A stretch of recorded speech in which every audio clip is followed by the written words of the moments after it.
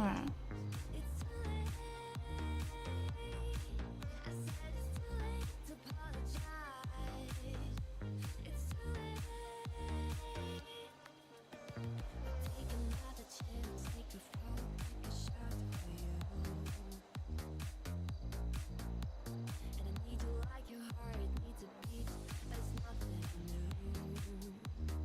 Hey, Anonymous, what is that?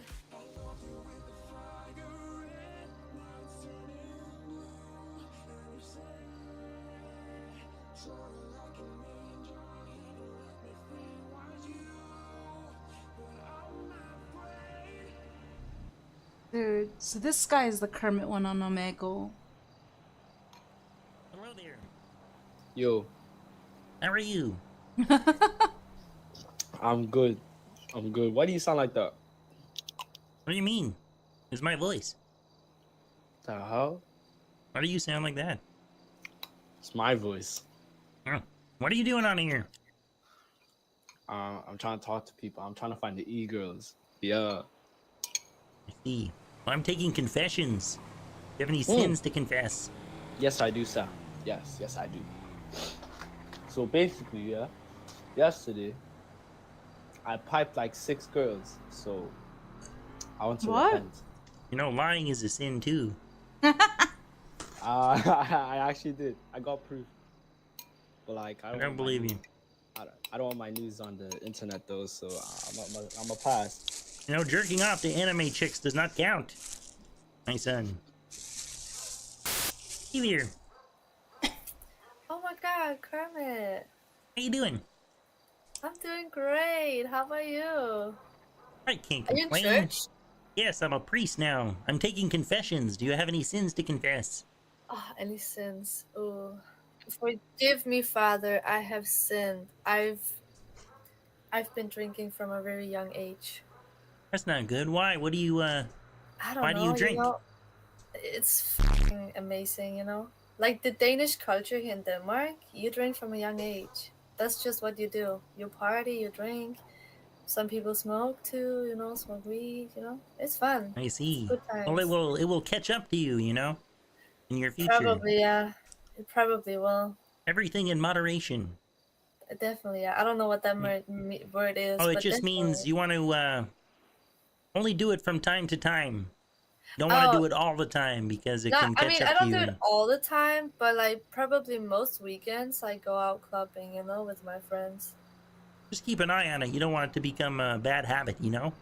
I will do that. I definitely will. Thank you, Father Kermit. No problem. Oh, please, call me Daddy. Yo, what's up, Kermit? Here. What's good, bro? Oh, not much. I'm on here letting people confess their sins. Do you have any sins to confess, Father Kermit? I mean, I sell drugs. You sell drugs. Get that? Well, I'm actually undercover, and the stores are on their way to your house, so... Yeah, I'm just looking at my options of buying a car. Have you checked our showroom yet? I have a general sense of what I have in mind, but I'm not sure if you guys sell cheaper cars. I've got like 50-something K in the bank. So we resell cars off of people. Like, we buy cars from people and then mark it up 10%. But cheaper than a new car dealership. That's for sure. Because we have modifications on there that's worth 200K. Of course, on the car. Let's see what's the cheapest one we got. Yeah.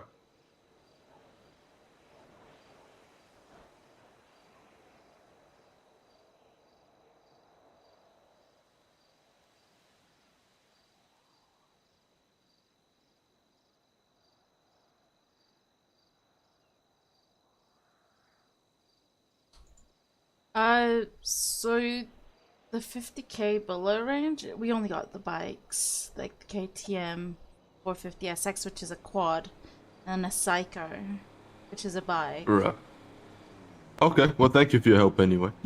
Anyways, I mean, if you're looking for like a car that is, well, most people that come into the city get a Rumpo Trail as a beginning thing, because not only does it have 400 boot space, it can go off-road, and a lot of people use it for like to build up their funds by doing like scavenging, hunting, yada.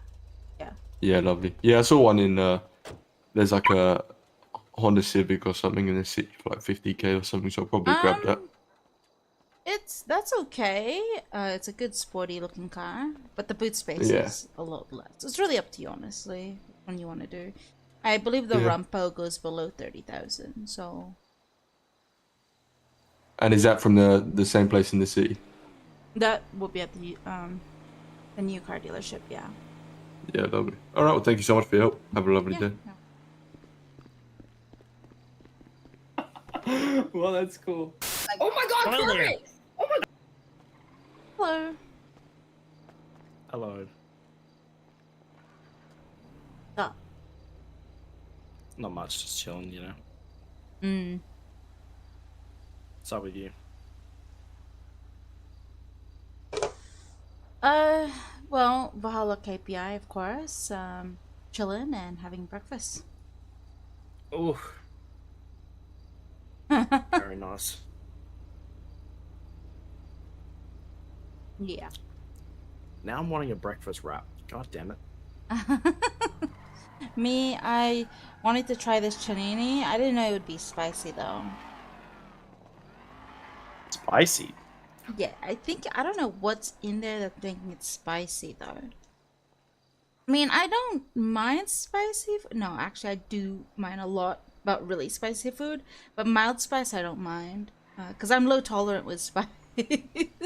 I only eat spicy food when I'm sick. Okay, that doesn't make sense. I think you're whispering.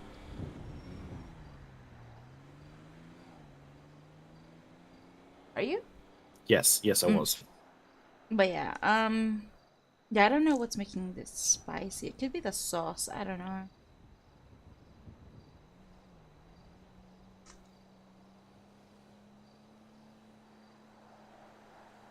Maybe a bit of pepper, you know?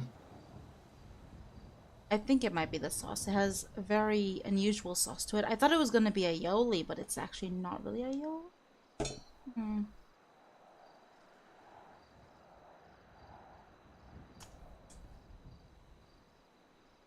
But it is good. Not as great as the other sandwich that I got, which is the chicken, grilled chicken with garlic aioli, veggies on there.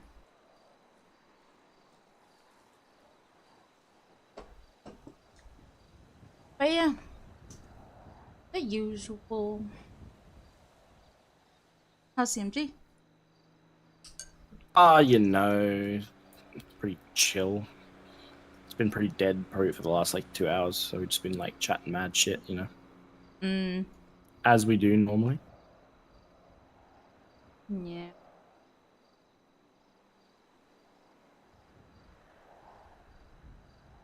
But yeah, it's been pretty boring, not gonna lie. It has been quiet. Majority of our population is diving. Yeah. To be honest, I actually made good money yesterday. I made like, I mean, if I sold the hard case I got, I probably would have actually made like $1 million. But, Yeah. you know, you gotta open it, in my opinion, because otherwise, what's the point? Yeah. Unless you're hard for cash, then you want the cash instead of opening drugs. And you don't want to push drugs, so, it's, like, depends. Nah, I'm a gambling man. Gotta do it. 100%. No matter what. Well, that's you. I'm talking about other people. Yeah, fair enough. Alright. Well, I was just gonna chuck in, see if there's anything good in Valhalla. But there's nothing that I kind of want to spend my money on, so... Yeah. Yeah. Alright, I'll Bobby. chat to y'all later. Bye. Yeah, don't buy stuff from here. But, wow. Yeah. You're whispering, by the way, Bobby. You're whispering. I mean, that I know, Bobby, because that's why you come and see me at CMG. Wow. I do. 100%. We got way better deals there. See? Bobby knows Better the truth. Selection. Okay, I'm blacklisting you both. No, I'm kidding. What? Like, blacklist me, that's fine. I don't even care. What do you mean? I wouldn't even bother coming here. Damn. You know, if I ever needed something from here, I'll just you know, speak to someone. You know. Hmm. Alright,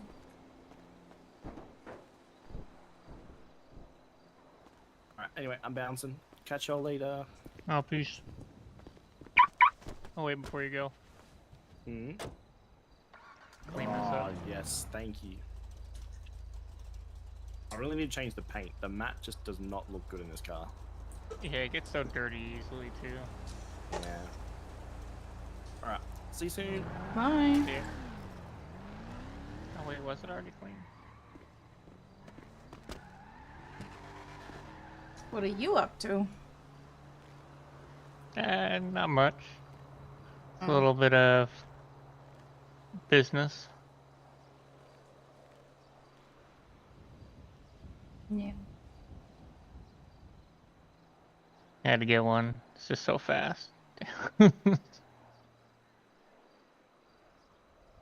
Oh, you need to carry a gun around anymore. It's just like, hey, how's it going? Blah, blah, blah, blah, blah. Oh, dead. Trick.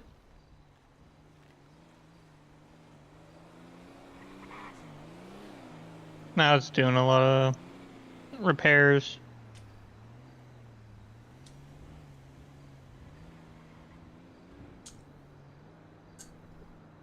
Now I'm just eating a little bit of some steak. Ooh, nice.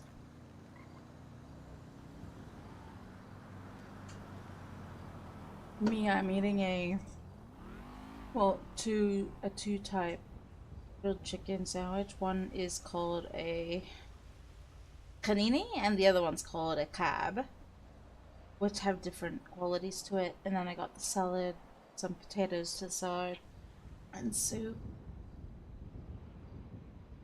Yummy. Yeah, it's major healthy, honestly. My only side is Budweiser.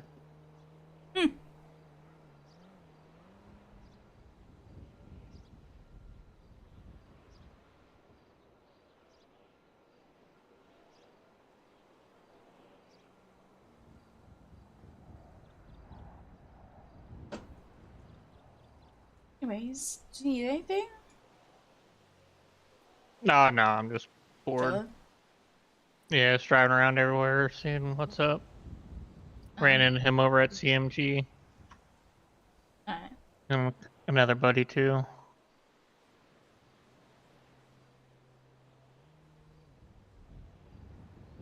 Yeah, I don't know what to do. I might do some hunting, but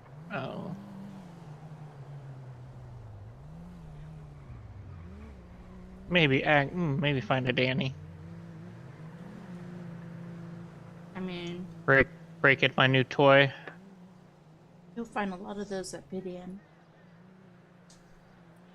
Oh, yeah, probably. It might outnumber me, though. Might be a good test how fast this thing swing. Hold on.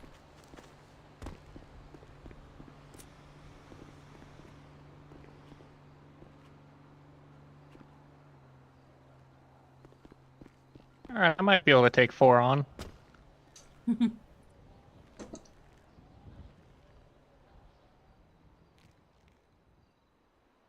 I think this thing one-shots, too.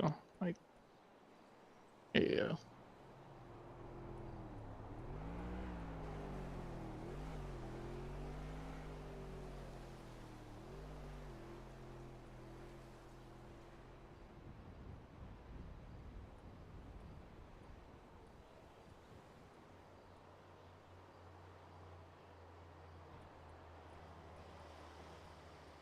So I'm banking now at that 1.2 mil mark again. Nice. Feels good. Yeah, I have money.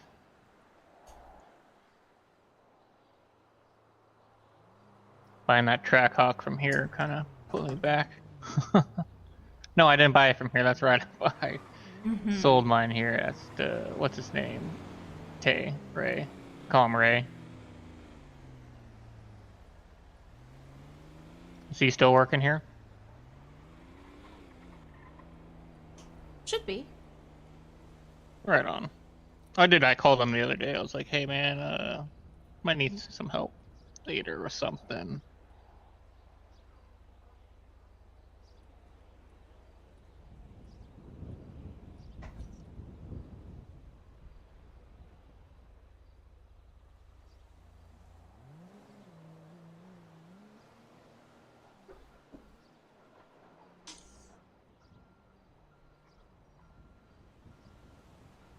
How are you? Guys, look, it's correct. I'm good. How are you? I'm good. How about you? Excellent. What are you doing out here? You know, I don't know. You don't know? No. You want to get into a deep conversation with me about sins and God? Well, that's what I'm here for. You have to tell me your sins. Okay, your friend smokes weed. Is that a sin? My friend smokes weed. That's not a sin. That's not your sin. That's their sin. Girl, that's your sin. You need some help? You're having trouble here. Yeah, Okay. Those eyebrows are a sin. Shut the fuck up. What in the hell is going on here? Yeah, the only crazy thing I saw today was I have flywheels. Somebody was trying out their four-wheeler, ran into the gas tank, blew it up, and there was 5 people dead. Yeah. That's funny. Me, I was in the back. I was in the back, like sitting on my car. I'm like, I'm so glad I wasn't there.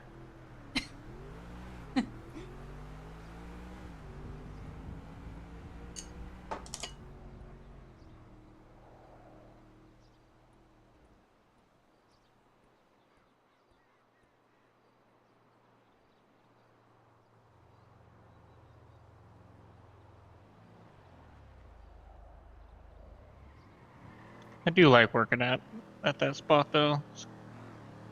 It's really good, you know, Spot. at flywheels. Yeah, which one? I'm usually only in Sandy. It's kind of born and raised there. First place I ever hanged out at. That's cool, you know, like just meeting people and. Oh yeah, that's mainly what mechanics are about, making connection.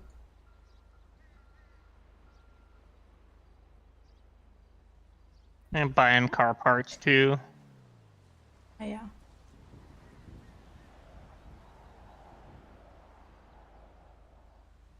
Yesterday I sold some. I sold them really cheap because this group of people were trying to get all their fiberglass. And then my other friend comes up and he's like, "Oh no, I have like 20 of them. How many do you need?" Sold them to them for 15K each. I'm like, "God damn it!" I gotta be really firm on prices when I like know people don't want to grind car parts to get them. Like they probably definitely have the money. Yeah. The sandwich is so spicy. I'm never ordering that again. Bye. Oh god.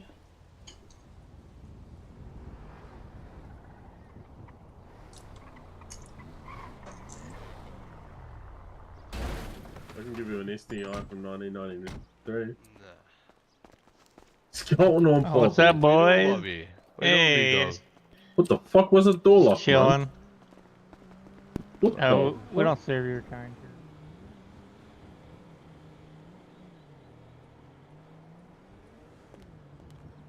Bobby, why are you shit talking the company, eh? Eh? You don't speak for the company. You don't speak for the company. You tell Bobby What do you mean the fucking company? John. Now put those hands up, Bobby. Get in the corner. Time out, man. In the naughty corner.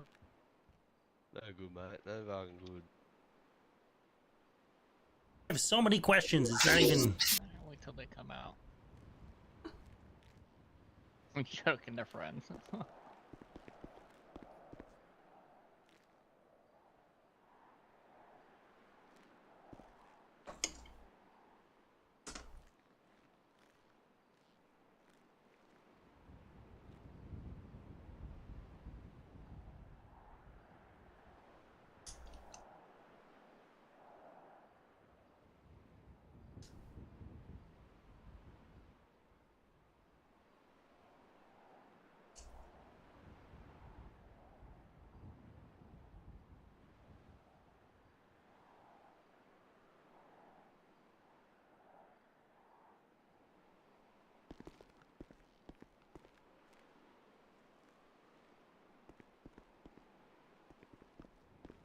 Maybe I will have a look in there. R1. Who goes in the shower on Omega? Who wears clothes in the shower? Who wears their glasses in the shower? What the fuck are you doing? Hello there. Where the fuck? Hey, Aaron, go. What have you done with him, Bobby? He's Give him still in back. there. He's not in there, man. I thought he'd come out. I see him by the pop, to be honest. Oh yeah, it's happened to me a few times actually. Yeah, it's been bad, like in the showrooms all across the city. Like the last couple of days. How much? Wait, can you buy cars here, or do you just sell? How much would you give me one Evo 10 Max 20?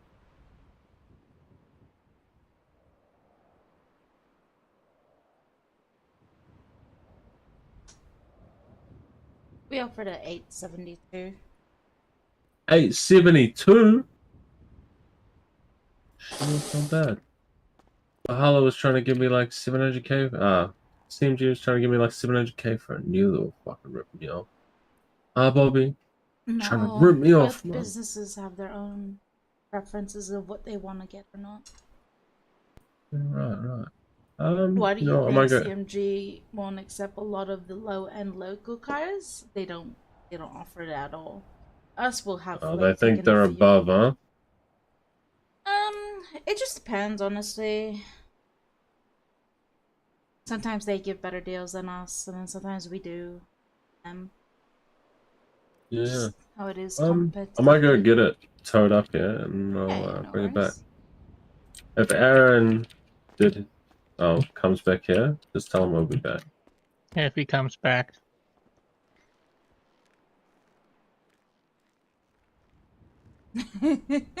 I'm blaming you, man, and I'm taking you on Mount Chiliad and I'm throwing you off.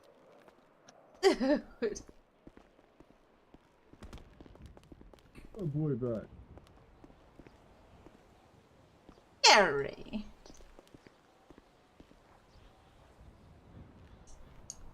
Say he's the person that has a worker at Valhalla too, you know. There's not very many people around. I got bored. I came back to listen to the gossip, but no one was around. Well, what's the gossip, Bobby? Tell me. Oh, there's some, like with who was all there earlier. Yeah? Wait, and Sandy? Well, that works out because I didn't bring my Evo up there.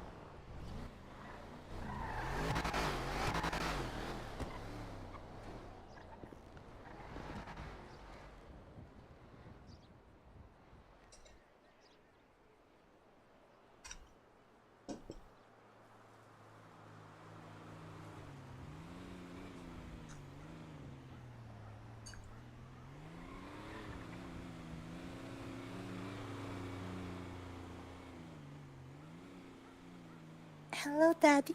Father. Father, yes. What are you doing on here?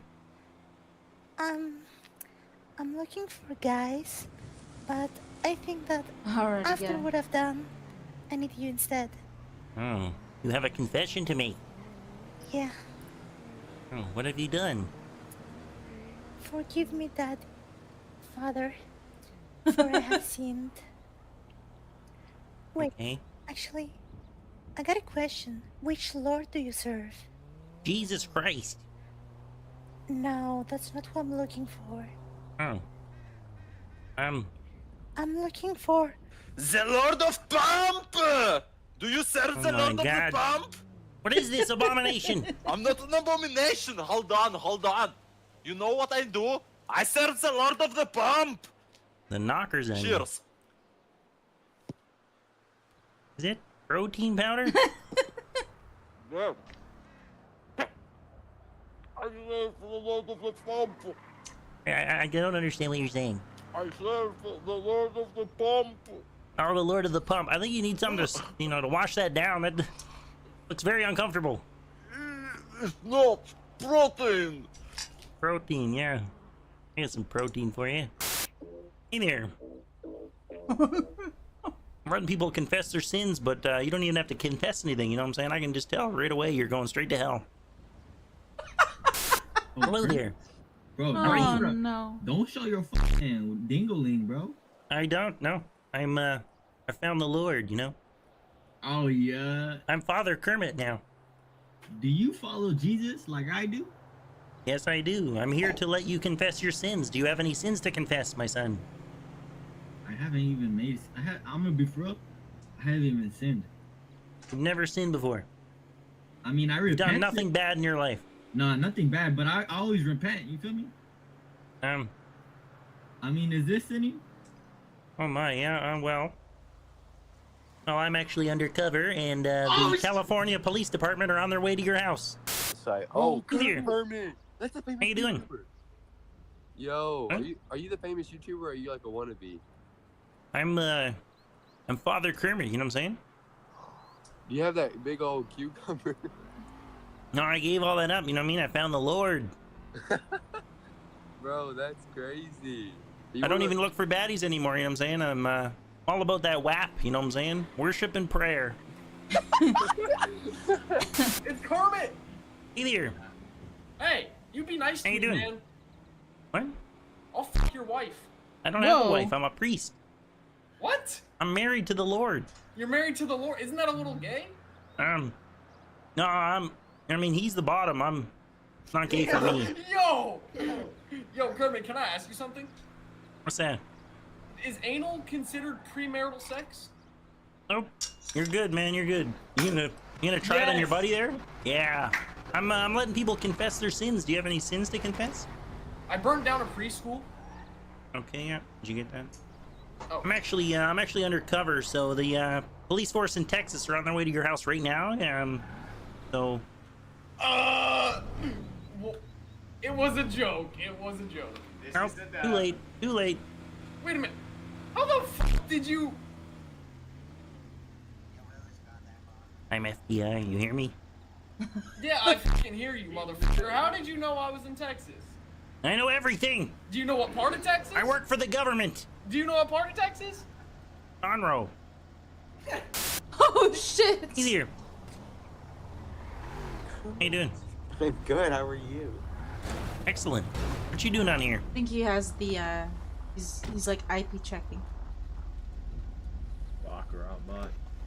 Yeah, man. Fucking Put on a beaut, show. mate. Look at him.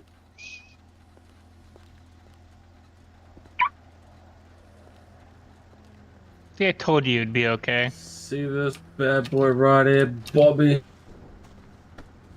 The Rizzler, brother. The Rizzler. I reckon you should buy this, Bobby. This which thing one? here, brother. The Evo, mate. It's got your Comes name with written all over it. Inbuilt pussy magnet, brother. Smokey was the Smokey was Had 4 the doors for more of the holes, brother, but you know, just Yeah. couldn't even fit them all in, brother. They falling out the boot and shit. It's got low Ks, mate. Smokey was the second owner. Treated it Yeah, well. mate. Just a garage car, eh, mate? Yeah, mate. Just like, you know, a little weekend show car, you know, garage coin. Pull it out when you try and impress the ladies and shit, you know. Yeah, mate. Take them down to the cast, you know, bits and 2mm hands went up. Yeah, why Rich not, boy mate? time. Why not? I'd buy it, but it's not max 100. Sorry. Still Yeah, original look, tyres mate. on it, mate. You only really need the armor, Bobby. If you plan on crashing, mate, and you know me, one of the best drivers in No, the I city, don't mate. You can ask crash. I AA Ron here, ram. he knows. I ram people. Yeah, mate.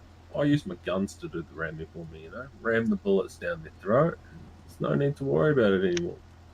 I use But my that's a dick, different but story. yeah. Yeah, well, you know, how much you shoot selling your it own for? bullets. Look, mate. I was just going to sell it to whatever this kind lady was going to pay me for it, to be honest. She said some nice numbers before, and it was, yeah. Tickling the fancy. You know, I don't need 2 4 doors, mate. I'm not greedy. Just like, you know. I probably can't say that one. How much I want to, I gotta pass. I'm saving it for a helicopter. Missing out on a stupid opportunity, mate. Helicopter, mate. Where you planning on flying to, huh? Anywhere You're and going everywhere. back to Mars, mate, because you're out of this world. No, I'm not from Mars. I'm from Uranus. Oof. Oof. That was smooth, mate. Oh well. You're gonna have no homeworld after I destroy Uranus. How much are you getting for this car, Smokey? Let's fucking get this fucking deal going. I'm earning enough, eh? It's 875. How much again, sorry? Huh? How much was it, sorry? 875. Fuck off, cunt. Yeah, sounds good. Nah, surely she can do better, mate. That is I upped Surely. it a little bit from the 873 original. Oh, come on, we're all country folk up here, mate. You know, give us a sandy discount, mate. I don't know if I want a discount, bro. It sounds like I'd be getting less. Nah, well, I don't know. You know what I mean? Like, put a bit on it. Put a bit on it. No, well, you know. I think you might be We're all country folk here, mate. screwing me bargain here, brother. 875 or whatever it was. That sounds brilliant. So go ahead and page up so vehicle Estella and then your bank details in them. Yeah, Great. so vehicle to Bobby. Estelle La Corba? No. Estella. No, her name's Bobby. Estella. Whoa! Her name's Another Bobby. Wonder Woman, huh? Gotta be careful around the city, man. You don't know, eh? Especially those EMS, man. What are they talking about?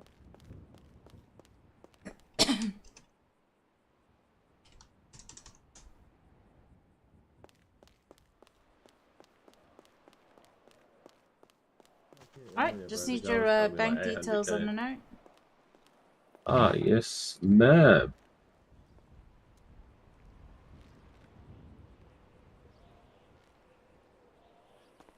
Don't freak out, mate. The crouching, I just got sore knees, you know. I fall over all the time. There you go. Better hurry and copy this before Bobby decides to forge the documents.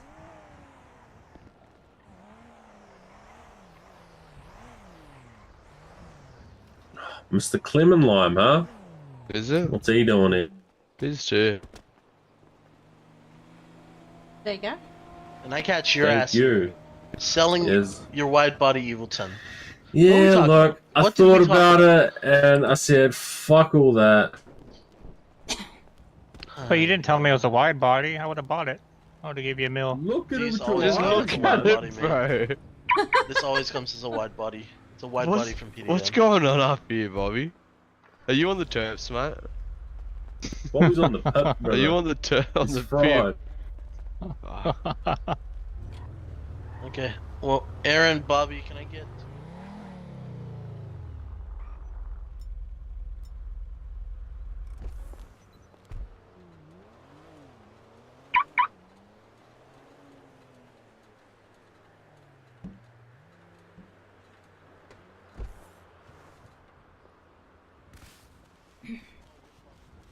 Is there anything in it?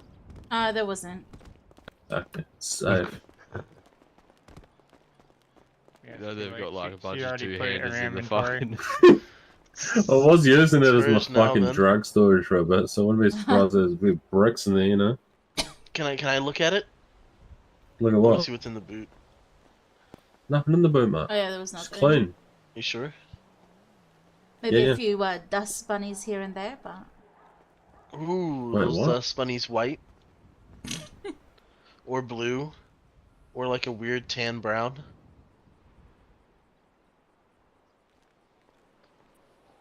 Couldn't tell you. I just handed it off to the Gotcha. underground mechanics to fix it up. Fair enough. What do you mean fix it up, mate? I had the best mechanic in all of fucking Sandy touch her up. I mean, second best, sorry, Clem. I like the cleaning and stuff. It's okay. Oh, yeah. Fair enough. Alright, I think that was You also four. were missing a window, I'm pretty sure. Aaron, mate, you happen to know anything about that? One. About what, mate? Three. Missing window. And then one custom invoice Oh, yeah, for mate. 6,000. Thank you, Bobby.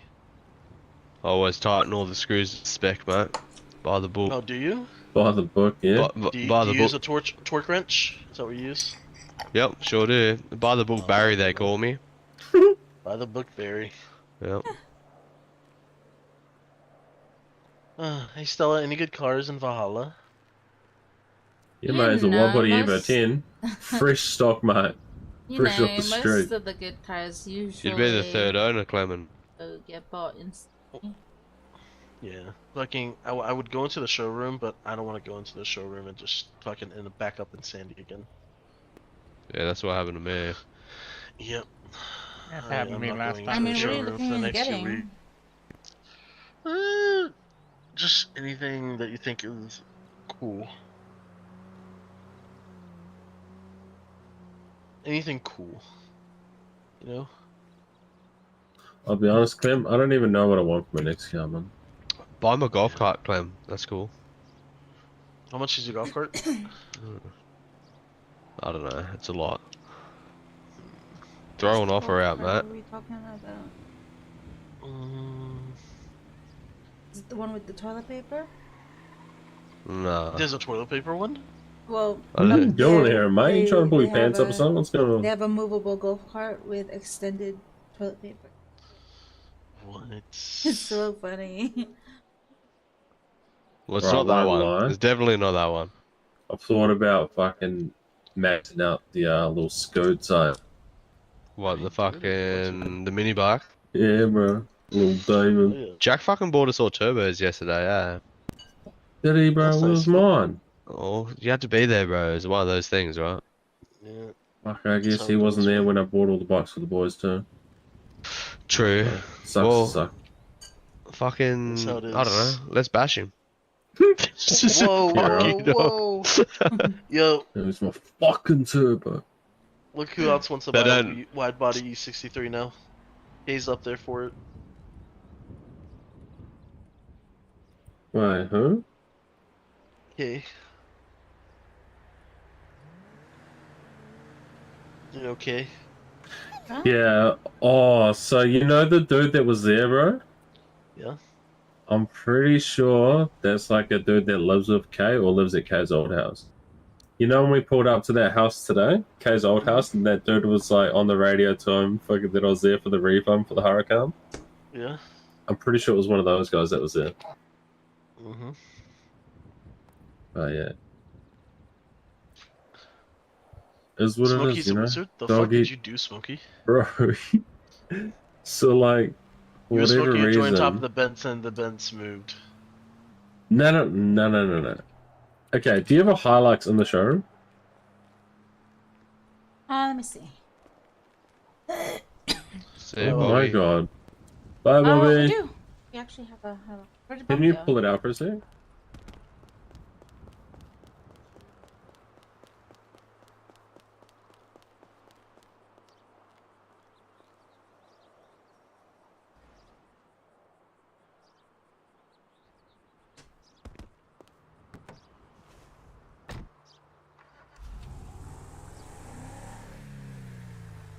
You're talking about that invisible doesn't matter. top? Oh, really? Yeah. Yeah. You're probably right then, Clement, bro. Yeah, it's probably from the hay bales that would be there. Nah, because like I was doing it inside of the shed and then I was doing it outside. And you supposed to be pulled it out in and out of the garage as well. So like it might be a modification you can do to it, you know? Probably. It's what Yeah, it it's is. definitely fucking standing on nothing, bro. Pissing all over the boys. I blame Umbrella Corp, mate. You reckon, Same. Mark? Yeah, mate, they're always up to dodgy shit. Fuck, I reckon it's the chlorine in the water, you know? The what, that made you fly like you were Jesus? Yeah, man. It's fucking extraterrestrial shit.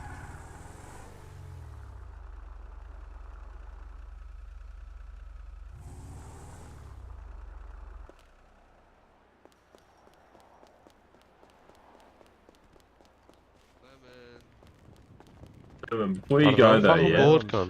Have you ever thought that maybe, like, right, the world might not actually be flat, but it could be? I'm a flat Like, earther, mate. What do you want just from me? depends on your, your perspective, bro. Because like when you're looking out, right, everything's flat. So how do you know it's not round? Now you know it's not. How you know it is round? Yeah, because like you zoom out and you fucking go to like 3 million FOV, but everything looks round at that point. You've been drinking the tap water, haven't you, cunt? Yeah, bro, that's what I'm saying. It's all fucking you know how chlorine, you know it man. looks round? You go all the way on top of Mount Everest and look down. Yeah, but like, it's the same, bro. If you went under, everything would look flat. Just Well, depends I on your mean, perspective. the bottom of If the you ocean went all the floor way looks into the flatter. fucking if you went Listen, all the the way bottom of into the the ocean middle, floor brother, looks it'll look really flat. Wouldn't flat look round. I'm telling you. until No like you put circles like a down there. Titanic down there or some shit, and then it's bouncy.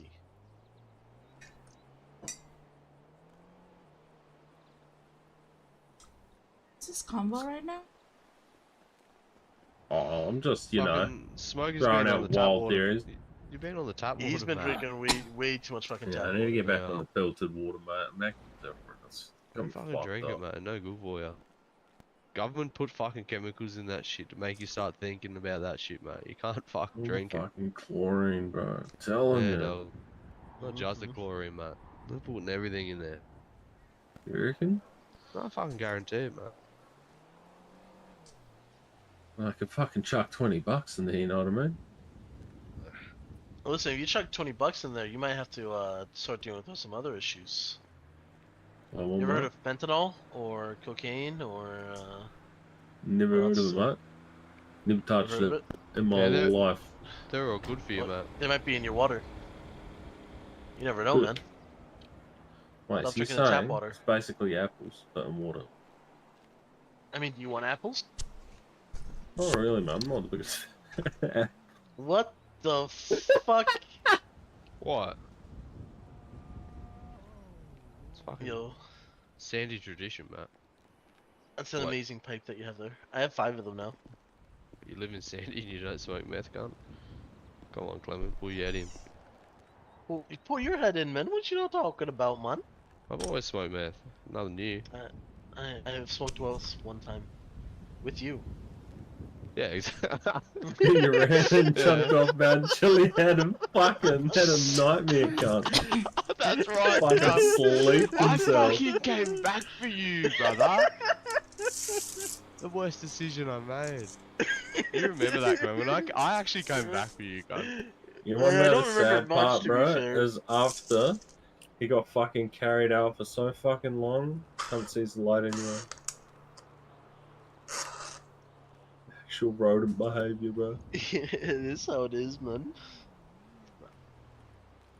Fucking... Trust me, the last time I did a parachuting trip off of Mount Chiliad, I expected to, like, I actually could deploy the parachute now. I expected it to be like a 5-minute, 10-minute trip up there, going up and going down to flywheels. Vito was the only one who made it down after like 30 minutes, and then I still spent like another hour and a half up there with some chick named Sabrina Summer. Here we fucking go. Hey, yo, chill out with that. Save some for the chill out rest with of that. us, brother. Come on. I said some chick, okay? The world needs to reproduce, bro. You I can't was be hungry, fucking she wrong. hopped on my bike, and I decided, you know what? Let's go do something soon. But she already wanted What's to the do some number, shit. mate? What's the phone number? I didn't get her number, man. I don't do Riz like that. Ah, come on, Clement. Oh, man. Come on, Don't have to- come on, don't have to Aaron. play- Yeah. You don't have to play Clement's coy just with the a boys, head and mate. quitter, you know? I don't have You to don't play hang cool. around. I just know. I do me, man. Yeah, right. Doesn't matter, girl, boy, or what. Doesn't matter. Oh. Oh. No, you know, fucking... That's all You're good, unbothered. Clement. That's all good, mate. We don't judge up in Yeah. Sandy, mate. Maybe in Toledo, but not in Sandy. We don't judge, mate. It's fucking, it's a yeah. fucking, Do your it's a thing, you fucking know? free-for-all up there, mate. There are some fuckwits, man. There are some fuckwits. Yep. That's rude, even if it's true. Don't worry, I got it. Yeah, no quarter, Clement. No quarter, mate. Oh, yeah. Fucking hell. I'm bored That was a now. good What are we time. doing? What are we doing? Oh no, Okay, bro. dude, I'm literally just driving fucking all around the island, dude. That's pretty much what we did, man. We went to go fuck with people at the airport who were pushing, but no one's pushing. I'm not And even we fucking went with to go people, I'm fuck with just cunts driving. PDM, check the stock, but you know, Everyone's nothing's changed. probably at the pier. Yeah, everyone's just fucking diving, man. Oh, Someone should fucking piss in the water or take a shit in the pool and make everyone get out, you know? If I can go on top of the pier and just start taking a shit, man. Yeah, Where's Bonk when you need him? Dudes. We'll start dropping deuces into the water and Bonk can throw his bricks. Yesterday there were sharks and a sea monster. Yeah, I heard about that. That was and weird. Chucky and a panda. Fucking everyone's Fuck, I like seen congregating Kung Fu towards the Panda fucking come. over there. Come There's Kung Fu fucking Panda? No, he Come reminds poking me. past He them, reminds bro. me of that panda commercial. Have you seen it? Where it's like a passive aggressive panda. Like once you, he gets triggered by everything. Actually. Sounds about right, because I come fucking hogging past him. He's in a local. He Have starts you ever fucking seen that yelling at commercial? me. It's really funny. I'm not too familiar with it, to be honest. Yeah, no, fucking this Go ahead panda, and, bro. He's search- driving this car on the phone, pulls the fucking fingers at me. The audacity. Search panda commercial on Y2. I'm gonna do that. Hold on. It's so funny.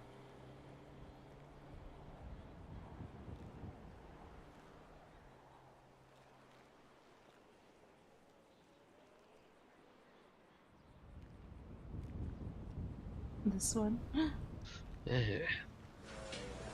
So what's new, Bobby? What's new with you, Matt? Nothing really. Oh, well, this. Show you here. Oh, you got flicky too. Don't go pulling that out on me, Bobby. Don't go pulling that out on me. You dramas, Matt. Oh, there's that one. I gotta break it in somehow. I think I have one person in mind. You're trying to stand over me, Bobby. What? Are you trying to stand over me? No. Not you, not you. No, no. Oh, good. What in the fuck have I just think? There's so many. If you say no to the cheese that he advertises, he gets so pissed.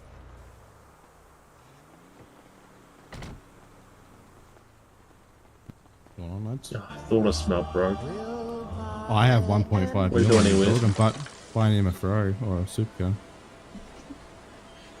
You're right. Yeah, one another millet. Kino. What numbers you pick? Nothing. Just went 250k on draw. Surely, right? Alright. Fuck, right. Yeah, second time today.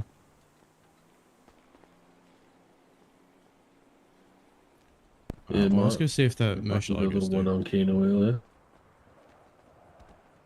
Fucking baited the boys, bro. I was like, fuck, I accidentally put a 2 mil bid on her instead of 200k. And then it come through as a loss, bro. Boys all fucking G'd up like, fuck, bro. You down, bro. You alright? What you did? Yeah. I was just fucking with them, though. Ah. And then I went and put a 250k bid on, bro. And it pulled through. What's up, good? How much you get back? Millie? Oh, you get more than that. How much did you put down on it?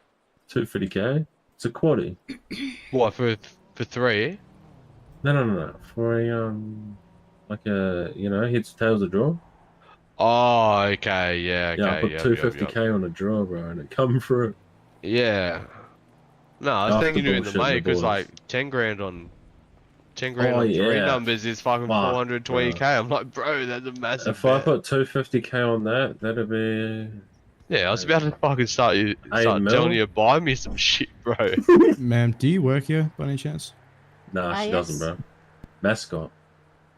Cunt's can I crying, grab bro, the, selling Mercial logo, Evos please? and shit. Oh, yeah, no issues. Oh, the It's Mercy. 1,300,000. Yeah, that's Yeah, chump old change. mate's He's buying it. been I'm diving. just yeah, old mate's buying it. I'm just transferring the money, so I Okay. gotta figure out the. You can difference. just pay for it, bro. And then she gives him the keys, What is she buying? True. Or what are you buying? Whichever. The Mercial logo. Yeah, or just chuck me the fucking the amount, and then I'll get Bill him to him. transfer me all his money. Chuck an extra like 150k on bonus, Shut your hole. Might as well You give her like a shut your 2k whole bonus, mouth, Ron. 20k, 200k You know you bonus, love man. me. Ever speak to me in that tone? Come here. I'm good. Wait, what car are you buying? Clem's the one that Yeah, wants to come kiss here. boys, man. Come here. No, kiss me. Oh, He's fuck telling off. us before, Fucking bro. kiss Like me. when he's up in Polita, he don't care. It's men or women. He said that. We were all witness. Yeah, he did say that. Men or Yeah. women to go hang out with, motherfucker. Yeah, to hang it out with. Alright, Hang I'm out just gonna with, just- hang out of, bro. It doesn't make no difference. What is he doing? Are you good? He's having fun. I'm just so Having fun with- excited to get my Lambo. Yeah, like just woo. Here's the thing. I already bought it, so it's mine currently. Yeah, did you get the invoice, by the way? Yeah, I already bought it. Yeah, so just transfer me literally every cent you have. Yeah. I gotta save like a little bit so I can get it painted and shit. I did not see it. Yeah, well, how much was it? 1.37. Yeah, 1.7. Yeah, so it was 1.37. Or 1.357. There you go. So you owe me the difference. Clem. Get the fuck out of the car. I want to steal it. Be such a nice car to steal. Wait, so who am I giving it to? The white shirt. Weasley Lee. Lee's his last name. West There you go. Lee. Thank you very much. Thank you, Clem. Lee. I swear to God. Hop in, brother. Clem. Yoinking his car. Hop in, Lee. Hop in. Clem. Hop in, Lee. Hop in. I'm giving you a chance to hop in, man. Clem. Yeah, get in, Wiz. Wait, how much do I have What's- to pay you, Clem, to put it in the ocean? Shit, do it for free. 100k. 100k. Oh, it's a 100K bit right steep. now. No, it's a bit steep. 50k. Shit, you did it for 20 last time. Oh, so you did fucking pay me, you dog. What are we talking about, man? 50k right the now. car, huh? 50k right now. No. Just give him his car. He deserves this. No, okay, Lee, come get in real quick. Come get in. Come on. Lee, please. Get in the car, man. He can't kill you. Lee. I think. Yeah, this is Clem we're talking about. Yeah, I think he wants to mod it Bro, up his for him. bubble fucking wants to kill me, I swear to God. I went for a drive with him one time and his fucking demon cunt, I was nearly dead by the end of it. He might wanna mod it. Yeah, I know, but he won't get in. Yeah, I need my shit repaired. I'll tell him to get. Break Clem. Yeah. Come.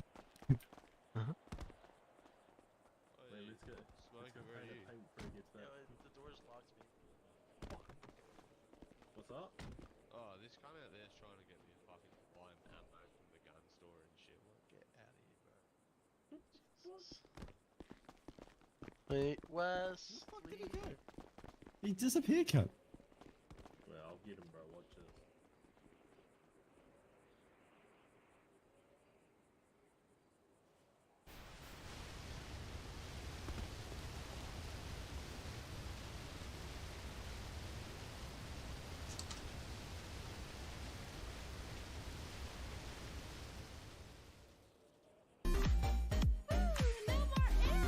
What's up? It's Marky Mark.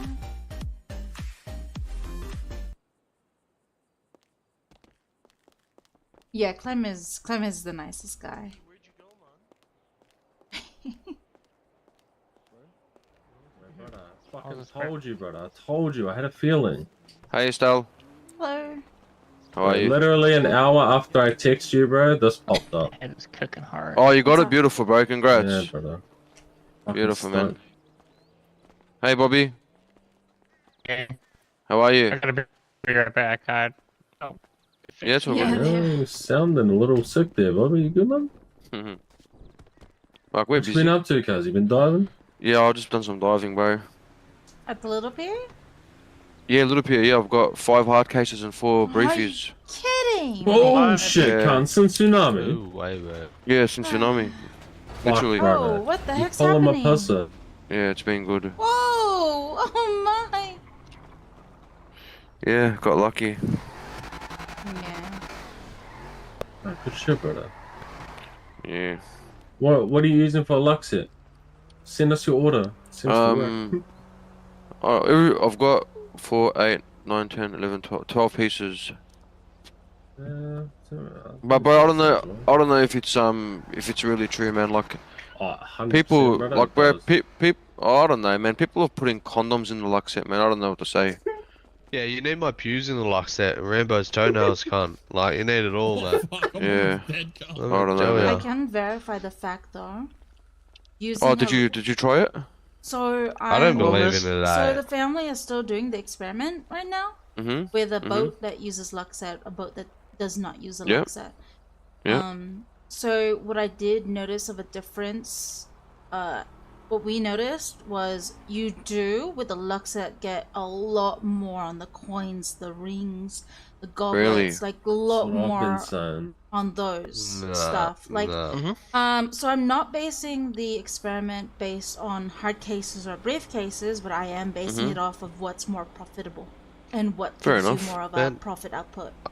Yeah, fair enough. I had someone try and tell me that a leather boot is part of the LuckSet the other day. I'm like, get Yeah, it out is. here, bro. Yeah, Savage of a What? boot. It is. Well, Fuck our off, family is bro. using No using a way, 14 God. piece.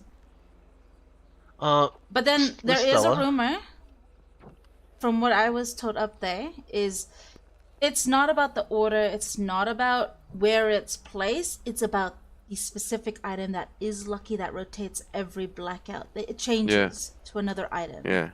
That's Yeah. why people Oh, bring. really? That's why people carry so much items. Yeah.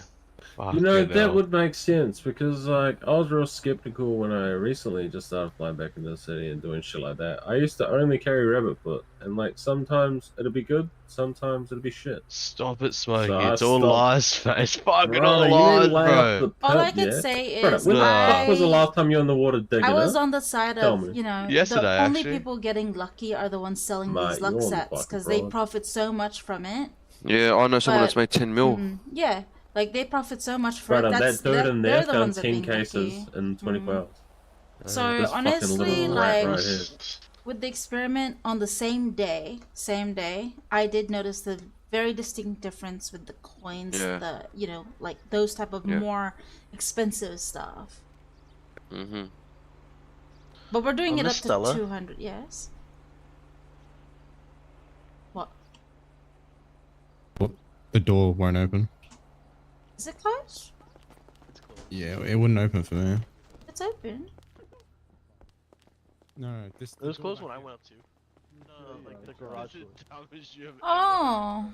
Okay. Is it closed? What the heck? Yeah, it's been closed. Oh. Alright, Clem, you're gonna Nobody do said repair, yeah? anything. There you Or go. customers? Thank you.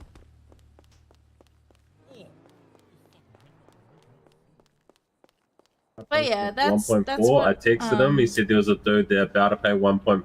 I said I'll pay 1.6, and I'm on my way. Beautiful, bro. They're I getting hard to scooped it in find. front of the That's what cunt, our bro. I experiment felt has a little guilty, so but far. it's been a Yeah. 3-week hunt, bro. You know, Yeah, fucking oath. gotta do what you gotta do sometimes. But yeah, we're basing it off of kg right now, 200, and then the next experiment with both of the boats will be time-based, 3 hours each, and see. So is that like 200 kilos of everything, or just So like, basically, the 200 gold kilos item? of whatever's been looted from a Yeah, luck yeah, set and a non-luck set, and see which profits more. Which I think the luck set is going to win because from what we've experienced, with no luck set, we were mostly looking for nothing, or there was just not enough coins or goblets or whatever. I mean, you still Yeah. you still see coins. Is this like? Bobby, I was are waiting you for your running call the it, other like night. at the same time at the same spots? Same spot the dual and stuff? same day. Sorry? Yeah, yeah. Okay. Like Oh same yeah, I tsunami, handled it. Oh, that's Yeah. alright. Yeah, yeah. Because yeah, that's what I've been doing to like find the Thank you, hotspots, though. like recently. Thank you for I've just being been there. like That's right, diving bro. at different yachts, Oh, and I'm I'll just do like a sticking to- pocket Seem- load Yeah, until we're I Seems like you're in a find, bad mood, like, Bobby. a couple of gold Oh things. yeah, it was. It And was once just some I like drama get stuff. like maybe 3 or 4 Oh, gold you're things good. and like a 20 Oh, yeah, kilo yeah, pocket yeah. load, I know Feel that better. that's got to be Mhm. decent. And then every time I've like put an hour or two back into that spot, I'll pull a couple of cases. But I'm not greedy, I'll So just have like 1 or far, 2 cases, have a little The dabble. luck set boat did find at least one case. Non-luck set has yet to find a case. The Anyone wanna buy Lux? Anyone wanna buy any hard cases? You open any of them or not? What is it? Did you open any of them or not? No, I'm sick of opening them, bro. I've opened like 50. I've never got anything good. Same, brother. I've made profit stuff that. on one out of like 40 or 50. Not opening anymore. How much you selling it for? I don't know, whatever, 375. Any briefs? Yeah, I think I got 5 briefs. I'll buy 2 right now, 200k? Yeah, alright. What's the best thing you can get in a brief? 3 bricks of coke, I think.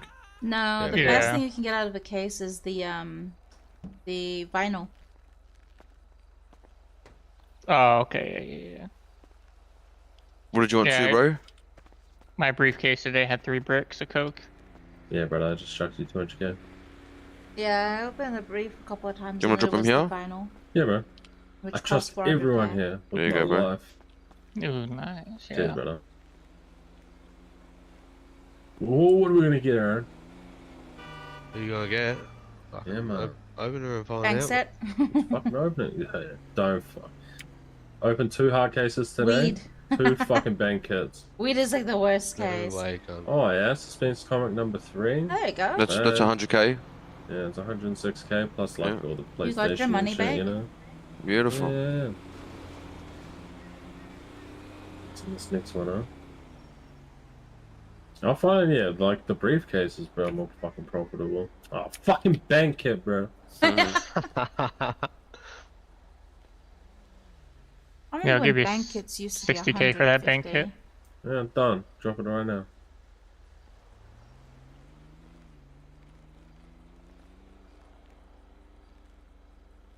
Who are you doing a bank with, Bobby? I do them by myself. Ooh. I get out every time. Yeah. Cutting the boys out, mate. You guys want to do that sometimes? See how it is, Here you go, mate. Bobby Mart. Why didn't I have this G-Wagon when I won that Yankton ticket? Why? Wait, what? Where'd you put it on? Hurricane. Oh, dude, should have put it on the G-Wagon. Oh, I didn't have it when I won the stupid Yankton ticket. But yeah, you could have saved it. No, they didn't give me a ticket. They said I have to pick a car in my garage. Did you get that? Yeah, bro, that's something going for you. I have another bank kit if you want one as well. I'm good right now. I got 3 It's now. in my city. Well, like in the city of my house. Put in your house, K, bro. Up in the hills. You see the view, bro. It's fucking mad. What is it? It's on... Oh. Fuck, where is it? 7 Kimball Hill. It's got the mad view, bro. Sick house.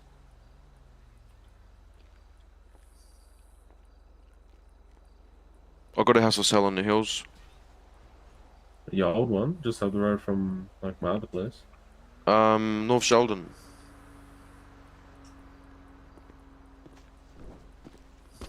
Because I bought a house on North Rockford. Yeah, the one just up the road from my one. Yeah. It's a sick house too. It's got like a nice driveway. Yeah, big driveway, yeah.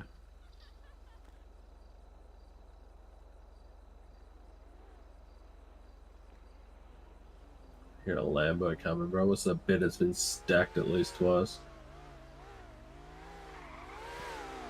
Fuck, you heard that from ages away, cunt. Yeah.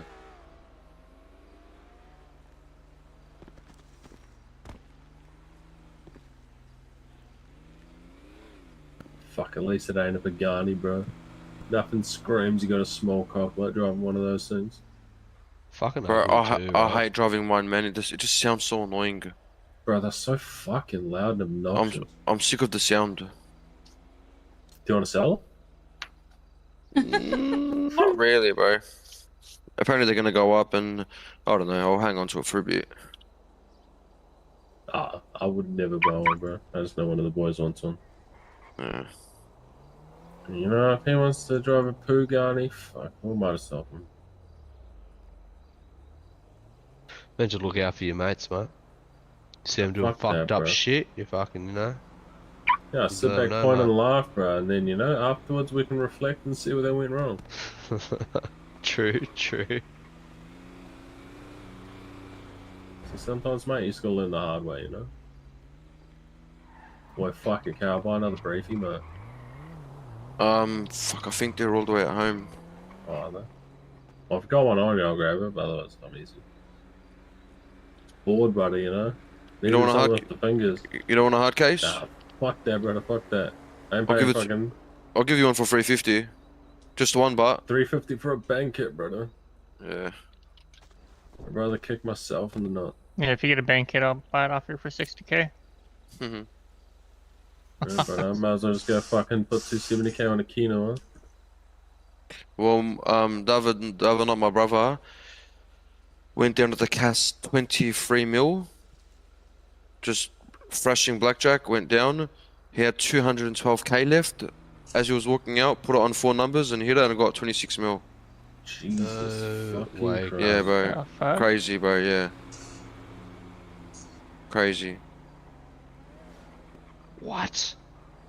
Yeah, someone's pushing buttons upstairs, bro. Yeah. I'm struggling to believe that one, eh? He fucking knows, mate. I don't know, bro. But what would I do for him? What does he deserve it? Dude, That's have what I you don't get. ever heard of Jeffrey Summers? No. Oh my god, this was 2-3 years ago. Heard of This Jeffrey kid- Dahmer. Nah, it's Jeffrey Summers, or Jeff Summers. He was doing 1,000 on Keno with all the numbers selected, and he accidentally put the extra zero, a couple of zeros in there, by accident on that one time, and got all 8 numbers and won 250 mil. Run, oh my god, where is he now? Oh well, he spent all that money a long time ago, so. On what? Cars. Fuck, that's a lot of money.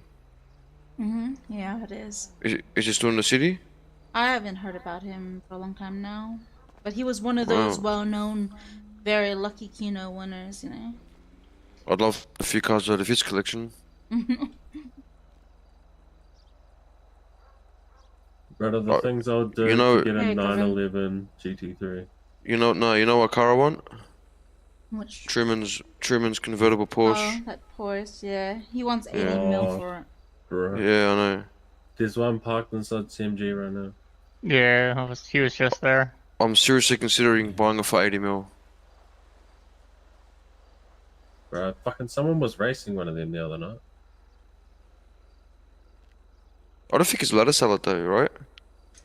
No, it's his. He probably would. He probably wouldn't. I don't think he's allowed to anyway. He definitely, it's a signature vehicle. Yeah. No, he can, but it's a signature vehicle. It just depends how much he wants to I know some guy got it for 100 mil for his wild body Aventador. Got offered 100 mil? Yeah. What? I drove my mates. I think they're 1 out of 2, right? Yeah. Well, there's only 2 in the city. I think so, yeah. I think I'm gonna buy tomorrow those rusty bikes, 1 out of 3. Oh, the Western rat bike, yeah, our family. Yeah, that one, yeah. Yeah, I think I'm gonna buy one tomorrow. Asking for the one of them. He wants 10 mil. Oh yeah. I don't know. Yeah, they do go for about that much considering the rarity. Yeah. 1 of 3, bro. But you can't change the Thought it'd be rest. more expensive, bro. Yeah, I don't know. Oh, fucking one of my boys from back in the day, Vince, he's got one of the Aventadors and he slapped a Yankton ticket on it. Wow. Thing's fucking hot, bro. It's got the plate winner on it too. That's crazy. He won it like back in the day from Midnight Club. Wow. But yeah, he like doesn't really fly in anymore. He flew in the other day. We had a catch up. But yeah, he comes in like once every couple of months. He just shares that car at one of his houses to his boys. Fuck, brother. Let me get some keys on that.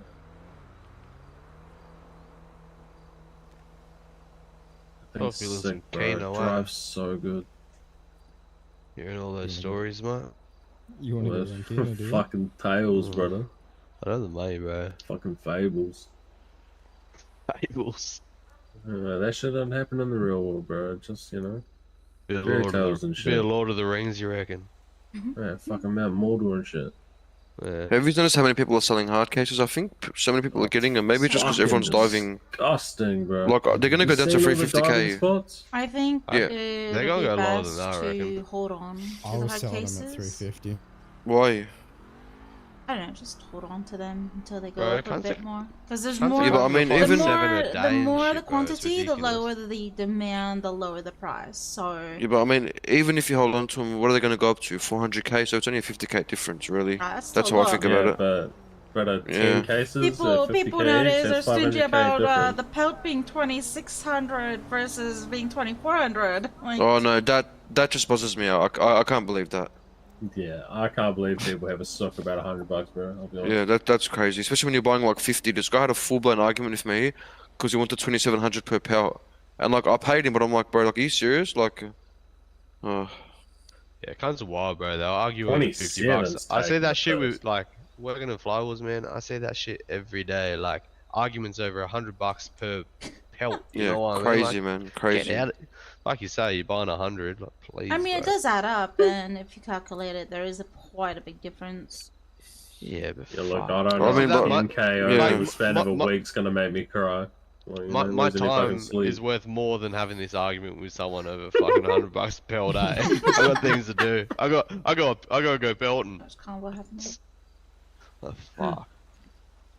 You fucking love a powder, don't you? Oh, I fucking hate them. They're fucking rat cunts. All of them. Fucking ratty fucking pelting. Instead of doing it right now, fucking get out of here. It's not happening, mate. It's not belonging. You sure you just don't feel left out or something, man? Definitely not. It's just rat behaviour, mate. Alright, let me ask you this, brother. Yeah, go on. How's the bank account looking? What's that, mate? How's the bank account looking, huh? Fucking... Let's not talk about that, mate. You still can't bring yourself to pelt. Nah, never. I've never felt. Nah. Stay broke, bro, won't pelt. That's crazy. Been there, done that, cunt. Not happening.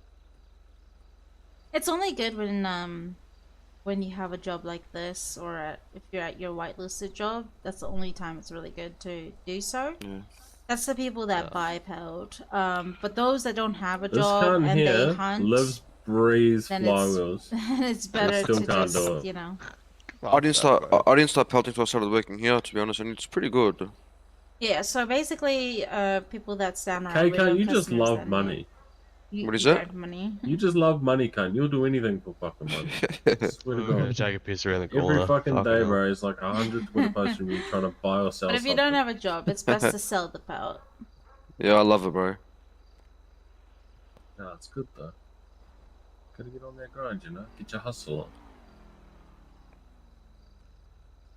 That's why I texted you today, bro. I didn't even fucking see a Twitter post. I was, may as well ask the source, bro. What you trying to Yeah. sell today? Nah, bro. Honestly, bro, I'll just buy whatever I find I can get cheap, bro. Like if I fucking see a boosty for 9 mil, I'll just go buy it. Like I don't care what it is. You know what I mean?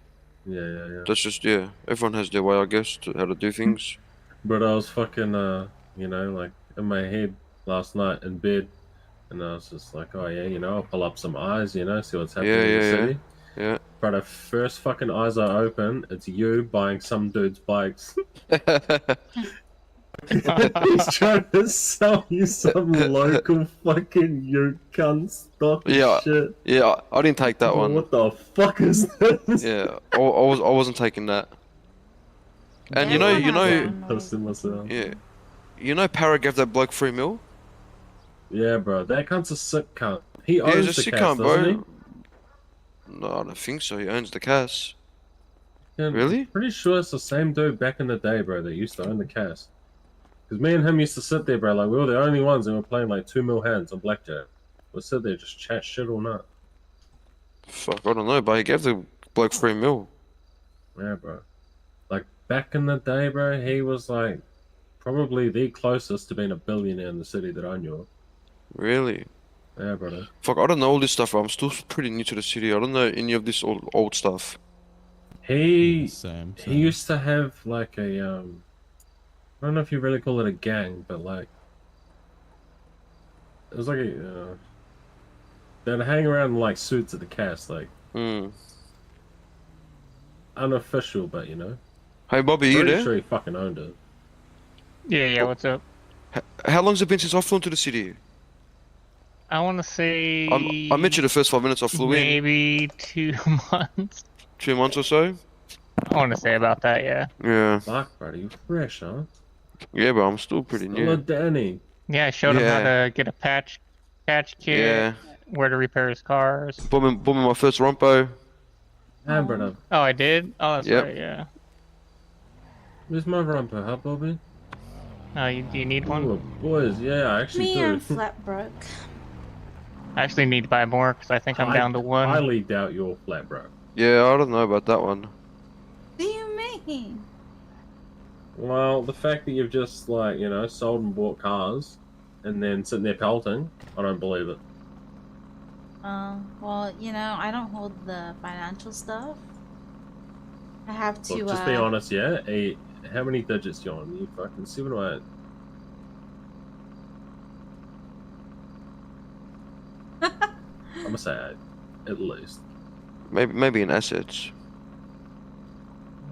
Definitely in Cash flow, assets. bro. Getting that grinder energy, bro. You know? Well, she's a hard worker, mate. Look at her. I'm doing paperwork. Yeah, she's a hard worker. Yeah. Pelting that paperwork. Yeah, I'm stapling all the sales, the gross profits, commissions. Yeah. Do you still work here, Kate? Huh? You work here, don't you, Kate? Yeah, I do, bro. Just never show up for work, huh? Oh, mate, my KPI say otherwise. Your style knows that. Boosted, bro, boosted.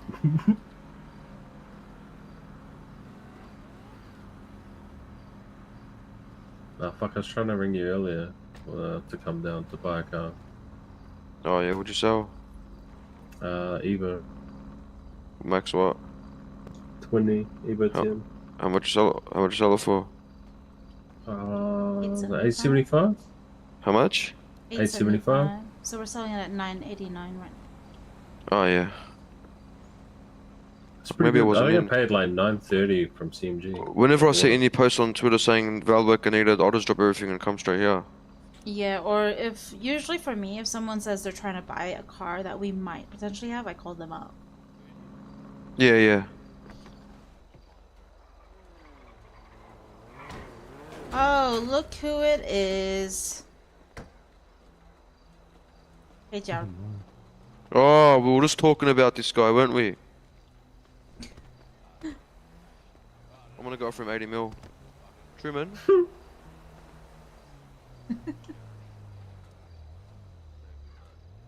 Fuck his ass, Lord.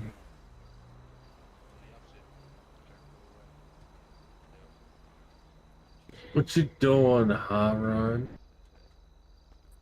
Fuck it, brother. Just winning at Keno and buying people cars.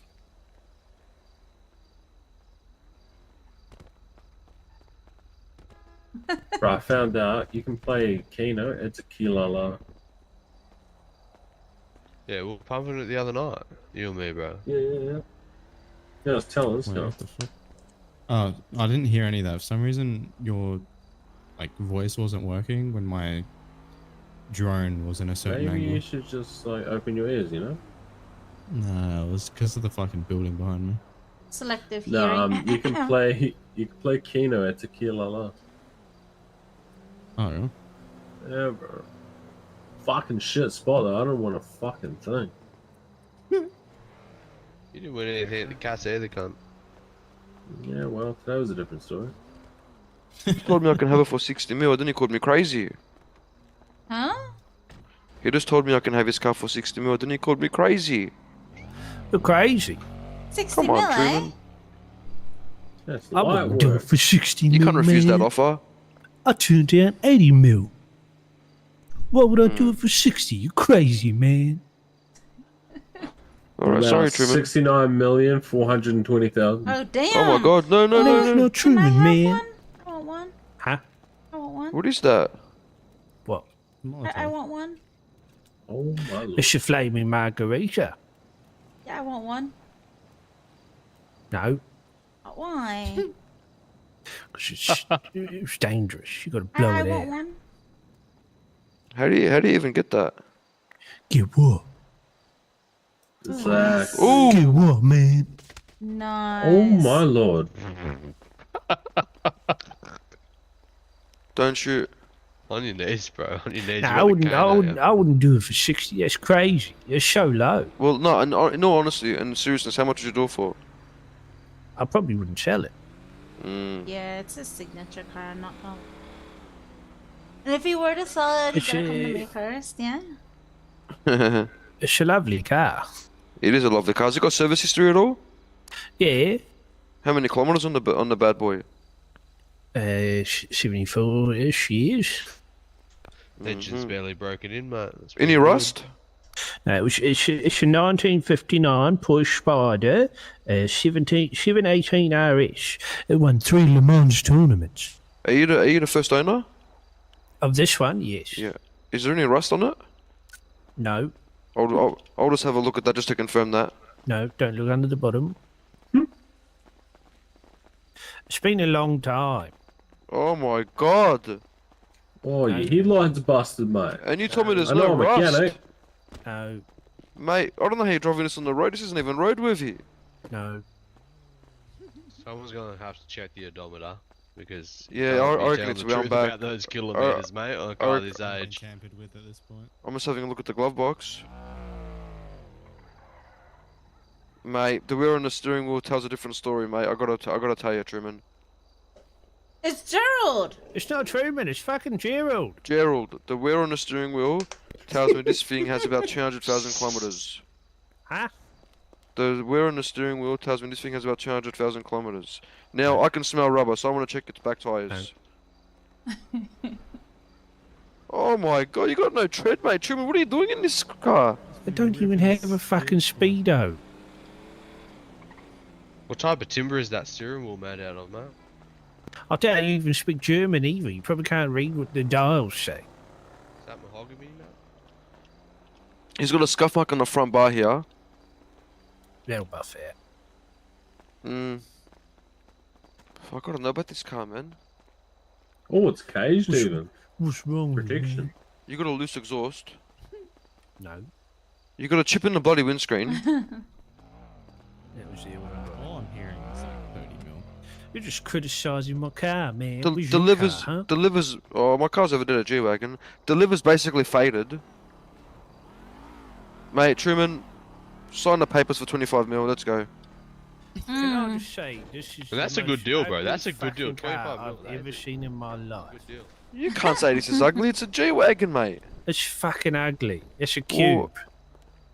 At least it's in good condition, unlike yours. Yeah, Nissan made the cube better. This is Fuck fucking off there, terrible. dude. How much did you pay for this piece of shit? And thanks to your car over there, from the Stone Ages, I've got oil all over my hands from how much oil it's leaking. Alright. I don't hurt his feelings too much. This car's shit. I don't like it. Hello, yeah, I need a tow truck. There's some broken down Porsche at the front of Valhalla. Oil everywhere. No tires. Yeah. Oh, he's gonna fucking. Say it's a total rust bucket. It's yeah, rust. It's got a lot of rust. I don't even know if you got on the tow truck, to be honest. No. Alright, Oh, alright. my God. Tow truck's on the way.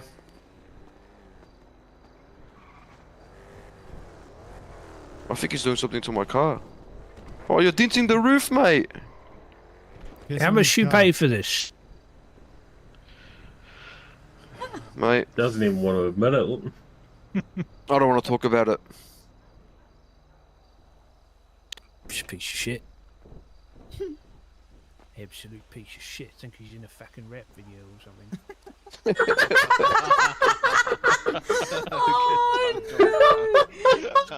Oh my god, I think I heard. I think I made him I'm really not gonna angry. lie, I F8 off that one, eh? I think I made him really angry. And you're missing a headlight. Yeah, you tell him, mate. You tell Yeah, him. I will, mate. You fucking got him. And I'm not buying any more of your gummies anymore. Oh, God. God. I need a pip after that. Well, after that, who wants this 5 mil now?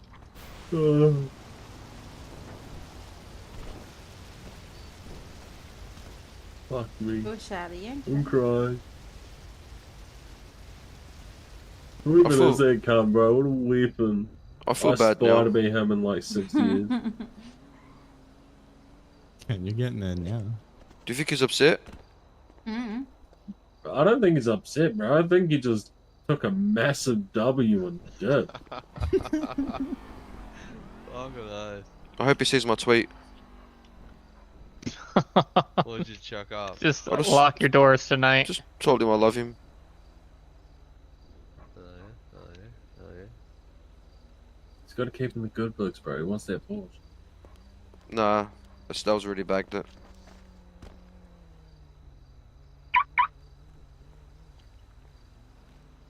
Fucking rap video, cunt. Why are we standing on the roof of your car, cunt? Because he pulled a molly out and aimed straight at Kay. I was like, Oh, I'm no. getting right the fuck out of that firing line. And then he was hitting me with his walking stick. That's probably older than his car.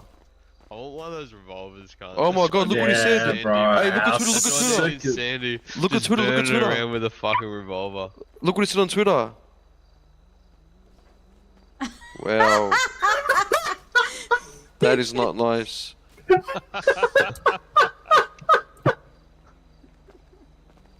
Bro, it was the sick cunt. Yeah, he's a weapon, mate. He hangs out with fucking Fuck so long. me. Someone. Yeah, I got him back. G-Wagon, more like L-Wagon. All the clap back. You're gonna see an What a old move. rusty Porsche around leaking oil everywhere. No, just take the L, bro. Just admit it. Just take Yeah, it. I'm taking the L. I'm taking the L. I even like this. I even like this comment too. I'm taking the L. Look, I'm gonna like your comment at pity, but Thank know, you. Thank you. It's all good, bro. I'm here for the boys, you know. Yeah, yeah.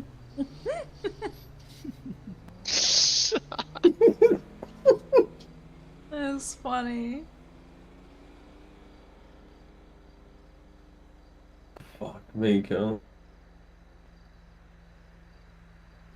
Alright guys, well, I'm almost gonna go drive my L wagon into the nearest beach. Love you all.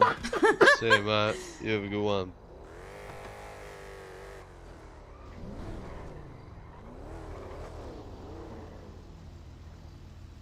Bro, I'm actually sore after that one. I need to feel better about myself. One sec, guys. Yeah, go have a wank, mate. Excuse me. Do you like my car? Do you think this is a G wagon or an L wagon? Thank you. There you go. See, Clement's got my back. What is in my hand? Oh, no. You got a tablet, Jay. Is that Thanks, the, Clement. why do you have a picture of a guy on your tablet, eh? Where? I don't have a It's a tablet. Polito. That shit flies up Look, here. look, there's a guy. Who's that? Oh, mate. Brother, I'm not the man That's you're fair. trying to hit on. Right? Hit on different men, not me, mate. Not on Look, there's a guy on this tablet. Who are you simping, huh? Why the fuck do I have a tablet in my hand, bro? I'm gonna have a Yeah, tablet. maybe your Wait, do that fingers are a little bit Clem, sneaky. you just missed the again. biggest Let me see. fucking shit Do show, it again. cunt. Let me see. What? See. Do the holding up of the tablet again. Who is that? Dang, he looks I hot. don't fucking know. Well, if I find out who it is, I'll get you a number from. Hey Smokey. Yes, sir. Thanks for the raid. That's for free. Blah, blah, blah. What's up? Can I take that for a spin? Yeah, sure. You got keys.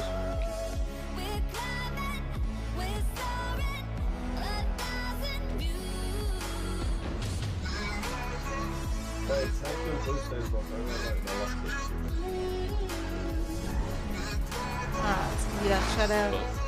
I'm gonna be honest with you. I do want to say in front of you, but I don't really like the look of the Dude, the air mechanics is sick. I'm I'm not about the to flip this and watch biggest this. fan of the mate. But after that little fucking charade, bro.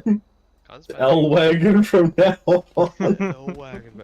Do they even drive that good? Surely they drive. Yeah, They're fast as fuck, bro. Yeah, they're probably one of the best off-road vehicles there are.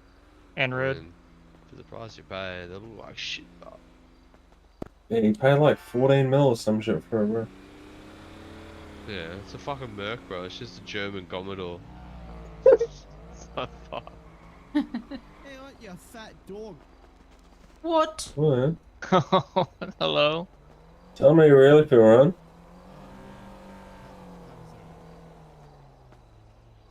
Said fat dog. Who was that sick old cunt, bro? That's the first time I've ever seen that guy around. Gerald? I feel like, you know, I should have seen him more around. You never seen Gerald? Yeah, I've seen him a few times. Well, he's gotten thinner, that's for sure. He used to be a little bit more plump. Fuck, he's been on the Jenny Craig, working out and shit. Yeah, Good he's a on weapon, him. mate. It is a weapon. He had a I brother. reckon he might have even been on the pip, you know, giving it a burn. Yeah, he had a brother who was what's his brother? There's Gerald, and then there is Patrick, I think. They used to be together, and they would like do a lot of naughty stuff around the city with a Vespa or a figure. Not gonna lie, unless you specify, I'm just gonna assume they're doing weird sexual shit, because he is weird. I know they used to do a lot of stores, banks, etc. He's alright. We're doing right, mate. No, that brother, I was about to go diving. You're a fucking degenerate, brother. You close your eyes to go diving, huh? So I close my eyes and pull another 6 hard cases. Yeah, can't show Get me a grip, cunt. Go to sleep. Sleep? What the fuck? I can't is that? fucking talk, man. It's like 20 past 6 in my head right now. Exactly. Fuck. You're right, Aaron. We are on a corner, bro. What do you mean? We're on a corner. It's always, bro. We always end up on the corner block. Fucking too right, cunt. It's only just occurred to me. Alright, later, boys. Go do shit. Ta-ta. He's fucking sick in the head, that boy, bro. He's got a taste for cases and he's addicted. At least he's selling them, though. Not like me, cunt. Fucking 2 weeks straight, bro. I was buying and finding cases and just opening everything. Well, honestly, a lot of people think nowadays, at least certain people, they think it's better to gamble buying a case versus going to the casino and losing everything. Well, this is true because at least he gets something out of a case. Yeah, yeah. So the loss is not too much. Even if it's, you know, getting fucked, you're still getting something. Yeah. That's how I feel every time I get a bank hit out of one. Or 3 bricks of fucking opium.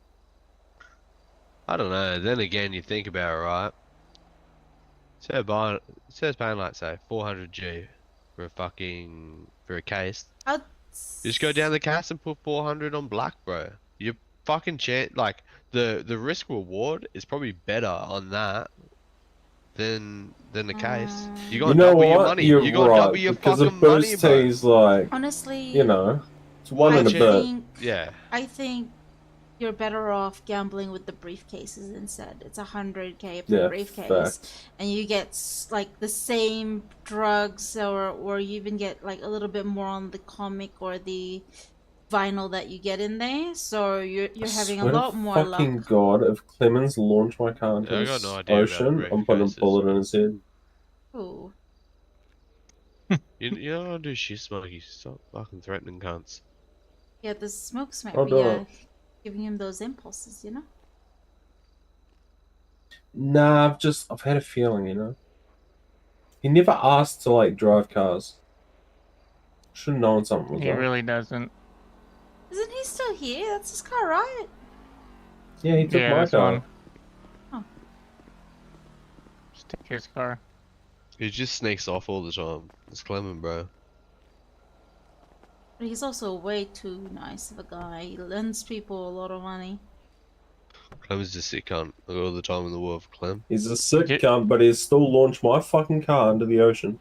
Don't get it twisted. He just tell him he left it unlocked. Nope, I've just got keys.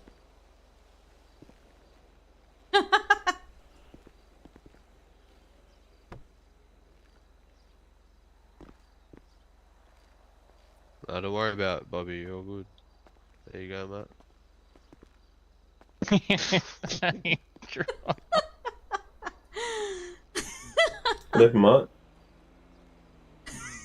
Well, he doesn't care. Actually, what am I saying? I know you wouldn't do it, Bobby. Go for gold. Not in the. I won't go in the ocean. No, alright. Stop playing, right? There you go, mate. I tried. No, I'm looking in case his head pops, cunt. Fuck off, cunt. You're trying to do him over. You mean shit cunt to him, bro. But that was you. No. Nothing but love for Bobby John. Oh, come on, mate. Almost full birth name that his mother beautifully gave to him. Hell of a woman, that one. His old lady. Yeah, man. Never met her. One of a kind. One of a kind. Yeah, man. probably True seen gem, you know. someone. I He's don't trying believe so. to. Well, they were conflicting answers.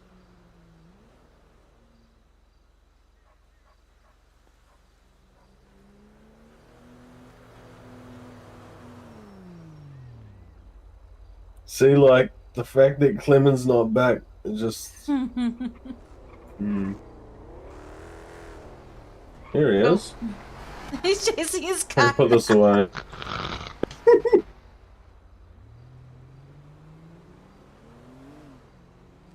I know Bobby wouldn't put that thing in the water. Nah, he's now in a pursuit with his own car. Who do you reckon wins that chase, bro? You reckon Bobby fucking breaks his ankles? Not a chance. Not a chance, huh? Clem's too seasoned, mate. No, bro, but like, you know, the bubbles. You True. have to take into account these things. They've both I've got been in a bubbles, bro. fucking car with Clement, bro. It's scary, I tell you. You think you're going around a corner, bro, and then you're fucking phase shifting through a wall. Oh yeah. I can't let him drive when I'm in the car, man. Huh? Especially if I'm low. Sounds like Hayden Especially Troy, mate. when you're high. You don't Hayden want just can't fucking drive. Neither can fucking Pancake, cunt. Bro, he needs to get around in a Glenny so it's not fast enough to kill himself all the time.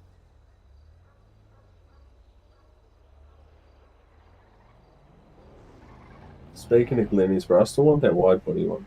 You don't want it, bro. It's a waste of money. Brother, fucking rolling around in a wide body Glenny? No. Nothing. You're turns me on more. like it for a week, cunt. Yeah, well, what's the difference between that and any of my other cars that I like more than a day? I don't know. Maybe they're actually useful. Yes, sir. That is Juan Bobby John. He just pulled back up too. Yeah, we tried to don't stop think it him was from after stealing him. it, but we couldn't help it, man. The power of persuasion, man. No, honestly, I just wanted to see if he had the balls to chuck it in the ocean, but I didn't think he did. Knew he didn't have it in him. No, I wouldn't chuck it in the ocean. That's what I said.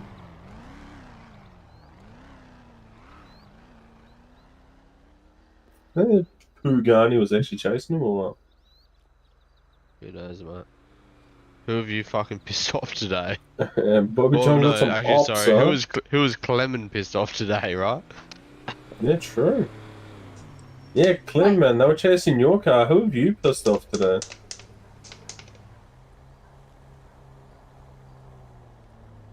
Clem on the Muzz or what? No. You went silent, mate. Clem and Lime.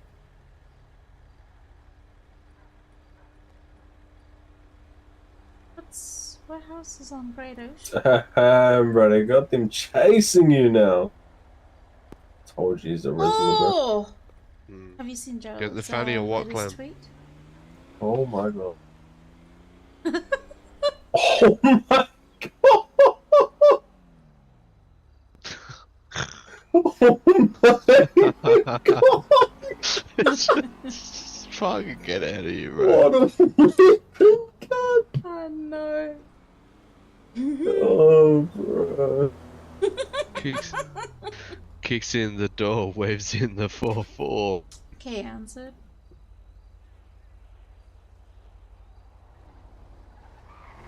Okay, it's like, what?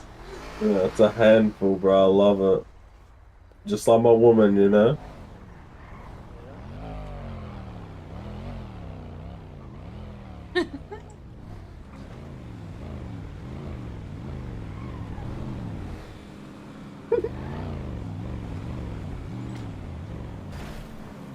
Oh, bring it on, your Porsche is going down with you. Oh my god. Brother.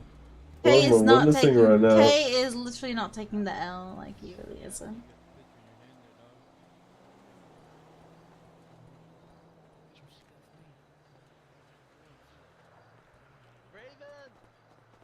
Raven! Still, I found out who it is. Still not. I found out who's on the tablet. Who's on the tablet? Oh no. It's actually Floyd. So, you and Floyd? So you've been fantasizing No, but- about this man? Does he know? I mean, but you said that whoever's on the tablet was hot, so I mean, it was Floyd. Have fun. I'll be back in a moment. On the weekends.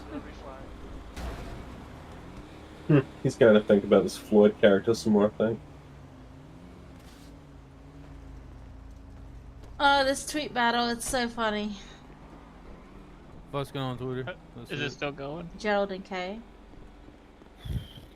What Okay, happened, let's Matt? see here. Woo!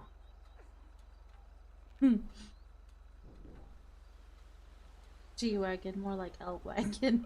That's still the funniest one.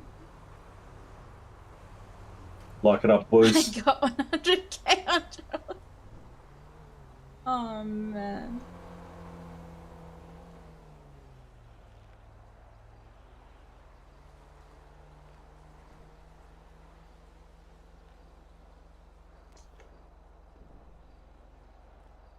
Ooh, got 100k on K. Oh. Oh, the bro para.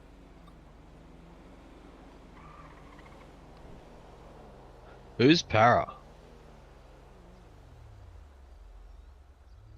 Okay, seeing that I can't comment on everything.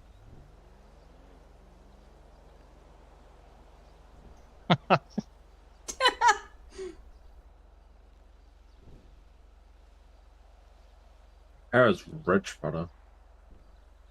And boost those numbers up. A multi-millionaire. Yeah, I wouldn't be surprised, bro, if that guy's a billionaire by now. Who is he? Who is that? Alright. Who's that on the in the pool? He used. Wait, did he get him? No, No. shot. That's not Gerald. Nah, he's that? just fucking memeing it, bro. That's not Gerald. Just threatening. The backseat shooter. Huh. So what's happening on Twitter? It's a drama fest between Kay and Gerald. Who the You fuck is missed Gerald? out. You missed out. Gerald Winston, the one that owns. Oh, the little- Winston. Yes. Brother, you missed it, bro. Okay, so if it's you- actually if you go to funny the as beginning- fuck. If you go to the G-Wagon beginning. more like L-Wagon. So. So, quick yeah. little recap. He tried to buy fucking Gerald's Porsche off him, offered him like stupid amounts of money. Gerald said he wouldn't sell it. Then Gerald went up to his G-Wagon and said, "What the fuck is this? This No, thing's first ugly, Kay went shit up to his car." Porsche to, you know. Went Oh, up to yeah. his Porsche, Expected it all. Said it was Inspected there, everything. shit Checked underneath, car, the fucking solid leaking oil, rust. this and that. Window was cracked, missing a headlight. And then Gerald went to Nicks comment in the on the paint. wagon, and then at the end said something You about guys- wannabe rapper. You just lost 100K. Wanna be rapper fucking music video shit and then called it an L wagon. I know where you live, sleep talk.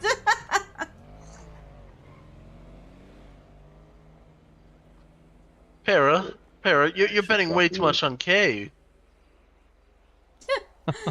The fuck? Gerald didn't have a chance, man. What do you mean, bro? Para's fucking loaded.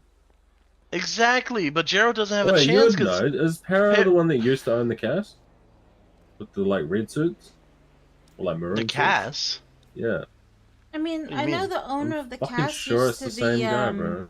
No, it used to be one of the Cumberdales No. back in the day, but then they didn't have They used to anyone. get around on like these fucking dark maroon suits, red ties. Cumberdales. No, I think that's the Sobranos. I don't think they. But no, Para was the guy who bought me the Plymouth while I was flying in the city. Yeah. Hmm? Are you okay? To Oh catch a stray. Oh lordy.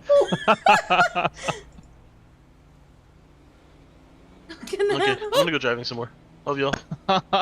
I'm coming too.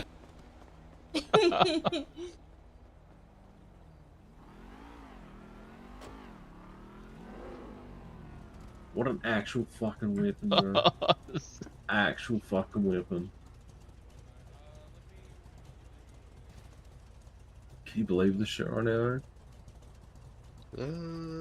Yeah. If I know Gerald, yeah. Barely believe He's it. a weapon, mate.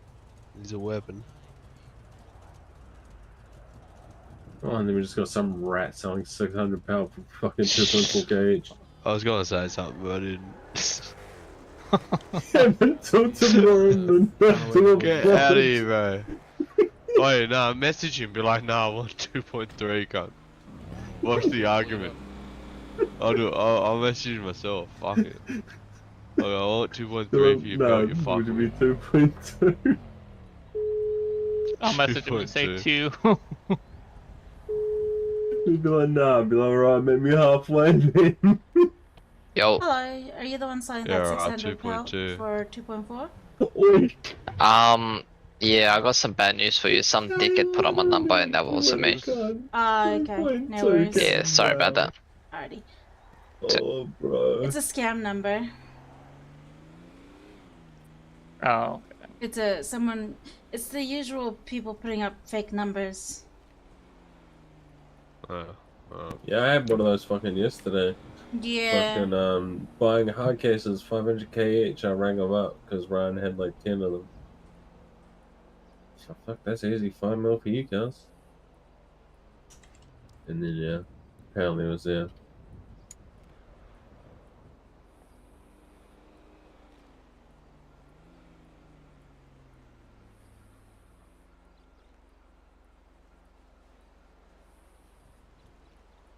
Dude, K is going all out on the threats, my guy.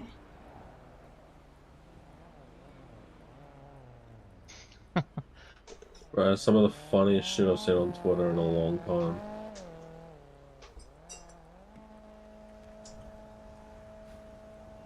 That's I don't fucking know- I don't in a know, bro. nutshell, though. Can't. I don't Mid know, bro. Marzi's still trying to make deals. Right, you know for a fact he'd buy all that pelt for 2.2k, go sell it for 2.6. They can bank, bro. Bank. Yeah, but it's Wait, the wrong what's number. that though? 2/4 of fuck all. Fucking Gerald.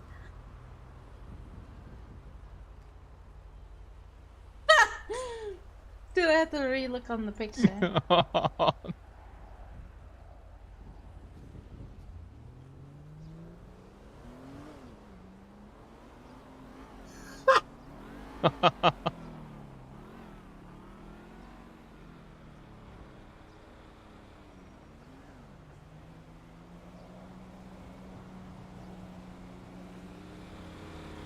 Bro, we fucking told him before. He should have just taken the L. Now look. He's publicly copping the fattest capital L upset.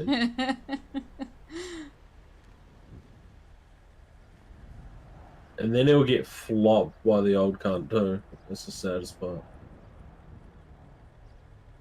Hey, but we're up in Mill, boys. Paris fucking putting up.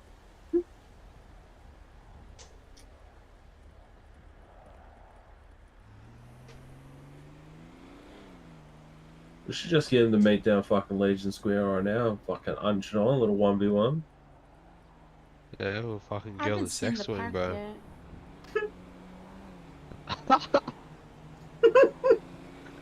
Go on a romantic walk across the bridge and shit. Straight risen, mate. No, freaking Kate. Oh, so we go down there. Can we go down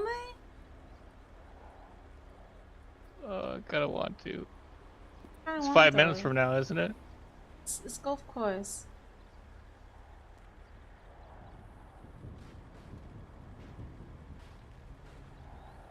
Surely we gotta have a look at it. Surely. I want to go. I'll jump at the portal. Like, we're literally just standing can I here ride with someone? doing nothing.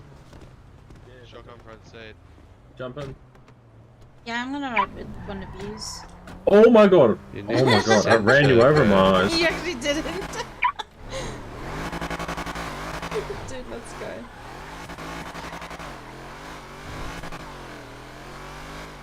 Yeah, at least it ain't no L wagon, am I right? Hello, another way. What is up? Good. Hey, Tyrone. Fucking hell. This Gerald versus K drama on Bro, fucking notice though, this Twitter. car handles differently when you have like more than 2 people in it.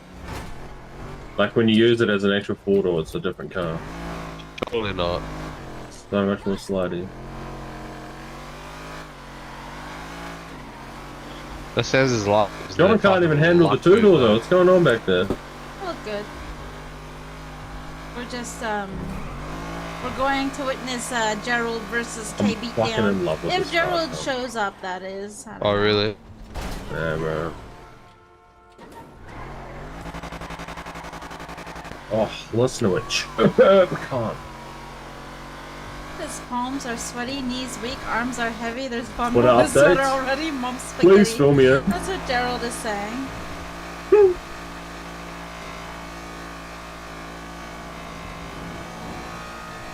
Little pro fucking city event.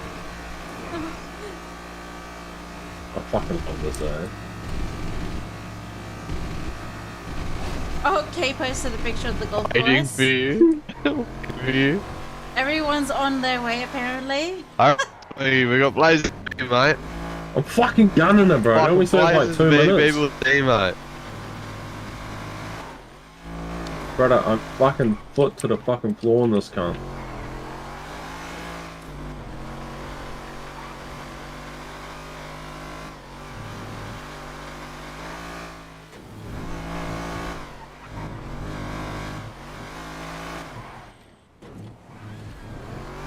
I'm parked there.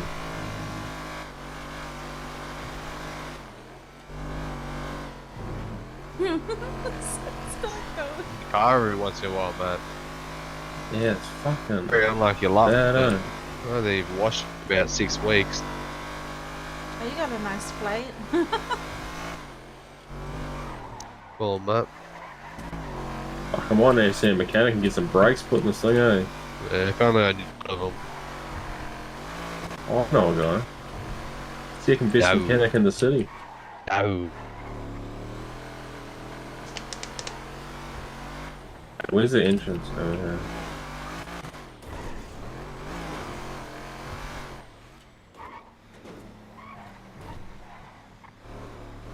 You reckon they'll Oh, let me in they're with my right there, on TNs? the other side. Surely there's a dress code here, right? Wait, where? They're on the other side of the lot. You can just go through. To the right?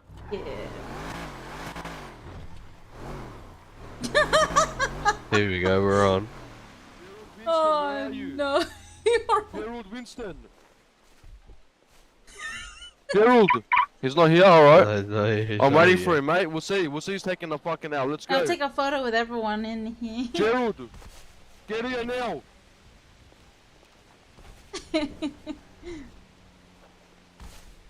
Oh, he's got 1 minute to show up, the pussy. Sure, you're gonna wait a bit longer than 60 seconds, mate. Well, I fucking give him a time frame. Old people stick to their time frames, don't they? Old fart. Couldn't tell you, mate. I couldn't tell you. And I hope he brings that shit push with him too. Let's go, Gerald. Oh, oh, oh. Warm up, brother. Warm up. I'm warming up, mate. Fuck you, Gerald. Where is he? Where is he? All right, bring it on, buddy.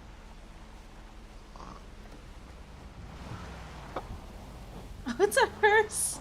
Well, you showed up in an even older piece of shit, did ya? No, that's not him. Oh, it's not him. Just... Oh, Wait, that's disappointing. Is that Gerald? Oh, there he is. There he is. He's right there. You're about to get rinsed, cunt. Gerald, no weapons, mate. No weapons. Oh, already? Oh no, there was no timer. Oh, we got fucking Gerald, cunt. Oh no. Team Gerald. Team Gerald.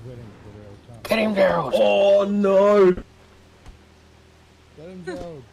Fuck you, Oh. Gerald, and your fucking shit. Oh. Your push is fucking shit. Fuck you, Gerald. Fuck you. That's just bad. Come here, you old fart. Yeah, you fall. You can't even walk, you dickhead. You can't even fucking walk, you old fart. Let's go. Oh no.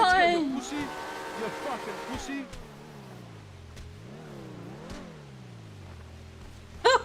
Pussy, you old fart. You got a virus, Jesus taking your medicine, Christ. taking your dementia pills, you pussy. You're nothing but a pussy. Come here. Don't run, you little bitch. That's not even talking. You little pussy. It was at this moment that he knew. He fucked up. Yeah, get down, you pussy. Oh, sorry, bro, sorry. You little pussy. That's what you fucking get. That's what Hey, no, stop. That's what Hey. you get. Everyone take No. photos. Hey, don't. Everyone take photos. That's too much. Everyone take photos. I don't give a fuck. Oh no. He was about to have a hit on him for a while. Oh, sorry, bro, sorry. He's gonna put a hit on him and the reward's the push.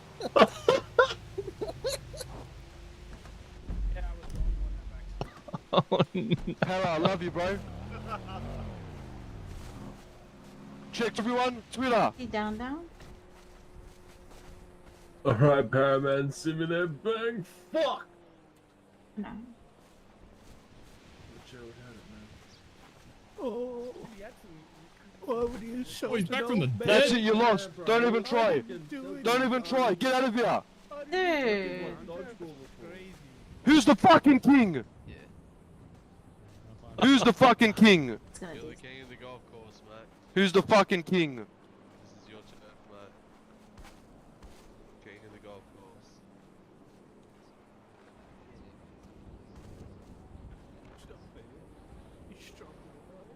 Stop crying, you old fart. Jesus. Golf course champ, mate. That's it, mate. Hey, he wants round 2. Fuck off, he's had 100 gummies and he wants round 2. You want round 2 after you've had 100 gummies, you old fart, do ya? Surely you believe in yourself. Come here, you little pussy, let's go round 2. If you're a man, you'll come here. That's so loud, God. The cunt's a grandfather, bro. Sure. I don't give a fuck, bro. He's fucking with the wrong person, mate. He should be taking his arthritis medicine and staying at home. Bobby, are you proud of me? I am proud of you. Thank you. Estella, are you proud of me? I mean, I'm gonna be. Good shit, neutral. brother. Good shit. Thanks, guys. Para, I love you. You're the only one that had my back, bro. You're the only one that had my I back. had you, man. Yeah, bro. I had Fuck you from the Moe. start, bro. And Moe fucking went against me too. I had to bet on the underdog, bro. You know. Come on, Truman. You taking enough medication over there, mate? You got dementia?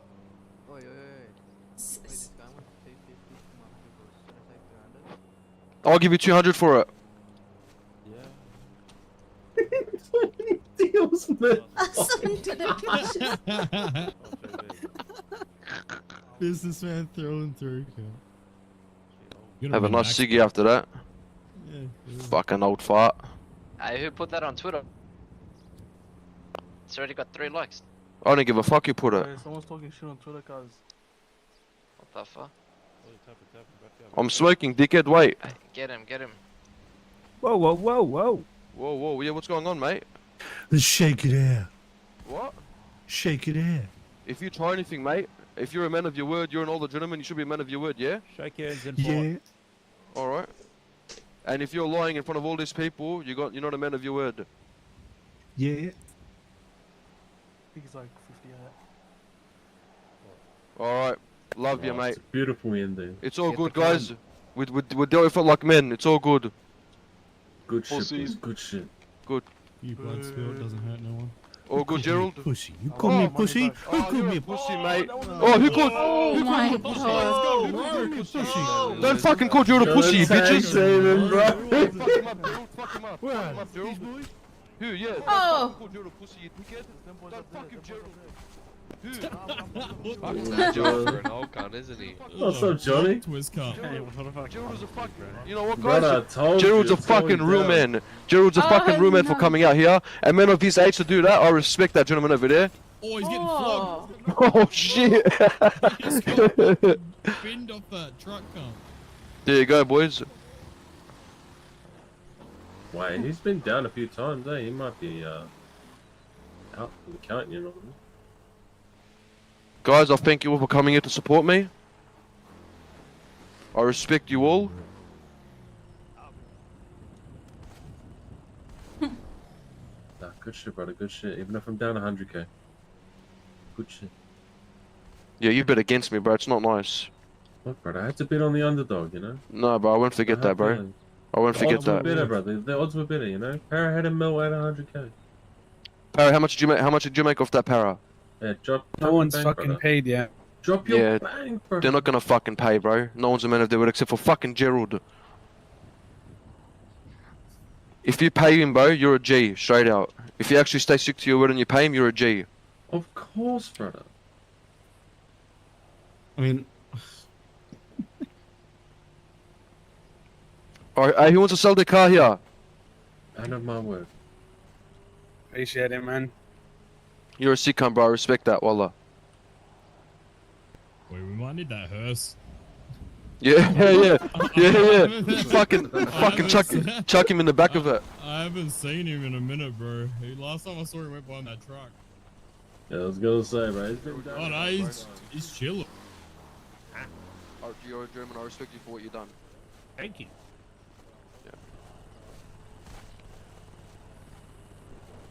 Mate, I don't feel comfortable with your recording, mate. Yeah, good shit you could record, man. I don't fucking feel comfortable with that, mate. Get the camera out of my face. Get the camera out of my fucking face. Jesus. no stage. It's fake. Get that fucking camera away from me. I'm filming a reality TV show, bro. Yo, what are you gonna say, bro? Film this. Sorry? What are you gonna say about the fight, bro? Well, I was the only one who backed K right from the start, you know. Thank you. Money, guns, everything on the line. Yeah, but I don't even need them. Proud of my boy, man. But shout out to Gerald, you know. Fucking put a good account for himself. Yeah. Fair enough, mate. Yeah, I did do that. Jared, what are you gonna say about your loss, bro? I'm 74 years old. I lost to like a man in his probably 20s. It's pretty reasonable outcome, I suppose. Nah, bro, no excuses, bro. It's a good fight though. There's some good dodges going on. No shifties. It was clean. I enjoyed it. Fair. You got anyone else you want to fight, bro? Anyone else you want to offer up? Nah, not really. Fair enough, bro. Yeah, goodbye. Hey, mate, guy with the camera. Yo. Can we please interview Estelle? She was there from the start. I'd love to see what she has to say. Alright, what do you have to say about the fight? I'm just here for the laughs and shits and giggles. That's it. Oh, I respect that. She's got no comment. I respect that. No comment? Nice. Hi, Joe. Well, fight's over. Oh, fucking shifty bastard!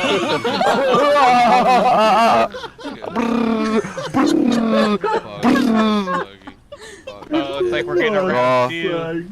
Fuck. Nah, you know what? I'll let him have it. Nah, I'll let him have it. I embarrassed him in front of the whole city, which he deserves. There's no shot he just pulled that cunt. That's so good. Thank you everyone for coming. I appreciate it. Thanks, Bobby. That's hilarious. I can't fucking breathe, man. Golf course champ, mate. It'd be fun to do this every time, you know? Everyone. Wait, what? That's AFP right there in the black RS6. Really? Swing past the hospital, Jay. Oh, yeah. Oh, we can go to one up and thing, yeah? I think because they were just watching all of the posts. I'm gonna go back up later anyway. I'm gonna take a piss in this Gatorade bottle. No, mate, don't spill it, alright? Honestly, every time someone wants to do like a public beatdown, they should do it there. Honestly, that was entertaining.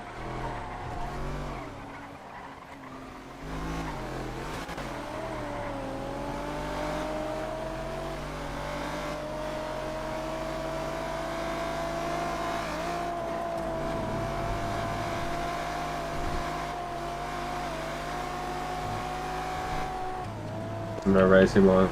Oh, he's going diving. Work.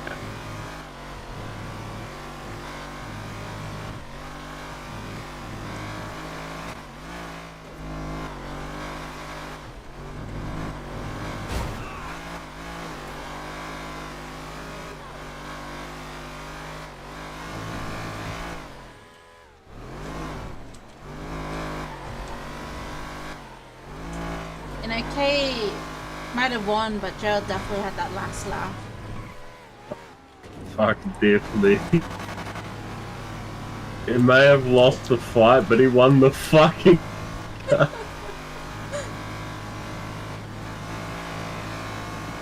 Wonder how low he got K. Because I swear, fucking some good dodge. Tweets continue. Who's this JV, anyways?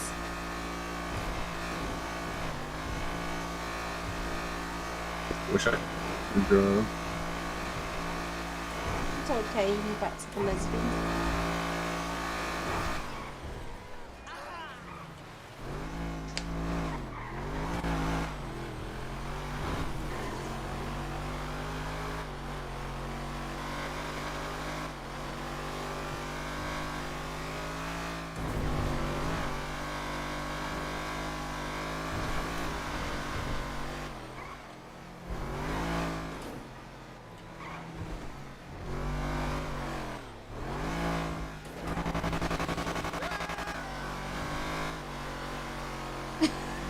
Gerald! Oh no! Do you read? You should read between the lines of Gerald. I definitely see it. Oh.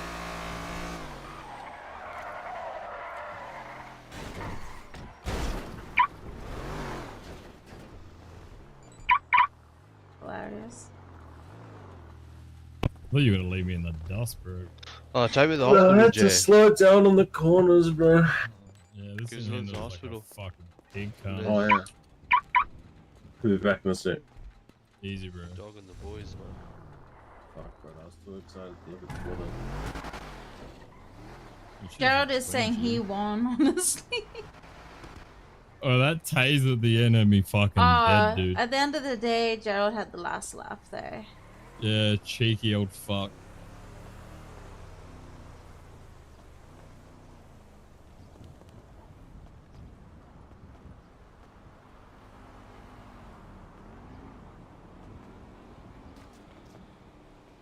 Honestly, I did kind of expect him, like, once he got up to, like, maybe take out the big guns, but... No, I just tried to take every single person watching out instead. Apparently AFP was there, I heard. Really? An unmarked RS6, apparently. Oh. Surprised they didn't do anything illegal street fight. Honestly, every time someone wants to threaten or Twitter fight, they should do a public beatdown at the golf course. It looked really fun. That was Yeah. epic. It was a nice scenery as well, so like, yeah. Yeah.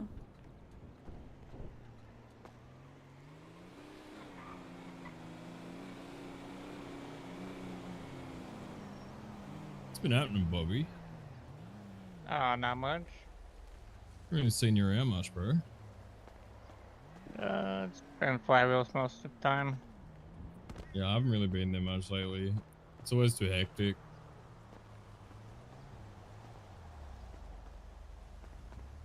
Yeah, you're getting a lot of what? I was gonna say a lot of muzzing and shit going on there, bro. Oh, yeah, that happened earlier. It Well, seems not to be there, like a but- regular occurrence. But around the area, yeah.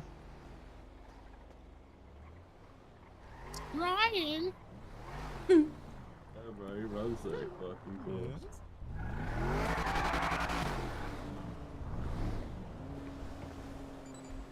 Yeah, do we call the golf course K-Town now? Good fight. Next time I'll take a corpse home with me. Hashtag Team Gerald. No, but if you read Gerald's thing, I would like to thank everyone who believed and supported me during the fight. It was a good fight, but best man won. Better luck next time, K. That's what he says. That's so good. Meaning he thinks he still won, so. So what happened last time I was here? He was evaluating his car, and then he posted a thing saying "Love you, Gerald," and it was all good. Next minute I hear there's a fight at the golf course. What the fuck happened? And then it started Winston. Yeah, it's not Gerald, a G-Wagon, it's an L-Wagon. It's an L-Wagon. Oh, yeah. Oh, I'm still calling it an L-Wagon from now on. That's Yeah, no, that's how it that was is. actually fucking L-Wagon. actually so good. Yeah, it's an L-Wagon. So yeah, it came from car valuations, so taking it on Twitter, and then public beatdown at the golf course, which was it was funny.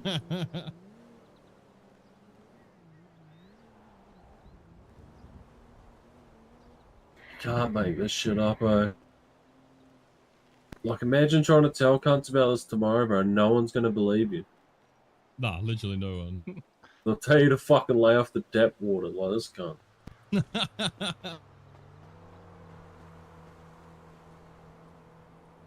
Just gonna go on my head for 1 sec, boys. What happens in Pluto stays in Pluto, mate.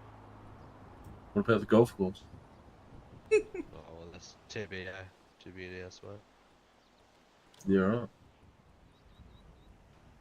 I can't believe how many people actually showed up there. That was actually a turnout come for 5 minutes notice.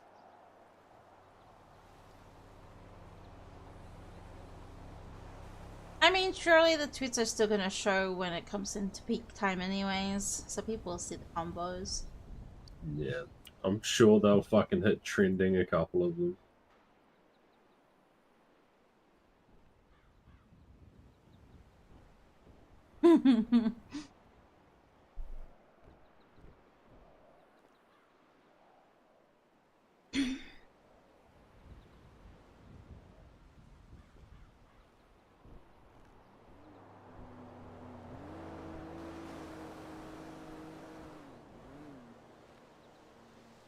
Wait, Bobby, you can do mods, right? I can't know. You can't? Alright. Isn't Not Clement yet. still around? I think Clement can. Probably. Yeah, he took off with, what's his name? bad blood with Clem. What mods you need? I'm not trusting Clem. I just want to get a paint job. Wait, you're not trusting Clem? Trust him. Yeah, no, Jackie's on right now, too. He wants to drive the Rambo into the fucking ocean. The Rambo? Lamborghini. Oh. You don't want to drive it in the ocean, can't you? You're just fucking paranoid. You've been on the tap water too, huh? No, he literally told me he wants to drive it in the ocean. And after the other night, I don't fucking doubt it either. Do you know what color you want? Oh, this cunt here can do mods, bro. Oh, true. Yeah, I was Oh, thinking. yeah, you can. Thinking about my go-to. Fuck mob out, so a free winner in there. Look, as long as you know what color you want, I'll give you a shot. But I'm not fucking sitting there for 3 hours. No. I've been thinking. I've got two colors in mind, like the black with the red pearl or orange. Let's do it. All right, bro. Now or never. Rendezvous at Flywheels. You can open this if you want. I'll bring you there and back. I know like you got. Mercedes, mate. German class, mate.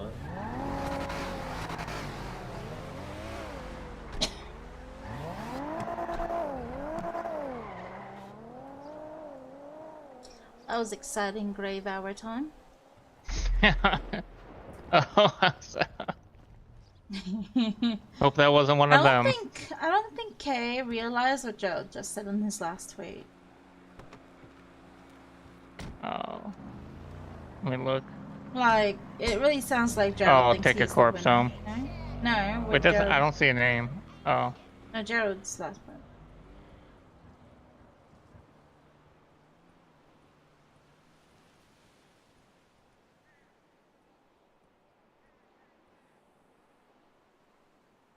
Oh, I mean.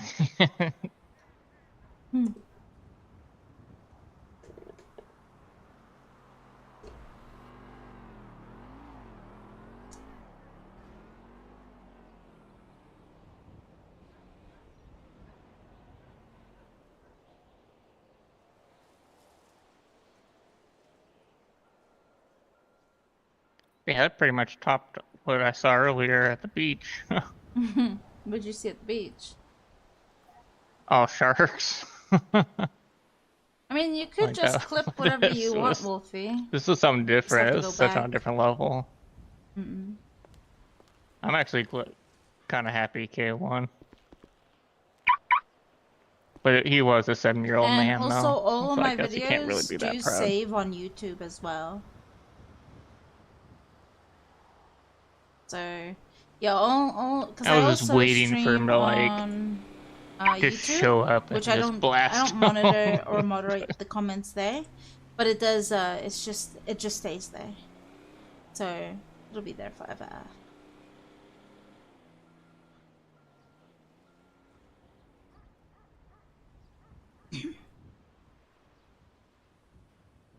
I still can't believe how far he's come from crashing his car.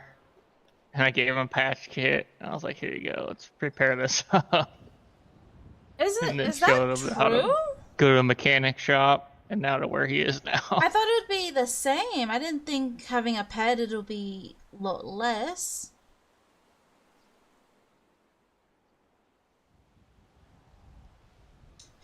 Hey, do you have the special menu, by the way? No. I want to test out something. Has involved me maybe Alright. dying. No.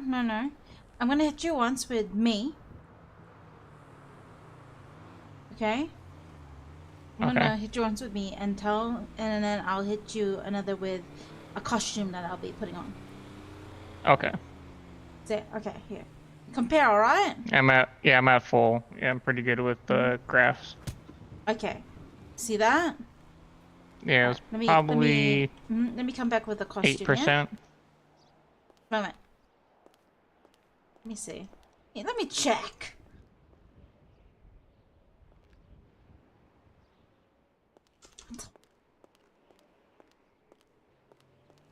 Alright. Now to compare. Don't you compare. Okay, ready? Yeah, I'm ready. Oh, did that do anything? No? It was like 2%. First one was maybe 8%. That's probably half of what you did earlier. So it is weaker. So there's a distinct difference then. Wait, let me try another one.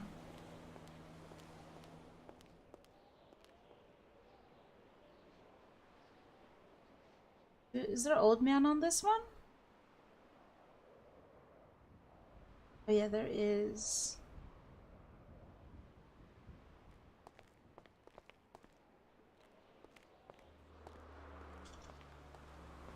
Alright, I'm gonna try this one, yeah? Ready? Yeah. How was that? Seemed like the same amount as the other one. As which one? The first one? Yeah, skinny armed one.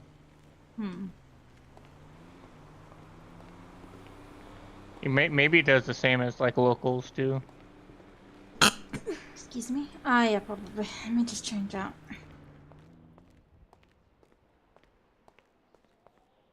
It depends on the pad. Yeah, probably. Oh.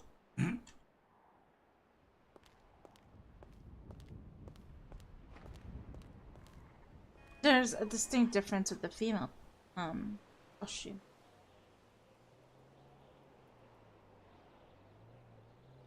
So do you think being an elderly is a little bit of a advantage then?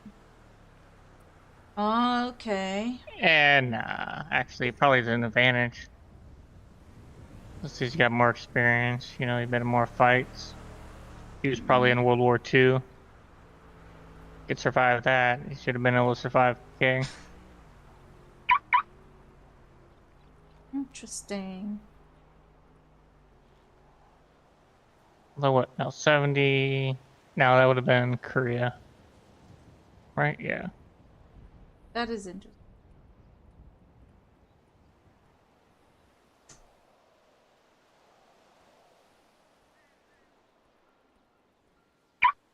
He was probably really low though. Like I almost thought Gerald was gonna win there. But then he tripped on himself. Mm-hmm.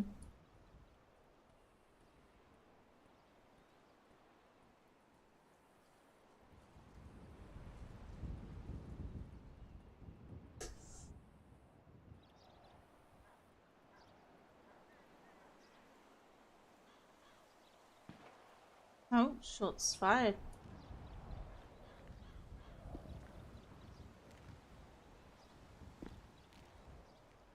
God, I can't wait to use this.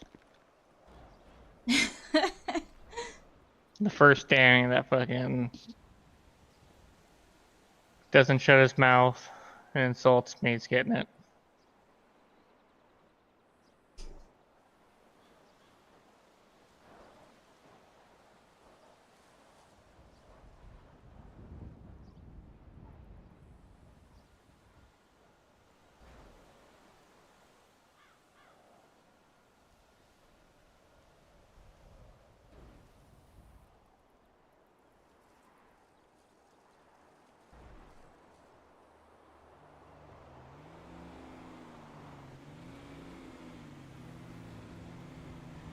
Oh yeah.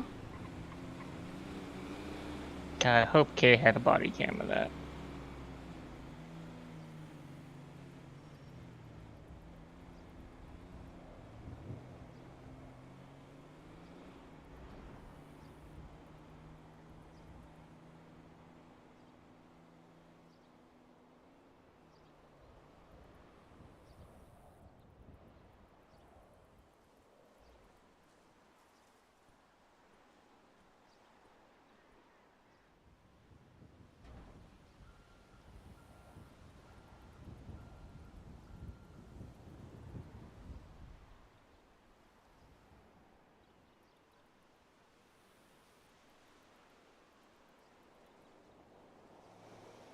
The thing is, if you use Nuckies, people will think,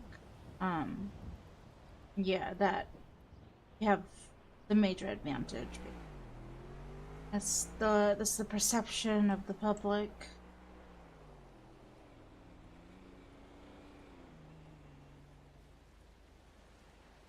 Is something leaking?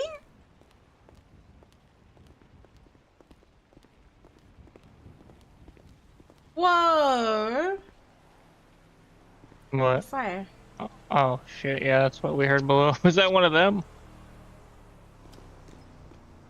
That happened right after they left. I don't know. The fire's gone now. But... That's one of them. Right here. Was anyone's cars on fire?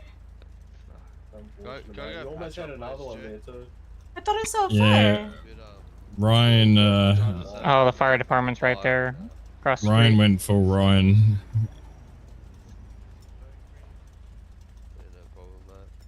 Regular care. It's not even surprised at this point. Oh, there's a car. Actually, yes, please, bro. Yeah, I need one, bro.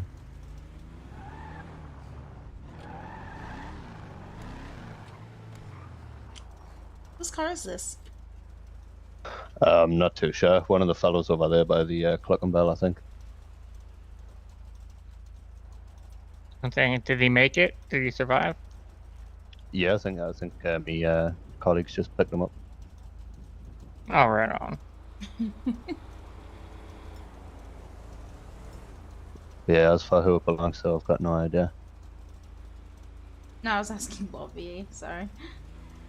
Oh, right, no problem. Oh, is this your cadet? I am not a cadet. Yeah, It's he's because got of the the bag on, I bag. don't know what. Oh, wow, I carry this bag all the time. It's got all my instruments in Oh, it. this guy. Yeah, well, it's you should. What's your problem, ma'am? What's your I don't problem? know. The bag just makes me. It screams rookie, you know. I'm sorry for that, but I always carry it because it's got all my tools in it. How else am I supposed to If only carry you it? guys can change color on the bags, make it more of a senior look. They're black or You know, white. actually, I would like it if they actually, for cadets, it actually said cadet bag. So that it could tell you who's a cadet and who isn't. Plus, I'm mostly That on would my be good. bike anyway. I got this. I think the ECG bag is a lot cooler. Is that the one that looks like a typewriter? The one with the heart monitors, etc. I'm not too sure. It's been a while since I've looked at it. I'm sure it's got like a piece of paper sticking out the top of it. Yeah. Yeah, that one. Yeah, they're pretty cool. Yay, to the rehab center. The rehab center? Yeah.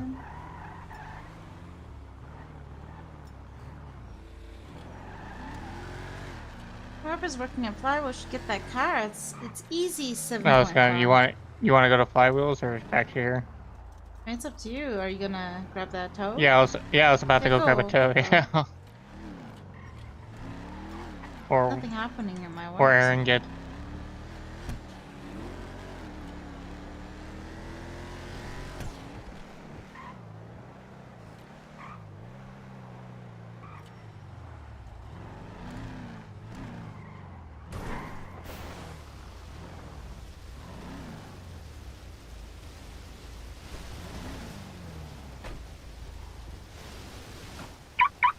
Hurry up, Bobby! Hurry up, Bobby! Easy 7.5, Bobby! Let's go, Bobby! I gotta go change this all.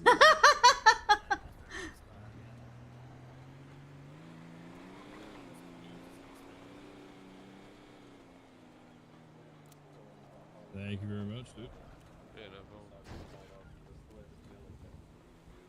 Hurry up, Bobby! Where'd he go?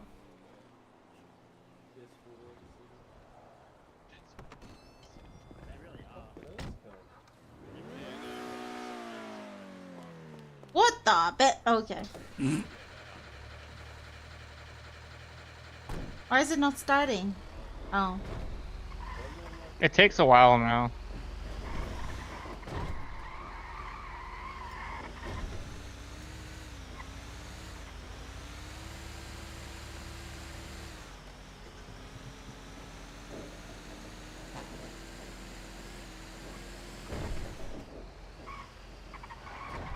Imagine Elsie was already there. That'd be funny.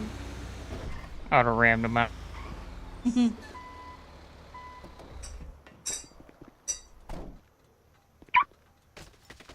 Oh. You good?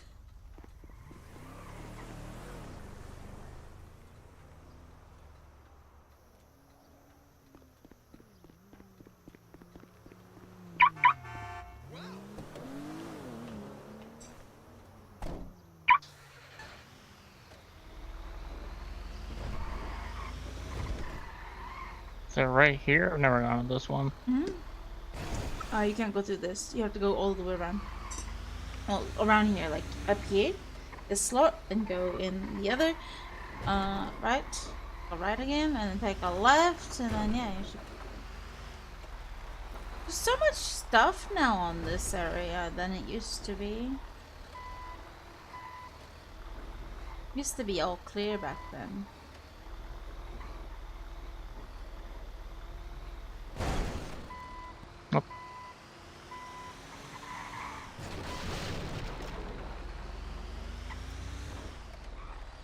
You know that gas tank right there blows up randomly. It does. Especially with local.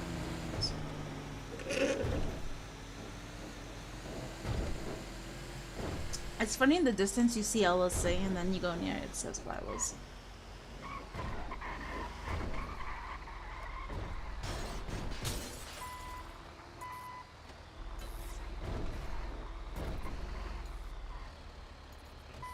This is the wrong place to put it. Where did I put it at? It's right next to the shop.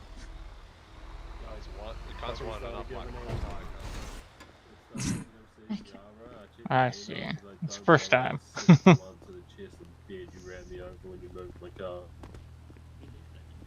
Yeah, it did. Yeah, it did. Well, yeah, go. You're trying to save his fucking ass, bro. Yeah, bro, all that fucking pressure, man. We did it, boys. Man, I need to go make 2 mil. God damn it. Want to buy some drugs or what? No, I got heaps of drugs to sell, bro. Need someone to buy drugs off me. Yeah, me too. Buy some drugs off me, Bobby. I got like 3,000, I think. Nah, nothing, mate. You need more.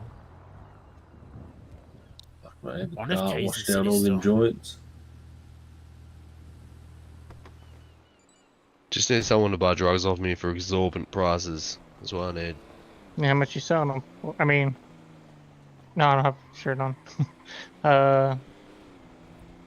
What kind?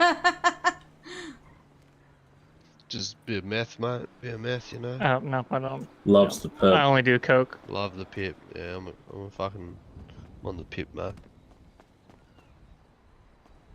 Buy your coke for 60k a brick. The fuck, Bobby? What cunt? Not a chance. Trying to rip us off. I thought we were mates here, bro. That's what I get it for. Oh, where do you get it from? Yeah, You give us fucking some swallow as well. It's confidential. Swallow as well. Fucking 60k bricks, brother. They told me if I tell anybody, they'd kill my family. So. You just told us, man. No. If I told them who it was, who they are. Who are they, Bobby? Tell me. We're friends. Come on. Oh. If they're family, they'll have to come through us first. Look at this man. Look at him. You're like, Bobby, family first. Family first. No, we're on a corner, bro. He has to. It's like, This you know. man ain't afraid of anyone, bro. Look at him. Block him, bro. Yeah, bro. It's a block thing. You wouldn't understand. Bro, the block's See- been dead lately. What's happened to It it? has, bro. It's because Rambo ain't been here to fucking bougie it up. No one's there anymore, It's been bro. fucking, you know. Yoda sold all his cars. Bro, it's been Goes bacon. No, the block's still repping. We were repping it the other day. We were around Yeah. last night, but we were just on the mini bikes in the city, just chilling. I saw that. Pretty sure you drove past me. You were with Santa Claus, weren't you, or something? Nah. It was with fucking. Anyways, yeah, just a couple cunts.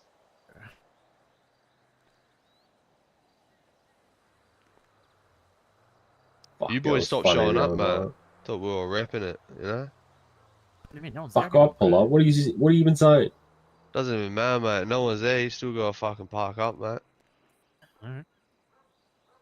I pull up, mate. I I've rip. been diving too much lately, bro. It's not working out. Not got a hard case in 3 days. Really? Yeah. Were you down? Did you dive today? Bro, I've dived everywhere today. What, at the pier and shit? Like Pier, Santa Monica? docks, Whatever. Encino, big pier, small pier. Wait. So what I'm hearing is Johnny's been in city, bro, and hasn't hollered a single one of the No. boys. I mean, I'm in my head half the time diving, bro. What do you want me to do? Do you know why they Hello, call mate. Big Goes a Pier long Big way, Pier? man. I got no clue what they call Wait, what? Do you know why they call Big Pier Big Pier? Why?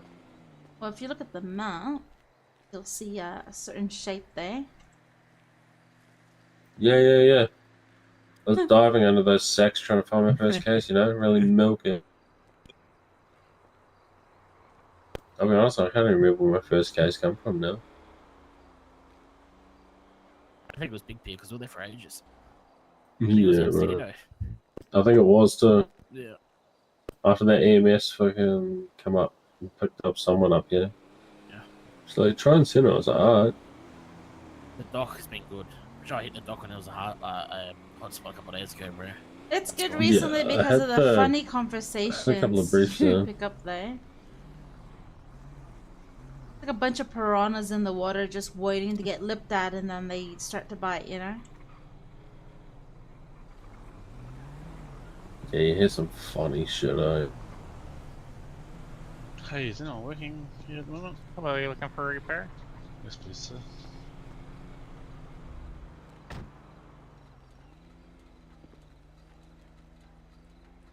All those orcas wanted to punch on earlier, eh, Smokey? Fuck me, cunt. I am shitting myself, They mate. were fucking whistling, cunt. They fucking definitely sound like pigs getting fucking stabbed, though. Something like that. Near you. Hey, Wiz, you Fuck, know I all that just- stabbed up a few pigs, don't you? Hey, what's that? You've stabbed up a few pigs in your time, haven't you? Or maybe one or two, you know. You gotta slay the dragon to get to the princess.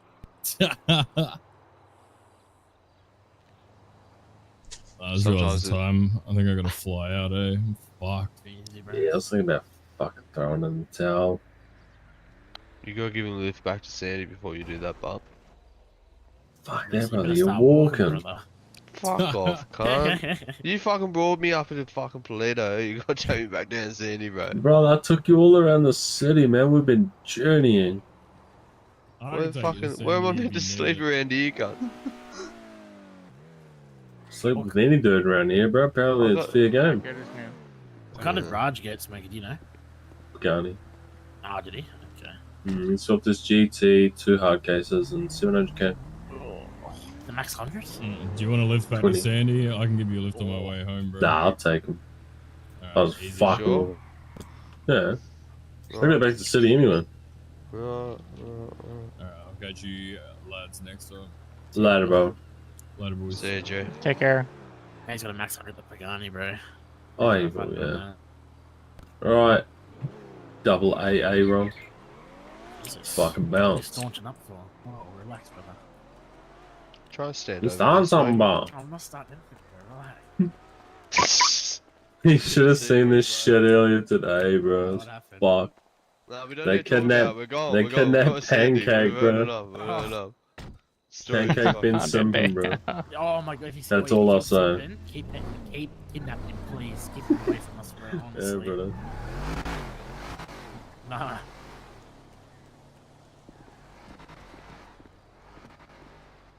Alrighty. Let's go back to battle. I'm probably gonna take a break.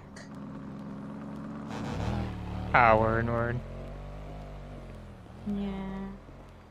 I think someone's gonna be hitting the ocean anyways to continue the experiment.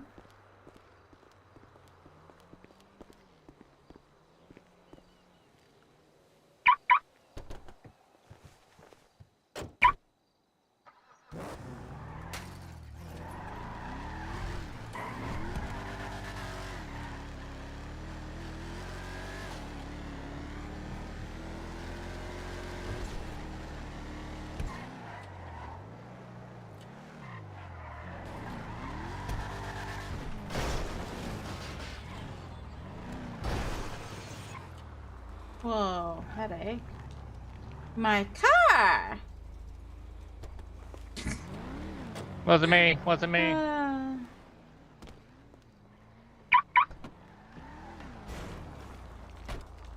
I'll see. I'll catch you later. Bye.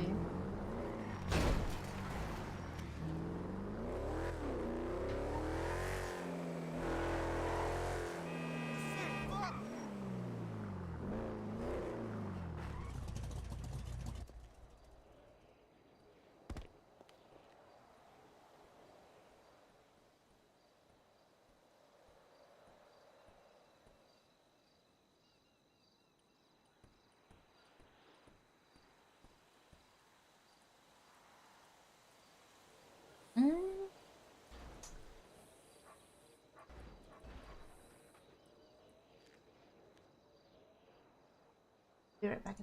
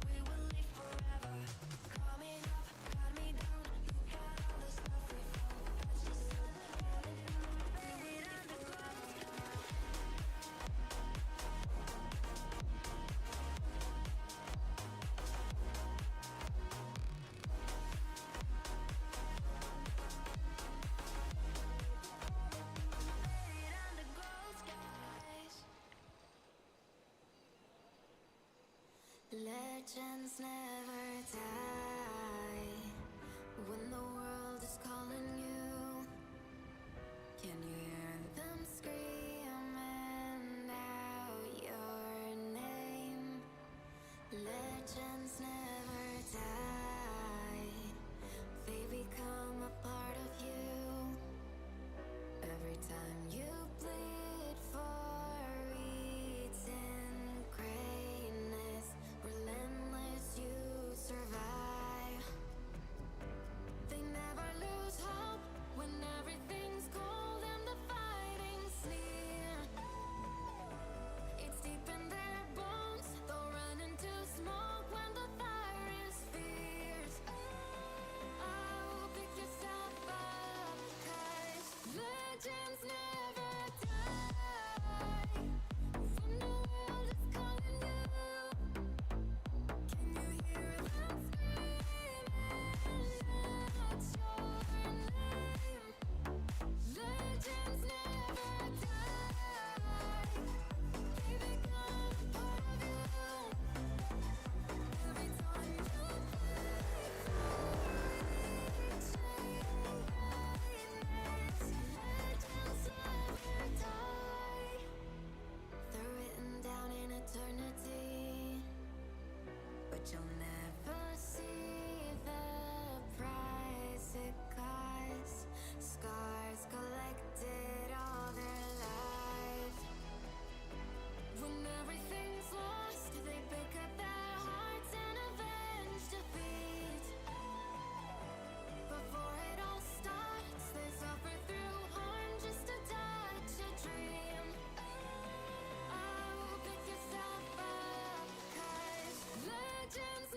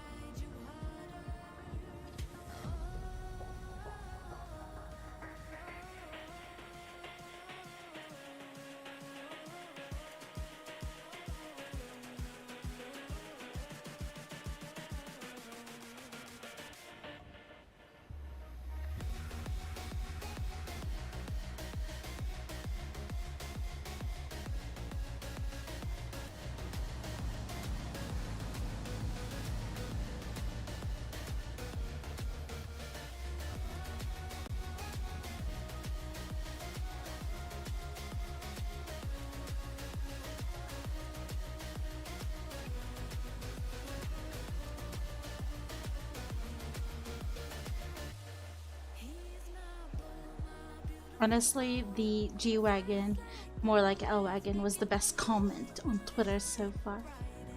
It was the best comment.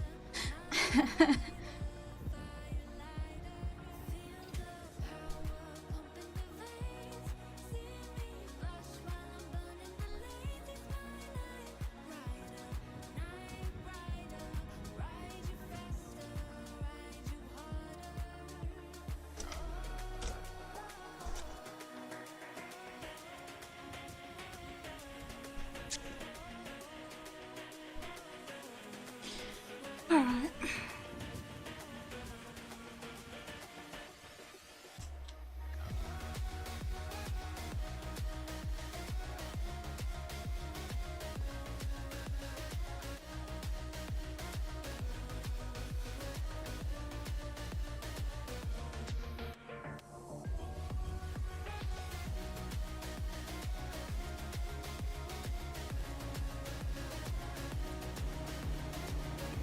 So right now I am doing the no LuckSet test for 200 kgs. Still haven't filled that, but it's been actually takes a long time. Hello Andes, what is up? You missed out, Andes, on earlier. The Gerald versus Kay at the golf course.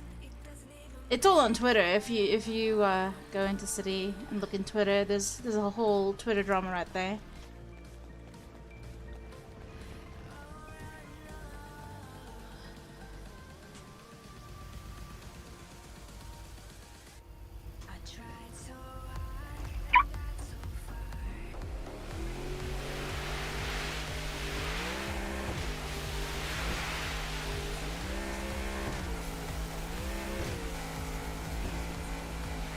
Oh, just, you know, Kay and Gerald, you know, having a good Twitter drama, and and it went all the way to the golf course public beatdown. Almost everyone was there, I think. Majority of the city, at least.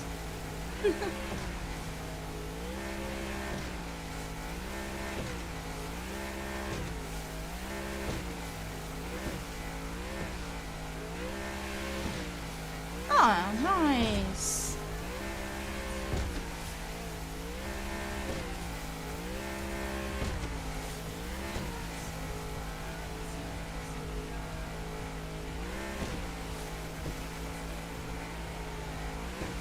Dude, I need to motivate myself,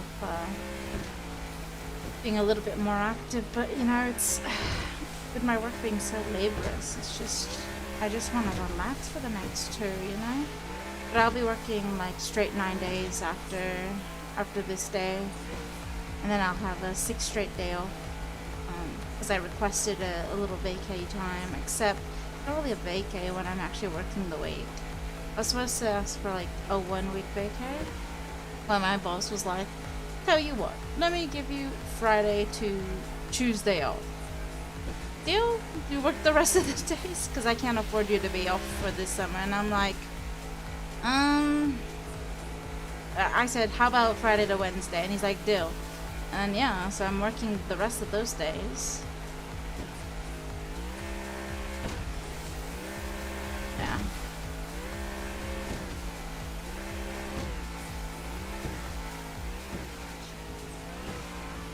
But I don't think I'm going to be using my vacay hours, considering what do you mean no sleep? No, I can't do no sleep.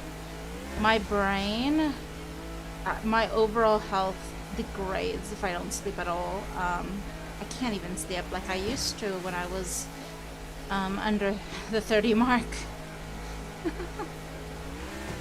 Dude, I used to stay up 4 a.m. and then wake up at 7, go to work.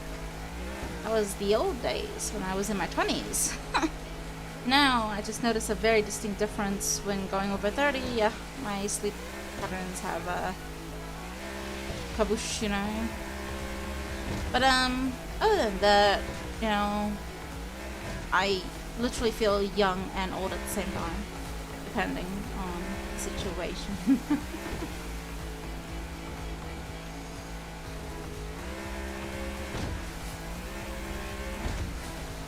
But I do need to start improving myself. I need to, you know, it's just a lot of people. It depends on the motivation. Ah, dude, my coworkers think I'm still in my 20s, my early 20s. They get surprised when I'm telling them I'm in the mid 30s already. They're like, what? What the heck? What? There was even a 16-year-old that thought I was 18. I was like, dude, no, I'm not. But yeah, it's true. Before COVID, when I was a lot more on the thinner side, when I was a lot more thinner, I did look a lot more younger. Yeah, when I lose weight, I look so much younger. When I gain, I look like, I don't know. Well, my baby face is more prominent when I have more, you know.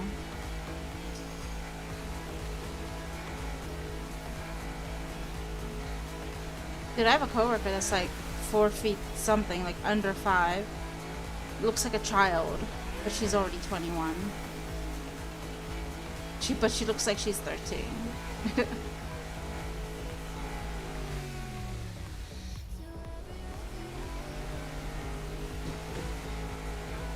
Yeah. I wish I had been able to stream in my 20s. That would have been cool. But you know, sometimes it's better late than never. What oh, Andy's, what oh.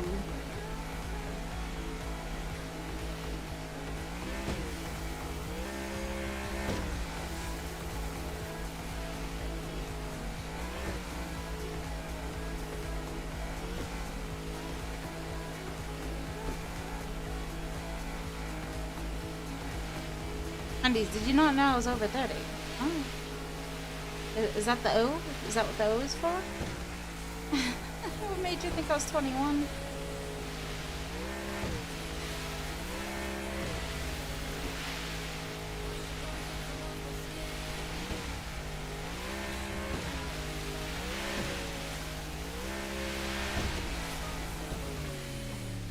There's so much cars still.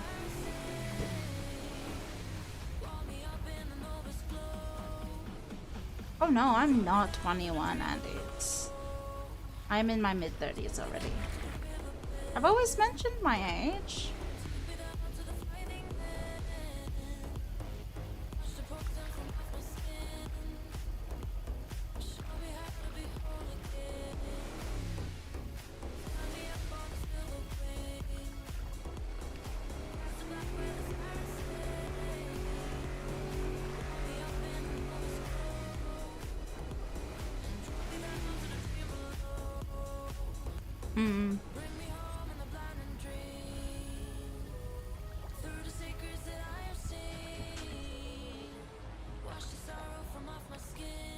Alrighty.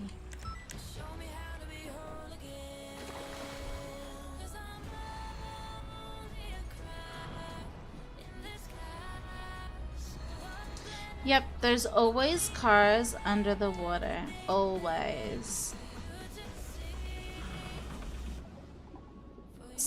Yesterday there was a troll that was boot checking and then putting local cars into the water as well. There were like 10 different cars. It was bizarre.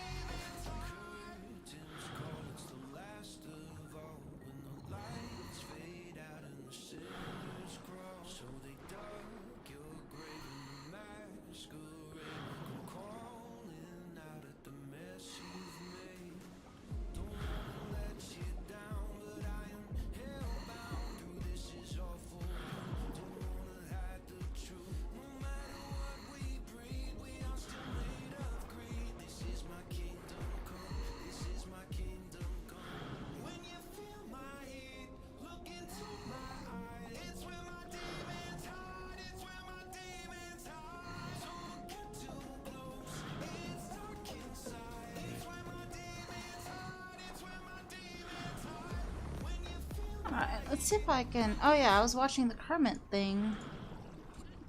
I don't really know at this point. Oh, I see. I'm letting people confess their sins. Do you have any sins to confess to Father Kermit? I'm too fucking high.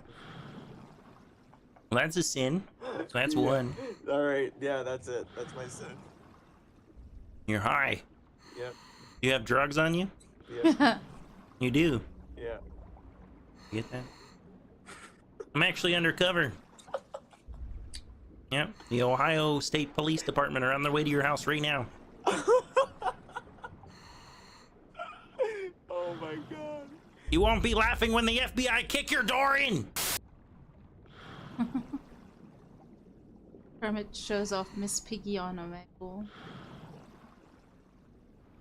Hey there.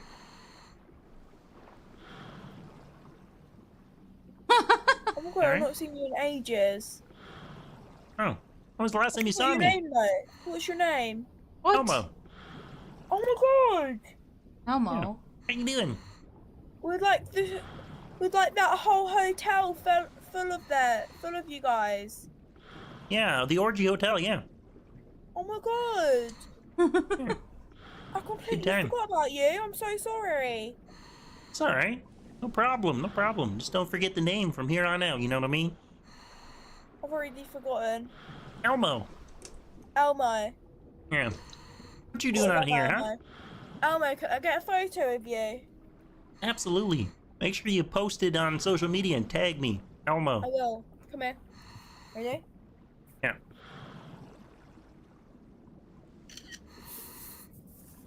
Thanks What for the? photo, What was he Elmo. holding up? Can I see it? Yeah, hold on. There we go.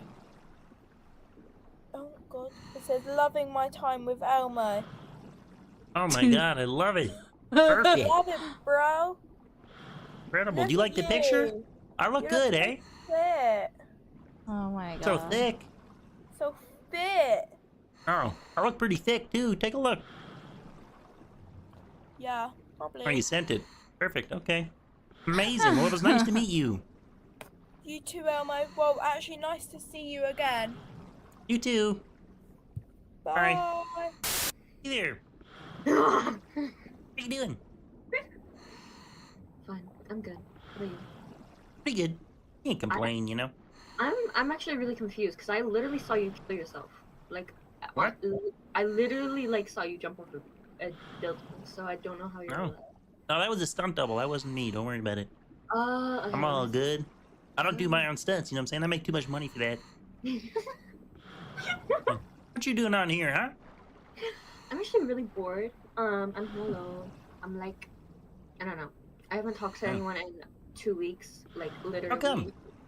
I've been on break and I don't really have any friends at school. I don't have any friends, period. Why not? Because, well, I go through like manic depressive episodes, so it's really hard for me to like keep relationships. And the only people like I really connect with is people who I meet in the hospital, and then What they the always hell? live far away, so it's like, you know. Oh. She's so But pretty it's really though. easy to like talk to people on here because it's just. I don't That's know. fair. That's fair. What happened to Miss Piggy? Oh, don't worry about her. Oh my god! Oh my fucking! Let me take a picture. Oh my god! Wait, let me see. Let me... You want to take a picture of her, do you? Yes, I want to take a picture of her. Oh my! I need to take. I mean, both. Oh my god! Oh my god! That is so funny. Oh yeah. You want a picture of me too? Yeah, that's right. Of course. Hey. Wow, you look Cucumber. So cute with that smile. Wait, what the? Wait, what's that? He's holding a cucumber. Keep that picture, you know what I'm saying? Take a look at it later. Oh my god, that's so funny. It was nice to meet you. Okay. And, listen, don't worry about having friends in school, because once school is finished, you're gonna meet other people, and I'm sure you'll have lots of amazing friends that are, super supportive, you know what I'm saying? I know what you're So saying. just keep your head up and stay strong, girl. Okay, thank you. Alright. Yo, what's good, man? How you doing? Oh, it's fucking Kermit. God damn. What's going on with you? Hell man? yeah. Hell yeah. Not much, man. Not much. Just chilling. What you doing Wait, out hold here? up. Man, I'm bored as shit, little kid. Feel me? Wait, hold Oh, up, cool. bro. What is you doing out here, man? It's looking for bitches, you know what I'm saying? Just chilling Wait, out. hold up. Wait, ain't you married, bro? Like to Miss Piggy and shit? Don't worry about her. Oh shit. Yeah. She into that BDSM, you feel me? Yeah. She likes to watch me talking to other women, you know what I'm saying? I see you, man. Hey, yo, no, man, Kermit, huge fan, man. Keep up the Appreciate it. Hey, do you want to fuck my wife, or I'm a cuck, you know what I'm saying? So. Hey, man, listen, I'm not into pigs, bro. Feel me? No, man. Come on, man, I'm hard. I need someone to do it. You know what I'm saying? I gotta get off here. I got shit to do today. All right, whatever. Fine. What's going on? Today we're gonna drink the gay potion. What? You ready? All right. We got the gay potion. You gotta drink some. Is it Javix? It works. I don't want any then. Take it. Nope. I got a video of you drinking the gay potion. You wanna see? No, not really. Well, you were kissing a guy, and I have proof. I'll do it again. I don't give a fuck.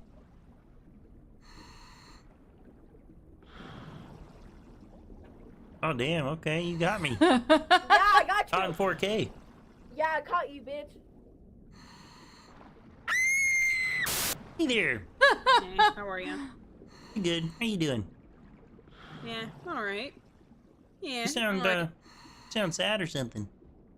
No, that's just me. That's just me, Kermit. It's just Huh. me. How's my girl, Miss Piggy? You seen better days. You know what I'm saying? Oh, you guys getting kinky? Okay. No, she cheated on me, so I'm tied her up, making her watch me talk to other girls. You know what I'm saying? Oh, who did she cheat on you with? Like, was he like a good-looking guy? Like, what are you doing wrong? Like, Animal. He was an animal? Do you know Animal, the drummer from the Muppets? Oh. Yeah. Sorry, it was more of a... Yeah, I walked in on them. He had a drumstick up her ass. I was like devastated. What the heck? Should've just gone in on it. No. There's No. another hole. There's another hole, another drumstick. Hey there. I watch your YouTube videos, bro. Bro, you just spit all over my face. I watch your YouTube videos, bro. I don't know what you're talking about. Don't spit on me. I got COVID now, probably. I remember, like, I called you a pedophile like 2 years ago. I'm telling you. It's crazy. Like 2 years ago, I'm telling you. Like 2 years ago. Well, if I was a pedophile, you'd be safe. You hear me, you weird-looking fuck? Jesus. Oh, Miss Piggy. Girl, I've been waiting to talk to you. How you been? Yo, hey, Kermit. Hey, what? Hey, man. What'd you hey, say? man. You trying to get on my wife, huh? No, bro. It ain't even like that, bro. It ain't even like that, bro. You lying to me. I'm not, bro. I didn't even say. I was just asking how hard day was, man. Yeah, that's right. I'll fuck you up. You hear me? I know you would. Hey, I don't want no pressure, bro. I don't want no smoke. No smoke. You ain't packing like me. Yeah.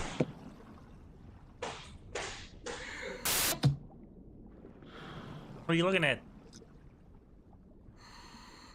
Got me. Yeah, I did. It's my wife you're looking at, you know what I'm saying? What the fuck? Is that you got consent? I got consent. Of course I do. She loves it. She's just begging for that dick right now, you know what I'm saying? Wait, are you the same dude that showed the girl the pickle? What? Never heard of it. Yo, what the fuck? I see your videos on that. That's crazy. It's crazy. Respect. Hell yeah. Oh, hey there. Elmo. Yeah, how you doing? It's me, Elmo. How you doing? Fan. I am your biggest fan. You're my biggest fan? If you were my biggest fan, you'd know my name is Kermit, not Elmo, you little bitch. Oh, Kermit, wait, is this there. Max? What? Who? What? Is this Maximili? Maybe. Dude, this is Maximili. How you doing? Dude, I'm doing good, man. What about you? I can't complain, brother. You know what I'm saying? Wait, What are you doing on here? What am I doing on here? Oh, looking for baddies, but you took them all.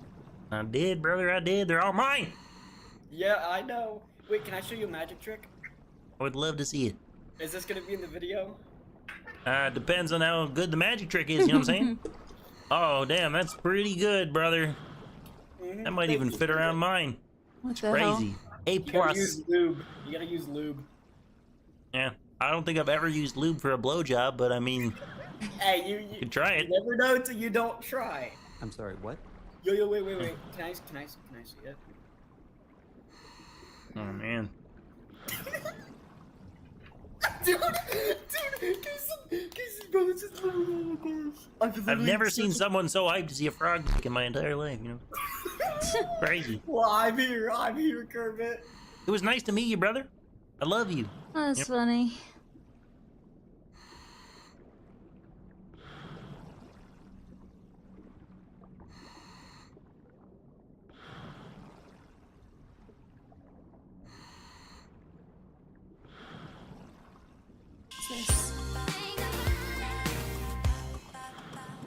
Hello guys, I cried so much when I was making this video because for those ladies, these are not just usual makeup transformations, but also a life-changing experience.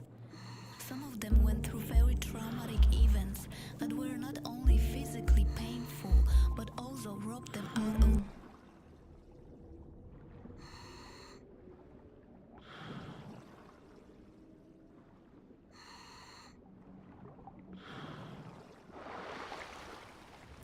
So I'm going to do the butterfly cut. I've done this before, so I'm not scared.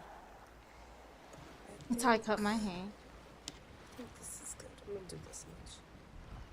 Just kind of angle it.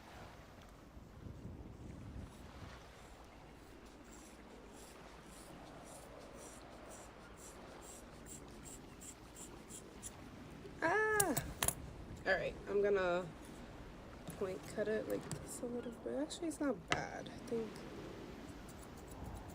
we're good. Alright, I'm gonna do the back now. I'm doing the same amount, which is like here. So, just take this. You should have just put all her hair in front. Would have been the same result. So this is how it looks. See the layers. Yeah, I'd done that. Although mine's a little bit So I'm more. going to do the butterfly cut. I've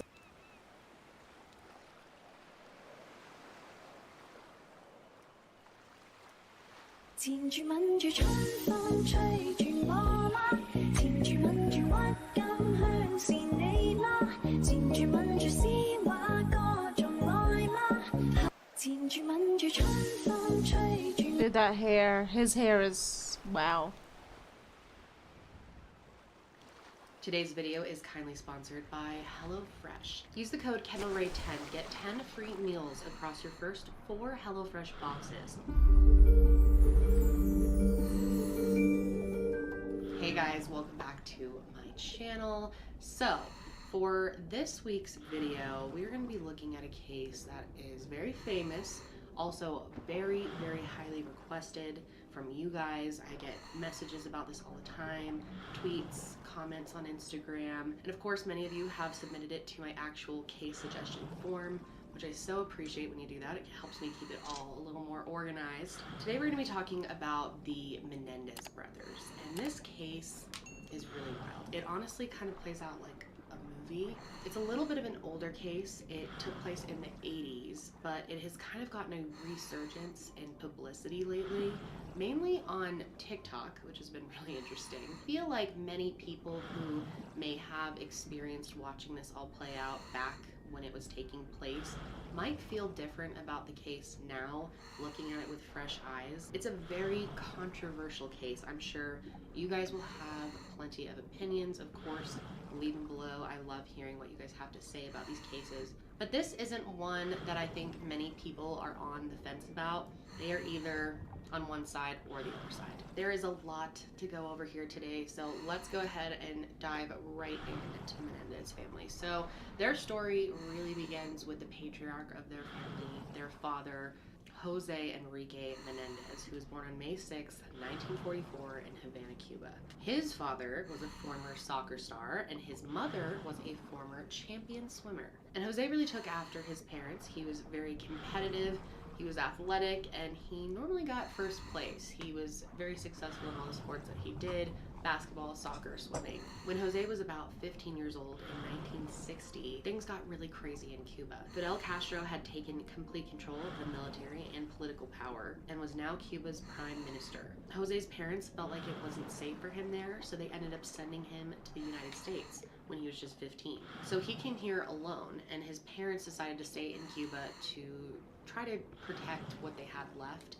They had a lot of their properties seized by the regime, but they were hoping that they could protect a few, so they had to stay there, but they sent him alone to the US, and at first he lived in his cousin's attic. It was definitely a hard adjustment for him, but luckily for him, he had sports still, so that was kind of a sense of normalcy, and eventually he got a scholarship for swimming. So he ended up going to Southern Illinois University, and in 1962 he met Mary Louise Anderson, who went by the nickname Kitty. Kitty was just a few years ahead of him at SIU, and she was born in 1941. She grew up in Chicago, and she was a former beauty pageant queen, so he was very attracted to her. They hit it off right away and started dating. By 1963, Kitty ended up graduating from SIU, and Jose decided that he was just done with school, and he decided to leave when she graduated. He was just 19 years old at the time, and they actually decided to go and elope. After this, they moved to New York, where Kitty was a teacher for a little while, and Jose ended up enrolling in Queens College in Flushing. He decided he was pretty good with numbers, so he was going to get his degree in accounting, and during that, he worked as a dishwasher part-time. Eventually, Jose and Kitty got pregnant with their first child, and it was a boy. His name was Joseph Lyle Menendez. He was born in New York on July 10th, 1968, and they ended up calling him Lyle for short. At this point, Kitty decided to quit her full-time teaching job because she wanted to be a full-time mom instead, and she was very excited to be a mom. Eventually, the city became a little too much for them, so Jose decided to move the family to New Jersey. Specifically, they moved to Blackwood, New Jersey, which is a small, unincorporated community. And then, on November 27th of 1970, they had their second son, Eric. And around this time, he had a big shift in his career path. He ended up going into the music industry, so very different from accounting. But he really liked music, and he liked money, so he decided to make the switch to the music industry. And this was a good move for him because by the 1980s, he was a top executive with RCA Records. They signed several really popular groups, the most popular being Duran Duran. The family moved to a $1 million estate in Princeton, New Jersey, and both boys attended Princeton Day School, which is a very prestigious and top-rated private school. And as soon as the boys were old enough to walk and talk, the expectations were set for them that they need to be successful. They need to excel in academics, in athletics, and they weren't the kind of parents that were okay with trying out a sport and just having fun with it and getting the consolation trophy. No, they wanted their kids to be best of the best. So one sport that they got really into and they were very good at was tennis. Both of them were exceptional tennis players, actually. They spent a lot of money in training and classes and all of that. And their mom, Kitty, was like their cheerleader. She was always at every practice, every game, cheering them on. And at this time, from the outside, it looked like they were living a very comfortable and happy life.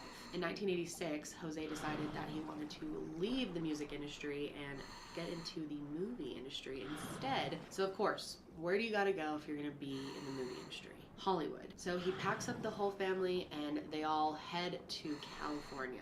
In 1987, Jose started a new job working for Live Entertainment, which was a newly formed company that was already in trouble. Just to give you an idea, the company had lost over $20 million the previous year, so they were really not doing great. So Kitty was a little nervous, making this cross-country move to this failing company, but Jose was confident that he could swoop in and save the business. And it worked, because his first year, he increased the profits by $8 million, and the second year he increased them by double that, $16 million. And he was known for doing whatever it takes, using some pretty ruthless business tactics, but it definitely paid off for him because eventually he was named CEO. And when he started that position, his salary was $500,000 per year, with an additional up to $860 million in bonuses. So the company took out insurance policies, life insurance policies, on all of the top executives at the company. Live Entertainment took one out on Jose, obviously, and they actually made themselves the beneficiary, which I guess is pretty common practice for large corporations. But they also had a second policy for employees that was worth $5 million, and for this one, they could have anyone as the beneficiary. At work, Jose was really applauded and praised by the people at the top, but everyone that worked under Jose really fucking hated him. In fact, it's safe to say he was despised by people he worked with. He had a horrible reputation with women as well. He could be aggressive. He was very intimidating, cutthroat, ruthless. He didn't hesitate to reprimand or straight up fire anyone in the company that made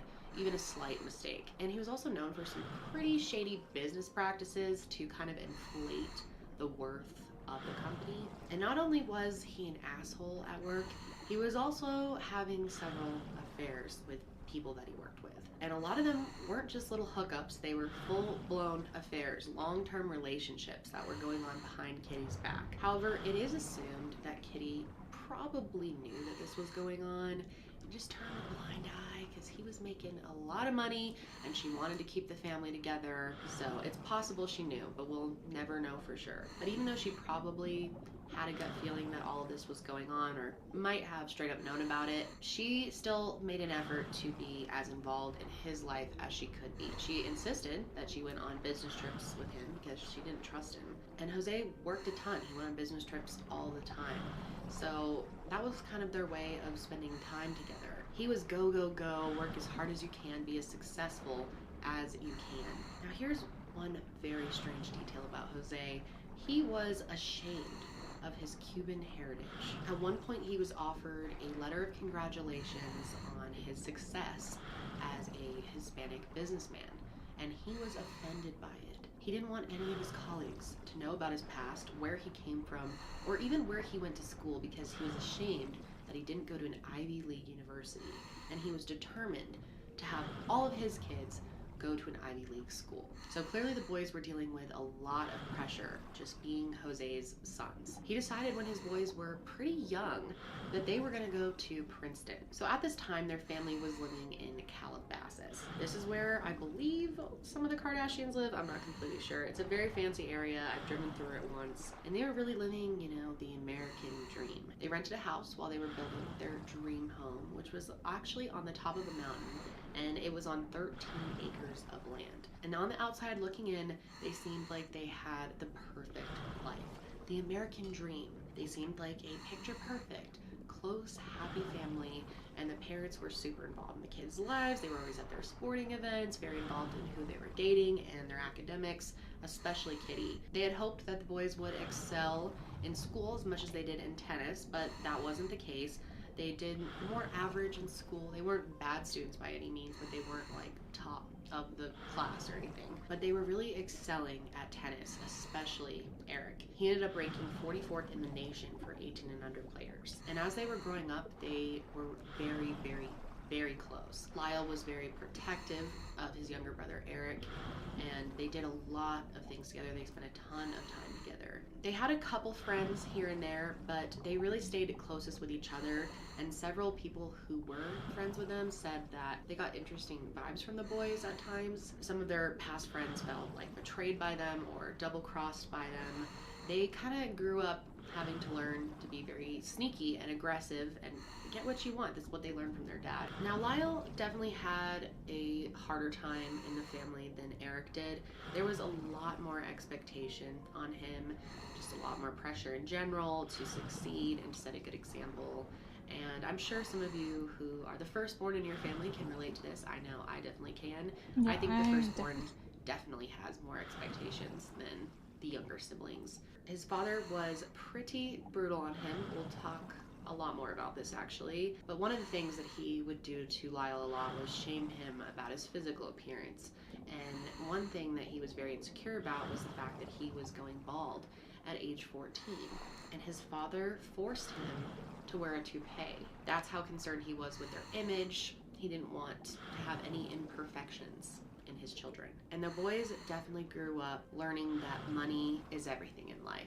It's all about getting as far as you can, being first place, being the most successful, and making the most money. You could definitely consider these two brats. You know, it was their environment, but they had no concept of money. Like when Lyle started driving, he wanted a Porsche right away. And his dad actually decided to have a little restraint and said no to the Porsche. But the boys both definitely struggled with confidence issues at the end of the day.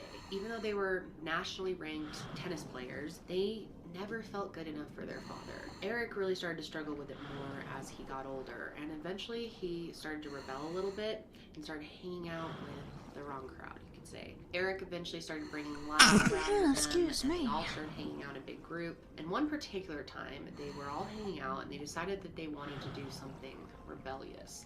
So they decided to break into a friend's home and steal what was in their safe. One of Eric's friends actually had the combination, and so Eric, Lyle, this friend, whoever else, went over to another friend's house, stole their jewelry, money, whatever else was in the safe. And obviously these guys are rich. Like, why do you need to do this? For them, it was really about the rush of it all. You know, it was the excitement. After that, they decided to plan another break-in into a different house with their friend. And after they did this, Eric and Lyle decided they really liked the thrill of it all, and they decided they wanted to do their own break-in without the friend at a different house. And this wasn't just breaking in as a little prank, maybe stealing something small. They ended up stealing over $100,000 from this person, and they actually almost got away with it, which was very exciting for them. But then their friend, the one they cut out of the deal, hooked him up with the code for the first robbery, decided to rat them out because they did not include him in the second robbery. And what's really interesting about all this is, of course, their parents found out that they had done this because they were turned into the police. But Jose was not angry that they committed this crime. He wasn't angry that they stole. He was angry that they got caught.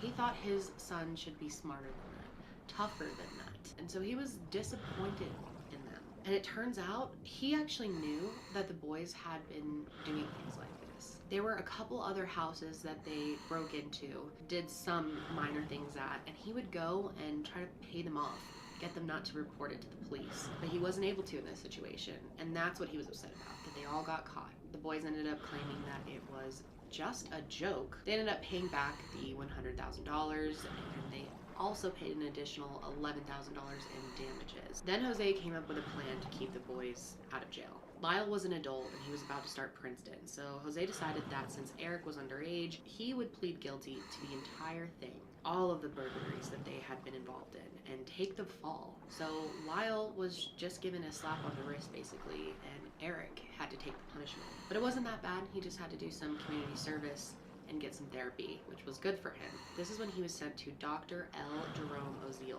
and he started seeing Eric regularly. Around the same time, the family decided that they were going to move to Beverly Hills into a famous mansion, and this place is very fancy. It's a $4 million, 6-bedroom Mediterranean-style mansion on Elm Drive.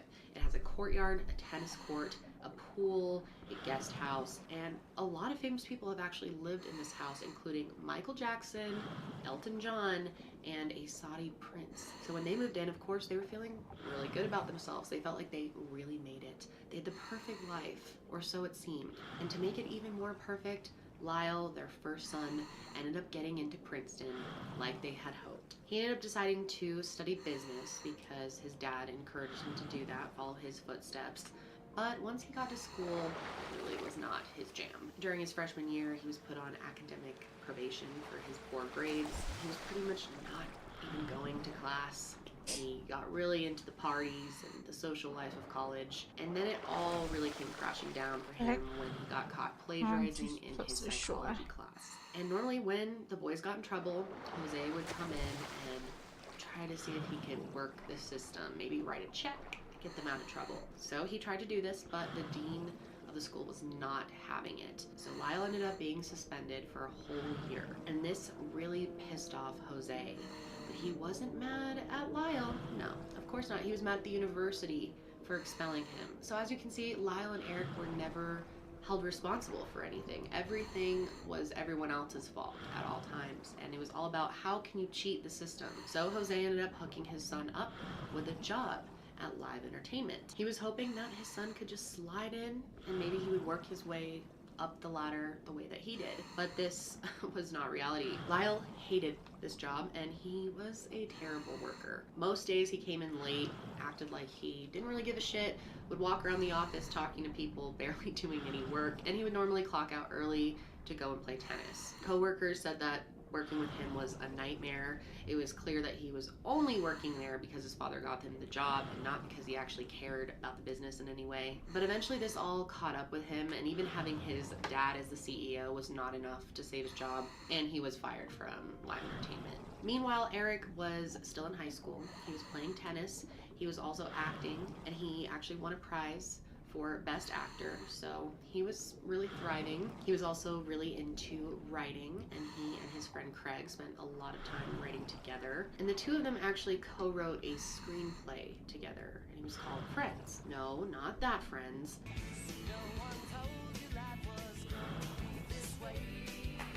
It was actually a story about a young man who murdered his parents to inherit all of their money. Now, Kitty was really into her son's work. She was very proud of his writing and everything that he was doing. However, Jose didn't show much interest in it. So that was really hard for Eric. You know, he never felt like he was good enough for his dad. And it wasn't just like Jose would, you know, ignore his son's achievements and wasn't that excited for him. He was straight up disappointed in how the boys turned out. He didn't think they were good enough at all. He was super disappointed in Lyle because he dropped out of school, because he failed at the job that he had given him, and he was disappointed in Eric too. And it seemed like he was even considering taking them out of his will. We're not sure if maybe he was planning on taking them out altogether, or maybe altering it a little bit so they would get their money when they were a little older and more responsible. So there was a lot of tension between them all, a lot more than anyone even could have possibly known at the time. And that brings us to August 19th, 1989. On that day, Jose and Kitty had chartered a yacht called the Motion Picture Marine, and they took Lyle and Eric shark fishing in the Marina del Rey. At this time, Lyle was 21 and Eric was 18. They all set sail that morning on the yacht, the entire Menendez family, their crew, their captain, and the captain's girlfriend.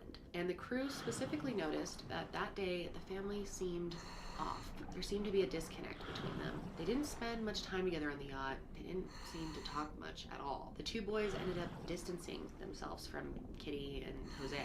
They went and sat on a different side of the boat than them and didn't seem to want to be around their parents at all. The next day was August 20th, and their maid was off. They had a maid, and she did not work on Sundays. The boys ended up deciding to go see a movie together that night, and Jose and Kitty decided to watch their own movie at home in their den. The den is in the back of the house. It's very dark, cozy, and they were eating some vanilla ice cream and strawberries and just lounging around. Kitty was in her sweats, and they're just watching their movie in the den, having their ice cream, when all of a sudden at 10 p.m., Eric and Lyle burst through the doors with guns. And the two of them were obviously completely shocked to see their kids standing there with shotguns in front of them. And they started shooting right away. They both walked in, and Lyle didn't hesitate at all. He shot his dad in the back of the head. He used a Mossberg 12-gauge shotgun, so it did a lot of damage. And the plan was for Eric to shoot his mother, but he was panicking,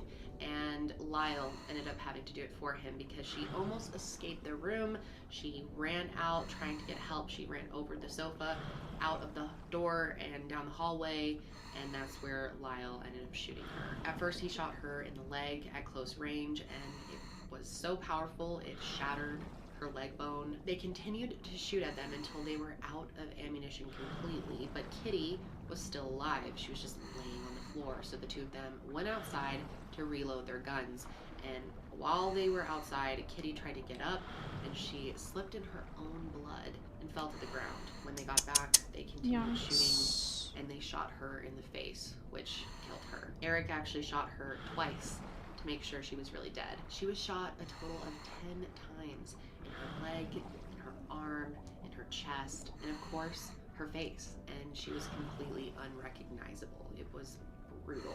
Jose's death was brutal too. He was shot 6 times. He had a hole in the back of his head the size of a fist. That's how big, because it was so close range. They had unloaded a total of 15 rounds, and they decided to make it look like a mob hit.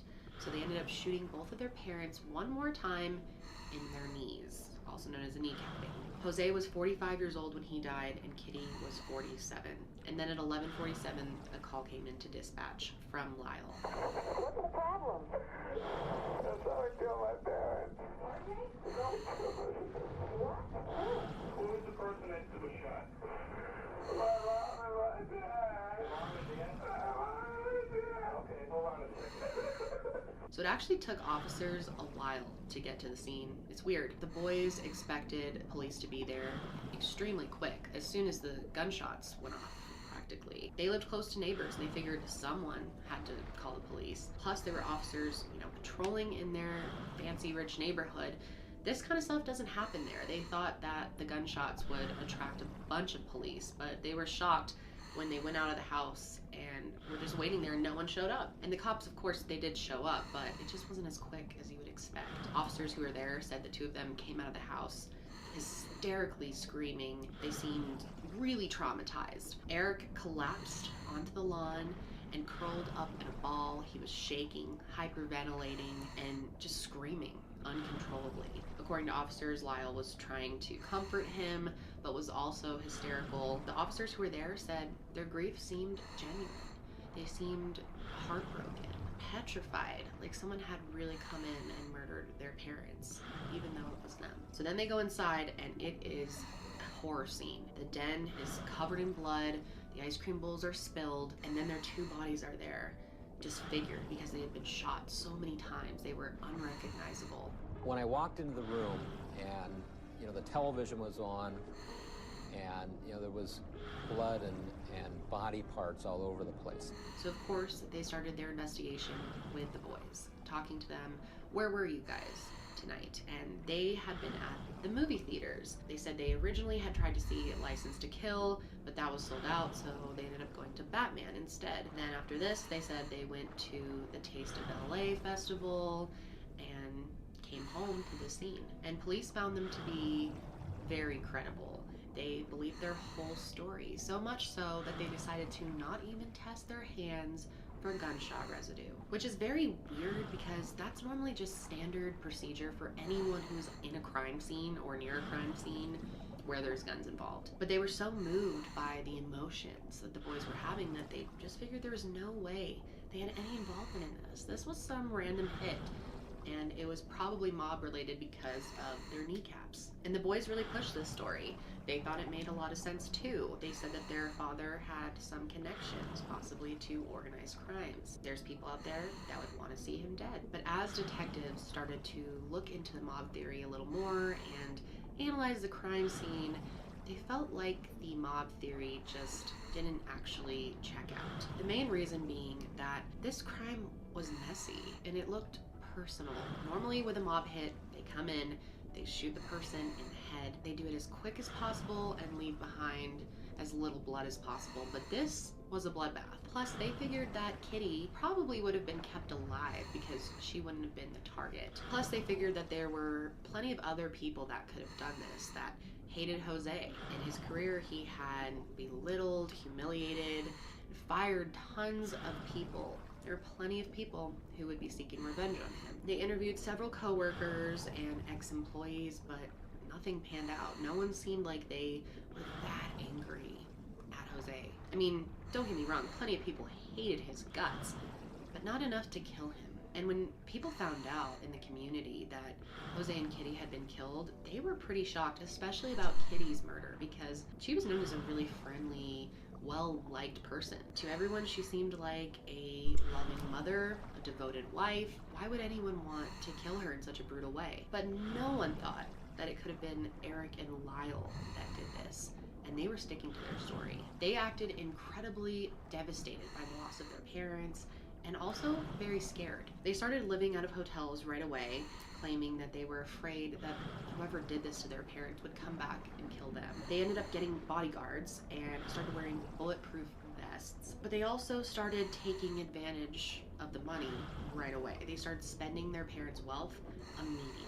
August 24th, literally the day before their parents' funeral, Lyle ended up buying 3 Rolex watches. They showed up to the funeral, all decked out, brand new shoes as well, and they showed up late. And the boys were acting very odd. A few people noted this, especially Lyle. He started making like casual jokes about his father, about filling his shoes because he had new shoes. He was casually talking to another friend about how they could get tickets to the US Open, and people thought that was strange. And it was a big funeral. There were like 200 people there, but very few of these people were actually their friends. Jose and Kitty didn't really have that many friends. They didn't attend a lot of social events or parties, so a lot of these people were just people that worked with Jose, probably people that didn't even like him. Then they also had a second funeral service a few days later, and this time Lyle gave one of the eulogies, and he talked about how much he loved his father and how he was so proud of him and would miss him so much. But they didn't seem that sad after the funeral. Like, the spending spree just continued right away. Lyle ended up buying a Chuck's Spring Street Cafe restaurant in Princeton for $550,000. He also bought himself that Porsche he always wanted, which was $60,000. He ended up renaming his restaurant Mr. Buffalo's, and he was all about the new business life. He even decided to start a new company called Menendez Investment Enterprises. He hired some friends from Princeton that he knew, and he also planned to franchise the restaurant. So he was making a lot of moves in the business world. Eric was also spending a lot of money, not quite as much as Lyle, but still a lot. He bought himself a brand new Jeep Wrangler, and he also started paying for private tennis coaching. And this tennis coach charged like $50,000 a year, so it was a pretty big deal. And they decided to keep living in the house. They just rented some new furniture to replace the blood-soaked furniture in the living room. At one point, they thought they might move out. They were going to put down a deposit on a $900,000 penthouse, but they decided against it. Instead, they leased 2 adjoining condos in Marina del Rey, and they threw a bunch of parties there. And during all of this, the mansion was just sitting there empty. You know, it was a reminder for them. They didn't really want to go there anymore. It was scary. It reminded them of what they did. And at this point, the only 2 that knew who really killed Jose and Kitty were Lyle and Eric. They continued to spend money. I think it was also a way of distracting themselves from the stress they were feeling from committing a murder. They bought themselves really expensive wardrobes. Eric eventually bought himself a Rolex. Those 3 Rolexes that Lyle bought were just for himself, so Eric had to buy his own. Eric also got really into gambling, and he ended up losing a lot of money that way. And he ended up changing his original plan, which was to go to UCLA for tennis, and he decided to go do these competitions in the Middle East, and he did that for a little while. Eric was actually hoping to go pro in tennis. That's how much he loved it. We hired an Olympic weight training coach for them. We had a complete nutritional profile done on them. They had their volume of oxygen uptake measured, their flexibility, obviously, strength. All of these things were measured. They acted like everything was normal, like they didn't just murder their parents recently. They were driving around in Kitty's Mercedes-Benz as if all was good. And as time went on, they just continued to spend more and more and more. And 6 months after their parents were murdered, they had spent over $700,000, which is equal to about $1.5 million in today's money. They just started spending money, and that just didn't seem like the way to grieve over the loss of your parents, is to start spending their money. And they were going to be inheriting a lot of money. Jose was worth about $14 million, plus they also were going to get the $5 million from that second life insurance policy. And Eric and Lyle were going to inherit all of this. And they probably would have spent more than they did in that first 6 months, but they didn't have access to all of it yet. It had to be settled through Jose's estate. And you're probably wondering why no one was suspecting them, you know? It looks a little weird with how much they are spending and thriving after their parents were just murdered. And you would be right. Detectives were starting to catch on. They started realizing that the 2 of them had a huge financial motive for committing this crime.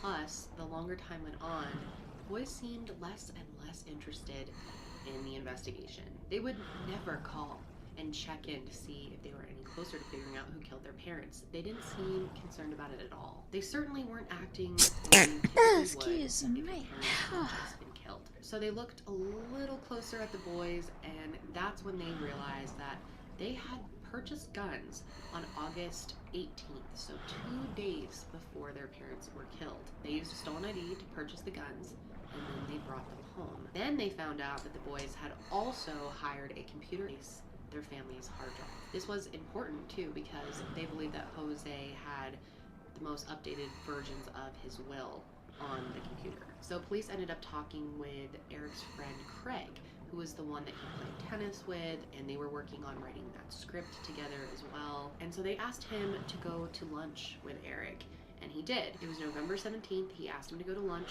and they did like normal, but Eric seemed very nervous, very anxious. Craig kept kind of poking at him, you know, what's going on?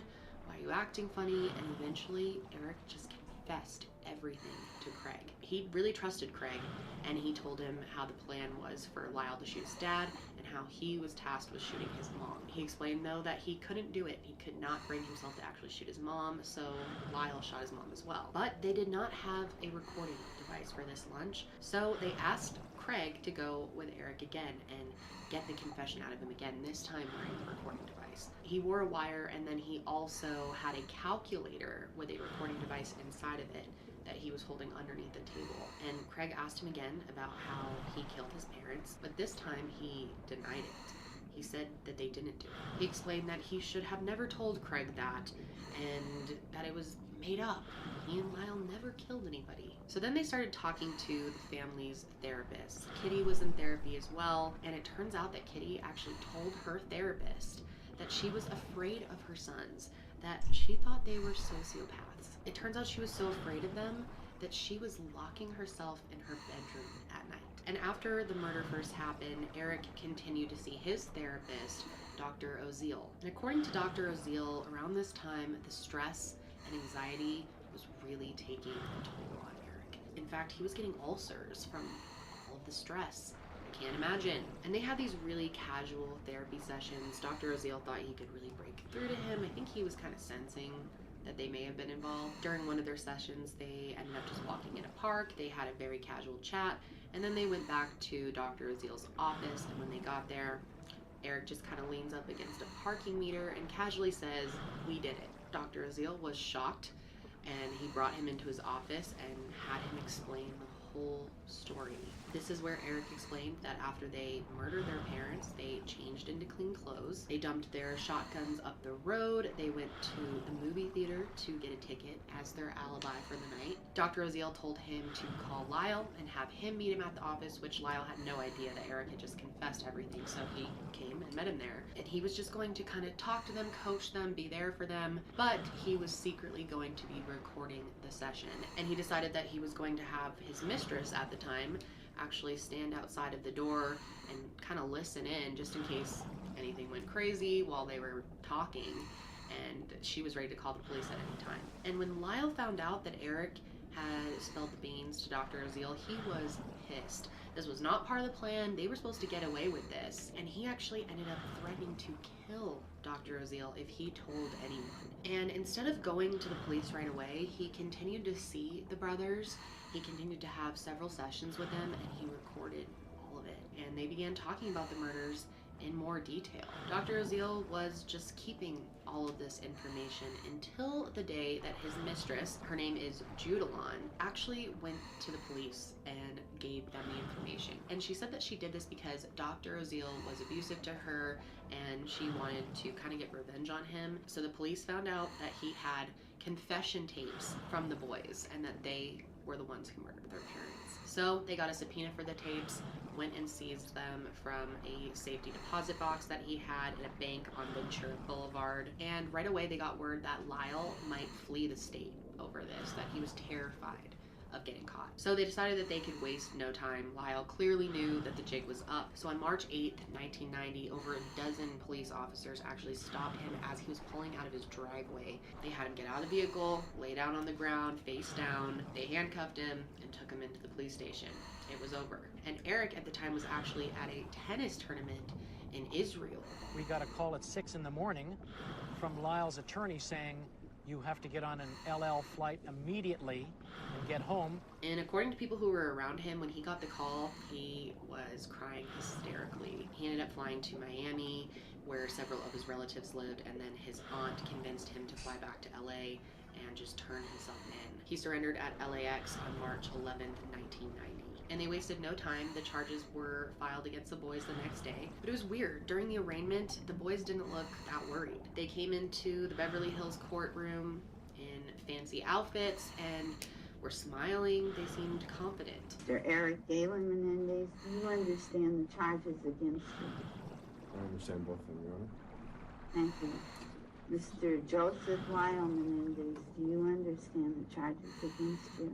Yes. And when people found out that the Menendez brothers had been charged with killing their parents, friends and family couldn't believe it. Some of their family members supported them still, though. They sat in the front row at trial.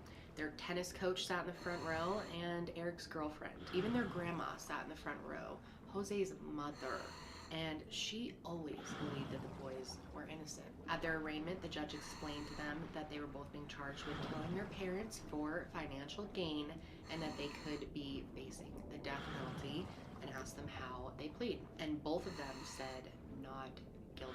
So the defense and prosecution spent a lot of time arguing over whether or not the tapes that Dr. Oziel had recorded could be admissible in court. Is it fair game because they're murderers, or does it fall under doctor-patient confidentiality? The Supreme Court of California actually made the decision that 2 out of the 3 tapes were able to be used in court, and one of these tapes had Lyle's confession on it. They determined that because Lyle had threatened Dr. Oziel's life, it forfeits his right to the doctor-patient confidentiality. And going into the trial, they knew that now that those tapes were going to be fair game, they could not pretend that the boys didn't commit this crime. They were going to have a different strategy. So in July of '93, it was announced for the first time ever that Eric and Lyle had actually killed their parents in self-defense after a lifetime of psychological,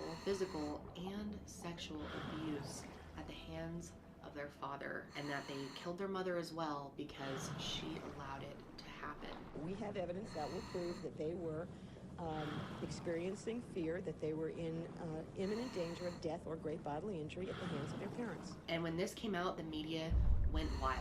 There were so many opinions. Many people felt bad for the boys and believed them. Many people thought it was purely a defense strategy. So the trial began 10 days later, July 20th, 1993. And they tried them both separately. So, you know, they had 2 different defense teams, 2 different juries, and normally they do these at different times, but they decided to do their trials at the same time. And this was being covered extensively. People could not get enough of this trial. It truly became a drama, a sensation. And there were definitely people that believed they were innocent and people who believed they were guilty. Eric's friend Craig ended up talking to the media a bunch. He did any interview he could, and he had co-written that Friends screenplay with Eric where the main character kills their parents for money. So it seemed like they planned the murder. And the media kind of portrayed Lyle as the older, more dominant brother that kind of convinced Eric to go along with his plan. And they actually made the decision to broadcast the whole trial live on TV for people to watch. So it became a reality TV show almost. Opening day attracted a dizzying assortment of spectators who descended on the Van Nuys courthouse. Girls were lining up at 4 o'clock in the morning and behaving like Lyle and Eric were rock stars. It was the hottest ticket in town. There were only 10 seats for the press. Inside, it was tense and electric as we waited for the brothers to appear. And their grandmother, Maria Menendez, continued to support the boys throughout the entire trial. And she didn't even think the boys actually killed their parents. She still believed the theory that someone from the mob did it. So when Eric and Lyle walked in to the courtroom for their first day of trial, they did not look how they did at the arraignment hearing. Their smiles were gone, and they seemed worn down, tired, exhausted, and they lost weight. They were very pale. They looked very depressed during the proceedings. They just sat there staring blankly ahead, according to people who were there. And they had a really hard time in jail.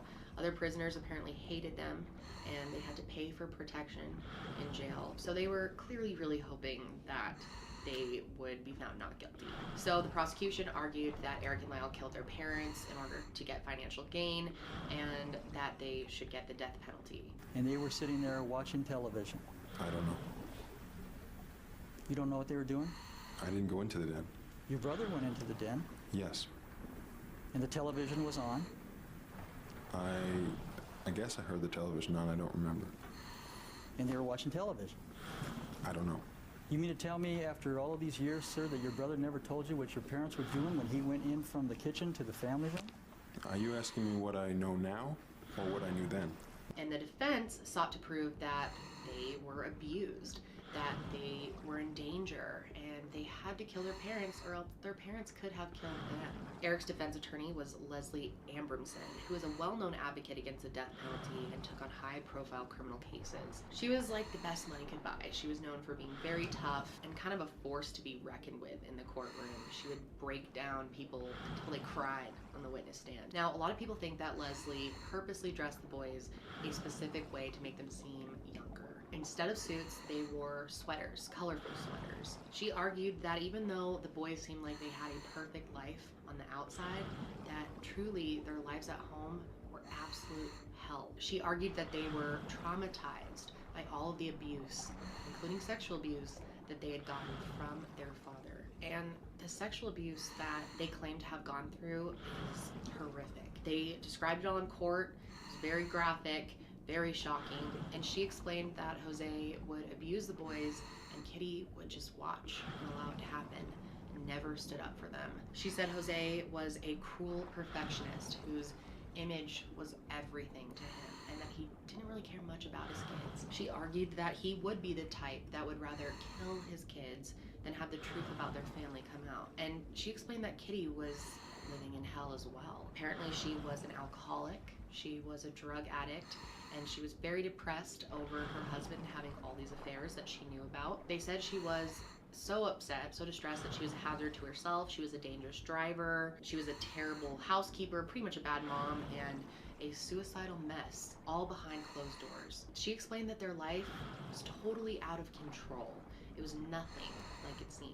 According to her, it was even messy in the house when they were growing up. There was often feces around the house from their pet ferret. They also had a dog, and apparently the dog would go to the bathroom on the carpet, so it was just messy all over the place. And they also brought up that Lyle had this pet rabbit when he was growing up, and one morning he woke up and the head was bashed in. And she said that Jose and Kitty did this together. And Lyle was so traumatized by all this that he wet the bed until he was 14. And this is very disturbing, but they claimed that they would take the sheets off the bed after this and put them on the breakfast table in the morning and make him sit and look at them to shame him. Also, they claimed that Kitty had blamed the boys for her not being able to have a successful career in broadcasting. They even said that she had threatened to poison them at one point, so they were afraid of her. And then they made a really shocking claim and said that Kitty had been giving Eric genital exams every year until he was 15. And remember how I explained that Lyle was balding and used to wear a toupee? The week before she was murdered, she apparently ripped off his toupee in a fight, and that's how Eric found out that his brother was bald. He didn't even know. And their family was just so full of secrets, and this was kind of a breaking point for them. The two of them started discussing how their family was toxic, and Eric started telling Lyle everything that his father had been doing to him for years, and it's very horrific. And when Lyle found out what had been happening to his brother, he apparently threatened his dad to stop, and he said if he didn't, they would go public. But Jose allegedly responded and said, "He's my son, I'll do whatever I want with him." And that's when they said that the boys knew that they had to do something because they were afraid of their dad. They were afraid maybe he would kill them to prevent this secret from getting out. And they decided to have both of the brothers give testimony at their trials. And I think that was absolutely crucial, because when you hear it from them, it's just so upsetting. Whether you believe them or not, just the details that they talked about were so shocking and disturbing on so many levels. They gave very graphic descriptions of all of the sexual abuse that both of them had endured, and how their father had raped them and used inanimate objects on them. And they recounted all of this on the stand in front of everybody in court, and oftentimes they were hysterically crying through their interviews. Did your father have sexual contact with you? Yes. How did it start? It started with, after sports practices, he would massage me. I just told him that I didn't want to do this, and that it hurt me. And he said that he didn't mean to hurt me. Ha, Cody. Did you tell your mom? Yes. She told me to stop it, and that I was exaggerating. That's why we're doing the experiment, Cody. My dad has to punish me when I do things wrong. What did he tell you about telling people? He just said that it was our secret, that bad things would happen to me if I told anybody. One of your relatives testifying that he witnessed an incident in which your father removed you from a family gathering, took you in your bedroom, and struck and socked you in the stomach. And you didn't cry. Do you remember that? Right. Okay. And so during the course of your upbringing, learning how to control your emotions was very important, correct? Right. Okay. Now, in addition to lying to the officers who came to the scene, you then went to the police department for an interview with Sergeant Edmonds. Do you remember that? Yes. And when you saw Sergeant Edmonds, you lied to him too, correct? Yes. Now, at the time that the police arrived at your parents' home, shortly thereafter, a family friend or a friend of yours and your brothers arrived, and that was Mark Heffernan, correct? Shortly after, at the house, yes. Okay. And he accompanied you to the police department, is that correct? Or he went in a separate car? Right. Okay. And did you lie to him too? In the sense that we didn't tell him what happened, yes. Okay, so you again to him portrayed yourself as having been a witness and not a suspect in this crime, correct? Right. Have you ever tried to end the sex through confrontation or violence against your father? Yes. Yes? You were violent towards your Oh, father? no, not violence, no. But I said no to him. You said no once. Yes. On that particular occasion, after you said no, did your father become upset? Yes. And did he do anything violent?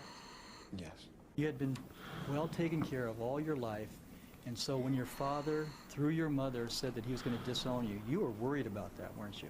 I was not well taken care of my entire life. I had every... Honestly, okay, so honestly, Cody, like, this is why I'm doing the experiment. Right now I'm doing 200 kgs per, like, I have a LuckSet filled boat. Like, the boat that I use with LuckSet, and then I got a boat that doesn't use LuckSet. So I'm filling both of them to 200 kgs, and then I'll compare profits. I did notice a distinct difference, like I've said yesterday. With the LuckSet, I did notice I was getting so much more coins, more diamond rings, more golden goblets. It's not about the hard case or the briefcase. It's about, I'm just saying, it's about what gives more, what you get more out of. Do you get more out of the LuckSet, or do you get more out of not having a LuckSet? Like, it doesn't work, yada yada. So what I did notice is, of course, without the LuckSet, I do take a lot longer to scavenge because I have more space to collect stuff, true. But I did notice a distinct difference with looking for better loot. At the moment, that's what I've seen, but I have yet to collect 200 kgs worth. I have a calculator for scavenging, so I will definitely see the difference. Of what gives a better output. Which, honestly, so far, I'm thinking the one with the LuckSet is going to give a better output, because with the LuckSet I did notice I was getting coins and diamond rings and golden goblets, like, so much more than what I was doing with no LuckSet. And I did that,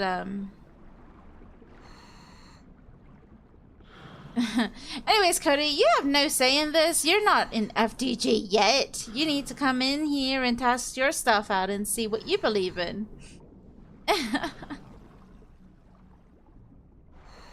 But yeah. Toxic. Oh, dude.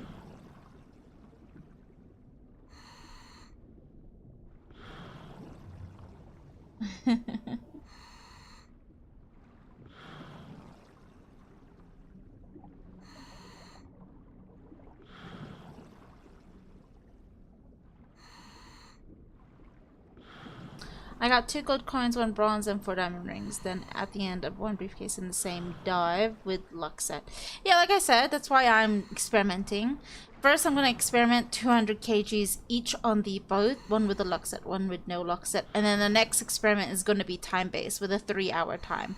I'm going to have to be consistent with that one because, you know, sometimes I do kind of slack off with the diving within the, you know, specific. Or I could just do 1 hour each. Who knows? I think 1 hour each would be a lot more of a better 1 hour or 2 hours, whichever, honestly. I'll put a timer on just because so I could keep track. But yeah.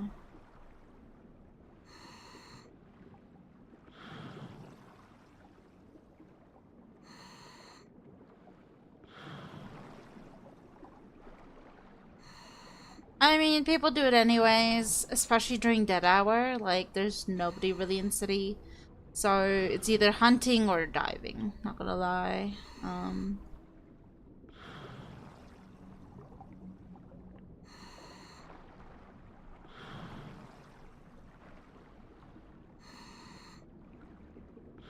And also another reason why I'm doing the experiment is I was gonna hoard cases anyways, so why not just do the experiment along the way, you know?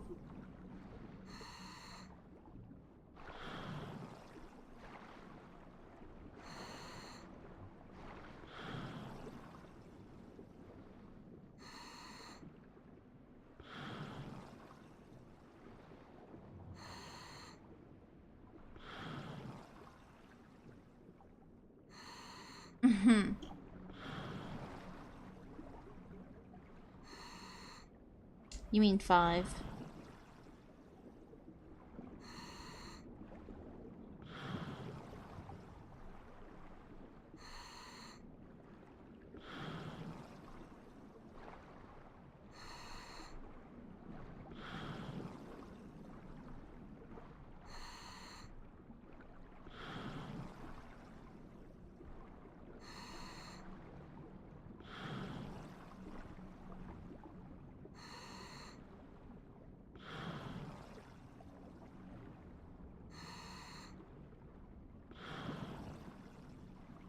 What do you mean? Civs get mixed wrong?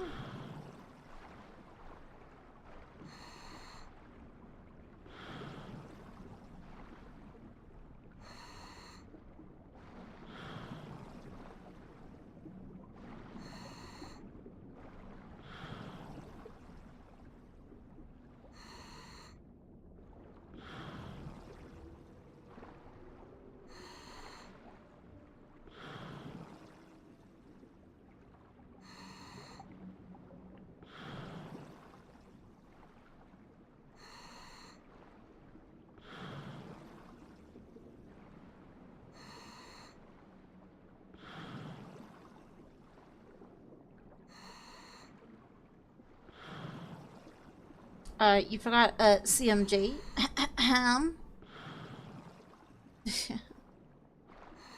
Cody, you don't watch me enough to know my characters, eh?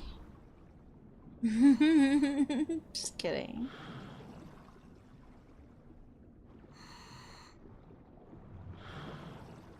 It's another used car dealer. Now I know you haven't been watching enough.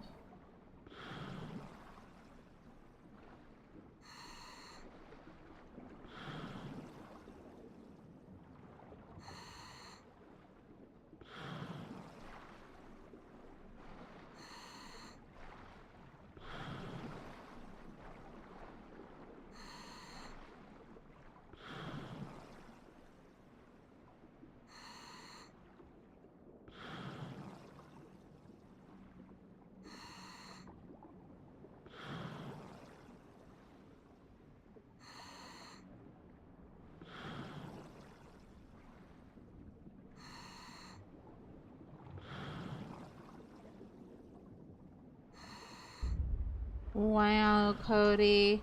What do you mean scamming? Like, honestly, if you think about it, if you buy from PDM and then apply the mods, you're paying so much more than buying at Valhalla. Like, I don't know how it's scamming when they, like, it's a choice. If you don't want to sell your car to Valhalla, it's a choice. Like, yes, you get a lot less than what you put your own effort in on Twitter, but that's your choice if you want to, you know, sell it to Valhalla for the instant money that you get, instead of making your own hard work and selling your car on Twitter, you know? Valhalla's usually there for lazy people that don't want to put effort on Twitter. And it's a good thing because a lot of people are unable to sell their cars on Twitter because it takes such a long time, and Valhalla at least is there to, you know, dump it with the money that you agree. I mean, that's your choice, Cody. It's basically your choice on that one.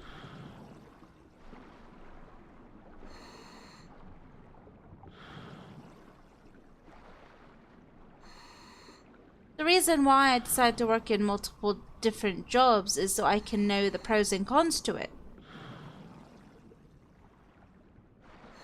Now, those, of course, that don't want to work at a certain place, you know, I mean, the less they work there or not even work there or decide to get fired because of their lack of progression, then, you know, what are you to say that it is what it is, you know? When you don't even know the actual facts of it.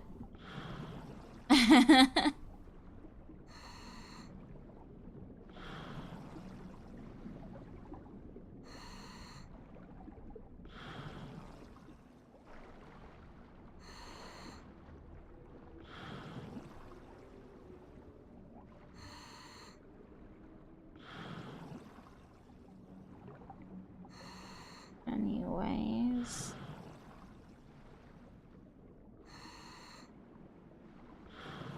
What's PHS? Are you talking about Phoenix? Because they don't exist anymore.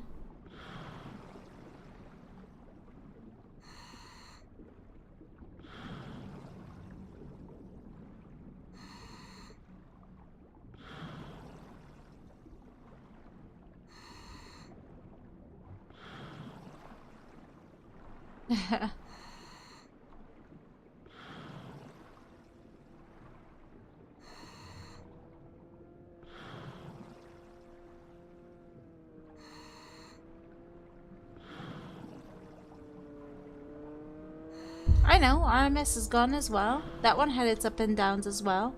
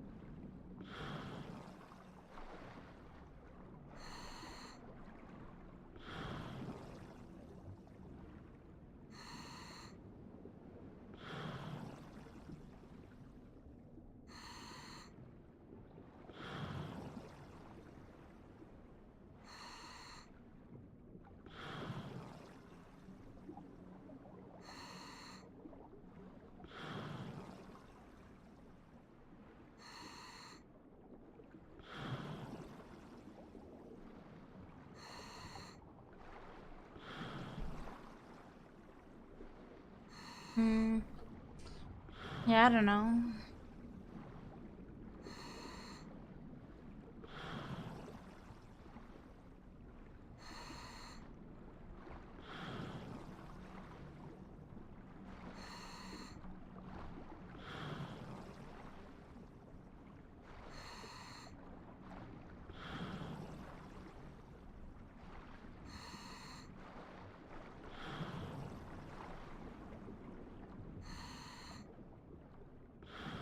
But the public had very little sympathy for the boys. They were widely not believed. In fact, they were even mocked.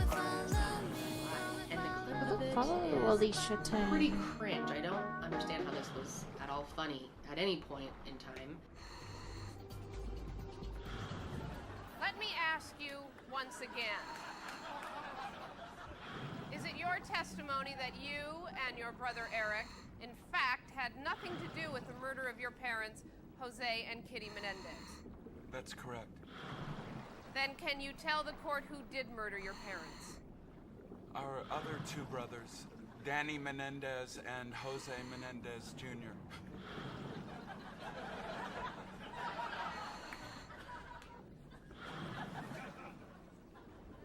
Would you state your names for the court record? Danny Menendez. I know who that Jose is. Menendez Jr. And you are both sons of Jose and Kitty Menendez? Yes. Yes. And you are not Lyle and Eric Menendez pretending to be two different Menendez brothers? No, we are not. And it is your testimony that it was you who killed your parents, Jose and Kitty Menendez, and not your brothers, Lyle and Eric Menendez, to whom you bear a striking resemblance? Yes. And that you forced your two innocent brothers, Lyle and Eric Menendez, to confess to the murder? Yes.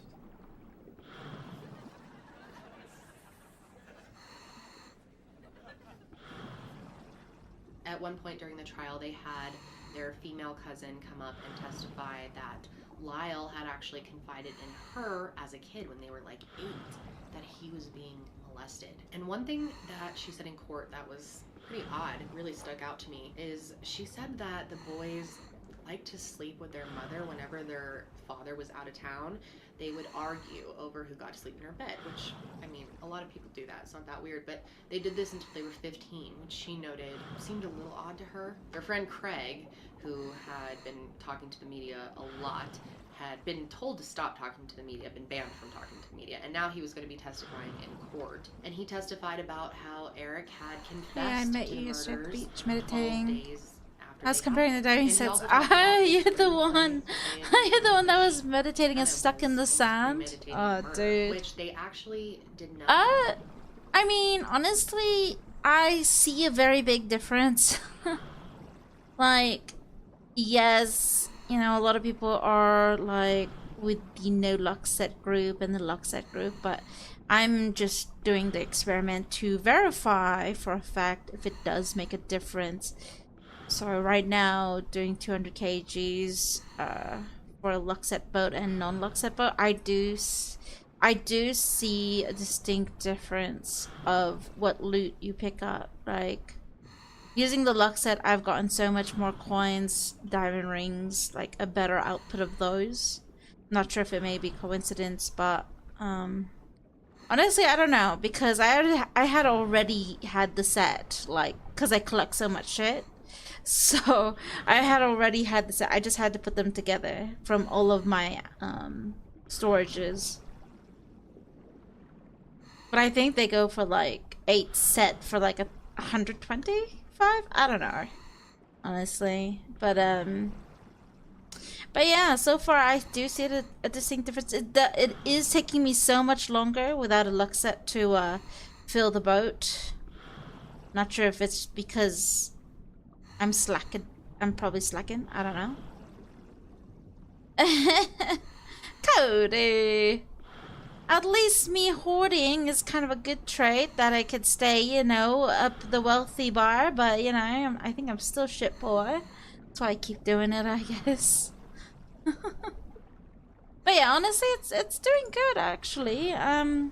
Like I said, I'm gonna do the next test would be time base, Which I would have to be so much more consistent with just looking. No, I won't, Cody. You know that already. I buy to keeps, not to resell. Not have the screenplay as evidence. Cody, I find you so edgy, not gonna lie. The jury wasn't able to read into it. He said that he went back outside and his brother was standing there with 2 shotguns and said, "Let's do it." And they walked inside, and Eric went up to the door on the left, which was slightly open, and the door on the right, Lyle went up and put his shoulder against the door on the right. Eric said he looked in and saw his parents sitting on the couch, and Lyle swung the door open and shot his father, and looked at Eric and said, "Shoot, Mom," and Eric said he shot his mom as she was standing up and yelling. They also had the computer expert that wiped the computers come in and testify, and he talked about how eerie it was being in the house. The coroner showed really graphic pictures of the crime scene to the jury, which definitely made them very emotional. And the defense had tried really hard to get them to not show these photos in court. They thought that they were too graphic, but they went ahead anyway, and they made a big impact. And one thing that kept being brought up in trial was this movie called Billionaire Boys Club. This came out just 3 weeks before the murders took place. And Dr. Oziel claimed in court that Eric had mentioned in one of the tapes that was not used in court that this movie inspired the crime, because it was so similar to the way that it was super interesting. Legit, all I get is shells and metal scraps. Yeah, so I am using basically a 14-piece LuckSet. This movie was actually released by Live. So yeah, I mean, I don't put it in a specific order or a specific spot in my pockets. I just have it in my pockets, and yeah, it's a 14 set basically. Because the rumor that I hear is the LuckSet is not a set. It's supposed to be a lucky item that rotates every blackout. So that's why a lot of people, you know, they hold a lot of items because they don't know which item is the lucky item. That's what I kept hearing from another group. So that's why a lot of people, but with the orders, the specific orders in your pocket, I think that's a bit ridiculous. I have very high standards of what's victory, so I don't view a hung jury as a victory. No. It's not a loss, but it's not a win. I mean, you're standing square one, running around in circles. So the LA County District Attorney immediately announced that there would be a retrial for both of the boys. The second trial began in October of 1995, and this time it was just one jury. And this time was different because they decided not to allow the media in. It had become too much of a public circus last time, so they wanted to keep it under wraps. And this time, the judge decided no, it's actually not. It's more of up there. That the boys had that was mentioned. It was mentioned only once. Pretty much the same trial repeated. This time, though, the defense really went after Dr. Oziel and tried to discredit him as much as possible. They said he was a liar and a cheat and just an overall bad guy. And they claimed that he was planning to use these recordings as blackmail, that he was never going to go to the police. He was going to keep the secret and blackmail the boys, maybe get some money out of them, who knows. So when he testified this time, it lasted for 6 days, and this led to... I mean, regardless you say that, they did say something in the community, so regardless, it's been stated there as well. That's why a lot of people are believing it right now, because of it's basically mentioned by up there. Was very afraid of him and thought that he was... Because they got developer notes now. If you did not notice that, Cody, unless you're not in the Gen chat, or you're not in the community chat. Oh, well, that's a rip. No wonder. Wasn't even open at the time. And so the prosecution was able to ask the jury, you know, if he could lie about that, what else is he capable of lying about? Is it all made up? The main thing that was different with this trial, though, was Lyle did not testify, which was an interesting move. So this time the jury deliberated for nearly 3 weeks, and they ended up finding Eric and Lyle guilty of 2 counts of first-degree murder and conspiracy to commit murder. And before they were sentenced, they decided they wanted to have their Cody, you're all talk to the public. And and they did an interview with Barbara Walters. And this is a really famous interview. It's very interesting. A lot of it's on YouTube. I recommend watching it. Oh, Do you hard think luck the media case. has portrayed you fairly? Can you tell? I don't know if anyone can be portrayed fairly in the media.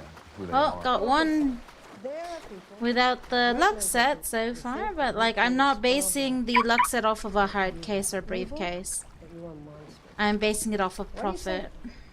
It's not who I am, but I can't defend that.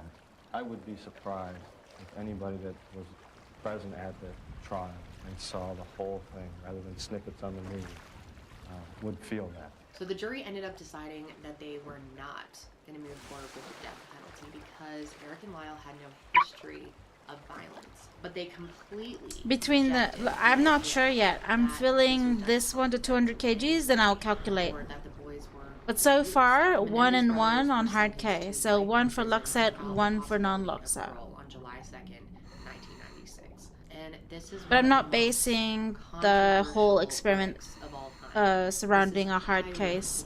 It's basically surrounded by what profits more. Are on the side of the Menendez brothers now.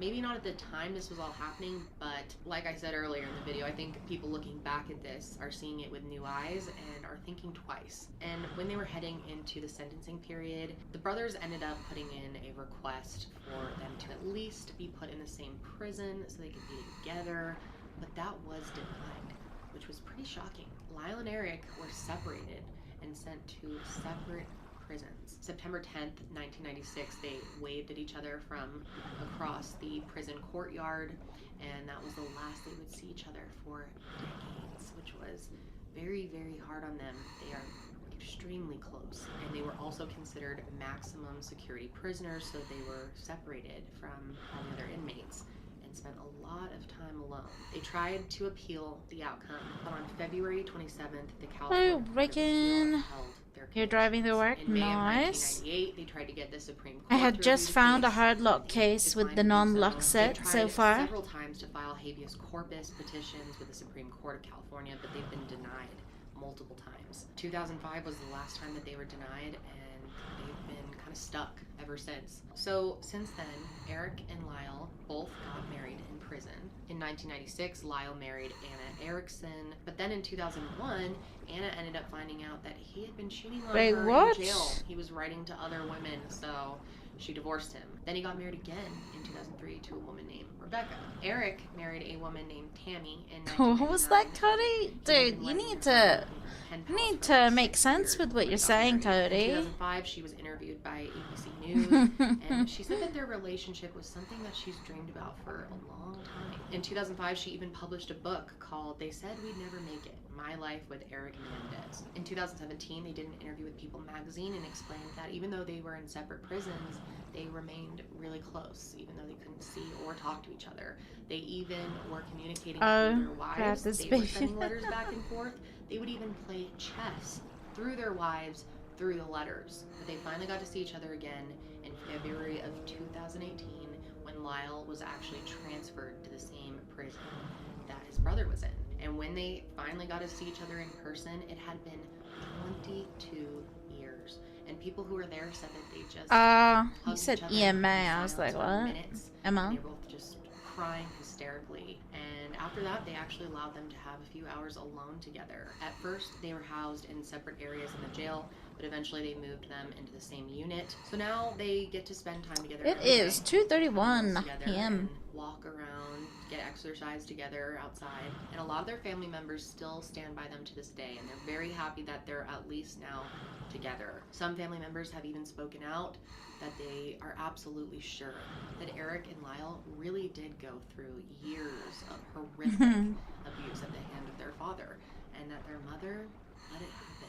And that's what makes this case so controversial. Some people think that this is 100% a fabricated defense by two rich kids who got greedy and killed their parents, and many others see it the complete opposite way, that these were two very abused boys who were terrified 7 a.m. for you guys. choice but to kill their parents in self-defense. So that leads me to the question of the day. What do you guys think happened? Do you think the Menendez brothers are guilty, or not guilty, and why? Let me know in the comments below. I love to hear your feedback on these cases. That was definitely a long one, so I'm going to wrap it up here, but I hope you guys enjoyed this video. Be sure to let me know of any other cases that you want to see by checking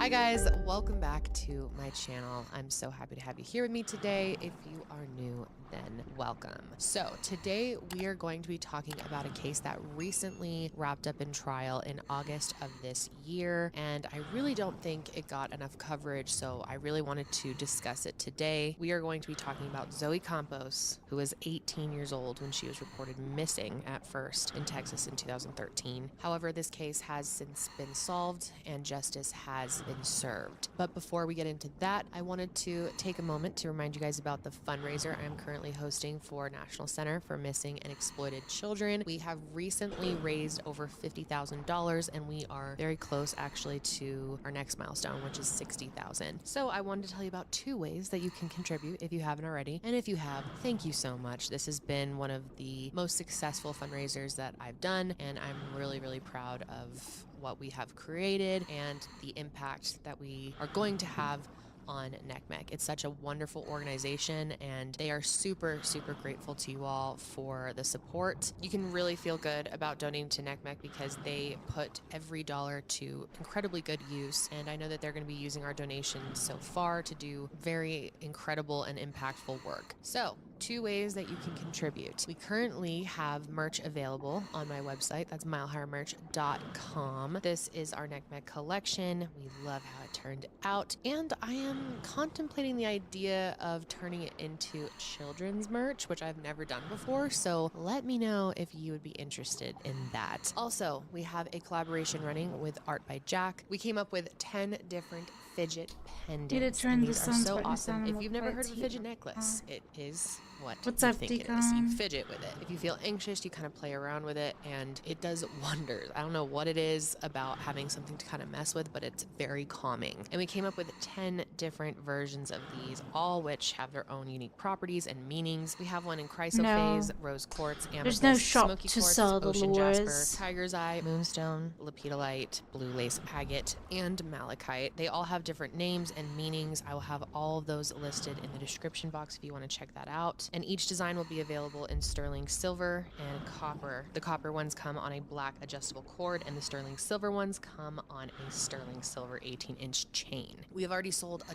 ton of these. We were really surprised after the last launch, and so we wanted to release a couple gold-filled pendants, and so we have a limited quantity of those as well for this time around, but a very limited amount. And Jack is donating 30% from the collection, which she hand makes all these items herself, so donating 30% is extremely generous, and we are very grateful. So if you would like to check it out, that will be linked in the description box as well. Okay, let's go ahead and get into the details of this case. So Zoe Gabrielle Campos was born on September 4th, 1995 in Lubbock, Texas. She was the youngest daughter to her parents Melinda and Alejandro, and she had one older sister named Savannah. So her father was in the Marines, and because of that, Zoe and her family moved around a lot. They left Lubbock for a few years, and they lived in a bunch of other places, including Honolulu, San Diego, and Round Rock, Texas. But eventually, they ended up settling back in Lubbock, and at the time, her parents actually got a divorce. Growing up, Zoe had a lot of passion for life in general, but she especially had a huge passion for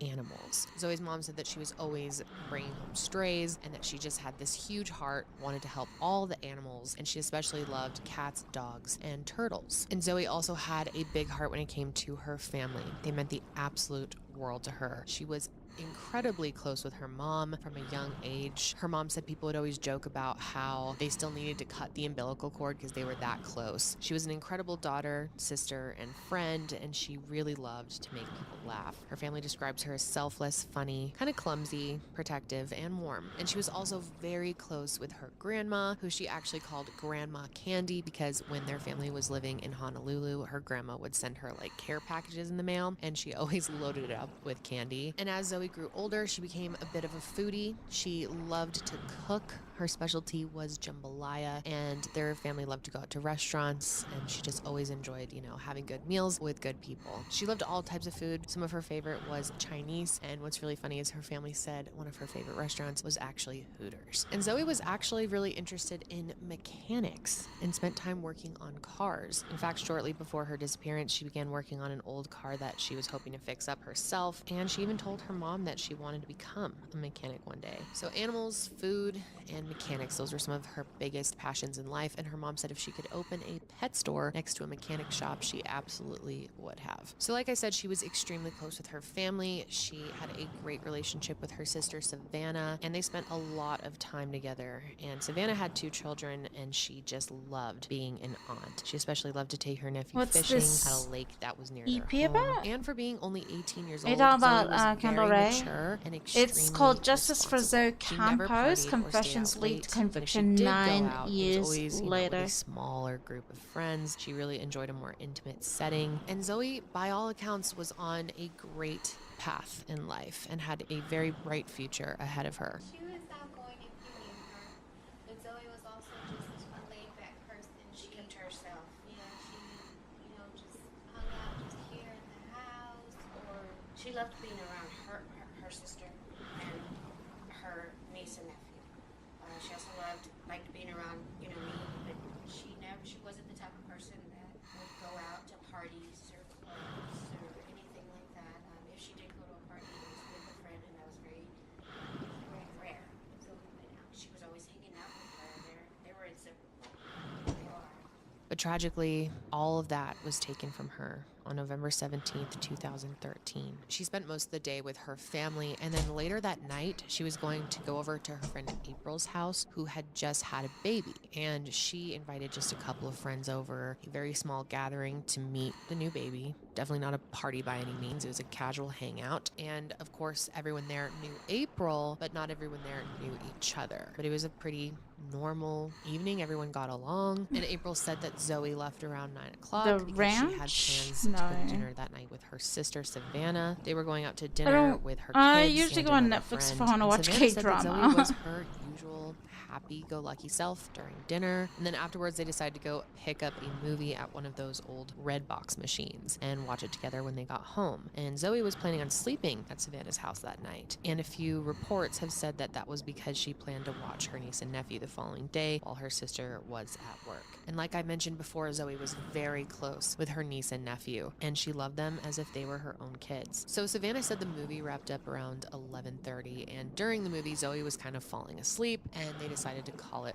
a night. So Savannah went to bed, and she figured Zoe was just gonna sleep out on the couch. So she goes into her room by herself, and she has no idea that the next morning her sister would be gone. Zoe ended up leaving the house later that night after her sister went to bed, which was kind of out of character for her. She normally didn't do things like that, but we know that Zoe left that night because her mother received a text message from her between 2:30 and 2:39 a.m. Melinda was working at a bar that closed around this time, and she was pleasantly surprised when she got this text from Zoe asking if she wanted a ride home, because Melinda's car had been in the shop that day, so getting a ride home from her daughter was going to be, you know, super helpful. But after 2:39 a.m., all communication with Zoe stopped, and her mom waited for her to come pick her up, and she never showed up, which at first Melinda wasn't too concerned about. She did try to call Zoe, and Zoe didn't answer, Ooh, but Ashton, she thought, okay. you know, it was really late at this point. Maybe she had just accidentally fallen asleep. So she ends up just walking to a friend's house that was pretty close to the bar and stayed the night there. Her plan was to just go home the next morning. The text that I received from her was around 2:30, between 2:30 and 2:39, saying she was on her way to pick me up. And I said, okay, and I waited for about 30 minutes, called her phone. It rang and rang and rang and rang, and then it went to her voicemail. I hung up and called it right back, and it went to voicemail directly. And since then, I want to say probably about 3 in the morning, we haven't been able to get through on her phone. And again, she didn't really think much of it when Zoe didn't come pick her up, but all that changed the next morning, November 18th. That morning, Savannah, her sister, wakes up and starts, getting ready for work. It's a normal day for her, and she realizes that Zoe's not there. She's not in her room, she's not on the couch. And at first, she also didn't panic. She gave her sister a call. She didn't answer, but her car was gone, so she thought maybe she had, driven home during the night or maybe even in the early morning. So after she tries to call her a couple times and the phone keeps going to voicemail, she ends up reaching out to her mother and realizes that her mom also hasn't been able to get a hold of her and that she never showed up to pick her up last night. And that's when the panic starts to set in, and they start calling local hospitals, trying to see if maybe she got in an accident. They continue trying to reach her and have no luck. But after hours of no contact and no information about where she could possibly be, they end up calling the police at around 5 p.m. and tried to report her missing. And we see this a lot with missing persons cases, but the police did not file a missing persons report. And they didn't want to start an investigation until 24 hours after her disappearance. The authorities would not accept her as missing and file a report until the following day at 7:13 p.m. on November 19th, 2013. Luckily, though, police did put out an APB on her Lincoln town car on the 18th, and the police also tried to contact her cell phone provider to see if they could access her current location, but they were unsuccessful after learning that her phone was either off or the battery had been removed. But then the craziest and one of the luckiest things I've heard in a case happened, and her aunt just happens to see her car out driving around. Her Aunt Monica was just driving through town on November 20th when she spotted Zoe's gray Lincoln town car driving in the area of University and 62nd Street. So she immediately follows the car and is able to get a visual on the driver. But it's hard for her to make any identification on this person because the windows are tinted and the car's in motion at the time. So she's able to determine that this is a male wearing a hoodie with a darker complexion. And she also said that she thought that this person was around 20 years old. So as she's following the car, she's thinking all types of stuff. Is Zoe in the car? Did the person who has the car do something to her?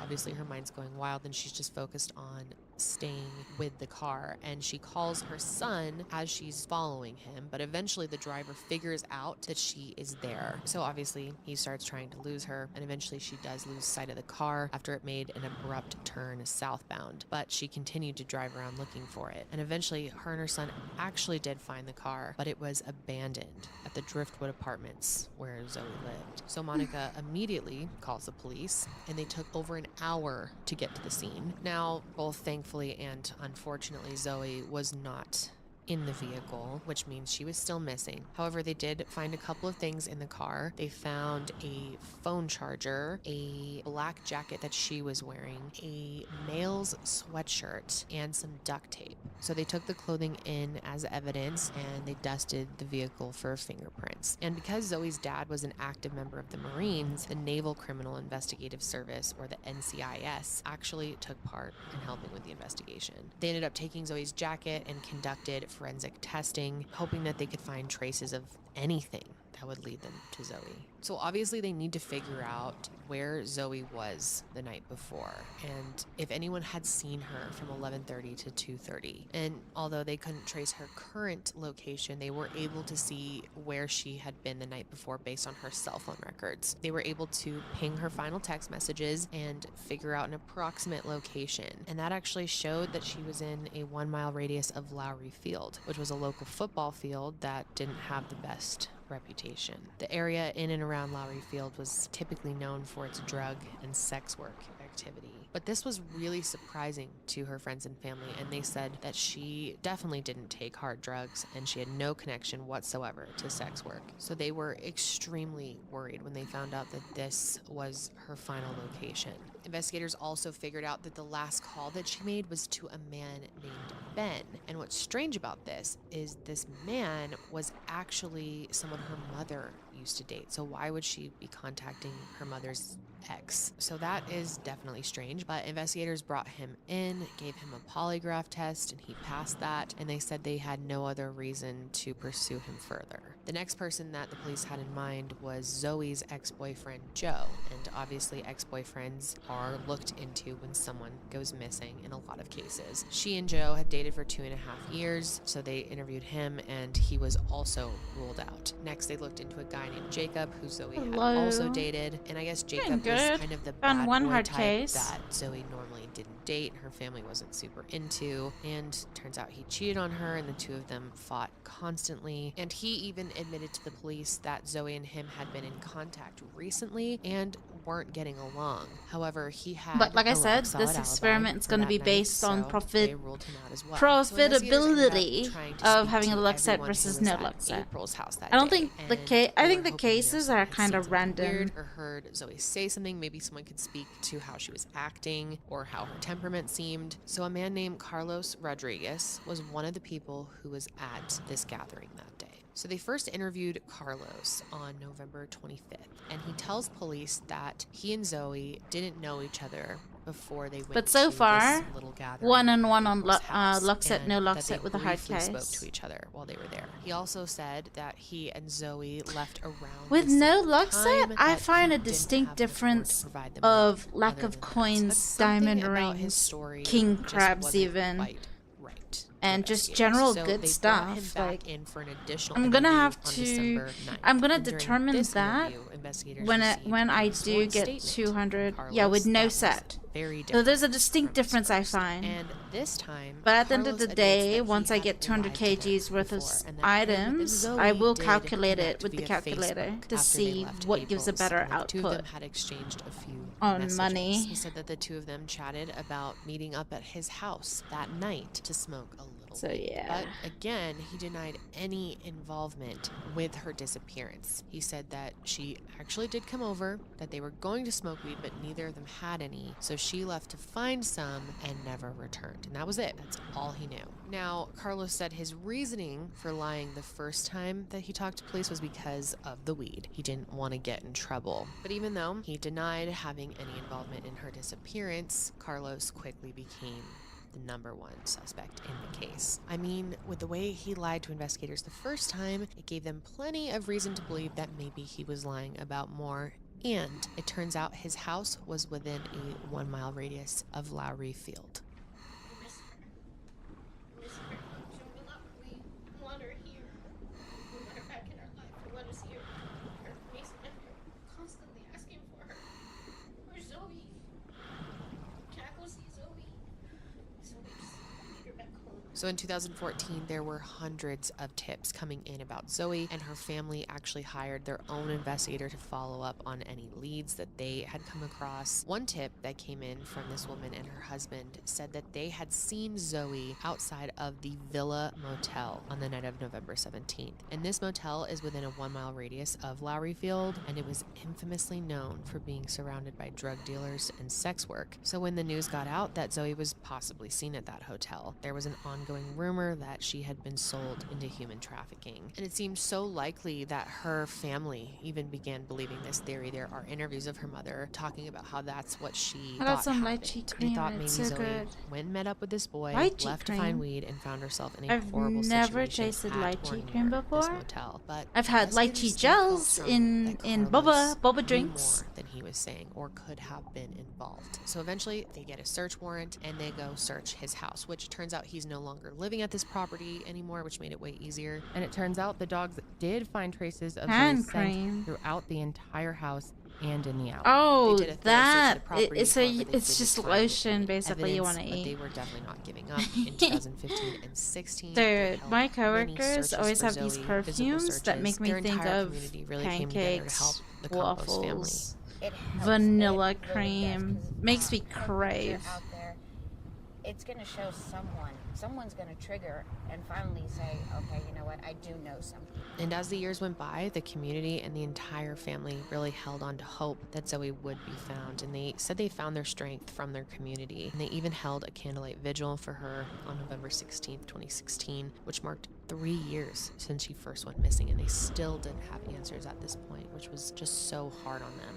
Imagine not being able to see your kid, not being able to hear their voice, not being able to see their smile, And during this time, the investigators are still looking into Carlos. He is brought in a few times for questioning over the years. And no surprise, as he continues to come in, his story continues to change. I mean, at first he says that he didn't even see her after the get-together, that they just went separate ways, and he changes his story, saying that they were together that night, and he talks about them getting together to smoke weed, but then he also says they don't have any weed at all. But when forensic testing showed that Zoe's DNA was on Carlos's jacket from that night, he had to stick to the story that she had been to his house that night. So, in an interview on December 5th, 2017, Carlos admitted that Zoe was in his room for a period of time that night. This interview was conducted in the Lubbock County Detention Center, where Carlos was serving a 4-year sentence for stalking and threatening an ex. Oh, I don't know. They get their perfume either from Victoria's Secret or from Bath and Body Works or something like that. I don't really wear any of that.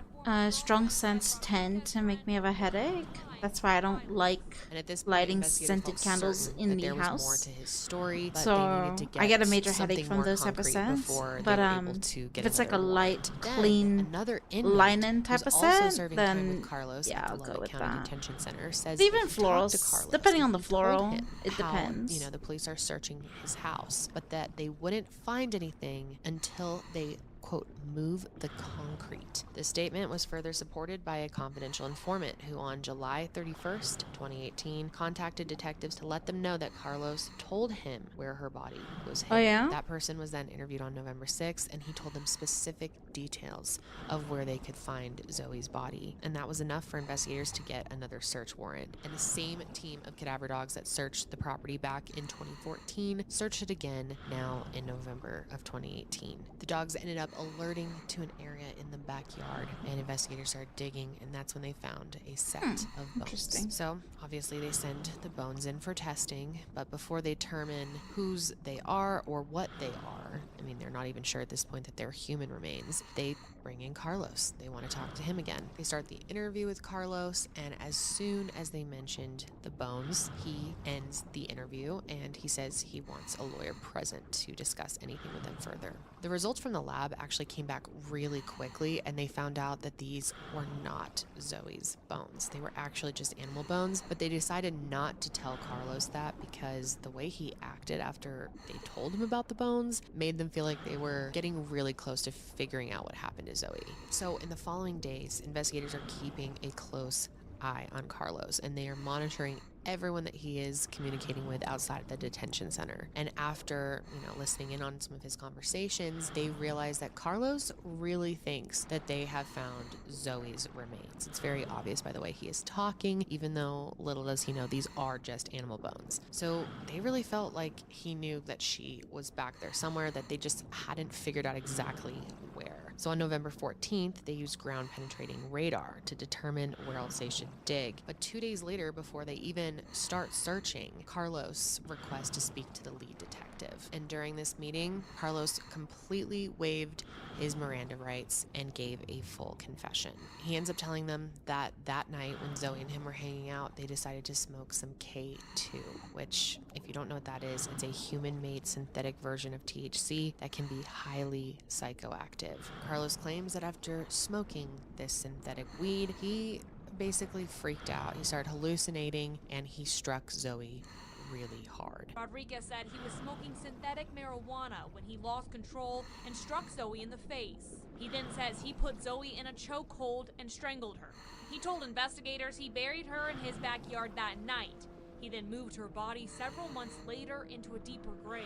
So after telling investigators this, they take him over to the residence, and he points out where her remains are. Just after 10 p.m. on November 16th, 2018, Zoe's decomposed remains were found, and Carlos was arrested and finally charged with her murder. Yeah, the medical examiner is testing the bones to get a positive DNA match. Right now, investigators believe the body is 18-year-old Zoe Campos. Now, in that arrest warrant, I don't know. Carlos Rodriguez I have so many bones. killing Zoe Campos at this house in in the early morning hours of November. Did you just ask that after hearing the marijuana? To the medical examiner's office for her final identification. And because it had been so long, I have a how lot. I decomposed have her a body lot. was, I don't they know had how to many, use but I know I forensic have a dental lot. records to confirm that the I remains just don't actually really look did at it belong too to much. her. In sitting down with them a few minutes ago and having to tell them that was Zoe, that was her body. I hope it was a degree of relief. I think it was, if for no other reason than just finally knowing that she's not out lost, she's not out suffering, and so Having a bit if more luck in anything, this at specific least area. that part of this tragedy is now behind them. Now, despite giving a full confession, Carlos ends up making an initial plea in court that he is not guilty. But after entering this plea, he released a letter intended for the media that really reiterated his confession and outlined his guilt. In this letter, Carlos stated that the burden of keeping the secret was just weighing on him, that he felt very guilty about what he had done and he wanted to come forward. The letter stated that he and Zoe had met that night at April's house for the first time. He claims that they were kind of flirty with each other and that there was mutual attraction. He ends up messaging her later that night on Facebook, and the two of them agreed to meet at his house where they planned to smoke weed. And I just wanted to read a section of this letter. So he says, "She kept saying things and I could hear her laughing, but my mind was somewhere else. When I turned to face her, her face looked different. She looked very weird in an evil way, and I started to panic, but I couldn't move. I wanted to tell her, but I didn't want to sound weak or embarrassed. So I started to sweat a lot, and I could feel my heart pounding so hard in my chest that I couldn't speak or swallow because of this huge knot in my throat. Zoe kept grinning and asking me if I was okay, but I was certain I was dying. That's when I started to get lightheaded and my vision started to black out. Then Zoe said, 'You're fucking tripping.' And when she opened her mouth to laugh, her face started to melt, and that's when I struck her. She got up and I heard a demonic scream. I remember her running to the door, so I grabbed what appeared to be a demon from behind in a rear naked choke. I don't know how long I was choking her gut. When I let go, I started to realize what had happened, and my whole world started to crumble." Carlos went on to say that he has had to live with the guilt of what he did to Zoe for the last 5 years, and he's adamant, though, he is not a murderer. He claimed that he would have never done such a thing to her in his right mind, and it was the drugs that made him kill her. In his letter, he also apologized to the Campos family. He said, "To the family of Zoe Campos, I am so sorry for the pain, hurt, and suffering I caused. You have every right to be upset with me and consider me a worthless enemy who destroyed your lives by taking a life dear to you. Just remember, don't seek revenge, seek justice, and don't hate your enemies. Right. Love them and forgive them." In my opinion, it's incredibly inappropriate and strange for him to be telling them how they should feel or how to think of their enemies or whatever he was saying. And the anger that her family must have felt finding out what happened to her must have just been... I just can't even imagine. Carlos also admitted that he was the one driving the car when her Aunt Monica saw him, and he also said that he ended up having to move Zoe's body from where he originally put her because his dog started to dig her up. And despite this full written confession, Carlos maintained his not guilty plea, and he and his lawyers prepared for trial. And his team actually tried to get the original confession thrown out, saying that he had been coerced into making it without a lawyer present. But a judge ultimately ruled that both the verbal and written confession were obtained legally, and therefore they could use it in trial. A Lubbock judge will not be throwing out the 2018 confession of Carlos Rodriguez Yeah, for nah, the you murder have to be of careful. 18-year-old Zoe Campos. This is according to the Lubbock County District Say Attorney. no to drugs. The defense team for Rodriguez attempted to get his confession thrown out in a Lubbock courtroom on Thursday. They argued the confession was obtained by investigators when his attorney was not present. So this year, Monday, August 15th, 2022, Carlos changed his plea from not guilty to an open plea, meaning that he didn't reach a deal with prosecutors, but would be taking his chances in court. He faced a minimum sentence of 5 years and a maximum sentence of life in prison. Well, Matt and Terry, they're asking for the jury for a life sentence, saying Rodriguez had no reason or motive, just the opportunity.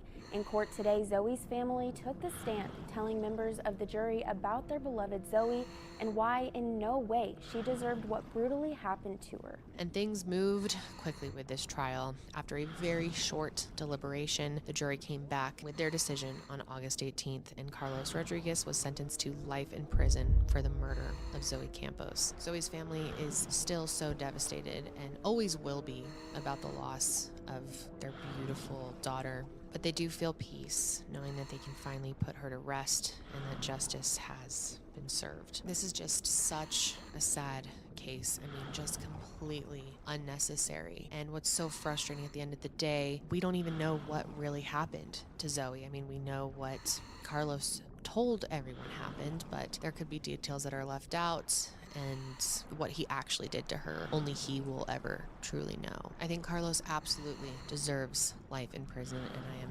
happy that justice has been served for this family and that they can start to heal from here. That is all I have for you guys today. I want to know your thoughts in the comments below, of course, so let me know what you think about this case. Also, I just wanted to mention that if you are looking for me to cover a specific case, I do have a case request form. I also have one for families out there who are looking for coverage and want to work in collaboration with me on their cases. I have both of those forms linked below. And just a reminder, if you would like to help us reach 60,000 total raised for NECMEC, please check out the merch fundraiser and the Art by Jack pendant fundraiser that we have going right now. Both of those are linked below as well. But that's it for me today, guys. I hope you are having a good day, and please stay safe out there.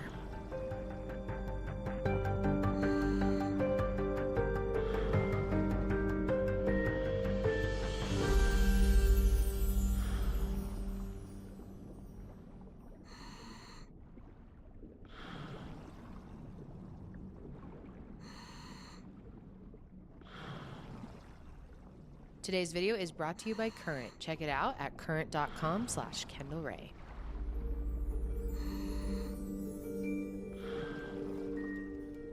Hello everyone, and welcome back to my channel. So happy to have you here with me for another video. If you are new, welcome. So with every case I cover, there are always some of you out there who are local to it. And I know how interesting it can be when you can relate to a case in that way, when you recognize some of the locations, you know, just kind of the general vibe for where it takes place. It's a little bit more interesting when it happens kind of in your own backyard. And so today I wanted to cover a case that is local to me.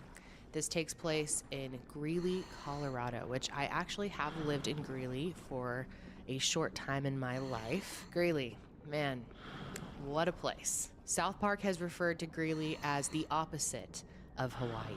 Jesus, this is a long drive. Are we in Hawaii yet? Hawaii?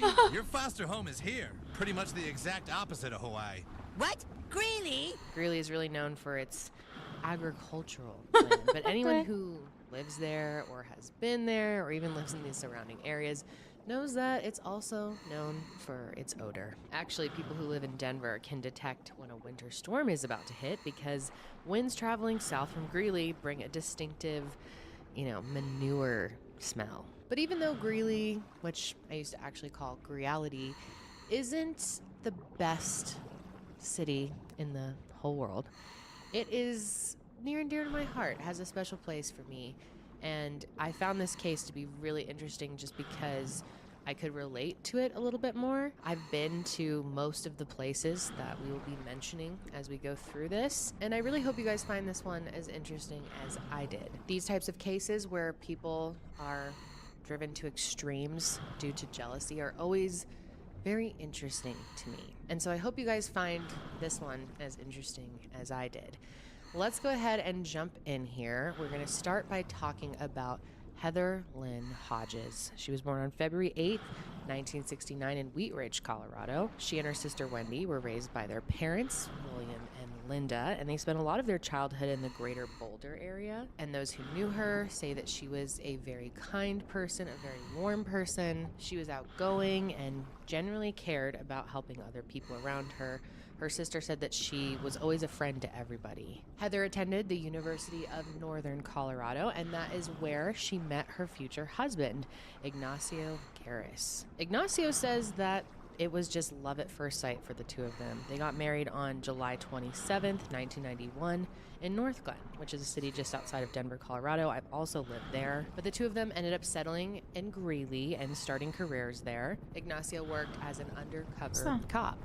And this actually brought Heather a lot of anxiety, which I think is pretty understandable, being with a partner who is in law enforcement or the fire department or military, can't anything see. Oh, that it's has some heavy. degree of risk to it, I think Are could they cause actually a gonna lot of land in the anxiety. water? She was just always worried Alright. about, her husband's safety while he was at work. In 1993, Heather got a job as a teller at the Colorado State Employees Credit Union at the Hillside Shopping Center. And when she worked there, she was... So, from long time experience, I used to use a Caracara when I scavenged. My issue with that was not the boot checking, but the assholes that decide to put my car in the water. Now, having a boat, and honestly, like, there's a lot of boot checkers in this area as well. There was so many, there was one guy yesterday doing all this boot checking before. I would say a boat would be a lot more beneficial because you can access your boot out, like, you don't even have to go on top of your boat. You can just access on the side, And also, as you can see, I can, like, have the whole length of the boat within my vision. So if I see a black blob come from nowhere on the side, at least I know someone's there because you can see them under the water. By the way, I did have a guy try the boot check. You could just instantly do that and then lock your stuff. But yeah, you could look under the water. Not like before, the water used to not be clear. Now it's clear enough where you could actually see if someone's coming at you, I find it more better. Also, with the boat, you can also access it underneath. Like, if you were not to go all the way up. But it takes a bit, I believe. Okay, so if you go under the water, like... But anyways...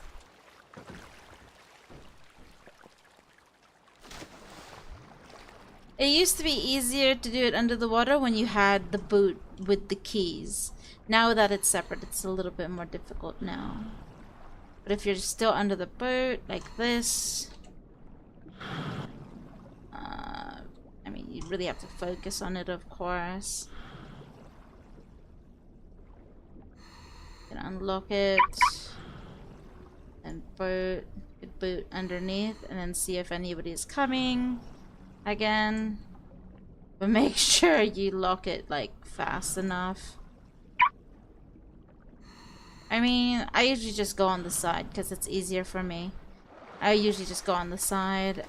Usually when I access the boot, I like to angle myself with the whole boat in view, and either I'll do it downward to see if I could view anyone trying to swim up, or more of the side. I would rather do it this way so you know if someone's nearby. Yeah. It's especially best to have a boat because it's not next to anyone or next to other boats or, vehicles or whatever. So you have the whole view if someone's gonna come up to you.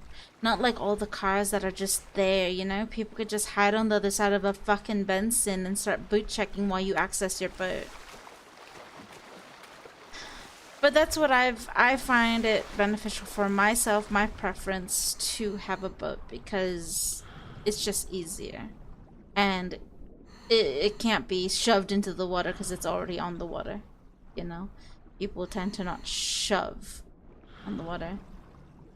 Also, people won't sneak up behind you, beat you up, try to get into your boot, beat you up. Nah, in the water it's a little bit more difficult. At least in my opinion. Well liked and respected by her fellow employees. So in 1997, after Heather and Ignacio were married for 6 years, they ended up having their first baby, a daughter named Victoria. And Heather truly loved being a mother more than anything. She was extremely devoted to her daughter, and people who knew their family said that Heather was just born to be a mom. And for the next several years, the Garris family was fairly happy. Heather and Ignacio were still very much in love, and they were hopeful about their future. But 2003 came along, and that was a very hard year for them, especially for Heather. Not long after her father died unexpectedly from a heart attack, her mother also passed away from cancer. And understandably, all of this loss really sent Heather into a depression. And that, in turn, ended up affecting her marriage. People around them said that she and Ignacio just weren't the same couple that they used to be. Heather became very distant and was experiencing a lot of anxiety attacks, which is understandable after losing her parents in such a short period of time so suddenly. Ignacio said that during this time he felt when does the part of the experiment end and result unloved, in? So basically when I angry fill about this boat up to 200 kgs, that'll be the end of that, really hit because bottom the LuckSet boat after is already at intimacy 200 kgs. stopped. Heather had This also is the started taking non-LuckSet boat that's I'm anyone who halfway has there basically. experienced, Halfway a mental to health 200 crisis kgs. has taken So we'll see once I antidepressants, fill that up to knows 100 that sometimes kgs it really more, can affect your and then life I'll in have that huge result. ways. It will And take a can while make with the huge non-LuckSet. difference when it I comes to your find that's sex the life, difference. unfortunately. Takes a lot Obviously, longer with the a good, no understanding LuckSet. partner would help you work through that time. And obviously Heather had hope that Ignacio would be patient and wait for her, give her that time. And Ignacio knew that if he ever cheated on Heather, she would leave him. And he knew this because she actually told him that several times. So for a while, he remained faithful to Heather. That is up until 2004, when he met a woman named Shauna Nelson, which, keep in mind, she started experiencing all of this loss in 2003. He couldn't even get to 2005 before he was already moving on and having an affair. So Shauna was a fellow police 1, 2, 3, 4, 5, 6, 7, 8, 9, 10. 10 10 monitors. When the two of them met, Dude, County 1, 2, and 3, Greeley 4, were 5, 6. That's consolidating 8 their 911 monitors. operations. And I 3 believe I met keyboards. him almost immediately. Holy. When, the city of Greeley and Weld County Yeah, so the time trial, I'm going to probably most of do the Greeley that officers when were I'm coming in off and introducing next. themselves, to all of the new Which, dispatchers. or And that's when I actually, I could do that after So let's talk work. a little bit more Like I could do the about LuckSet, Shauna but Louise after Bunce work, and was then the born in non-LuckSet 1973 after and a spent next her day work. entire life living in Greeley. She We'll was see raised the by her time thing, aunt, but I have and to she be was more actually consistent told with the time. that her aunt was her mother for a very I can't make long pauses time. if that's and the her real case. mother, who was pretending to be her aunt, I'll said try she not to, couldn't like, take care little of her pauses, and you know? handed her off to her sister. Less So pausing. anyway, in 1992, Shauna becomes a dispatcher for Weld County. And on the same day she started her training, she also met this woman named Michelle. She and Michelle were both hired as dispatchers. And according to Shauna, the two of them socialized at work, but never outside of work. And they were friendly with each other until a riff kind of occurred between them. Tommy posted when that once, Shauna road to 50 suspected cases. that Michelle was having an affair with her husband, Chris. This was her first husband. She eventually met her second husband at her job as a dispatcher, and his name is Ken Nelson. Ken was a sheriff's deputy at the time, and in 1995, after Shauna's divorce from her first husband went through, the two of them started dating. Just a year later, the two of them got married, and they ended up having 2 kids. Now, Shauna's reputation at work wasn't necessarily the greatest. Shauna was known for cheating on her husband, and this was no secret at work, even though Ken himself, who worked at the same department, seemed to be unaware of his wife cheating on him constantly. Shauna's supervisor said that whenever she would have an affair, she would get very protective and a little obsessive over that person, and she would end up just hating their partner. She would have very hostile things to say about these people's partners, and her coworkers all knew that this was going on because she would talk openly about it. It's also been reported that at one point Shauna figured out that Ken was having an affair on her, and she contacted this woman that he was having an affair with and threatened to kill her dogs. And so, as you probably guessed, she ends up having an affair with Ignacio Garris, and this anger and hostility was definitely a factor in this relationship. Their affair started when their 2 departments merged, and Shauna would answer dispatch calls from Ignacio. I would say the spring of 2004, we just started kind of flirting over the terminals. We could do like a terminal-to-terminal message, him being in his police car, me being in dispatch. It kind of got a little flirty. I noticed that he was coming in more. I've heard of this case before. Giving me more specific attention. So I in turn gave it back. And that's kind of how it started.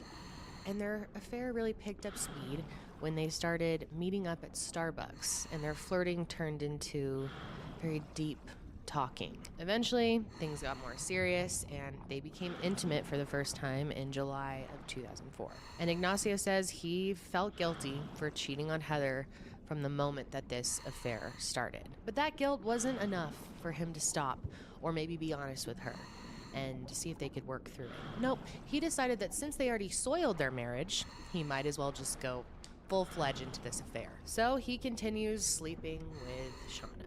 And Shauna is sleeping with other people too. Ignacio isn't the only one that she's having an affair with. In August of 2004, just 1 month after she and Ignacio had sex for the first time, she claims to have gotten in an intimate relationship with her friend and fellow coworker, who I mentioned earlier, Michelle. Now, Ignacio was not aware of her relationship with Michelle because he had some bigger concerns on his mind. He said that there was a shift in Shauna's behavior 3 months into their affair.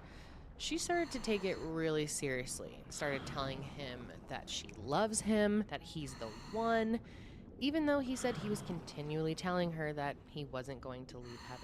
And that really upset Shauna. And Ignacio said that she, at that point, became obsessed with him and would kind of blackmail him with the whole affair, threatened to tell Heather unless he was, quote, a good boy. And I mean, Shauna knew that Heather would leave Ignacio if she found out.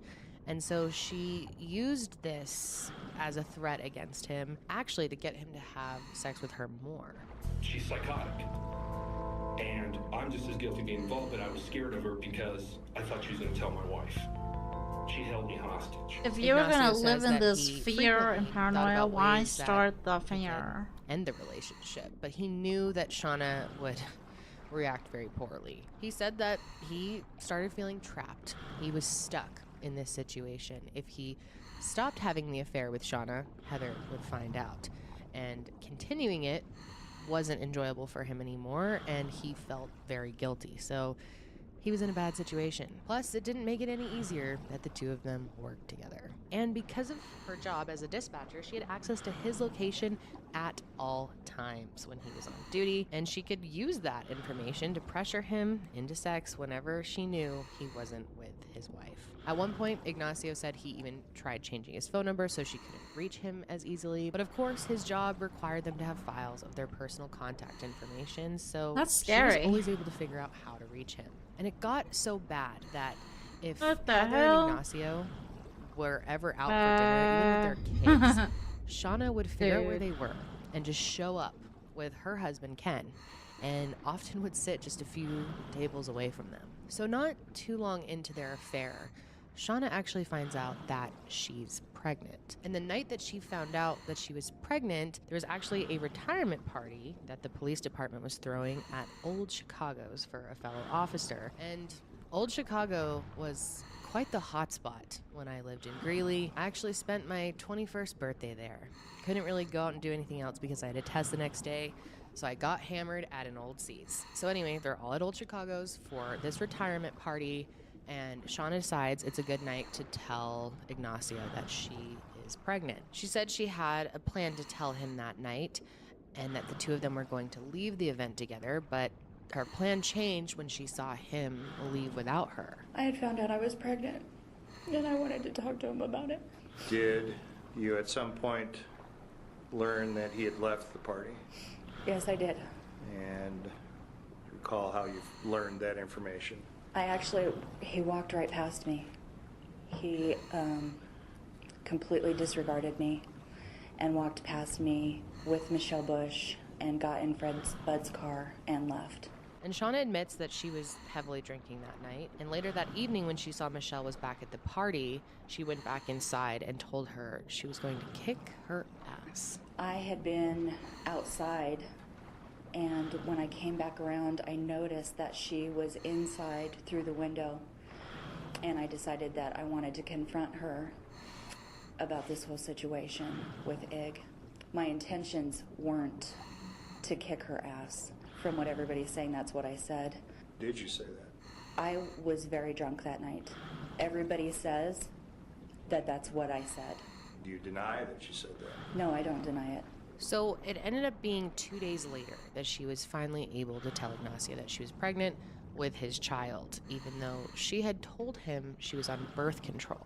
I had told him that I was extremely upset with his behavior, that I thought that we had had plans to talk after the party, that there was something that I really needed to talk to him about, and I didn't appreciate being disrespected the way that he did. If he didn't want to be with me, all he had to do was tell me. Did you at some point discuss your pregnancy? I did. When did that occur? I believe it was that same day. And what was discussed about the pregnancy? Almost the very first thing out of Ig's mouth was, we need to take care of this. And according to Ignacio, Shauna would not allow him to use protection. And she said that if he used a condom, she would tell his wife about the affair. So Shauna tells him she's pregnant, and according to her, he wants her to get an abortion even though she wants to keep the baby. Reluctantly, she agreed to go forward with it, and before she had the procedure done, a fellow officer actually told Heather Shauna was pregnant with her husband's baby. But when Shauna found out that Heather had caught wind of this, she calls her and she tells her that the two of them are only friends and not to believe the rumors. This is obviously a lie, but she admits to doing it anyway. Pretty much I told her that Ig and I were just friends.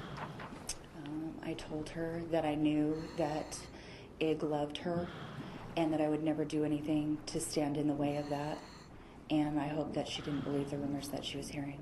And Shauna said that shortly after this, they go to Planned Parenthood in Fort Collins and have an abortion. And it was around the same time that Ken figured out that Shauna was cheating on him.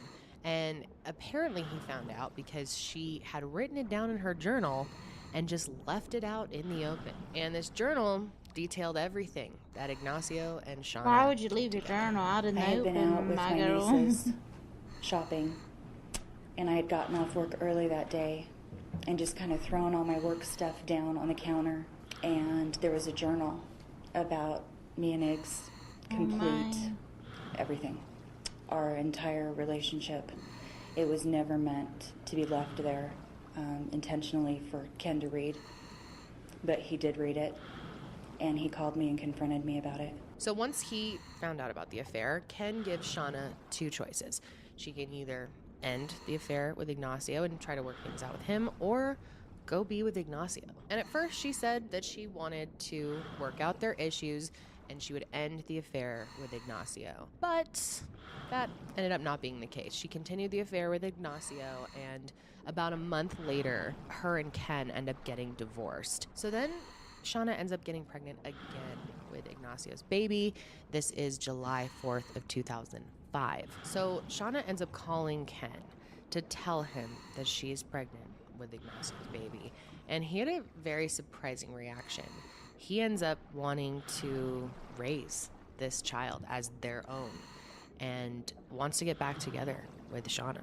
My recollection, I think Ken said that we were face to face, but I actually called him crying and told him that I was pregnant and that Ig wanted me to have another abortion, and I wouldn't do it. And I just wanted him to know. I didn't expect anything of Ken, but I wanted to give him a heads up because it was a little embarrassing. What was Ken's response? Ken actually was glad that I wouldn't have an abortion. And he said that we would get back together and try our marriage again, and that instead of 2 kids, we would just have 3. Did you get back together with Ken Nelson? We did. And Shauna agrees to this and says she wants to work on things with him and raise this baby with him. But what Ken didn't know is that Shauna continues her affair with Ignacio and continues an affair with Michelle. And around this time, she even ends up getting a tattoo of Ignacio's family name on her leg. But anyway, Ken ends up withdrawing their divorce petition in 2005, August of 2005. And then in spring of 2006, they moved back in together. And in March, Shauna gives birth to Ignacio's baby, even though she's now moving back in with her ex-husband, Ken. I know this is getting a little confusing. Now, meanwhile, Heather still, isn't aware that her husband, Ignacio, is having an affair. And she has been told by Shauna that the rumor that she has heard about them having an affair is not true. But her sister and best friend say that she definitely had suspicions that he was cheating on her. And there ended up being 4 or 5 times where Shauna would harass Heather in public. She'd be in the store and Shauna would walk by her and point at her and laugh or call her a pig or something to that effect. She felt something else was going on, but she wasn't sure what it was, and she wasn't the type to lay blame or accuse unless she knew for sure. Her best friend Jamie said that Heather would ask, "Why is this happening to me?" And Jamie says that she believes Heather had an idea of what was going on, but, didn't want to believe it. She wanted to believe that she was just jealous, and that's why she was harassing her. And when Shauna would harass Heather, she would often have her friend Michelle with her. Michelle remembers that Shauna would frequently talk about Heather being in her way of a real relationship with Ignacio. And it was getting to a very unhealthy point. Even Shauna's supervisor at work says that she would go to the gun range and pretend that Heather was the target. So in summer 2006, remember the baby was born in March 2006, someone approaches Heather and tells her that Ignacio was the father of Shauna's baby. But when Heather asked Ignacio about it, he denied it entirely. So it ended up not being until December 16th, 2006, when Heather finally learned that her husband really was having an affair. One night, Heather woke up and Ignacio was not in bed beside her. Instead, he was out at a bar called Cactus Canyon with Shauna and Michelle. And when he was at the bar, he got a call from Heather asking where he was. And he had been drinking, so he asked a fellow police officer to take him home. And when he got back, something must have just hit him, or maybe it was the alcohol, but he decides that that is the time to tell Heather that he has been having this affair and that he is the father of Shauna's baby. And just like she said she would, Heather left him, but only for one day. She was actually willing to give him another chance, but only if he did 3 things. Number 1, get an STD test. Number 2, seek out a counselor and get psychiatric help. 3, he would have to break things off with Shauna, and for good. Ignacio, I think, was pretty surprised that she was willing to give him a second chance, so he followed her wishes. And he really ended up getting his way, because now he could break things off with Shauna without her blackmailing him into staying with her, because Heather already knew, and she was willing to stay with him. And Heather stood right next to him while he called Shauna and broke things off. I called Shauna in front of Heather. To Shauna, we're through. I'm going to stay with my wife. Don't contact me. Don't bother my family. And Shauna, obviously, was upset. And her response to this was to send Heather a picture of their son, Christian, and say, "Ig's flesh and blood." But Shauna tells the story of the night that they broke up a little differently. She says that when the 3 of them were at Cactus Canyon that night, she noticed Ignacio was nowhere to be seen. She was upset with his behavior, and according to her, she called him to end their relationship. She says that she told Ignacio she was tired of the drama. The following day, December 17th, 2006, Shauna and Ignacio meet up. According to her, he explains that he had confessed everything to Heather and that he would only now be pursuing a relationship with her. But she claims her response to that was to encourage him to work things out with Heather. Even though the next day she sent him a text message that said, "My loyalty is gone. I loved you and trusted you, and you fucked me. Be prepared." And Shauna says that she sent this message because she was upset at Ignacio for wanting nothing to do with their child. Because I was angry that Ig would abandon Christian like that. Just in a sentence say, "Okay, see ya. Don't care about your son. Bye." But she says she realized that this sounded bad, and so she called him to clarify. After I sent it, I thought, wow, that sounds bad. So that's when I called their house and left that other voicemail that you guys had heard that said, if you guys think you don't have money or whatever, you're going to pay. And that's how I meant it. I meant that I was going to take them and get an attorney and have Ig financially still pay for Christian. That same day, December 18th, Shauna pays a visit to Heather at the credit union where she worked. She said that she went there to close her account because she didn't want to get in their way anymore. So in an attempt to repair their relationship, Ignacio, Heather, and their daughter Victoria all take a trip to Florida for the holidays. They're hoping to move on, things are completely done with Shauna, and they can continue their life and their marriage together. But in January of 2007, when they returned to Colorado, they realized that their issues with Shauna are far from over, because on January 8th, Shauna texted Ignacio a message for Heather, and it said, "Heather, if you're reading this, you're a psycho bitch." And there were actually many messages sent to Heather and Ignacio, so many that they decided to hire a lawyer who sent Shauna a formal request to stay away from them. Ignacio got really worried that Heather was going to seek revenge on them, so he would have them pull their cars in the garage at night in case she came along and tried to slash their tires. But at some point in January, the messages stopped, and they thought that they had gotten rid of her. But they didn't. She was back on January 16th with an email. It read, "I am dead inside from all that has happened. I wish you the best and hope you can be happy. I am now living every day in hell." And after this, things went quiet for a while, but the worst was yet to come from Shauna. On January 23rd, 2007, just after 6:15 p.m., Heather was walking out of work when someone approached her in a Halloween mask. And witnesses heard this person say, "You ruined my life, get on the ground." Heather got on her knees, and then this person fired 2 gunshots at her and then ran away. And a coworker who witnessed this called 911 right away. Someone's been shot. Somebody's been shot? Yeah, right Are you outside. with them? Or are you with the person? Yeah, she's on the ground right now. We just ran around. Someone yelled at her, "You ruined my life," in a mask, and just shot her and ran. A second witness also called 911 and identified the person who had been shot as Heather Garris. On the ground? Is it male or female? Yeah. Ignacio was actually at home when someone called to let him know what had happened to Heather. And Victoria, their daughter, was actually the one to answer the phone and handed it off to her dad. And of course, he immediately calls dispatch to see what was going on. Yeah, David Dig, what's going on? Sounds like we've got a shooting at the credit union, dude. They're saying my wife was shot. I don't know that. Okay, I'm on my way now. So Ignacio gets Victoria in the car, and they actually go to the scene of the crime to see what was going on, and then they go to the hospital where Heather is being treated. Ignacio ends up going into the trauma center, and it was there that he found out that Heather did not make it. At age 37, Heather Garris was pronounced dead from 2 gunshot wounds from a .40 caliber Glock 22. And in one of the 911 calls, Shauna Nelson was identified as the shooter.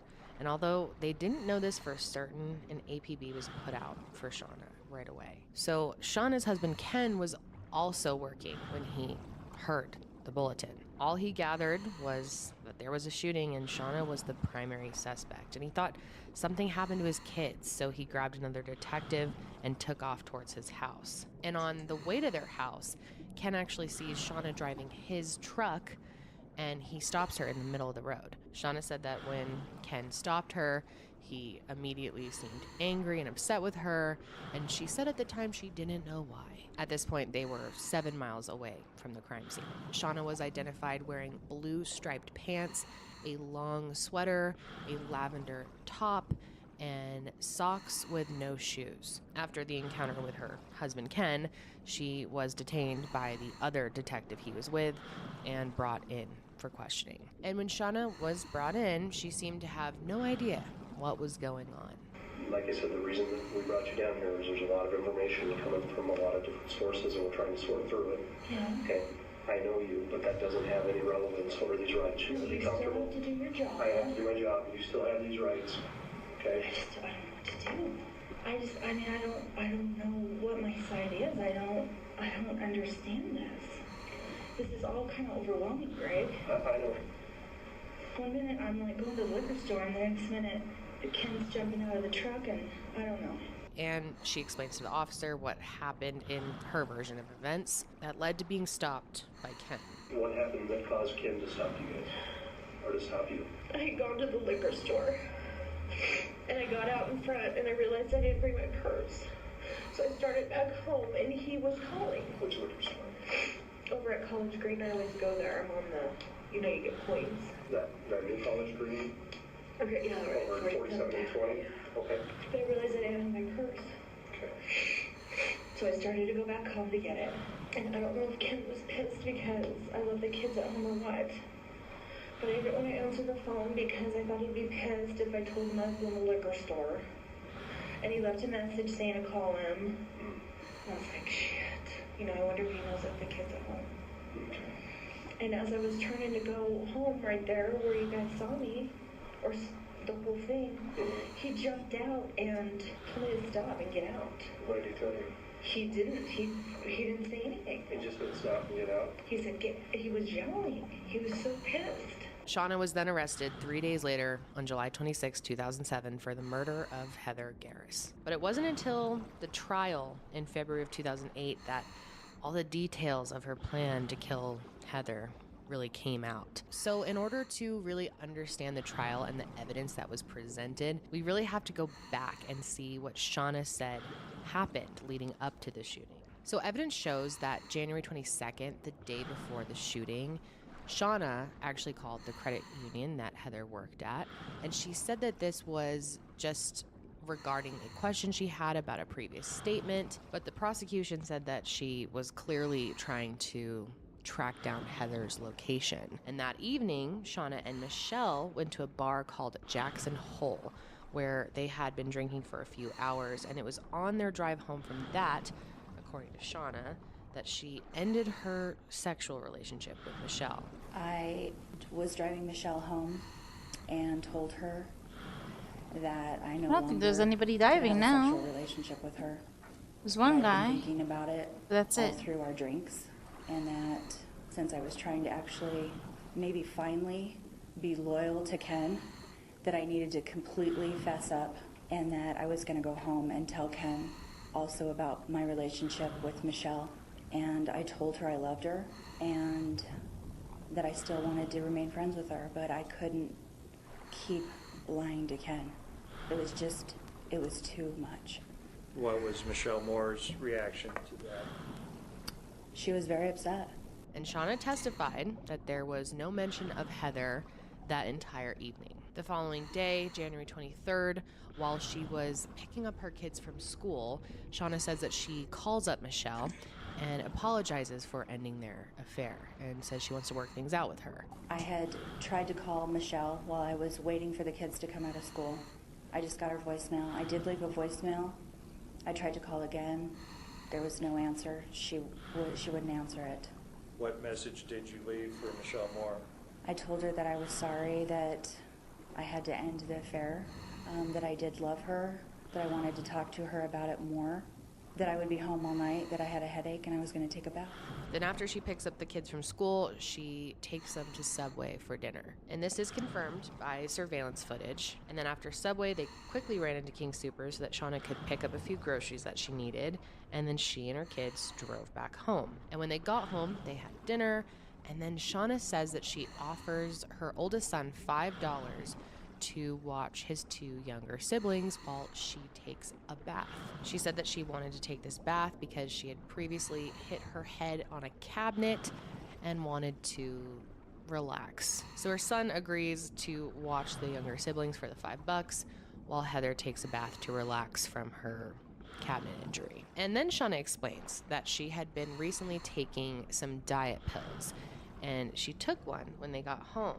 And when she went upstairs to fill the bathtub and lock the door so that her kids couldn't bust in, and as the bathtub is filling up, she says she suffered an accident because of the diet pills. Just taking it when we had gotten home, and it takes a little bit to kind of kick in, but it does give you diarrhea, and I had an accident. So I was undressing and dealing with that for a while. Did you lock the door to the bedroom? I did. So then she says once the tub was filled, she decides that she wants to enjoy a bottle of wine. But unfortunately, all they had in their fridge was beer. And after making the decision that she wants this wine, she goes to put on clothes and she ends up getting them out of the dirty hamper. And apparently Ken's underwear was one of the items she decided to put on. And she explained that she didn't want to put on anything clean because she just had an accident. When she went downstairs, she said that she intended to put on shoes, but didn't before she left the house. Went to get the shoes and realized that I had actually, in turn, put the shoes in our closet. So there weren't any shoes over there for me to put on. Why didn't you go and get the shoes? Because I had already locked the bedroom door and I was just trying to hurry. What did you do then? I left. And she also says that she decided to take Ken's car at that point instead of her own. That's where the truck had ended up being parked from the previous day. And the way our garage is, we only can fit one car in there, and it's right in the middle of the garage. And when I was backing out earlier that day in my expedition, I had almost hit the truck. So my initial intentions were to just take it and park it around front and get it out of there so I wouldn't have to worry about hitting it again. So it's about 6:05 when Shauna says that she leaves the home, wearing no shoes, in Ken's underwear, driving his truck. But when she arrived at the liquor store, she realized that she'd forgotten her wallet and wouldn't be able to purchase the wine. So she turned around and went home. And she says that she remembers being in like a daze the entire time this is going on. And it's just a few minutes later that she is stopped by her husband Ken and fellow officer who ends up detaining her. I rolled down the passenger side window and I stopped right in the middle of the street. And I said, "What's going on?" He said, "What have you done?" And I said, "What are you talking about? I don't know." And then he said, "Get out of the truck." Was he just saying these things, or what was his tone of voice? No, he was yelling. He was yelling at me. So that takes us to the evidence that was found and discussed during the trial. The Ford F-250 was searched as Ken drove home to check on his children. And inside, the officer found a black mask, but there was no gun or rope. And then 700 feet away from the truck, a shoe was found, a left shoe, and it was abandoned. And a few hundred feet further down the road, the right shoe was just lying on the ground. So they ended up doing gunshot residue tests on Shauna, and here's what they found. Items that tested positive for gunshot residue include Shauna's face, her hand, her sweatpants, her tank top, her cap, her underwear, and her gloves. Oh, and also the interior side of the driver's door. So lots of residue here. The mask that was found in the car actually did not test positive for gunshot residue, though. And when it comes to the shoes that she was wearing, which were found outside on the ground, the right shoe tested positive for gunshot residue. The left side did not. So during the trial, an expert from the Colorado Bureau of Investigation testified that there are 3 ways a person can test positive for gunshot residue. First, obviously, they fired the gun. Second, they were near someone who did. And third, they came in contact with someone who had gunshot residue on them. And so Shauna's defense team argued that the only reason she tested positive for gunshot residue was because she was in Ken's truck. They argued that Ken was a police officer and he would often go to the gun range. They also pointed out that there was no blood found on the Halloween mask, and they said, you know, if she was the one who committed the shooting, wouldn't there be blood on the mask? But the prosecution came back to that and said that because Heather was ordered to get on the ground, she was on her knees, that blood spatter wouldn't have reached all the way up to the person wearing the mask. So there's a few other key pieces of evidence here worth noting. The first being the tire tracks that were left at the crime scene. Because it had been snowing that day, a clear tire track had been left by the shooter. And an expert in tire track comparisons testified that the tracks left at the scene were an exact match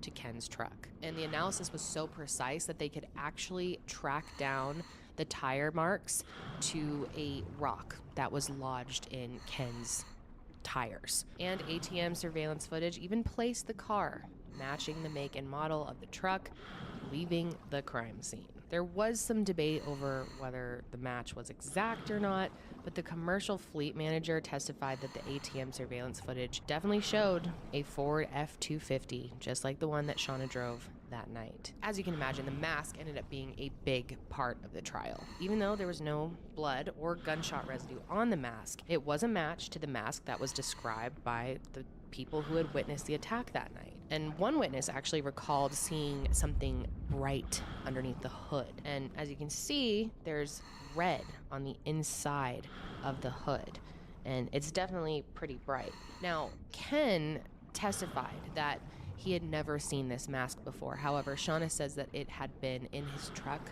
since 2006. But Ken testified that just a week before the murder, he had been searching through his truck, and at no point did he ever see this mask. So the shoes were also a major point of contention during the trial. These were size 10 men's shoes, and the defense argued that Shauna wouldn't have worn these because she's a size 8 women's. Also, Ken said that the shoes didn't belong to him. He had never seen them. But the prosecution were adamant that these shoes were Shauna's. And an expert in serology and DNA analysis testified that the shoes contained, quote, the presence of mixtures, meaning that DNA belonging to more than one person was detected. And she said that the major DNA component was female, and it matched to Shauna's DNA profile. So pretty good evidence there. And the prosecutors were certain that she ditched those shoes because Michelle testified that Shauna told her she'd leave behind evidence that would confuse investigators. So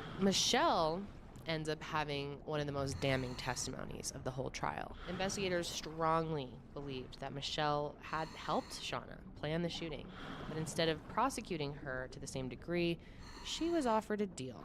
She could testify against Shauna and get a reduced sentence. And so, in Michelle's testimony, she confessed that she and Shauna planned Heather's murder. She explained how she and Shauna talked about different ways that they could take care of Heather, and one of the ways that they were considering was poisoning her. And Michelle even testified that they actually came up with a code that they would use when Shauna was going to commit the murder, and that was taking a bath. And so that night that Ignacio told Heather about the affair, the same night he left Shauna and Michelle at the bar, Michelle remembers Shauna saying, well, I could just shoot her, just drive down to the credit union and shoot her. Michelle also testified that Shauna said that she would make it look like whoever shot her was someone that Heather had denied a loan to. And investigators actually considered that maybe Shauna was trying to make it look like Ken committed the murder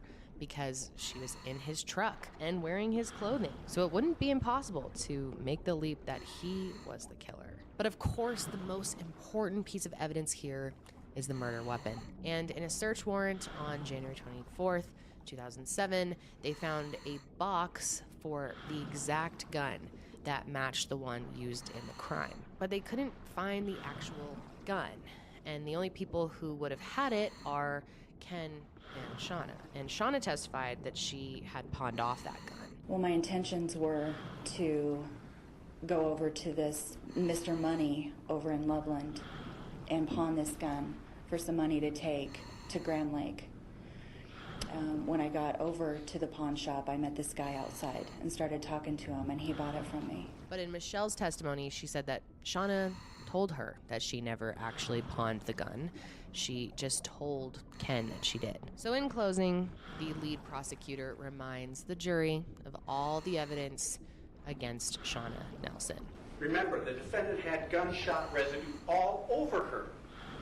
Her face, her right hand, clothing, and there was even gunshot residue on shoes with her DNA that were with her. And why weren't they with her? Because she saw her husband and Kel Halsey approaching. She hit the button for the passenger window, and what was the first shoe that went out? It was the left shoe, because the right shoe was still on the gas pedal. That one went out, then she switched, and the right one went out 700 feet. Later, she was stopped. And one thing that he really drilled home was the importance of common sense in this case and how Shauna clearly had none. The things that she did and said that she did that day just didn't even make sense. But would you really not get in the tub after you defecated on yourself for over 30 minutes, but decide, I think I'll go to the liquor store in this condition and then I'll come back and get into the tub? Does that make any sense to anybody in their common experiences in life? The tub was filled with water, ladies and gentlemen, because she knew she was going to be coming back in a rush. And she was going to be, what was the plan? I'm going to hit the house and I'm in the tub and any trace evidence goes away down the drain. That's why that tub was filled, ladies and gentlemen. And after 10 days of trial, it only took the jury a little over 5 hours to reach an unanimous verdict that Shauna Nelson was guilty of the first-degree murder of Heather Garris. Shauna was sentenced to life in prison without the possibility of parole. And she's currently serving that sentence at the Denver Women's Correctional Facility. And just like she was promised for helping the police, Michelle did receive a reduced sentence, and Ken was actually charged with evidence tampering in the murder of Heather. And that's because the gun was never found.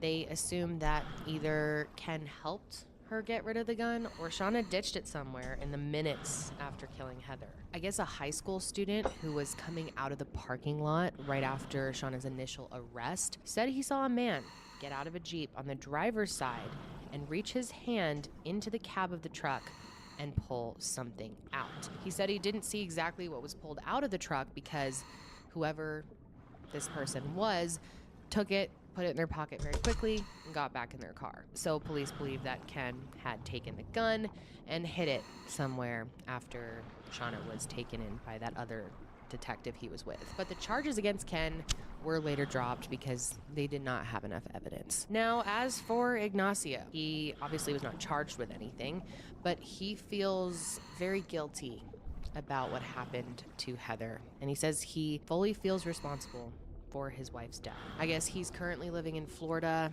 and is no longer working in law enforcement. So yeah, just incredibly sad how jealousy can make people do such terrible, evil things. It's crazy that Shauna actually took it that far to take Heather's life, who's completely innocent and did not deserve that. I hope you guys were able to follow that, okay? I know it got a bit confusing there. I mean, Shauna's conflicting stories get a little bit confusing to follow, but as always, I want to hear your thoughts on this one, so let me know in the comments below. But before I go, I would like to tell you a little bit more about today's sponsor, Current. So I'm sure a lot of you have heard of the Current card. Isn't it beautiful? If you haven't heard of it, Current is the future of banking entirely on your phone with a mobile app and a debit card. Just like I'm sure many of you do, I use my phone for pretty much everything these days. Anything to make my life easier, and Current is making my life way easier by allowing me to bank.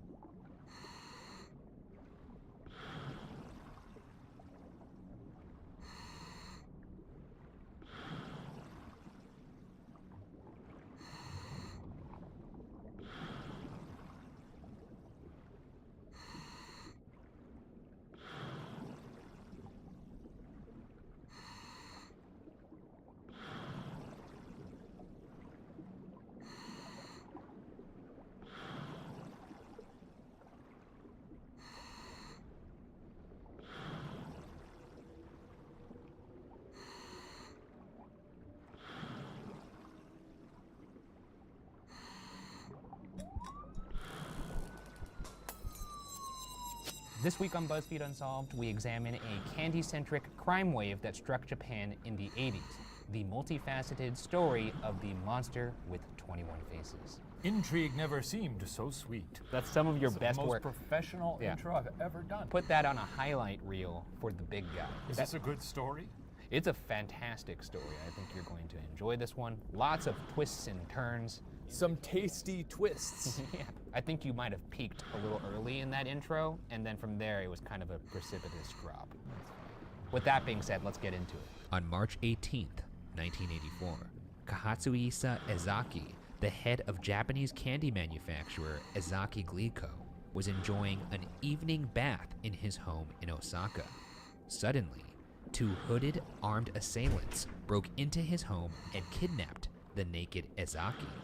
The next day, a ransom note demanded Ezaki's company Glico turn over 1 billion yen and 100 kilograms of gold in a specified phone booth, the equivalent of $10 million today. This guy gets kidnapped while taking a bath. He's naked.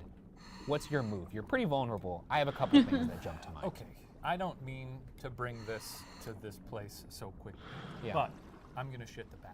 What I would do, and this is what I always do when I take a bath, always, I make sure that I have to pee. That way, if an assailant jumps into the bathroom, I could jump out of the tub and just start spraying him with my piss.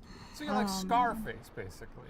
Hey! You want to mess with me, you cockroaches? And then you just casually stride out of it. There's usually a Ryan-sized window, and then I just jump out of it. And you're naked and also probably covered in a bit of piss, but you get away. I mean, that's not abnormal. Well, there you have it, folks. That's the Ryan Bergara Guide to Survival, which will be available for pre-order.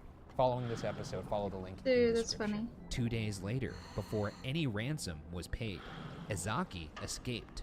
At least one account related his break for freedom in dramatic detail, describing how before dawn, the bound Ezaki managed to work his ropes loose, break down a door of the isolated warehouse he was kept in, and find 2 railroad employees to help him contact police, while still wearing clothes his assailants had given him. Unfortunately, Ezaki had no idea who his captors were. Though their plan to ransom Ezaki had collapsed, the people behind the kidnapping didn't let that keep them down for long.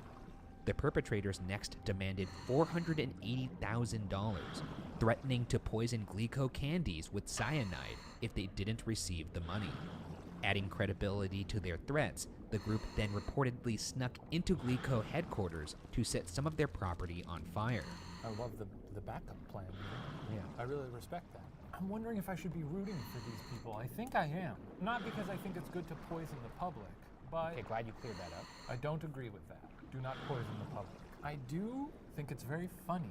Stay with me here. I'm staying here. I have no choice. Sort of have a little laugh at a big corporate entity like this. I knew you have... You think you're impenetrable? Huh? Look have, what I can do. You do have this Robin Hood complex of taking down corporations. I'm not gonna lie, I do love seeing a corporation get its lunch pail thrown in the mud sometimes. Despite a growing list of crimes, authorities were at a loss to pin responsibility on whoever was targeting Glico.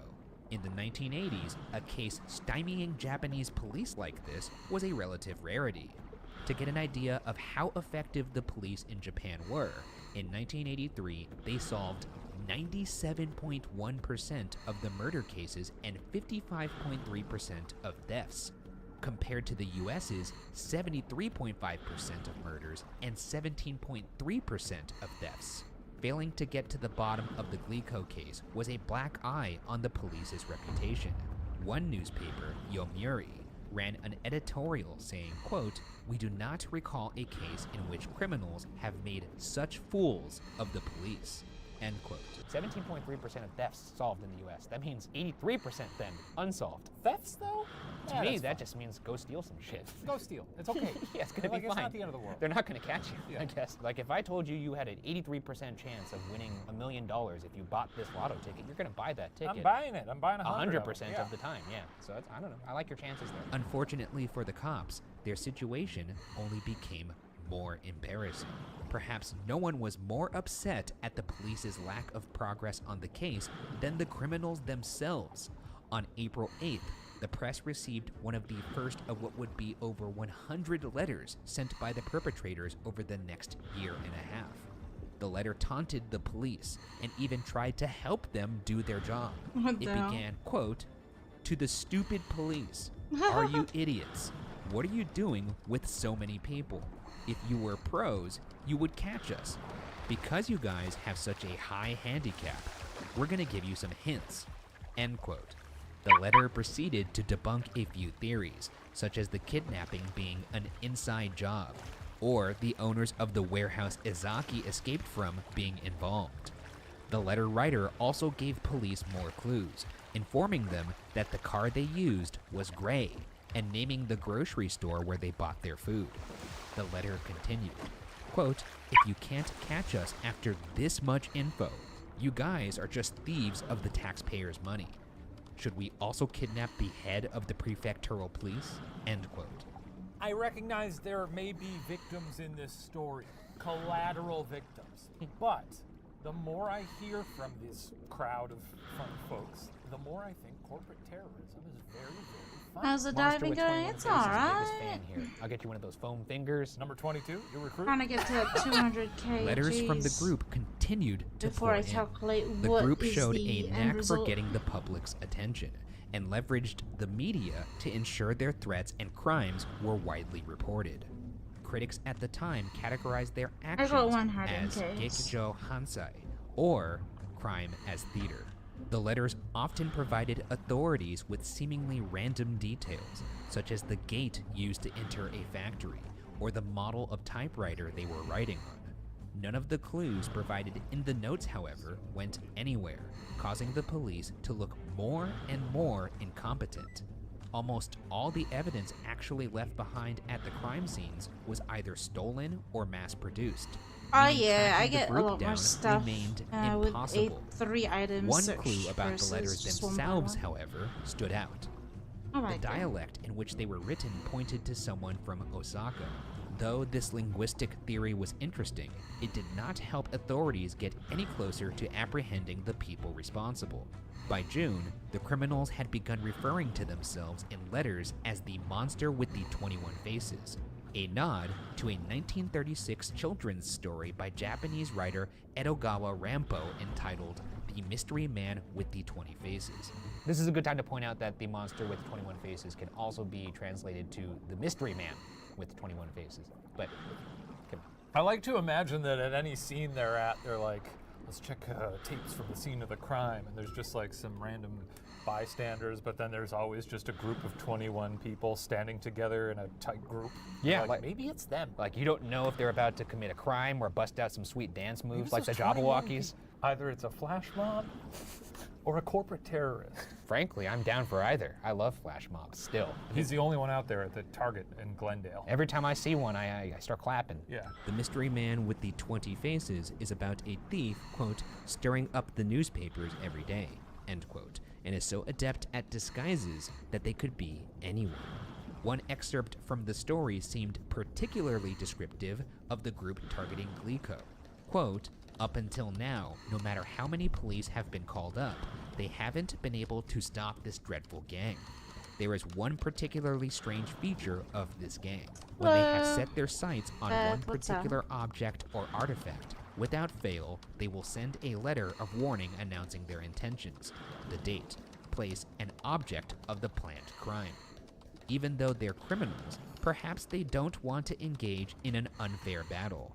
Or perhaps they want to show that no matter how many precautions are taken, they can still commit the crime with their great skill." I'm beginning to wrap my head around why the police are so effective at their job. If I'm a child hearing this story, I'm thinking if I want to be a policeman, I gotta get my shit together and start training now. Conversely, if I were a child reading that story, I'd be like, I want to do crimes. And that's the tale of two cities right there. And that's why we're meant to do battle. That's right. Until the end of time. Mouse versus horse. And as we all know, mouse always wins. I think mouse actually does spook horse, unfortunately. Mouse in scaring horse could sort of be collateral damage That's to, true. to hoof clopping. We could just fucking put the gloves on right now. We'll save that for the season Season finale, you're gonna see Shane and I just beat the shit out of each other. This whole set is coming down. And all of a sudden, crashing through the window will fly me, and Shane's gonna look through it like this. You had enough? And I'm gonna go up and go, I'm just getting started. I can't wait. Tune in. It's gonna be exciting. By September 1984, another Japanese confectioner, Morinaga and Company, began to receive extortion letters threatening unspecified action if the sender did not receive $410,000. According to police, Morinaga never sent the payment.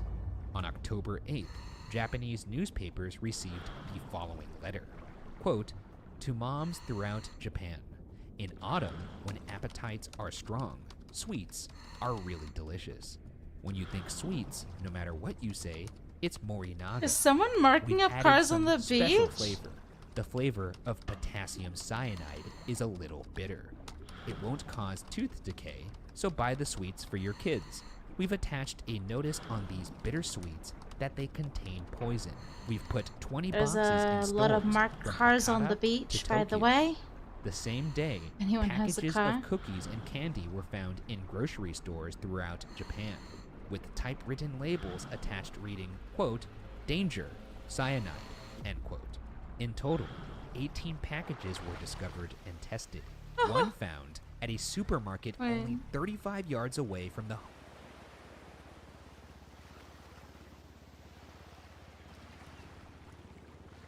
Is he pushing the... Oh, no.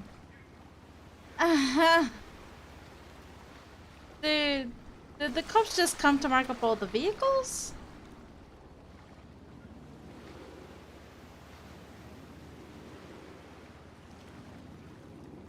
Pushing the police car in the water. What happened to the cop? You know? No idea. Nope. Huh. Weird. Yeah. All I know is a lot of things are marked up right now. Hopefully they didn't mark up my car. I don't know, there's a lot of marked up cars on the beach.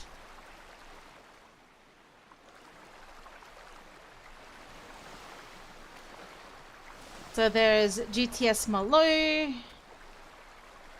John Gatz,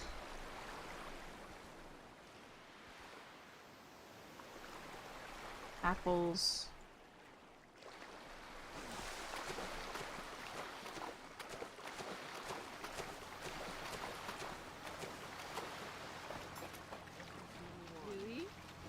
We pushed his car in the water. What happened to the cop that was marked in the car? Parking your truck on the beach. You're probably Oh, gonna he's die. saying that we're all legally parked. I just said to everyone not to come down, tow. Oh. This is just Well, where's abusing the his cop? power. There he goes. He's up there. Oh. He's saying we're all illegally parked on the beach. I thought the cops. There were cops last time yesterday that they said they wouldn't bother. Hmm. It's just abusing The it. Revo Reaper's here. Hmm. The what? What did you say?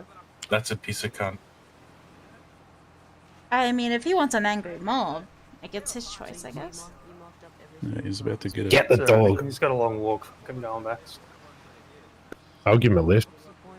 I'll dig to the grave. Up north. Lift to his grave. Is that what that? That was freaking cold. He hasn't even noticed yet, the dumb cunt. Yeah. Oh, try going hints up there, eh? Is he a rookie?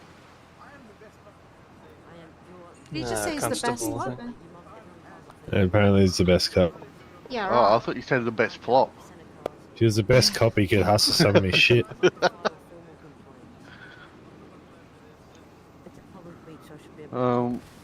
Publicly. Yeah, up at the What an parking idiot. lot that's up there, sir.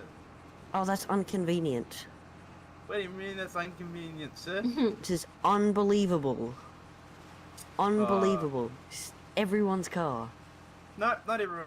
The ones over there, because they look like they're parked right over there. It's just the ones that are here, like, you know, everyone's sunbathing and all that, you know? All the umbrellas So on the are. sand over there is fine, but on the sand he is not. Doesn't make No, the sense. sand over there, you know, it's not in the way of everyone, you know? But oh, these ones here, you know, people just want to walk up and down the beach, you know? Who complained about Do you mind moving the Civ cars then? What zip cars will these be, sir? The two trucks over there. What trucks? I can't. Are these ones here? There's a tractor right I'm here. saying move this for you, There's sir. a truck over here. Can you move your car? I can no longer move my car because you idiots decided to drive it in the water. No, you didn't put your handbrake on, mate. It just fucking rolled in. Oh, yeah. Oh shit! Oh, that was freaking cold. That was freaking cold. Oh god. Dude. Let's chuck him in the water. I'm not an accessory for that. I'll put him in his car. Oh my god. Put him in his car? Open the trunk? Yeah, it's... But his car might be locked.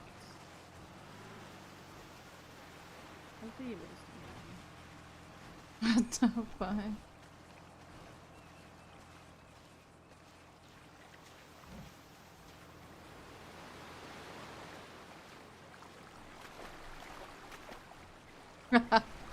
Dude, this is why. Why would a cop come here by themselves?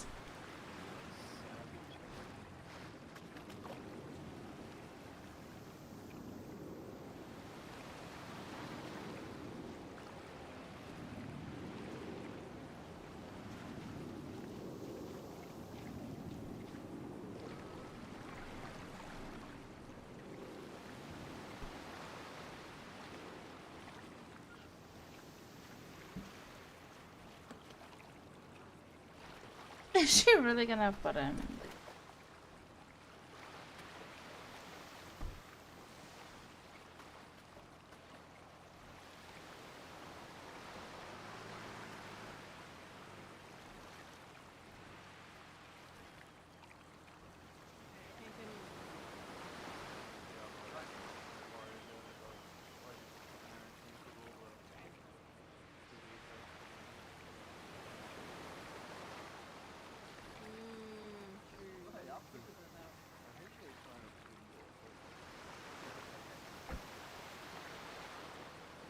Yeah, someone open this boot, this Civ car.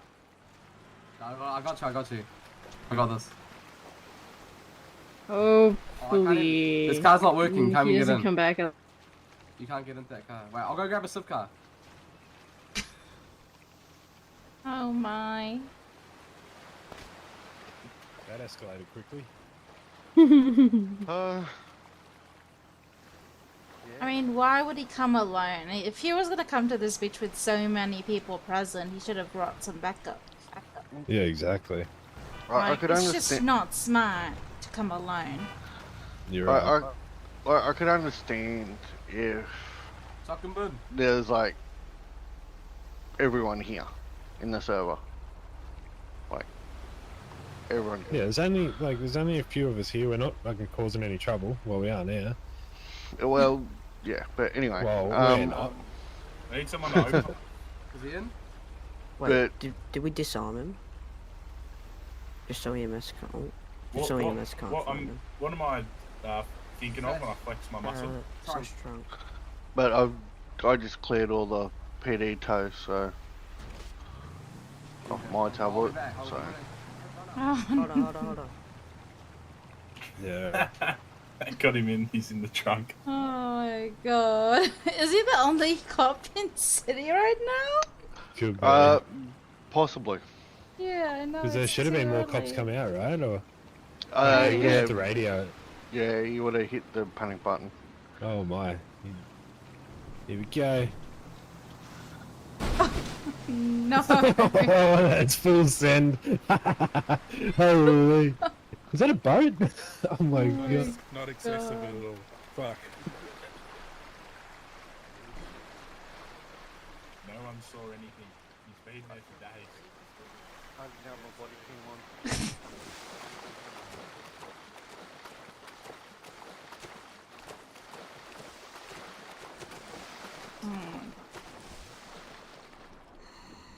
Oh, I see him.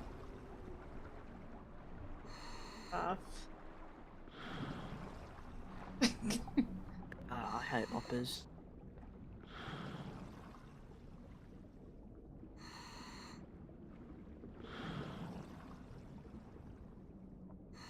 Let me clip that stuff. That's hilarious.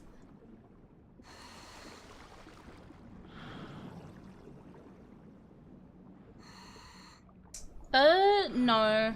Half of that was on Valhalla, I would say. Half of that was on Valhalla, and with the Gerald versus Kay at the public beatdown.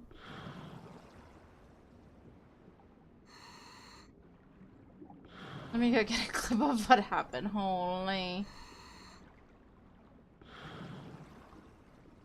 I had to clip a lot of things.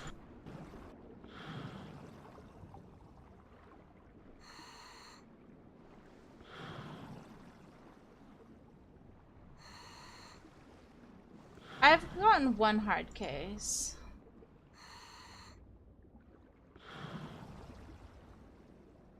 There was one that the get. I've heard there's a good dive spot just here. You can get ARs and stuff.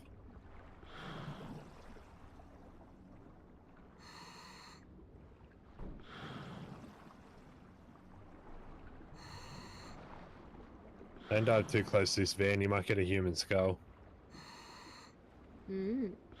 Most likely open, but I'm hoarding them right now.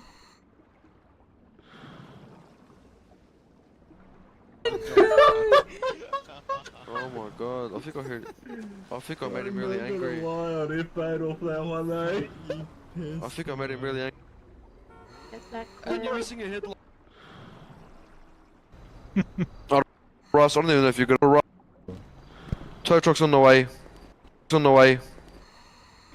Yeah. Oh, he's gonna fucking. Say it's a total rust bucket. Yeah, rust. It's got a lot of rust. I don't even know if you're good on the tow truck, to be honest. No. Alright, alright. Tow truck's on the way. He is. He's in the trunk. I think he's doing something to my car. Say it's a total. To be honest. No. Alright, alright. Alright. No. Alright, alright. Tow truck's on the way.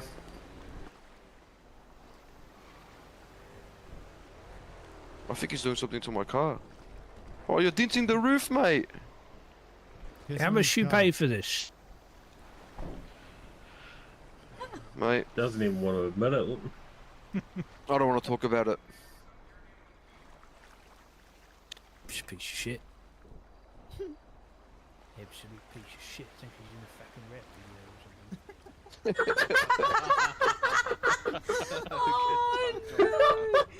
Wait, what? Oh my god, I think I heard. Open the hard case to get a hard case. I think I made him really angry. And you're missing a headlight. Yeah, you tell him, mate.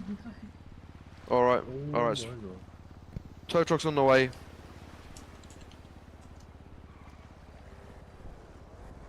I think he's doing something to my car. Oh, you're denting the roof, mate. How much you pay for this? Mate. Doesn't even want to admit it. I don't want to talk about it. Piece of shit. Absolute piece of shit. Think he's in a fucking rap video or something.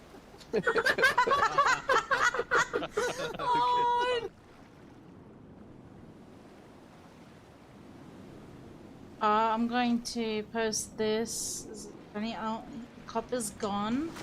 Oh, whoops. Hello. Cody.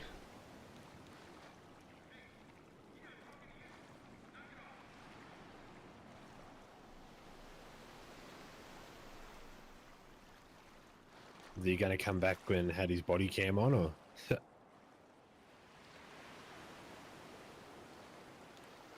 This is the one with Gerald.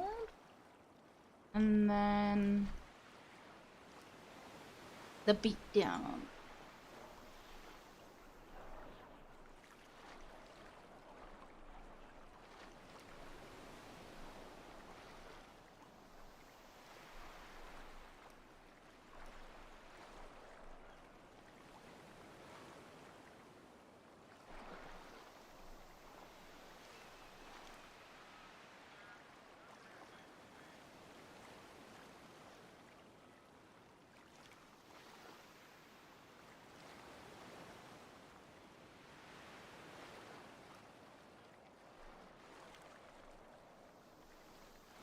In front of the whole city. Oh, I respect that. She's got no comment. I respect that. No comment? Nice, nice. What do you have to say about the fight? I'm just here for the laughs and shits and that's it. Oh, I respect that. She's got no comment. I respect that. No comment? Nice, nice. Hi, Joe. Well, fight's over. Oh, fucking shifty bastard!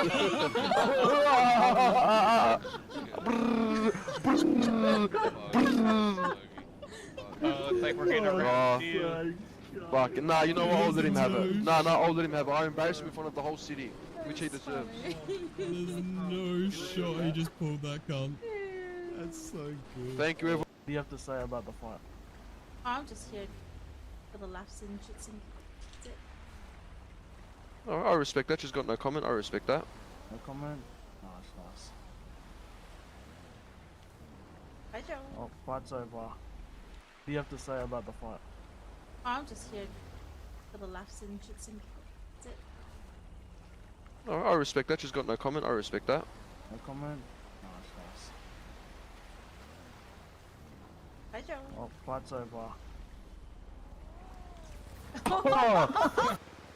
It's funny.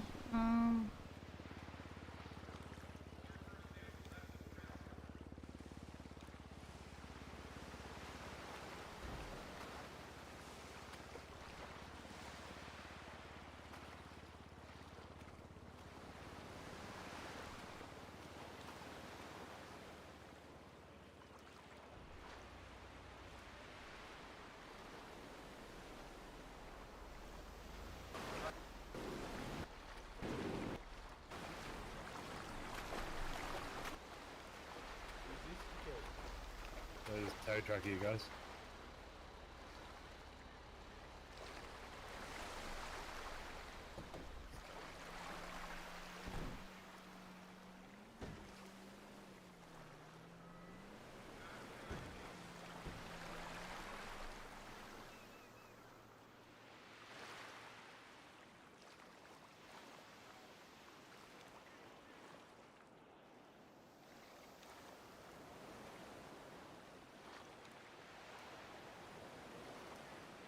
You guys are just thieves of the taxpayers' money.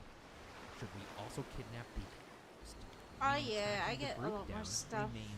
With Every time I see one, I... It's gonna be exciting. Or what you say. Or what you say, but 20 There's boxes a lot of marked cars on the beach, by the way. The same day, Anyone has a packages car? of cookies and candy were found Someone's in back grocery here, stores so throughout a few cars with out there. typewritten labels attached meaning, quote, danger, Someone's back here, cyanide, Solon, if you got your car out here. In total, 18 packages were discovered and tested. One found at a super... Illegally parked on the beach. I thought the cops. There were cops last time yesterday that they said they wouldn't bother.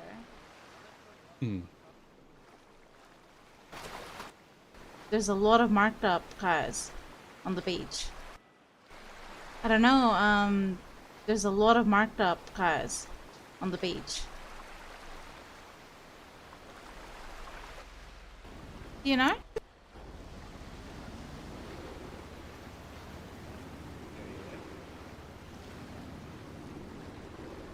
Weird. Yeah. All I know is a lot of things are marked up right now. Hopefully. A lot of things are marked up right now. All I. Yeah. All I. Weird. Yeah.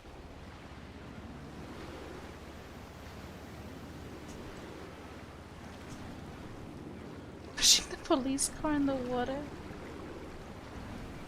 What happened to the cop? You know? Idea. Nope. Huh. Weird. Yeah.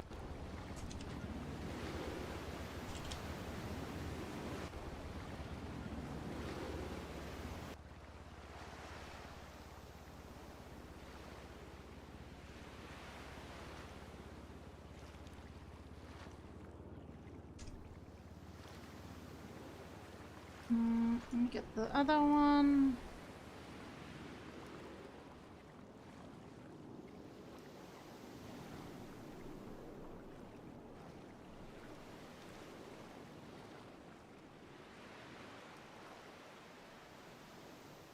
People just want.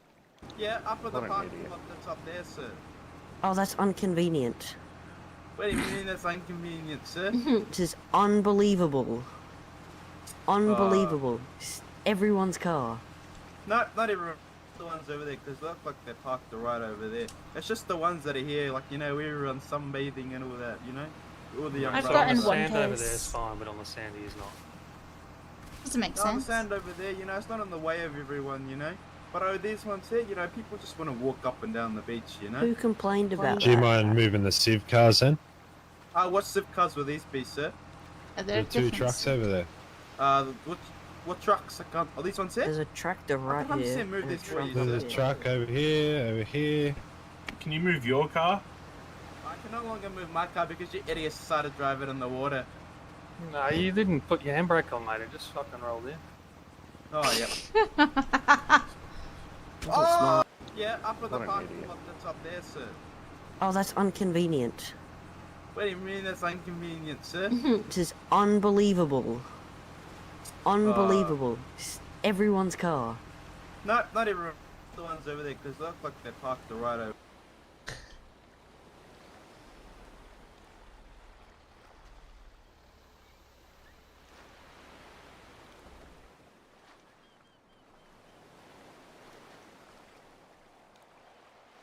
There's someone towing vehicles again.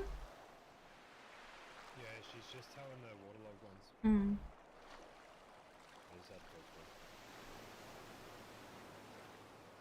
Yeah, I'll paste that one too, because that's funny.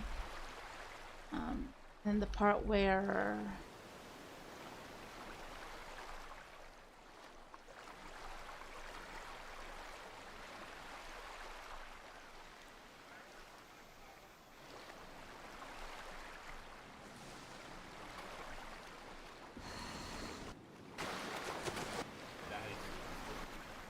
Not no.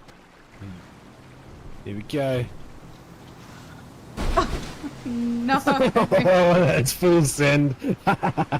Holy. Is that a boat? Oh my god. Not accessible at all. Fuck. No one saw anything. You paid me for days. I've never bought anyone.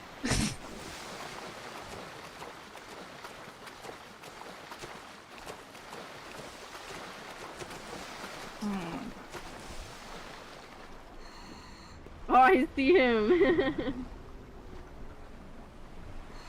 Off. I hate hoppers.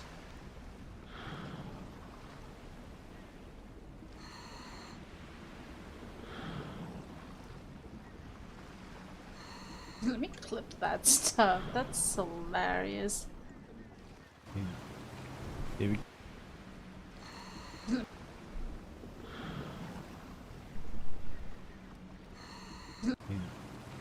Here we go.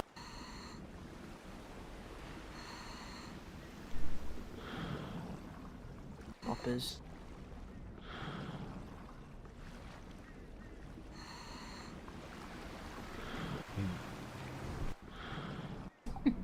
I hate hoppers. Here we go.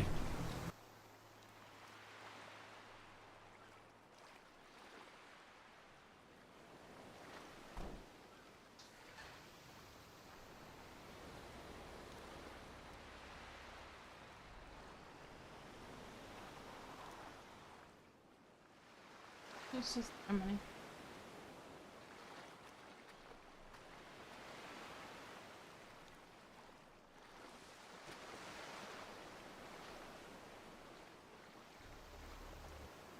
Alright. She just beat it.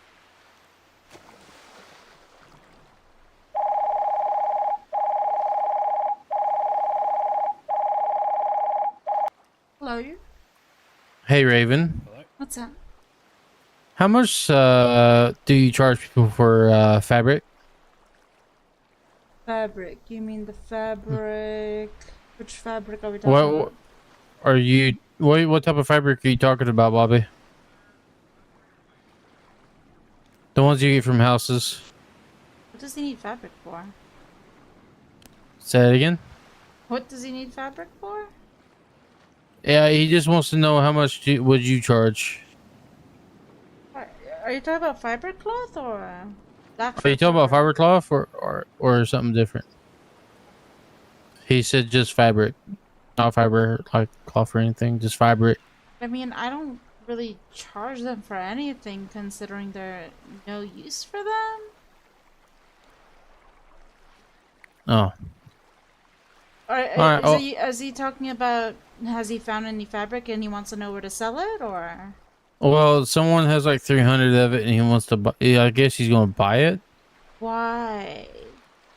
I have no idea. It's so easy to get from houses. Plus, it's really not used for anything. You could just sell it at the train station across from Sandy Hunting Merchant. You want me to have him call you? Well, you can tell him that. Yeah, what's he gonna buy it for, though? What's it gonna use it for? Why are you buying it for, Bobby? To make blindfolds. Wait, what? You can make blindfolds out of that? He's laughing about it now. What? He's laughing about it and it's kind of scared me. Wait, how do you make blindfolds out of that? So, hey, Bobby, the question now is, how do we make blindfolds out of fabric? You there, hard? No. Fabric and rope? You got whisper. Rope? How do you get rope? Yeah. You can buy a rope packet at a store. That is interesting. Now they have use for fabric. That's very interesting. I mean, I didn't know about that, and I don't know the market for that. Nah. All right. I just got a diamond ring. Yeah, I got a Bobby, diamond she ring, don't know the that's market it. for that, man. Just tell him to shoot his shot, and if you think it's too much, deny it. You know what I mean? Honestly, it's so easy to get from houses, so I don't think you should pay any more than, you know, unless you're super lazy to make it yourself, like to find it yourself. Yes. Well, someone has like 300 of it, and he wants to buy like a bulk order of it to make a bunch of blindfolds. So. Okay, well, how much is the guy asking for each? What is it, man? What was it, Bobby? You was gonna blindfold everybody in the city. Wait, what? You are asking for a death wish, my friend. I like it. What the? Oh, so he's just gonna get people on their knees and just blind. You know. Hey, you know what? You know you can't really do that, right? There is a little disclaimer to the blindfolds. Hey, Bobby. You know what? You got any fiber right now? No fiber. Do you have any right now? Do you have any blindfolds right now?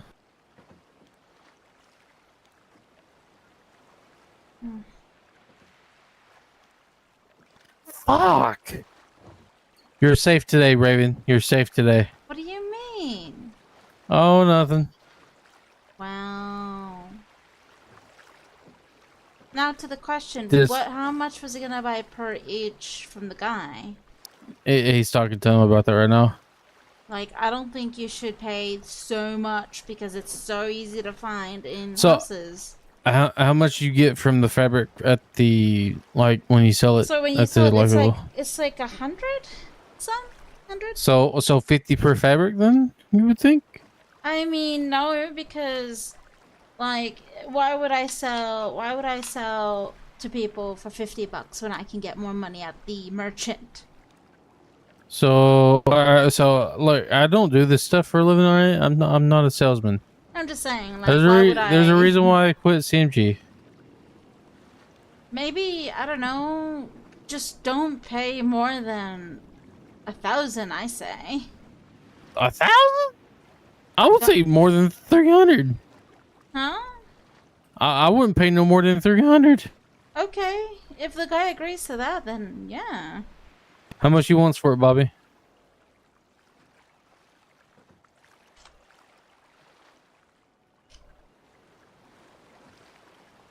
Alright. They're just still negotiating. I'll let you know what they get. Alright, I'll talk to you in a bit, Raven. Okay. See you, nerd. Bye, nerd.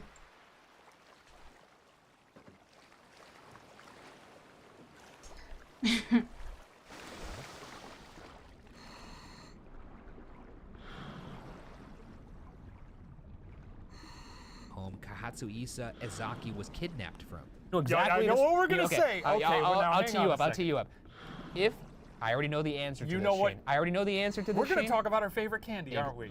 Oh no, wait a second. No, I thought we were Hey, talking about she's good something else. 91. What is Okay, I was up? gonna say, when Chipotle announced that they had an E. coli breakout, Shane and I thought this is the best time to go get Chipotle because there's going to be no lines. And we went there, and it was glorious. Extra guac. We were filling up those chip bags to the fucking brim. They knew they had to get rid of them. And who were they going to give them to? The Ghoul Boys. What were you thinking? So I'm thinking more candy-centric. A terrorist group says, what up? You should have tuned in earlier when a cop was marking up all the vehicles on the beach, and there was just a mad crowd. And let's just say the cop copped it in a, you know, he got thrown into the back of a local vehicle and thrown into the beach. If an assailant came from behind me and strangled me with a nerd's rope, I'd be sad, but I'd be a little less sad. While not all the labeled packages were found to contain cyanide, at least I one found had one enough hard to case. kill someone. Perhaps because of the warnings, no one ever consumed any of the tainted candy. The letter warning of the tainted sweets, however, said that next time there would be 30 boxes and they would not be labeled. For the next 2 weekends, it's reported about 40,000 officers staked out grocery stores across the country. The stakeouts yielded nothing, though thankfully it doesn't appear the group went through with their latest threat. Investigators did, however, find surveillance video the cop from was October saying 7th it was okay showing for a people to park suspect under the with permed bridge, hair, but not in the glasses, open beach and a for some baseball reason. hat, I don't know, it placing was something weird. on a shelf where poisoned candy was later found. Unfortunately, the camera was bad, the lighting was poor, and the security tape hadn't been changed for over a year, meaning the quality of the image wasn't great.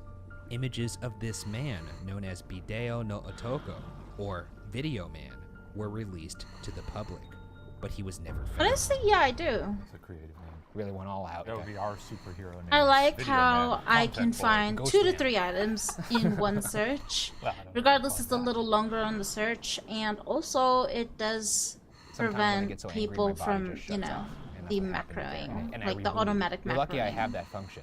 which is good. But honestly, the 2 to 3 In addition to items this grainy videotape, found some in phone one calls search is pretty attempting to good. extort money and purportedly placed by the monster were released to the public. Disturbingly, the voices on the tapes Oh, and I were like not the those of item hardened switch, gangsters, the item swapping. but I love of a that one. They woman should do that and with a the child. houses. At one point, the Even car child is parts, they heard should do giving the item swapping as instructions well. to leave money, quote, behind the seat of the bus stop bench, end quote.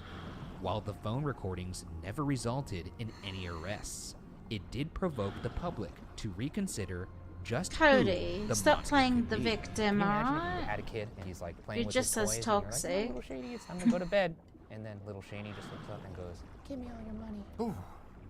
Put it in a Thought bag of it. outside in the backyard, or you're a dead man." Anyone under the age of 23, creep. So That's my anyone under 23 is a child to you. Freaks me out. Following the suit of the public here, are you reconsidering who this monster is now? In my brain, I'm picturing just a really pristine, hip ad agency. Yeah, yeah. With like a full staff.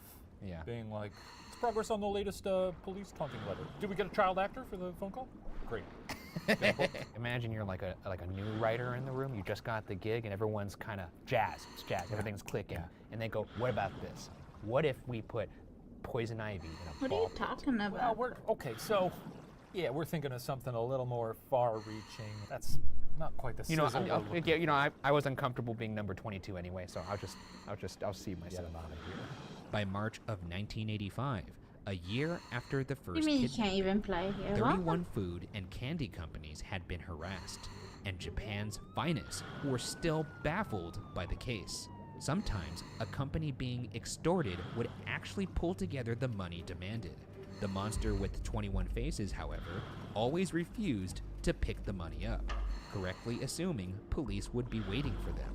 In one instance, 21 Faces instructed Glico representatives to wait for a phone call at a truck stop. Plainclothes policemen went instead, and no call ever came.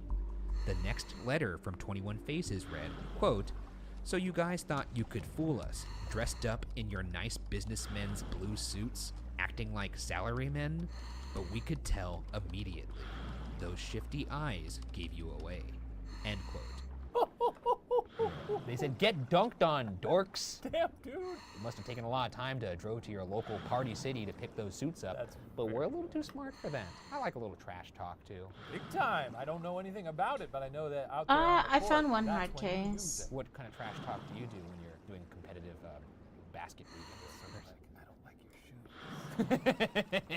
You have very dry skin. Sneaking around. At every turn, the monster with 21 faces seemed a step ahead. On the flip side, according to police, the group never received any of the money it's up demanded. to you. On August 12th, 1985, a year and a half after they first kidnapped a Candyman from his bathtub, the monster with 21 faces sent their last letter, announcing they would stop. By this time, according to Japan's National Police Agency, authorities had received over 28,000 tips and had used over 130,000 police officers. With a stack of letters, a laundry list of crimes, and a humiliated police agency, it's time to look at the theories surrounding who could have been the monster with 21 faces. Our first theory is that the monster with 21 faces was an inside job, and that Katsuhisa Ezaki was in on it from the start. This theory was popular at the beginning of the crime week, and seems to derive mainly from people's disbelief that Ezaki was able to escape his kidnappers. There's never been any actual evidence to back this theory up, though some might find it suspicious that Morinaga's candy was poisoned, while Glico's was only threatened to be. Casting doubt on this theory is the fact that even with no cyanide being discovered in their products, where's that Glico's money? business was greatly affected by the whole ordeal. Looks like At one point, after the monster with 21 faces publicly threatened to poison Glico candy, all of Glico products were pulled from shelves, forcing the company to shut down production temporarily and lay off 2/3 of their part-time employees. I do think it's a little much to think that this guy was in on it just because he managed to escape. I think the monster with the 21 faces aren't exactly violent criminals per se. So when they actually have a kidnapped person, they were like, oh, fuck, what do we actually do? They tied him up with like an extension cord or something. Yeah. Glico being in on it doesn't make any sense to me, because why would they start with their own company? That's the end of that. And set their own production facility. That was a little I guess difficult. to fuzz the radar a bit, but that's a lot of fuzz. That's a lot of fuzz. Too much fuzz. You ever have a peach that had too much fuzz on it? No, it's disgusting. I've only had peaches that don't have enough fuzz. I don't like it. It massages my tongue in a not pleasurable way. Our second theory is that the monster with 21 faces was someone seeking revenge on Japan's food companies. Almost 30 years before 21 Faces sent their first letter in mid-1955, a stabilizing agent in Morinaga-produced dry milk accidentally contained the poison arsenic. By June 1956, over 12,000 infants had been injured, and 138 had died. Morinaga reached a settlement with the families of the affected infants, but a 1969 report showed that the survivors continued to suffer related ailments. By the time the monster with 21 faces began its campaign, the victims of the dry milk incident would have been almost 30, and perhaps ready to seek revenge on the company that made their early years so difficult. This theory, however, doesn't account for why 21 Faces targeted the entire industry instead of just Morinaga. You fucked milk up somehow. Yeah. You just take a bucket of milk and you leave it in the sun for a few days. But boy, I don't know how they get arsenic out of that. I had gotten poisoned by Okay, a these company as a drawings child are when I very was difficult. A man. I would want revenge as well too. I think I see a rooster I'm gonna write some there. funny letters, and I'm gonna make some funny calls and watch the stock drop. I like this one. I'm not gonna lie. I like the idea that they're just out there blasting at any corporate target. Like you said, they seem like agents of chaos. So trying to figure out some motivation here almost feels less exciting to me. Our final and best theory is that a man named Manabu Miyazaki was at the very least somehow involved. In November 1984, after the cyanide-poisoned confections showed the monster with 21 faces meant business, 100 million yen were set to be turned over to the criminals in Kyoto. Police surveilling the drop-off spotted a suspicious, quote, box-eyed man. and gave chase. No? The suspect eluded capture, but police there's a gun did manage there. to find the stolen car he had been driving, complete with a police there you scanner go. inside.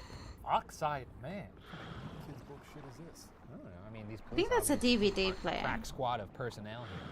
Hilarious to me, by the way, in the one instance that they had to possibly catch this criminal, they lost in a foot race. They really blew it. Yeah, that's rough.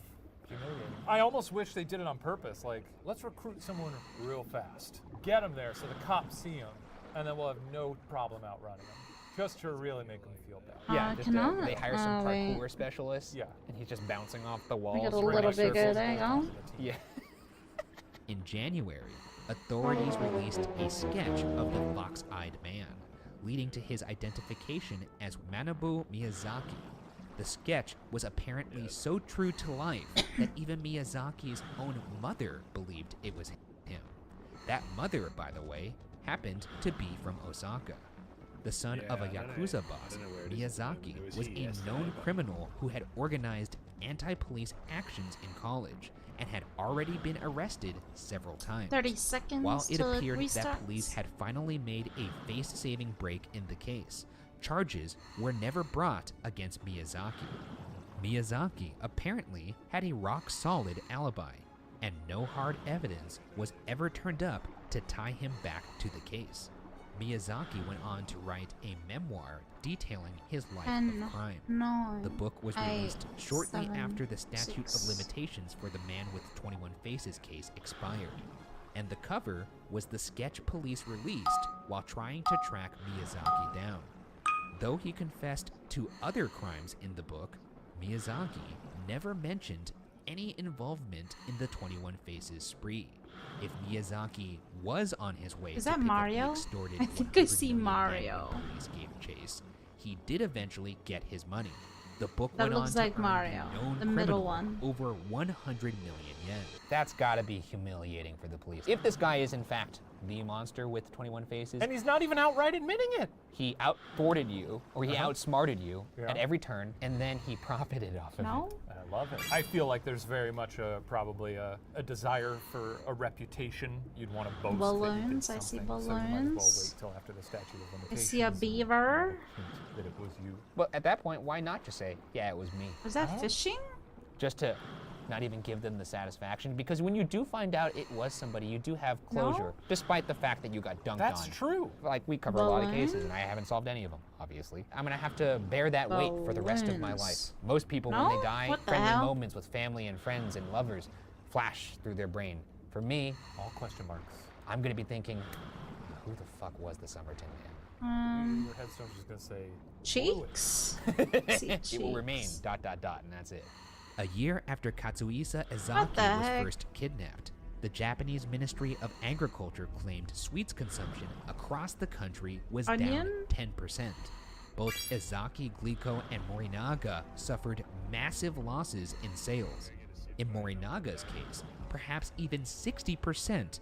In the end, the monster with Beaver. 21 faces got away with it. Even with the statute of limitations expired, no one has come forward Swan. to admit to the crime, unless the real face behind these crimes decides to someday reveal itself. The identities That's of the weird. monster with 21 faces remains unsolved. Unsolved. Did anyone get poisoned from this? No one got poisoned, but company's revenue got hurt, so I guess you could say people lost their jobs. Then these men are my heroes. I salute them. I endorse what they have done. Let me go on record as being a super fan of the monster with 21 faces. What is this, a fucking tryout? I know this is the last season, but to see you so candidly and kind of grossly audition for your next gig, I'm a little offended. Do it on your own time. And you know what? BuzzFeed at large is not a fan of the monster with 21 And faces. I will but say- I, Shane Madej, personally endorse them, and I hope they give me a call. And I can say that I, Ryan Bergara, do not endorse them, but nice work. Nice work. Don't poison people. Don't poison people.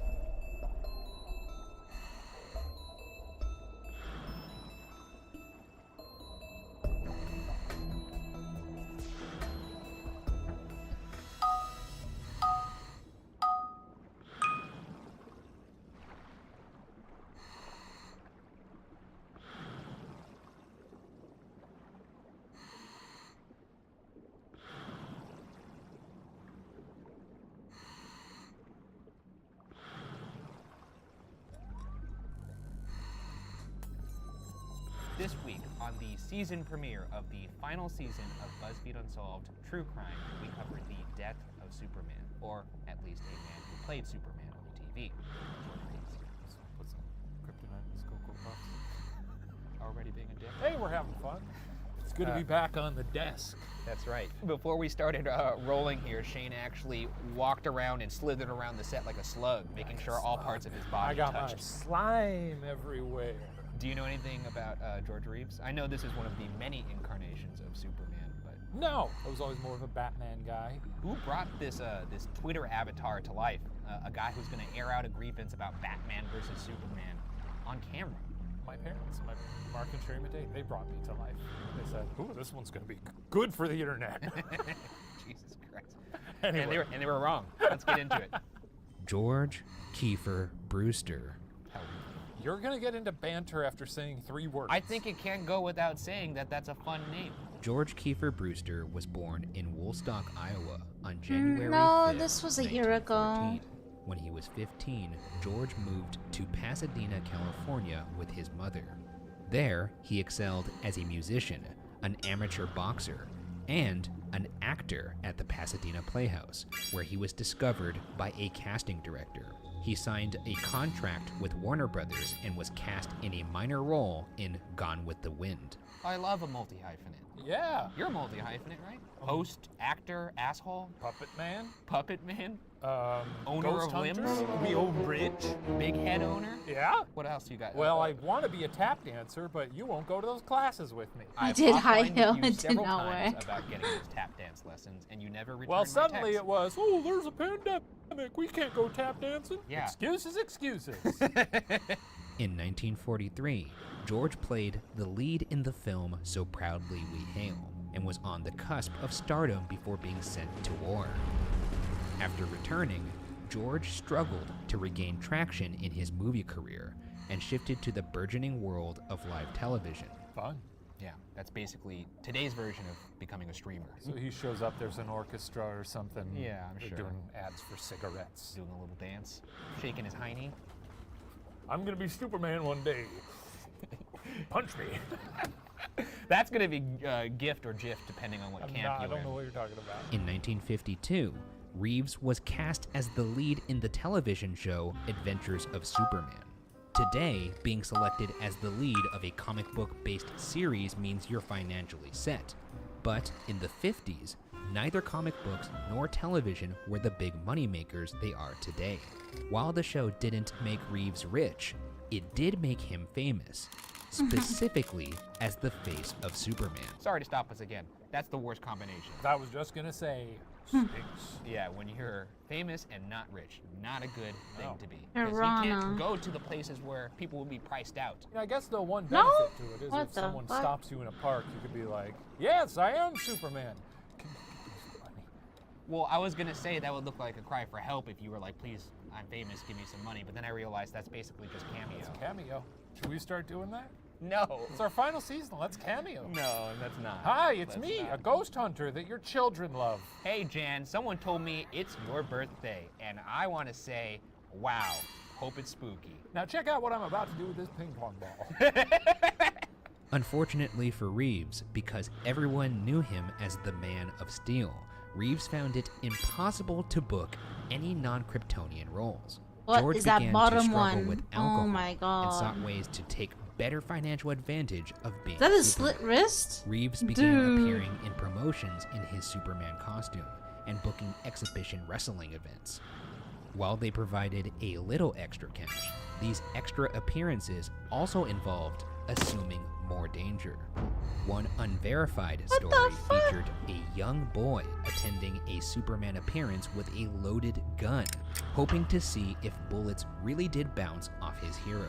According to the story, Reeves quickly explained to the boy that while the bullets would indeed bounce off of him, they would then ricochet into the crowd and take down innocent bystanders. The fib worked, and the boy was disarmed. That's very smart. I wonder what got this kid in the mindset that this guy's obviously an imposter. Like he's treating Superman like Santa Claus. Like I've never thought I'm gonna put the fireplace on when Santa comes and see if he's actually special. Yeah.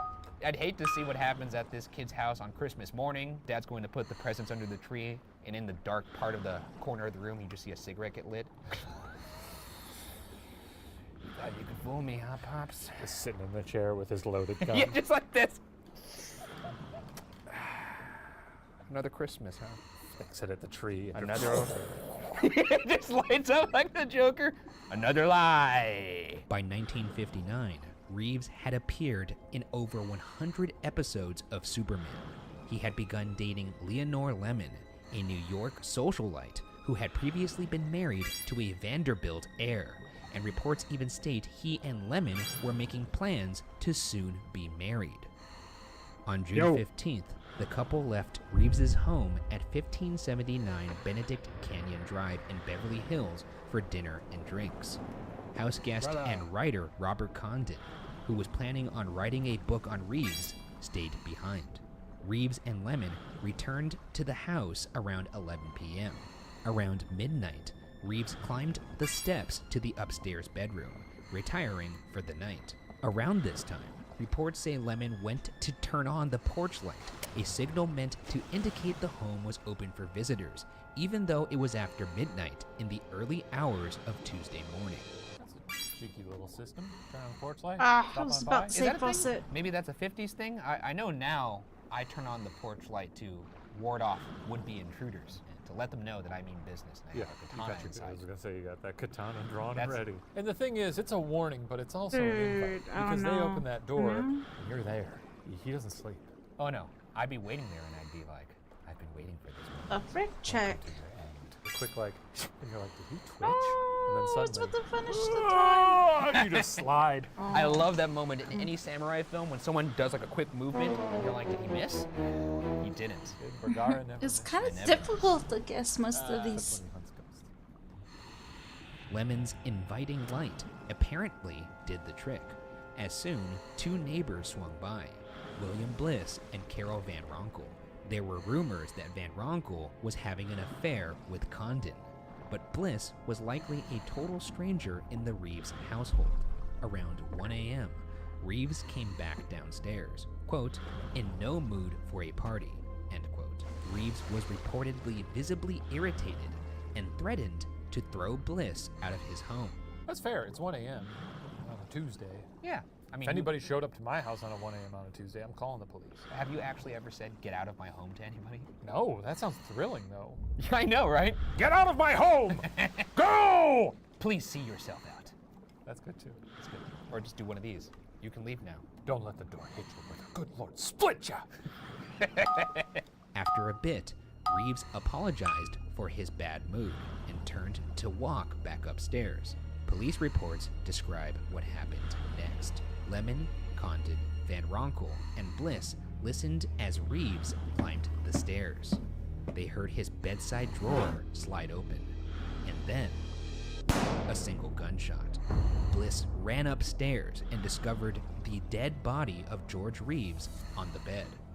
When police arrived, Lemon, Condon, Bliss, and Van Ronkel were drinking together downstairs. Reeves was found naked, lying on the blood-soaked bed with his feet on the ground. He had been shot in the right temple. A bullet casing was found under his body, and a 9mm German Luger was on the ground between his feet. Blood splatter traveled all the way to the ceiling, where the bullet was lodged. I assume they're drinking nervously at this point. I feel like maybe, though, I hear a gunshot and my husband's upstairs. It's not, let's pour another cocktail. Also weird that the one person who ran up the stairs was the guy he didn't even know. It was Bliss. He probably went up, saw it, and was like, look, there's nothing we can do here. You need to call the police. I think that's fair. Maybe they were rattled, and you've been rattled enough. Oh, you sure. You need like to pour yourself a cold one. Yeah. That's me in every haunted house I go into. And Yeah. I can barely get the glass to my lips. It Yeah. just goes all over my clothes. So, we'll see. Let's see where this goes. Okay. With the crime scene set, it's time to go into theories about what happened to George Reeves. Our first theory is the same conclusion drawn by the Los Angeles Coroner's Office: suicide. According to the coroner's report, quote, the position of Reeves's body on the bed, the angle of the bullet's path, and the autopsy findings all point to suicide, end quote. Reeves had put the gun to his right temple and fired. Simple as that. Somewhat suspiciously, Lemon, Reeves's fiancée, jokingly predicted George was going to kill himself moments before his death.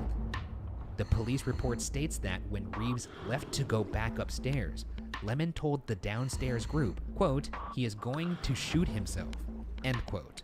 When the foursome next heard the bedside drawer open, Lemon went further, saying, quote, he is getting the gun out now, and he is going to shoot himself, end quote. According to the LA Times report the next day, Lemon claimed she was, quote, only kidding, as she grimly narrated the death of her fiancé. Do you think she kept going like, well, I bet he shot himself. They're taking the body out. Oh, I guess he's dead. First off, even if she is joking, it is weird that she had enough context to make that joke, to assume that that's what he's going to do. If you have a fiance who clearly is distressed, you don't go upstairs to check on him? I don't even bother. I'm having drinks with my friends. It's an odd scenario is all I'm saying. Strange. Many point to Reeves's stalled career as a potential explanation for taking his own life. The only non-Superman roles he'd had of late were either greatly scaled back or featured him wearing heavy disguises, so audiences wouldn't associate him with the Man of Steel. Turner Classic Movies, however, has reported that rumors about Reeves's stagnated career may have been exaggerated. TCM suggests that, apart from upcoming seasons of Superman, Reeves was being considered for the role of Detective Milton Arbogast in Alfred Hitchcock's upcoming film, Psycho. Also, want to point out, and it goes without saying, a lot of times we see this in these cases where we have suicide as a theory and people often say, well, he had no reason to commit suicide. He didn't show any signs. That's often not the case. You don't need a sign to commit suicide. Yeah. I think we could put the kibosh on that line of thought right now. Apparently, Lemon knew, though. I could say that. She seemed to have a pretty finger on the pulse on that one. I'm not saying that she's Nostradamus, but she sure seemed to have the inside scoop. According to E.J. Fleming, author of the book The Fixers, which in part details the circumstances around George's death, there were also several incongruities with the way in which the body was found. Reeves was totally naked, meaning he'd either had to have been naked when he went downstairs, a detail that the guests likely would have remembered, or between returning to his bedroom and shooting himself, he would have had to strip to the nude, an uncommon occurrence in suicides. The location of the body, bullet, gun, and shell casing relative to one another are also somewhat suspicious. Fleming argues that George most likely would have fallen forward, not backwards onto the bed. For the bullet to make it to the ceiling, George's head would have had to have been nearly horizontal at the time of firing. For this to have been true, one would expect the gun to have been found either on George's side or still in his hand, not on the floor between his feet. Finally, the bullet casing would likely have been on the floor, not underneath the body, according to Fleming. I just think the way gravity works and the way the positioning, if your head has to be horizontal like this, you're leaned over to an extent, so I would think you would fall forward. So his head would have to be sort of facing the ceiling, but then the force of it, I would think, would sort of knock him back a little. Oh, because of the actual, the force of the bullet hitting you. Yeah. I guess then the gun could fall between his legs. Yeah, so maybe it's possible. I don't think it's likely. Reeves's mother publicly contested the suicide theory, convinced her son would not have killed himself, and there were no reports of a suicide note.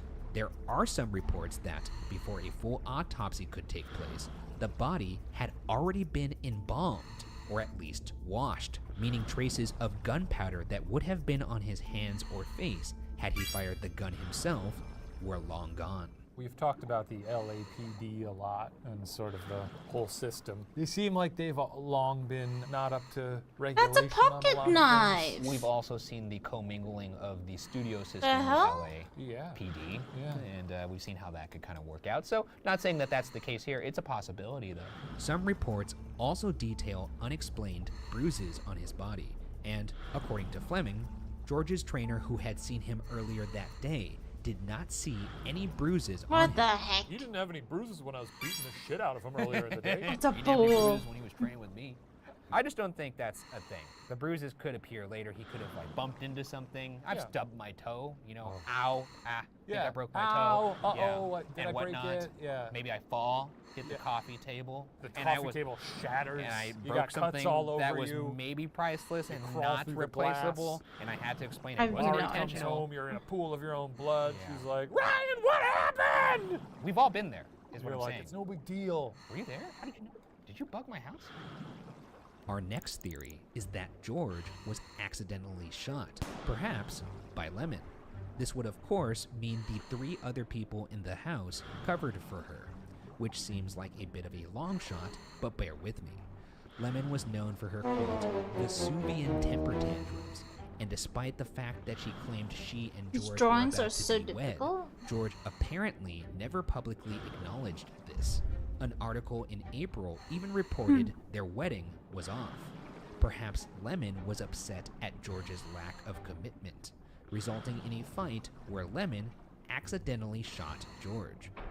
Bolstering this theory's case is the fact that, in addition to the one that had passed through George's brain, 2 other bullets from the same gun had been shot through the floor of the bedroom. When asked about these, Lemon claimed one was from an accident a few days prior when she was, quote, fooling around with the Luger. No explanation was ever given for the other bullet. Despite this, LA Police Chief William Parker told the press he believed the extra bullets were of no significance. Soon after George's death, Lemon left for New York, never to return to LA again.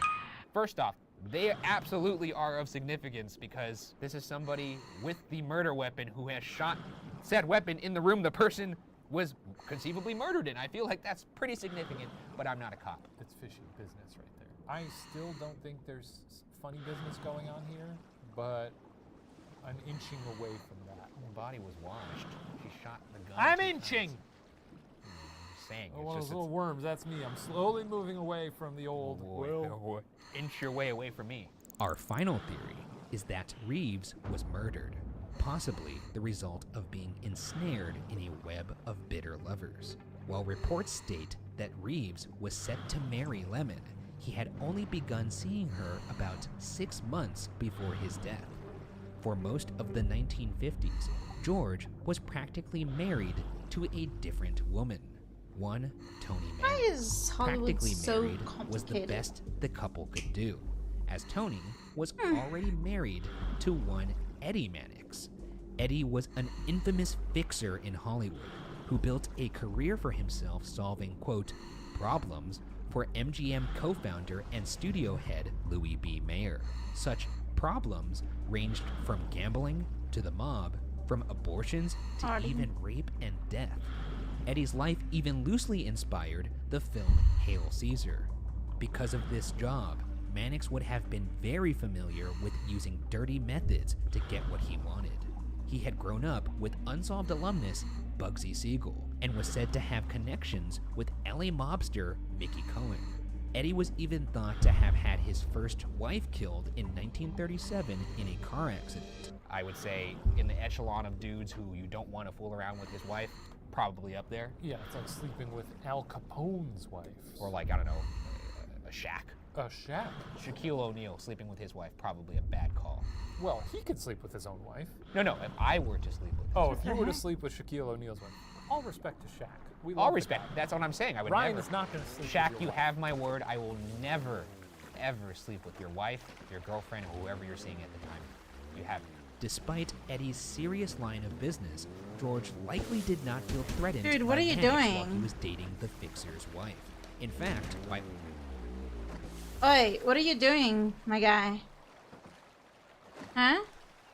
Why are you ramming the boats?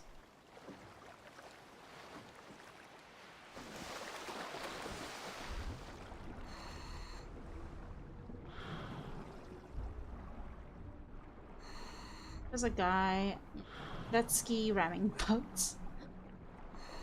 He's in the water now.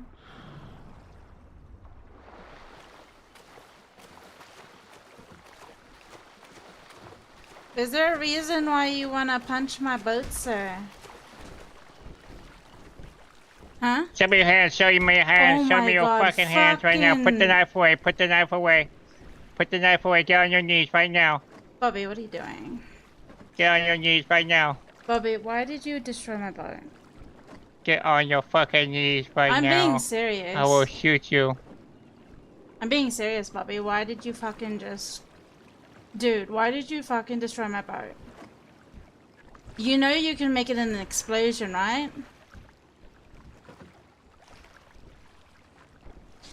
Bobby, are you sure you're not gonna regret what you're gonna do right now? Because I'm getting serious right now.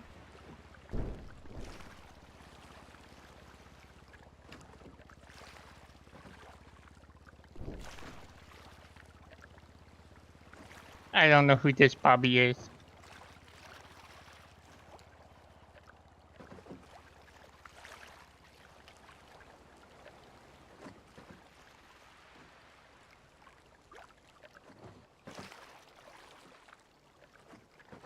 I need $100 million. Just a moment.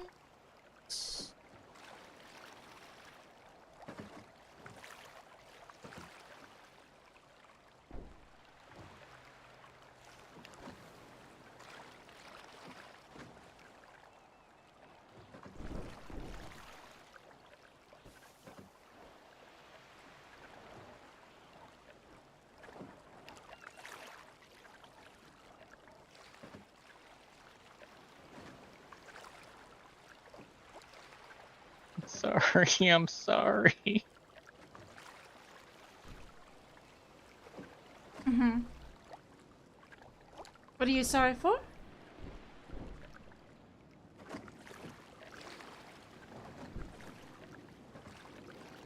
For breaking your boat. But yeah, you know hitting the boat with a fucking jet ski is gonna put it on explode. Now I can't access it. Oh, you can't? Well, that's what was going to happen if you kept going on the boat with the frickin' jet ski.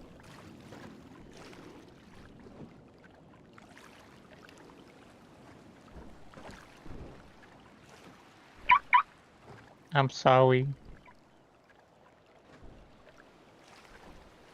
Okay, it looks Oh, fun, look at all this but free loot. honestly, it would piss me off if it went into explode mode and I would have to wait till blackout just to finish my fucking experiment.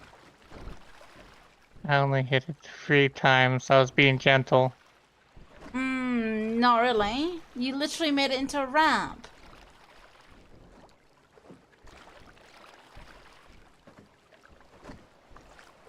I just had to test something out.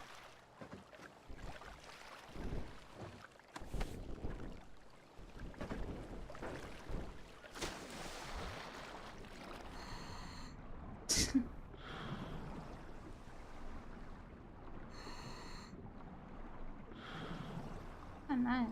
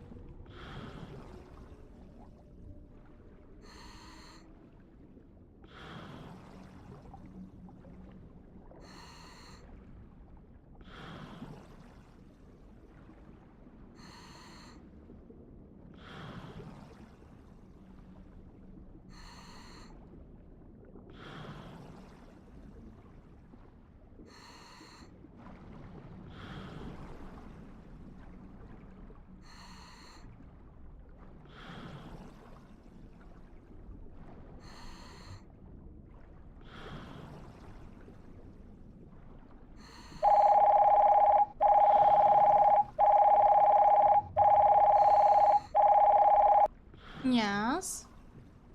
So, how was it nice? How was it being blindfolded? Or let's just say I almost killed Bobby. I know. I was watching that shit. Oh, fuck it! Why are you running on the road for me? Oh, Bobby, you still in the car? Hmm? You ran in the middle of the road. I almost killed him. But yeah, no, we planned that whole entire thing out just to piss you off. Yeah, Did it work? I already unmodded Bobby, by the way. So Wait, what? I unmodded Bobby. Oh, come on! It was just a joke. It wasn't going to be a joke if that jet ski that had damaged my boat, if it went into explosion mode and wasted my fucking time to wait till blackout to finish this damn experiment, which I've been doing hours for, by the way. It's already been about 4 to 5 hours. Yes! Oh. Ah, damn. So nothing? No, hard case? I got 1, but that's not the point. Well, I didn't see him do that. I was busy in my head, if you get what I mean, feeding my face. You're trying to drop all association with what he did, eh? No, we planned to do that, but I didn't know he was ramming your boat with a jet ski. Yes, he was.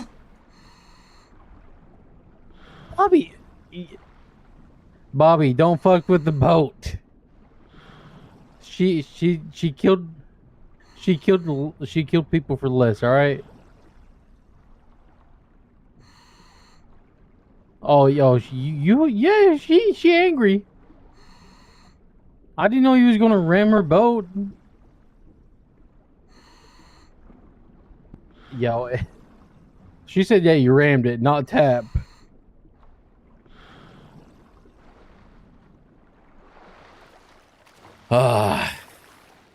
Fuck. Well, how did it look like it is anyway? Now 64%. Yeah, he said it was 64%. What was it at before? 100? What the fuck? Bobby, how many times did you hit her boat? 3 times. You could have just went and yelled at her in the water. Oh, you was trying to go incognito? Okay. Okay, Bobby. Well, shit. Well, is there a way we can fix your boat? No.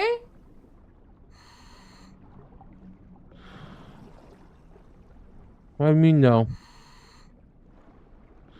It's complicated. Okay. I get what you mean, though. I get what you mean. Well, I'm sorry. I didn't know you were going to ram the boat. The purpose was... the idea was just to kidnap you. Just have a little fun, but that's it. Not to actually piss you off. I don't like people touching my boat. That's the one big no-no. I know that. I know how you are with your boats. Bobby, you gotta apologize your ass off with her, dude.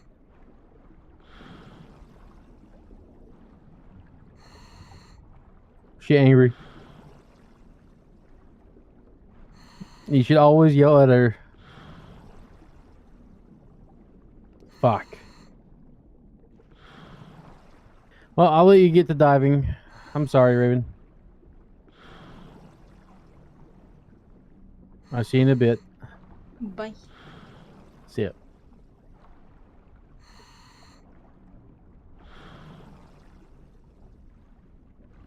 By all appearances, Eddie fully supported Tony and George's affair. Eddie would sometimes tag along with Tony on her dates with George, sometimes as a third wheel, other times bringing his own mistress along. There are even reports that George would go on vacation with the Mannixes, with Eddie bringing another woman in addition to his wife. At the time of his death, Reeves's house, car, even his clothes had all been paid for by Tony. Well, this sounds fun! This seems very progressive, actually. Yeah. this has been a very dark story, so I like the whimsical turn here. I just like the idea of them all just getting breakfast together. They're at the Polynesian in Disney World or something. There is a way to Hey, repair the fuck my wife barn. I last mean, night? you'd have to get a You tow passed the cereal? truck. We're all fucking each other. But it's Isn't just that great? complicated Pass to the Yeah, they have like a little, repair because clock if you and timer unhook set it from the a tow scoreboard truck, maybe it's in the middle. going Like, to. all right, tag in, subs. He still You know. sounds like a piece of shit. It's literally going Due to to Eddie's explode. tolerance the tow and even truck. encouragement So of it's kinda Tony and George's complicated. relationship, it's not the affair, but the disillusion of the affair that leads some to suspect either of the Mannixes. Tony was reportedly inconsolable after Reeves left her for Lemon. According to rumors, she even stole George's pet schnauzer for revenge, knowing it would break his heart. Some suspect Eddie could have planned George's death out of devotion to his upset wife. It's also possible Tony herself commissioned George's death with some of Eddie's guys, without Eddie's knowledge. Lending credence to this theory, author E.J. Fleming details that George survived a series of suspicious accidents in the months before his death, which would jive with Eddie's modus operandi. In April, for instance, George was in a horrific car accident on the street he lived on. He crashed into a cement pole and was partially ejected through his windshield, resulting in a days-long hospitalization. A mechanic found George's car had its brake fluid seemingly drained. I know it doesn't take a lot to get me paranoid, but this is a one-way ticket to Paranoid Town for Ryan Bergara. If you drain my car of brake fluid, don't do it unless you want to see my katana in your nightmares. You have a bad dream about Ryan with a katana, you wake up and go, oh God, oh, and then you're in the corner. They wake up and, Ryan's katana can't hurt me! And I whisper, yes it can. Some sources claim the gun that killed Reeves belonged to Eddie, though the police stated Reeves had bought the gun. Unfortunately, the gun ended up being less helpful than it could have been in the investigation. The firearm had recently been oiled and did not retain any fingerprints. Casting doubt on the murder theory is the fact that the bedroom upstairs reportedly had no windows, meaning an assassin would have had to sneak past the 4 people downstairs to get to their target. Some people point to William Bliss's appearance as being suspicious for this reason. Perhaps Bliss, who, recall, was essentially unknown to Reeves, but nevertheless at his house at 1 a.m. on a Tuesday, was used as a distraction while a second man went upstairs to kill Reeves. This would also explain why Bliss was the one to dash upstairs after hearing the gunshot, despite being the one least connected to the actor. So maybe in this scenario, I guess he is in cahoots with somebody who hasn't been named. Maybe someone could have played the long game, hidden in a closet, and just waited. What is this room with no windows? Yeah, that sounds awful. Sounds like Vegas. Why would you want to stay in a casino? Put some windows on that thing, bro. Perhaps no one was as convinced that Reeves had been murdered as Tony Mannix. At 4:30 a.m. on the morning George died, Tony placed a call to Phyllis Coates, who played Lois Lane in the first season of Adventures of Superman. Coates claimed years later that Tony told her, quote, "The boy is dead. He's been murdered," end quote. In 1999, publicist Edward Losey, who had become close to Tony when she was in her 70s, detailed being in the room when Tony, who was, quote, absolutely terrified of going to hell, confessed to a priest that she and Eddie had Reeves killed. Losey claimed that the priest told him not to tell anyone about the confession, or it would endanger his life. Losey only came forward after he believed anyone who could do anything to him was already dead. Of course, the big mystery remains. How could a murderer get away with 4 potential witnesses sitting downstairs? You befriend an older woman. Okay. She's like in her 70s. I'm listening. You go to the retirement home what every do we do Friday. there? You start this beautiful friendship. You play chess with this old woman. Wait, what about like the sort of the water yoga or whatever? Am I like carrying her around? No, I'm thinking like we have the whole montage here. You're pushing her in a wheelchair through the Long Beach Aquarium. Is she smooching me? No. Oh, okay. No. You're playing chess. You're watching funny old movies that she's telling you from her time, and you're laughing, Bringing eating up popcorn. baby. And then one day while you're doing chess and you move the horse, and you're just like, all right, your move. She goes, Shane. Is that where you're going with that? Yeah, it was actually. You would ask, what did it feel like when someone says I murdered somebody? I think you might be a murderer. Is that all that's been holding you back? I would only ask about JFK because it's such a historical happening. You know, if she was like, I killed a dog, I'd be like, all right. Push her into the pool and leave. While Reeves may have been frustrated with his career, it's hard to overstate the impact he had on the public. 35 million people regularly tuned in to watch him fight evil as Superman. Unlike his character, however, the man behind the costume was not invulnerable, and his life ended in tragedy. Whether George Reeves died by suicide, accident, or murder remains unsolved.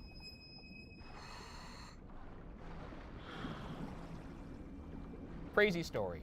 That's wild. If you're putting your money on a theory, what are you going with here? I'm gonna have to go with suicide. I'm gonna have to go with murder. I really do think he was murdered. Oh wait, yeah, I'll go with murder. I changed my mind. Well, that was you turned the corner pretty fast. I on forgot that she one. confessed. It feels right. It's either them or the would-be wife who's just. Yeah. Let's see if this gun works. Or it could Yes. also be suicide. Could be any of them. So, okay.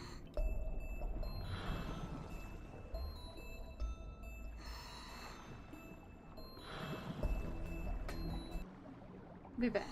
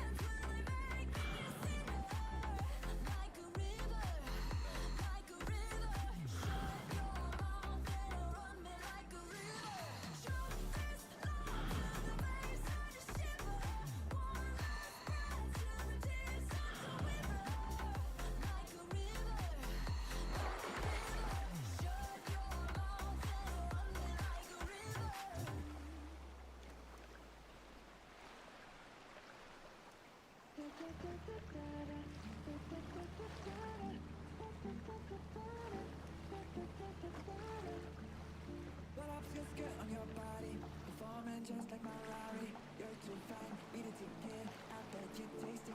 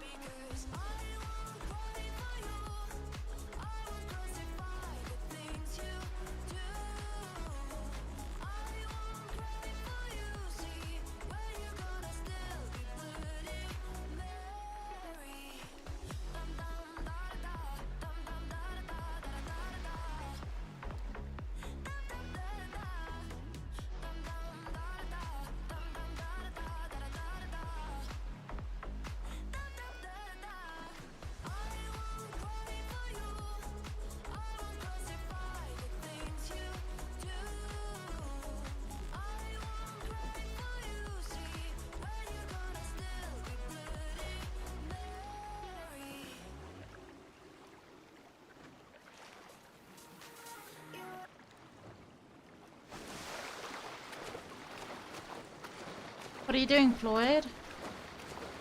Talking to somebody upstairs. Huh? For what? I'm gonna get your boat fixed. No, don't do that.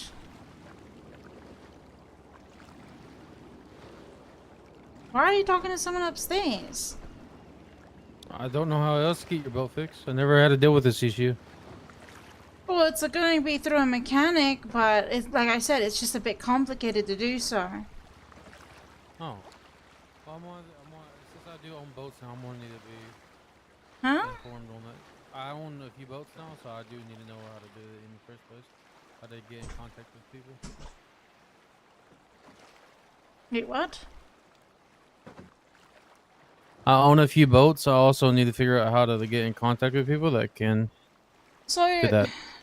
The issue with a tow truck is you can't repair it when it's on the flatbed, like hooked up. You have to unhook it. The only issue is the risk of it exploding with the tow truck. Oh. Other than that, the only other way is to buy a car trailer and tow it to a repair station, and hopefully they focus on the boat rather than the trailer to repair it. Oh. Alright. I might go buy a truck and a trailer then. You don't need to do that. No, I got boats too. You gotta remember, I'm in a diving game now. Again. Diving game? Yeah, diving game. Oh. Down there, you know, down there? The diving game. Woo! You're not Sorry, even in a my mouth. diving game. Not yet, no. My mouth is numb and I'm biting my tongue a lot. Yeah. Oh.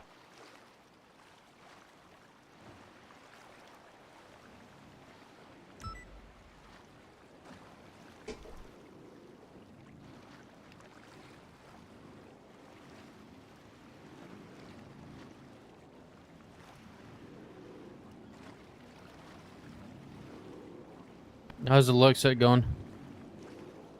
I'm doing the no luck set right now, and I'm nearly there.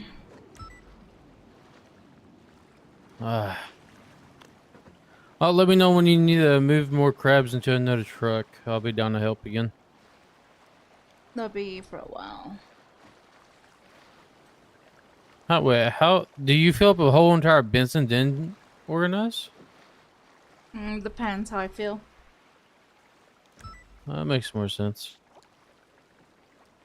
Well, I'm gonna get back up into Pluto and get into my gear, and dive some. I spent over $150,000 on repairs today. Holy. My wallet hurts.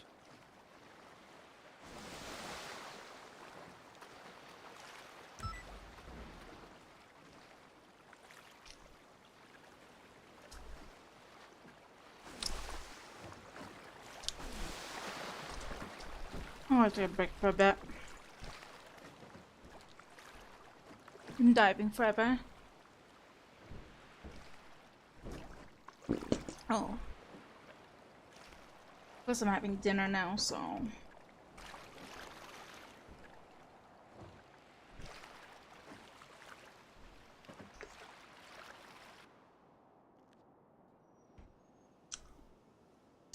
So I'll go back on Valhalla.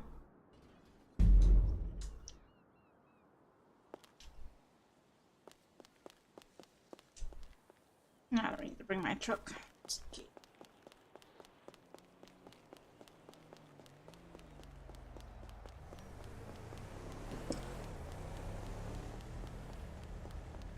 There's so many people.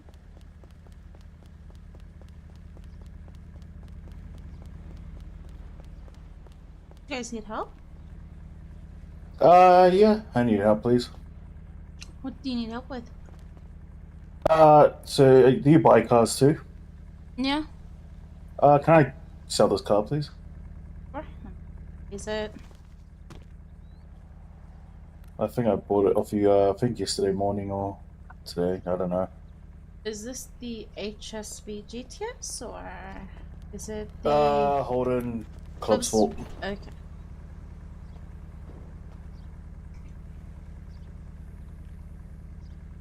I should have definitely test drove it before. I think I did give him this car.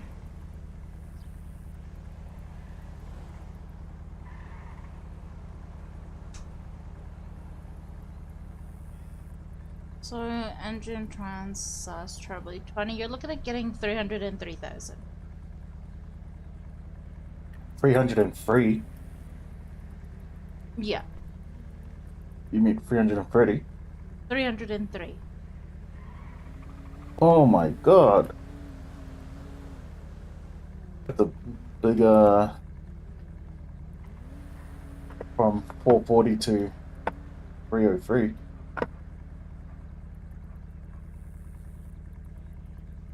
I mean, will it make a difference if I repair the thing and clean it?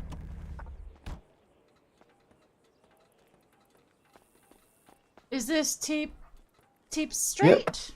Yep. Actually, you had bought the car for 342k, which was originally bought for 303 with a 10% uppage. What we sell it for in order for us to get commission and the profit for the business. That's why we Oh, marked it at right. I 303. bought it for. I thought I bought it at 4. Sorry. No, you That's bought it what for confusion was. 342. That's why we have Okay, notes no, in yeah. archives. All right, no, I'm happy with that then. Yeah, This no whole time worries. I thought I spent 400 on this. Right. Alright, if you agree with the offer, go ahead and page up sell vehicle Estella and your bank details on a note, please. Oh, 1 second. Thank God we got logs.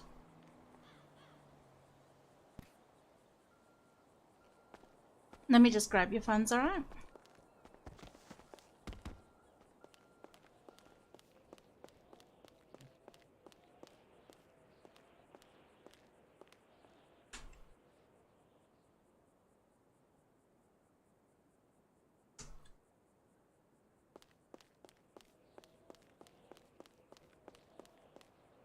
Yeah, no, I was like, for some reason, I don't know why, I must have got numbers mixed up. Yeah. It's 8744944424. Yep.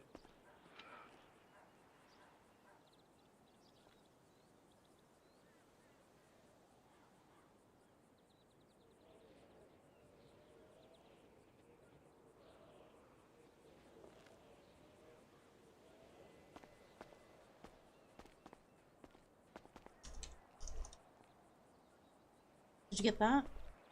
Yep. Arigato gozaimasu. Alrighty. I have some inquiries about selling the same vehicle.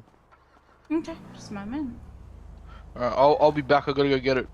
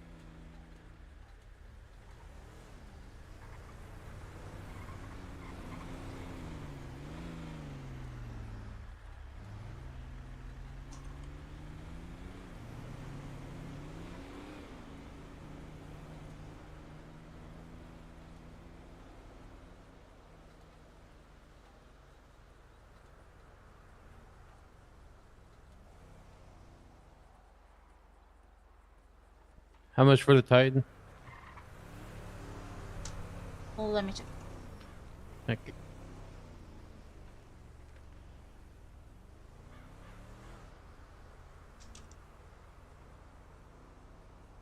Oh, it's stock 164k.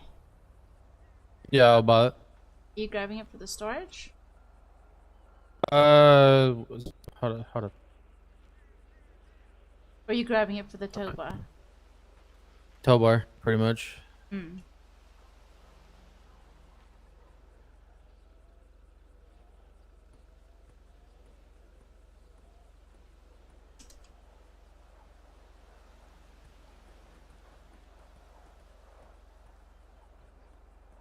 Party. Go grab that car and. Do you want me to store it? Yeah.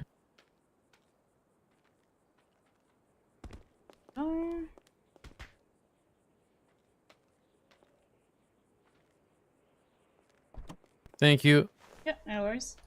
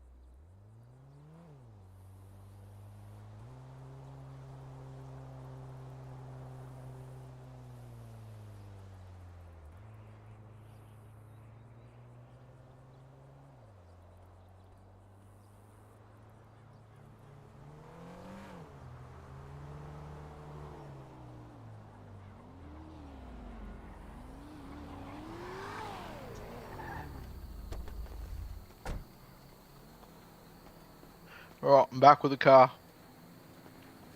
This one? What was that?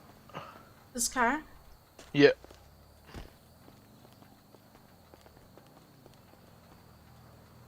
This is the HSV? Yep, HSV GTS.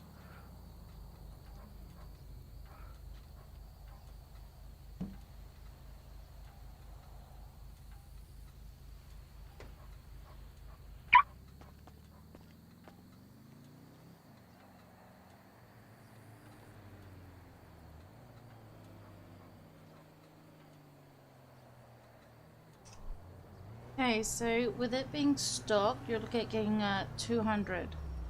Yep, that's fine. Alrighty. Page up, sell vehicle. Still a bank number. Alright. Okay.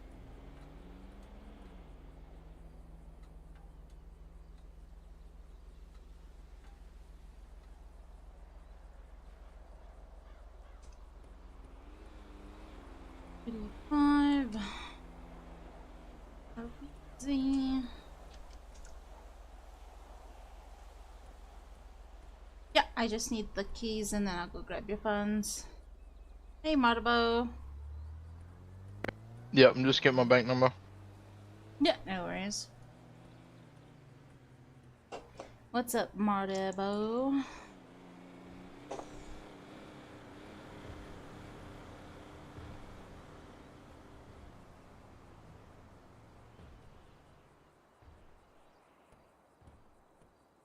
Dude, I was watching Kermit on Omegle. It's funny as shit. Alright, how do I give you keys? Page up, sell vehicle, and then Estella.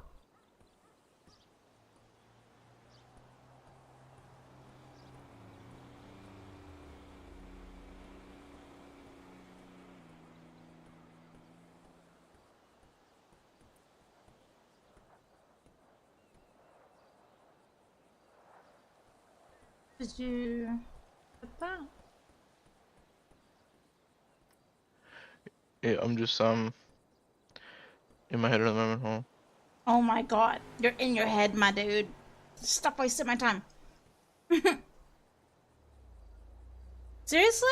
He's in the middle of selling his car, he's in his head? What?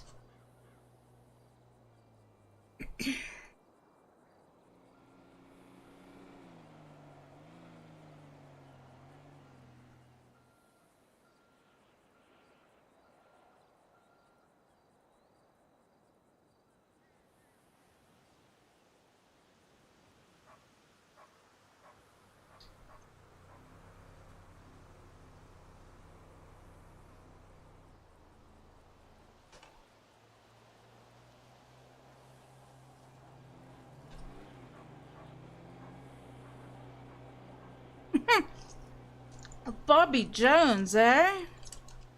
This guy's name is Bobby Jones. Give me a moment.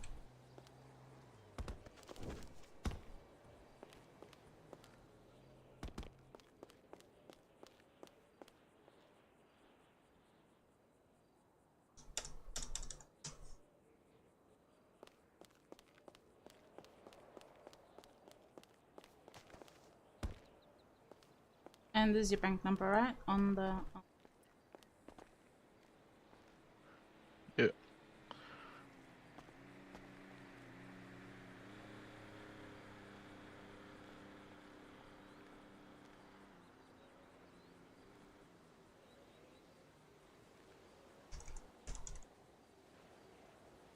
There you go.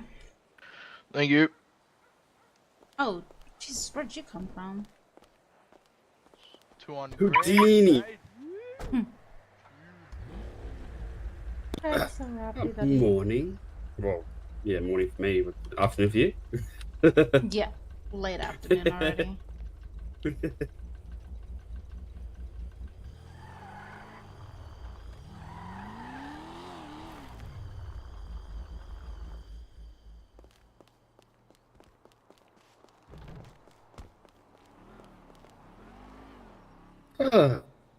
Hmm? Yeah, been busy? Been on and off. I have just gotten here recently. I was here earlier, Yeah. which was pretty funny considering there was a Gerald Winston versus Kay from Valhalla public beatdown at the golf course. Dude, you should have seen the tweets earlier. I don't know if they're still there. Let me have a. I wonder if it's on like most liked. Hold on. Wait, well, it's not all of it actually. It's already past. Like, but if you go all the way to the bottom, you'll see a lot of the posts there. Fucking Gerald. Yeah, if you, I think it might be in most like his comment, the best comment I have seen so far. Oh, there, yeah, it's on 8 likes if you want to search for it. Oh yeah, here we This go. is what he, There's Kay there. There's fucking Kay talking real big. Yeah, Kay. Oh my god. Yeah, it's funny. And and Moe, he's called out Moe. Yeah, it was very hilarious earlier. Probably half the city was there at the golf course just wanting to watch.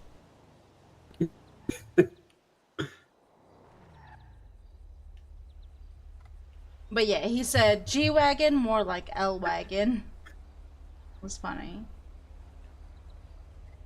But yeah.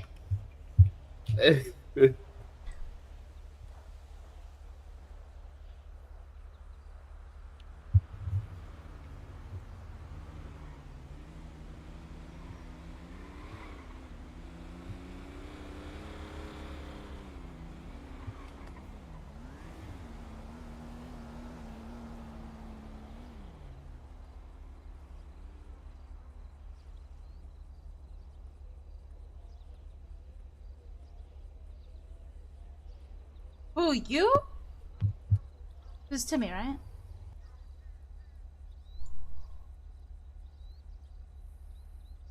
Oh. Dude, I'll give you a... I have clips today.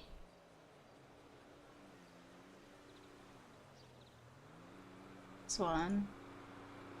This one's funny. I grabbed this clip. And I'll just share to you.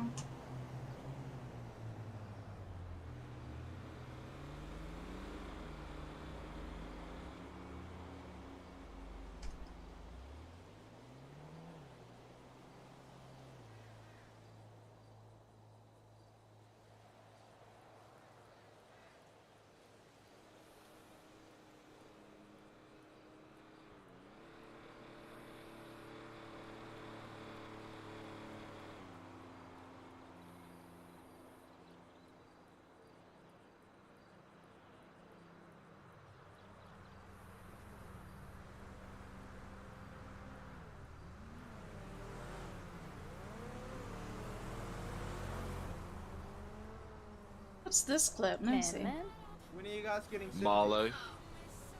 We're not even fucking 8-man, man. Hi, Callum. It's no good. Pussy. Get off me, James. Fuck off me, bro. Like that, are ya? Nah, no hard cases, bro. I need one though. Can you like sell You me? said my name? So we only just got registered. Oh my no, god! Zach's died. Oi!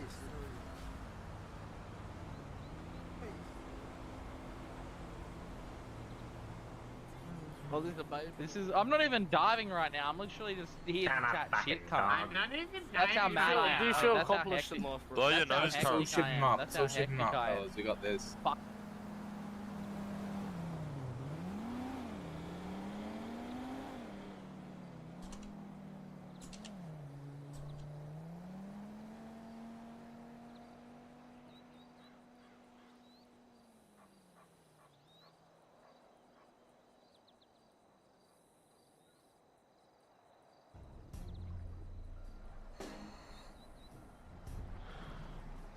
See, now you have to like drag it over, like whatever.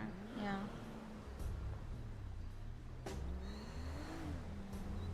Why did this guy clip this? So she looks young with all this stuff. What the fuck did I just watch? What the fuck did I just watch? Fucking Gerald. What the fuck is he doing? Oh, he's tinting my car. Oh my god. But yeah. That's a laugh. Hey and Gerald. Oh. And then they went into a Twitter war. Gerald showed some big guns, not gonna lie. Oh, Gerald has fucking heaps. Yeah. I loved how Gerald decided to make the last laugh by tasing, okay? Yeah. And I love how the cameraman was up to you. It's like, what do you think about the fight? I was just here for laughs. And the guy's like, yeah, great, no comment. And then walks away. Next minute, Gerald comes along, like a boom.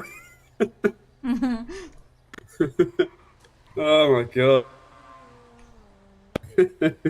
How's the diving going? Because I haven't really done anything yet with this new stuff. My family is doing a LuckSet experiment right now. Oh really? Awesome. So Anything so far? now it's KG based.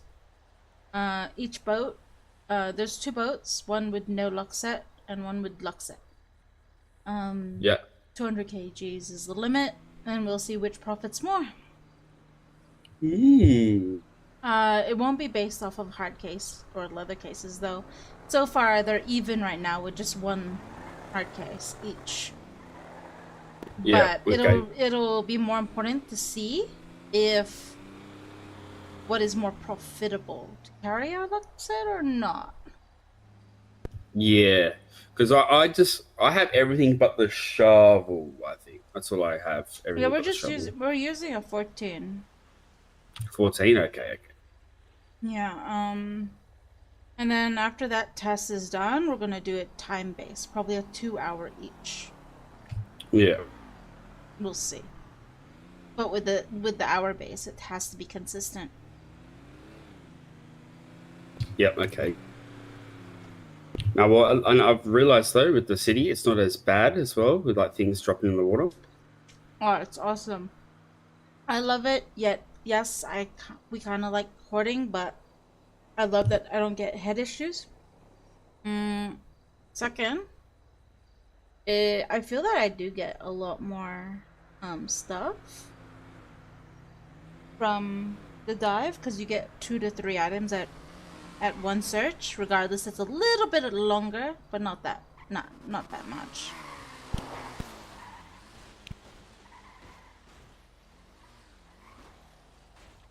Yeah. Okay. Yeah. Well, I haven't actually even gone diving since the new stuff, so we should really test it out. I mean, I like it personally. Yeah, it just takes longer, doesn't it? I think.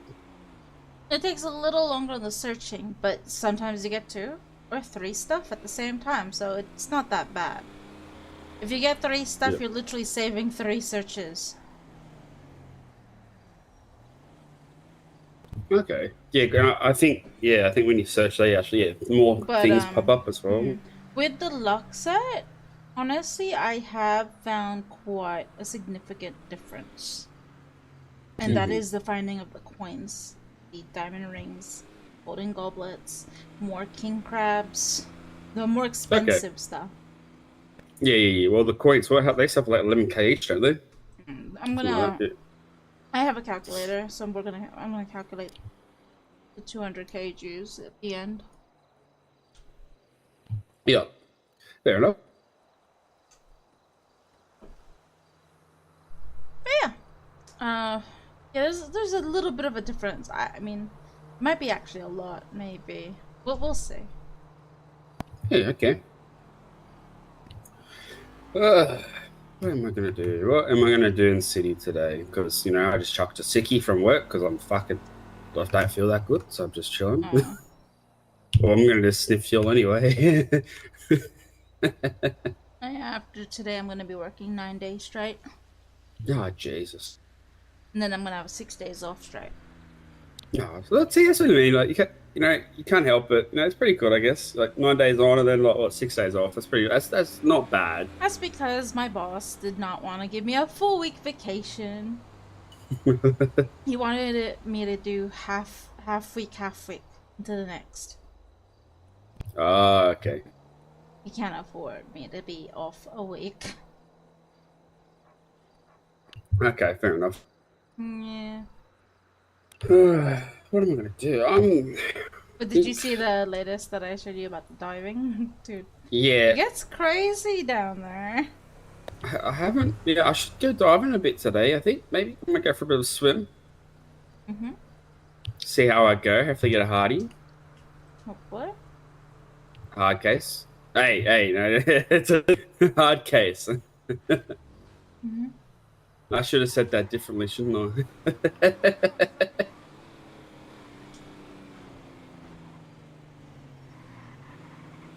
Yeah, not much has happened. Some sale here, buying cars there. Yeah. I was a bit busy last night, actually, a little bit. That's good. Yeah, looks Yeah. like Got a bit of the stock. purchasing. Yeah, I trained up Ray last night. First time training, which was good. Ran through everything with purchasing and yeah, got the all clear and yeah. It's good now to start buying cars. So at least we've got Kay and Ray. They could buy a lot of cars anyway, so they're up here a lot. And I paid out Tyler's and Sandy's bonuses last night too. Yeah, that was the other thing I did, and myself. They're all here. Everyone was all here. It was amazing.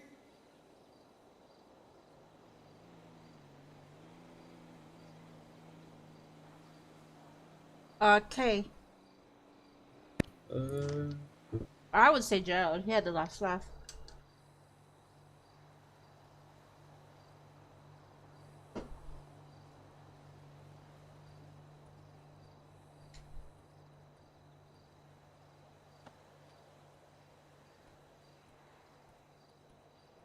All right, well, I'm gonna go for a bit of a dive and do some other things. Go some hunting and stuff, maybe. Get a bit of extra money. I bought a Pagani like 2 nights ago, so I'm a bit low now. Back to 0. Oof. Yeah. Okay. I'm How much did a you pay for freshie again. Pagani? Max 100, 4.8. Not too bad. Yeah, I'm gonna sell the Chiron though, Yankton. I'll try and sell it on Twitter. Because like I'm gonna keep the Pagani, obviously, because it's a limit car, but the Bugatti, because it's only 1 out of 4 chances you actually get a Yankton. It's not even worth having. I don't really need it now. So I'm pretty happy with just my Titan and a Pagani, and then I'm just gonna hopefully save up to buy a wide body 458 or a G wagon. I wouldn't mind a G wagon. I love them. I do love the G wagons. But, I'll only buy one if that was a Yankton. Yeah, true. But anyway, alrighty. Well, I'll see you around. Enjoy. Alrighty, bye. Bye.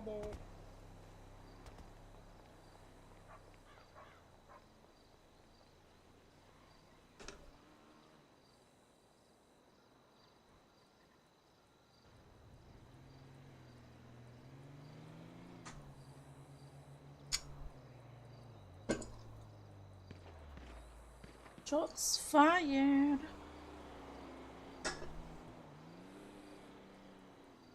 Alright, well, I was gonna watch something, you know?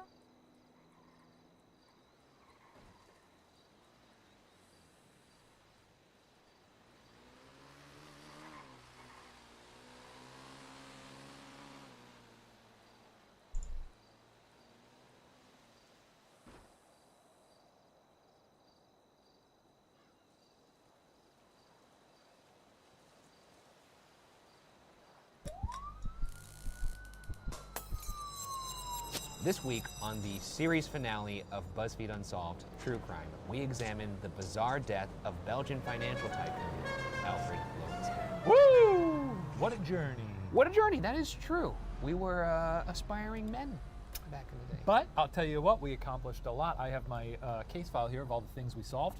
Hang on a second. What? Okay. Are you kidding me? You trying to poke fun at me? What's going on here? On the last episode? How long? What'd you say? You just said we've been at this for a long 5 years. 5 years, and we're still doing this. Something must have been solved, right? Cheers to the worst detective agency ever assembled. I'm proud of everyone and the work we've done here. We may not have solved a single case, but boy, did we have some laughs. And boy, did we look good while doing it. By the way, this isn't goodbye, because we are going to see you folks back in this office for BuzzFeed Unsolved Supernatural. You think you're going to stop us ghost hunting? Fat chance. All that aside, let's strap in and talk about a funny man who fell out of the sky. Ryan, I hope that you have saved an absolute certified grade A banger for the finale. Buddy, do you think I would do anything less than serve up a certified grade A banger? Why don't you crack that Manila, mon frere? Alfred Lowenstein was born in 1877 in Brussels. Not much is known about his early years, but he entered the financial world around his 20th birthday. You know, people grow up pretty quick in Brussels, you know that? Yeah. Yeah, they really sprout up over there. I hope you choke on your coffee. Lowenstein primarily made his fortune selling stock in a Brazilian infrastructure company in Belgium, France, and England to great success. Eventually, Lowenstein became one of the richest men in the world, despite being considered eccentric and a, quote, loose cannon in business. In 1908, Lowenstein married Madeleine Maison, a beautiful woman from a prominent Belgian family, and the two had one son together. Their marriage seemed to be one of convenience instead of love. Madeleine enjoyed a life of luxury, and Alfred enjoyed having a beautiful wife. The two slept in separate rooms and lived separate lives, with Alfred reportedly spending almost all his time thinking either about his business or his only other passion, horses. I would have loved to have a little horse when I was young. I think any time when someone pop quizzes you and says, who do you love more, your wife or your horse? And you have to take a second or two to think about it, and then you still say horse? It's strange too, because he clearly, like it said. Who do you love more, Sarah or your cat? Sarah. He passed. This guy's like, well, I enjoy having a beautiful life so much that I'll sleep in a different bed and spend all my time with my horse. Yeah, so much that I'll sleep in my barn. Now I'm actually thinking of a horse kissing you goodnight. That seems pleasant. They got those big lips. Okay, the viewers at home can't see this, but there's a bunch of BuzzFeed producers kind of running around looking frantic now as you're continuing to talk I'll about say this. what I'm gonna say. On July 4th, 1928, in the early evening at Croydon Airport on the outskirts of London, two black limousines approached a brand new idling Fokker F-7A-3M owned by Lowenstein. The plane was outfit custom for Lowenstein as a flying office. It featured an upholstered chair at the front of the cabin that faced backwards, and the plane was equipped with extra soundproofing so Lowenstein could speak to his stenographers over the roar of the three 225 horsepower engines. Between the cockpit and the cabin was a glass partition that allowed for the pilot and mechanic to see what was going on in the back of the plane. At the end of the plane was a small windowless door that led to a washroom with a toilet. Opposite this lavatory was the only door into or out of the airplane, approximately 6 feet high and 4 feet wide, with a small window. That sounds like a nice-ass plane. It does sound like a nice-ass plane. I don't know why, but I'm getting like an appetite. For what? I don't know, for luxury, I guess? I want to be on that plane. If I had a plane, I could fly to Disney World whenever I wanted, and that's true. That would be at least once a week. See your pal Mickey Mouse? I'd have Mickey flying the fucking plane. You'd hire Mickey? Oh, I just forgot. You want to go to my home in Florida again? Shut up and land the plane. Oh, why are you always so mean to me, huh? And then this is when I roll up the partition to... Whew, that's enough out of him. When the two black limousines stopped, 7 people emerged for a routine flight to Brussels. There was Alfred Lowenstein, his valet Fred Baxter, Arthur Hodgson, excuse me. Lowenstein's secretary and reportedly the person... What would you guys give me for these Toyota Hilux? Let me check.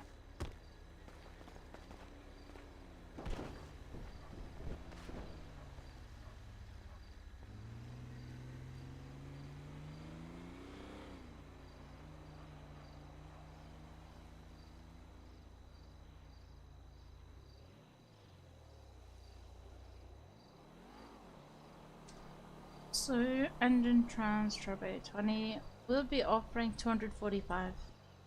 245? Yeah. Okay, no worries, awesome. I'll take that. I just need to grab everything out of the boot, if that's okay. Once you're ready, just page up Selvi Costello and bank details on the note. No stress. Just let me check the quote box.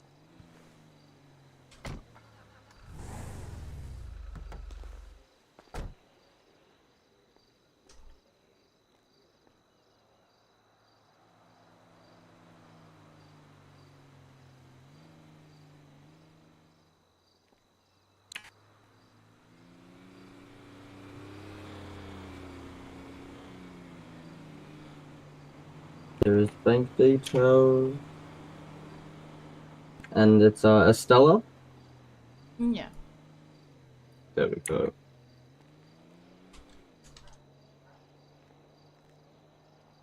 Let me go grab your funds.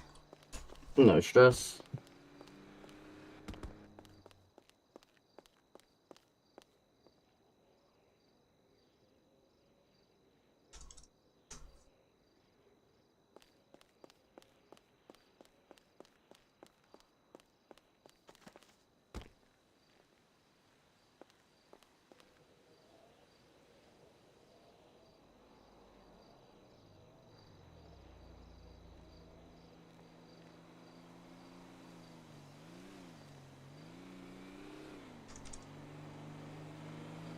There you go.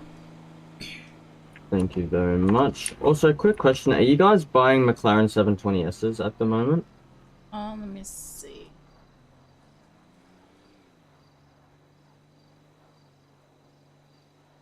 No, not at the moment. That's all sweet. One last question. How much is that Ford GT you guys have in stock?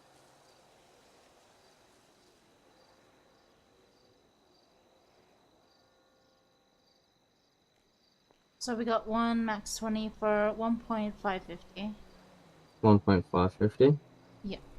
Okay, no worries. Thank you for that. How long are you going to be in city for? It depends how long I feel like standing here. Yeah, no, that's fair. Yeah. That's all good. I might be back in the next 15 minutes. That's If not, no then worries. that's all sweet. Okay. No worries. Have a good one. Alright.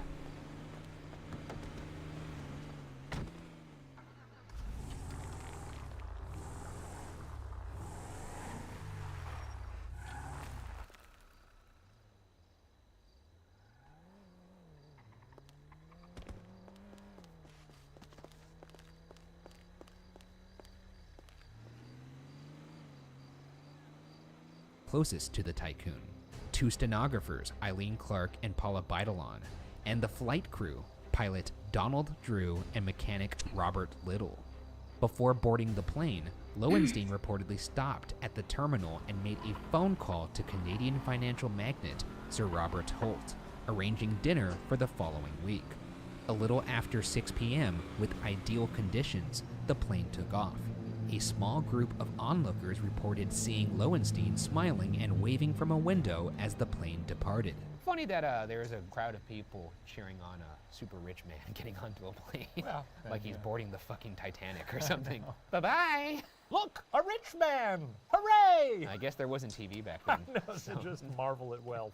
Also, I find it kind of endearing that he's looking out the window and smiling and waving at them. That's because true. I feel like if you're one of the richest men in the world, you'd probably be like a sourpuss or a crackpot. You could be. So you'd just be like, nose like, scum out here. Just yeah. So for him to be like, yes, I am the richest man in the world. Bye-bye, I'm about to take to the sky. Adios, peasants! The plane reached a cruising altitude of 4,000 feet and started heading towards Belgium, according to the accounts of those on board.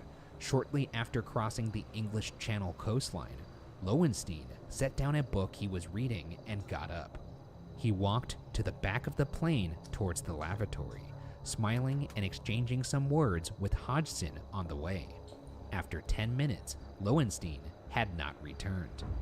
After discussing with Hodgson, Baxter approached the lavatory door and knocked. Hearing no response, he opened the door to reveal nothing. Lowenstein was gone. He flushed himself down the toilet. He went to Narnia. I can't imagine, like, if I was like, if me and the crew on Unsolved were on our private jet, like we used to fly to our locations, and then I opened the door and you're not there. Yeah. I don't even know what my reaction would be. I think you would laugh. Maybe I would. What would your reaction be if you opened the door and I was just not there? I think I might genuinely laugh because obviously, sad. Ryan Bergara is gone. That's true.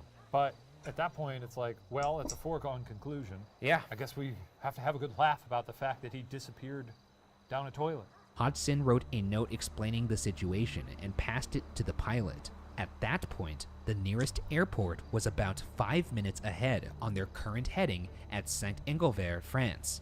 Drew, however, instead throttled back and landed on a beach covered in tall sand dunes and, unknown to them, under the control of the French military.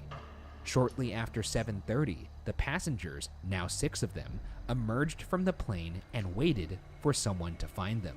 What is going through this pilot's mind to not just continue forward literally 5 minutes and instead turn the plane around and be like, I'm gonna land on this beach? Is his thinking like, well, I'll go to where he may have jumped out?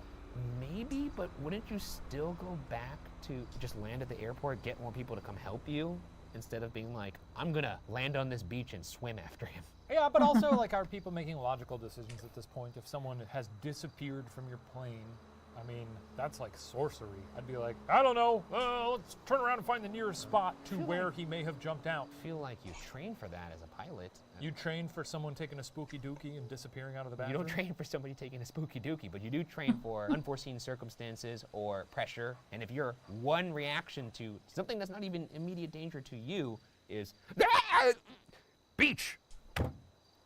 Weird. Meanwhile, at Fort Mardyk, Lieutenant Marquet of the 1st Battalion dispatched a party to arrest whoever had just landed on his beach. Back at the guard room, the passengers were questioned by Marquet, and then later by police. The next day, Marquet told the Daily Express that while the passengers admitted they'd lost their employer somewhere over the channel, it took a half an hour for them to reveal Lowenstein's name. Both stenographers had been crying, Hodgson was sweating excessively, and Baxter's teeth were chattering. Marquet emphasized that he believed their story, saying, quote, "It could not have been play acting. It would have been impossible for those on the aircraft to have acted as they did if M. Lowenstein had not met with some terrible fate." End quote. I'm gonna go out on a limb and say that Marquet, not the best interrogator or a good judge of when someone's lying, because if someone's trying to tell me what happened in a possible murder case and their teeth are chattering and they're sweating excessively while others are crying, I think these are all stress responses. Can we pass judgment on these people? Let's just do a little test here. Yeah. Hey, dude, what was the name of the guy? Hey, what was the name of the guy? Just tell me the name of the guy who fell off the airplane. Hey, calm down, calm down. Now tell me the name. It's okay, son. Tell me the name. That's only 20 seconds in. That's 20 seconds in. 30 minutes of that? He's gonna grind his teeth to death. That's crazy. Yeah. Get this man a night guard. Less than 24 hours after the plane landed on the French beach, all French inquiries were suddenly abandoned. Since the incident had allegedly occurred outside their 3-mile territorial limit, the French argued they didn't have jurisdiction to investigate. British and Belgian officials took the same stance. Any crime, if one even occurred, apparently took place over international waters, and no nation was in a rush to claim it. That's fucking smart. I just think it's funny that this man fell from the sky and no government's like, I don't want to fucking, no one gives a shit about this fancy man in the sky. It's kind of sad. With no government willing to investigate, there was seemingly only one person on Earth who was motivated to get to the bottom of what had happened to Alfred, his wife, Madeline. I was really hoping you'd say, his horse. His horse got on the phone and was just like,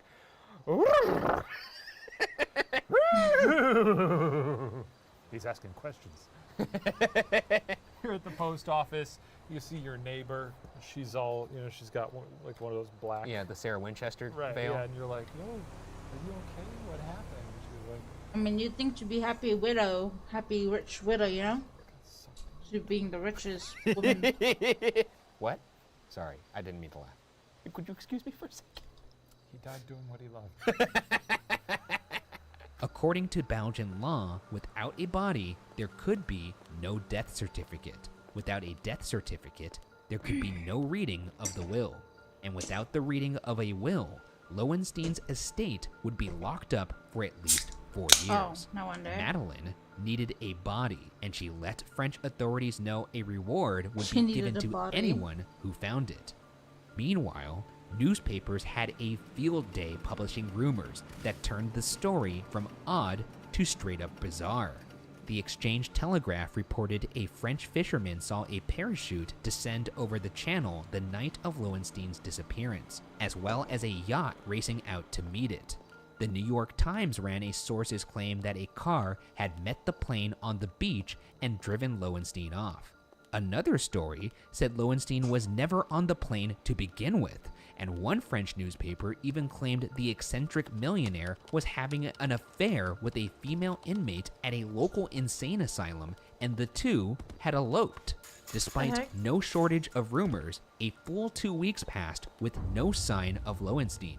They're really connecting the dots here with like, I saw a parachute fly out of the sky. Well, I saw a boat meet a parachute. Well, I saw a man get off a boat and get in a car. Well, I saw a man get out of a car and get on a horse. Well, I saw that horse go eat some hay. Yeah, they're treating this like an improv exercise, essentially. They're just building one sentence at a time. I do love the idea that he parachuted off and landed on a fucking yacht like Tommy Cruise. That's pretty cool. Only thing better would be just directly on a horse. Legs, wide open and just, yeah, home baby! On July 19th, in a swell about 10 miles from Cap Grenade, France, skipper Jean-Marie Bougrand and companion Louis Legris discovered a decomposing body clad in silk underwear, silk socks, shoes, and a watch. They hauled the corpse aboard and read the name engraved on his watch strap, Alfred Lowenstein. We should all be so lucky to end up as a decomposing corpse covered in silk. One thing that's interesting about this, the body actually smelled so bad that instead of keeping it on the boat, the sailors wrapped his body up in a sail, tied a line to it, and threw him overboard and towed it back to shore.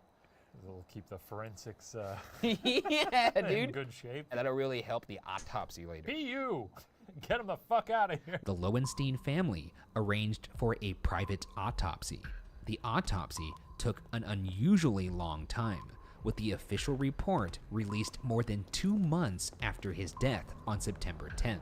The doctor found a large wound in Lowenstein's stomach, and that every bone in his body was broken. The report also noted Lowenstein was still alive when he hit the water. The final cause of death was ruled to be a fall of 4,000 feet. That just shows you the marvel that is the human body. For every bone in your body to break and you just not to like explode into like a vapor. Yeah, I guess it kept it all together, huh? I just can't imagine the sensation of picking up a body that had nothing but broken bones. But also it's been in the ocean for a bit. So that skin, like you ever seen a blobfish? Yeah, like a blobfish, yeah. Where it's like a little translucent. Yeah. I mean, I hope that as soon as you smack into the water, you're out. Done. But I'm imagining him just rocketing toward the water and being like, oh, well, maybe this won't be so bad. And then, just like,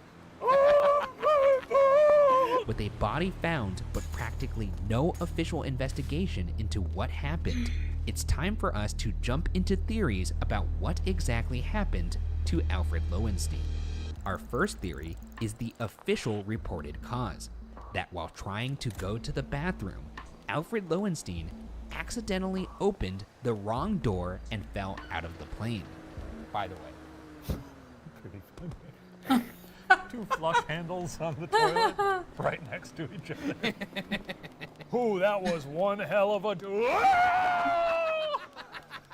The New York Times reported that in the weeks leading up to the fateful flight, Lowenstein was growing increasingly absent-minded, Well, they found the body, stating so that she should those be happy. around him, quote, had been noticing that he would blunder through wrong doors in his home or offices while his mind was occupied with grandiose schemes of speculation, end quote.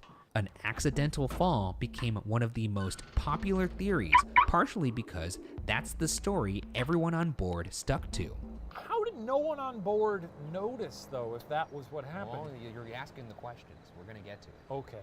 I just think it's funny that, like, the main theory is that people are like, yeah, that sounds like Alfred just walking through doors. It's probably what happened when either of us dies. It'd be like, they were an idiot. Yeah. That guy was a real dumbass. Checks out. I just can't imagine a bigger whoopsie in my entire life. At an inquest conducted in Brussels before the body was found, the pilot Drew and the mechanic Little told the judge that as they flew the plane back to England, both men went to the back and were able to easily open the plane's entry and exit door. While neither of the men were under oath at the time, there were no other qualified witnesses to speak on the matter, and the judge had to take them at their word. Outside of Drew and Little, however, most of the aviation world considered this explanation ludicrous. No one had ever been known to have fallen out of such a door. To start, the door to the plane and the door to the washroom looked nothing alike. The airplane door had a window, while the bathroom door, for obvious reasons, did not. The weekly magazine Aeroplane published the popular opinion that, quote, everyone who knew the machine agreed that the door never opened by accident, end quote. The UK Air Ministry's Chief Inspector, Major J.P.C. Cooper, examined the door of the plane and found it to be in perfect working order, making an accidental opening even less probable. One Royal Air Force pilot, Officer George Terrell, told the Toronto Daily Mail and Empire why such an explanation would be absurd. Quote, even if a man could get the door open, a super strong man, as soon as the pressure was released, the door would slam shut. Furthermore, as soon as the outside door was opened the slightest bit, everyone inside would be aware of it. A blast of wind would blow through the cabin, end quote. None of the other passengers reported noticing any wind or noise. Yeah, that's my hang-up there. No, I get that it's not hard. It's boring.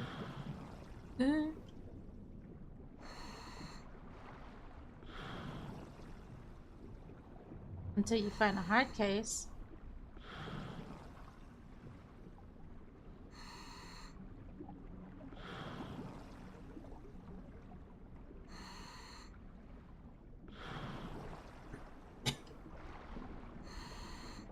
This guy's like, it's boring.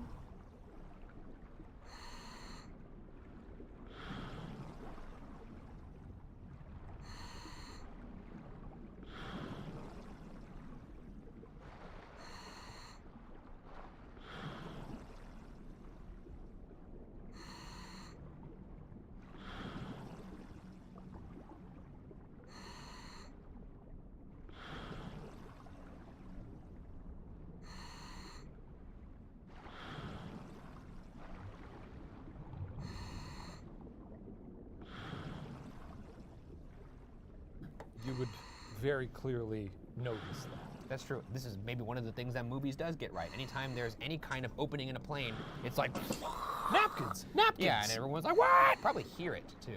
You'd probably hear it too. I mean, I know. Napkins, napkins. Hey, wait a minute. There's also a loud noise. Why are you so concerned with the napkins? Well, that's what you notice first, because there's napkins everywhere. Or a person flying around. I don't know. Someone goes like, oh! Yeah, Exactly. that's always funny. Yeah, I just think that it seems like it would be hard to get the door open to begin with, and even if it did get open, everyone would notice. So, while Lowenstein was generally considered to be physically strong, he had been sick with rheumatism in the days leading up to the flight, physically weakening the Tycoon. However, even if Lowenstein had been in tip-top shape, it's hard to imagine him accidentally opening the door. Norman W. Ray, a reporter from the Evening Standard, conducted some experiments on a similar aircraft, and, while in flight, couldn't get the door to budge even when he, quote, lurched heavily against it, end quote. Ray even used a brace to thrust against the door with all his weight, and still only managed to crack the door open about 3 inches. Brave men do a test. I was about to say, that is a dedicated reporter to be like, all right, let's see if I can actually open this door. Take me up. All right, we have 4,000 feet. Scary. Here we go. Yeah. just charging. Charging at it. I mean, I'm sure they had a harness or something, but still scary. Even still. And also goes to show, accident, probably not likely. Our second theory is that Alfred Lowenstein killed himself by leaping from the plane. While not everyone who dies of suicide has an obvious outward reason for killing themselves, some point out that Lowenstein was in a bit of financial trouble at the time of his death, owing money to various people. It does seem a bit odd, however, that Lowenstein would have stopped by the airport terminal before the flight to make dinner plans for the next week if he was planning on killing himself that day. Further, after the plane landed on that French beach, mechanic Robert Little picked up a set of notes Lowenstein was reportedly writing on the plane before his death. The notes were about monies owed and upcoming business dealings, active plans for the future, and far from what anyone would consider a suicide note. Of course, this theory also suffers from the same flaws as the accident theory. Specifically, the fact that most agree it would be physically impossible for Lowenstein to open the door himself.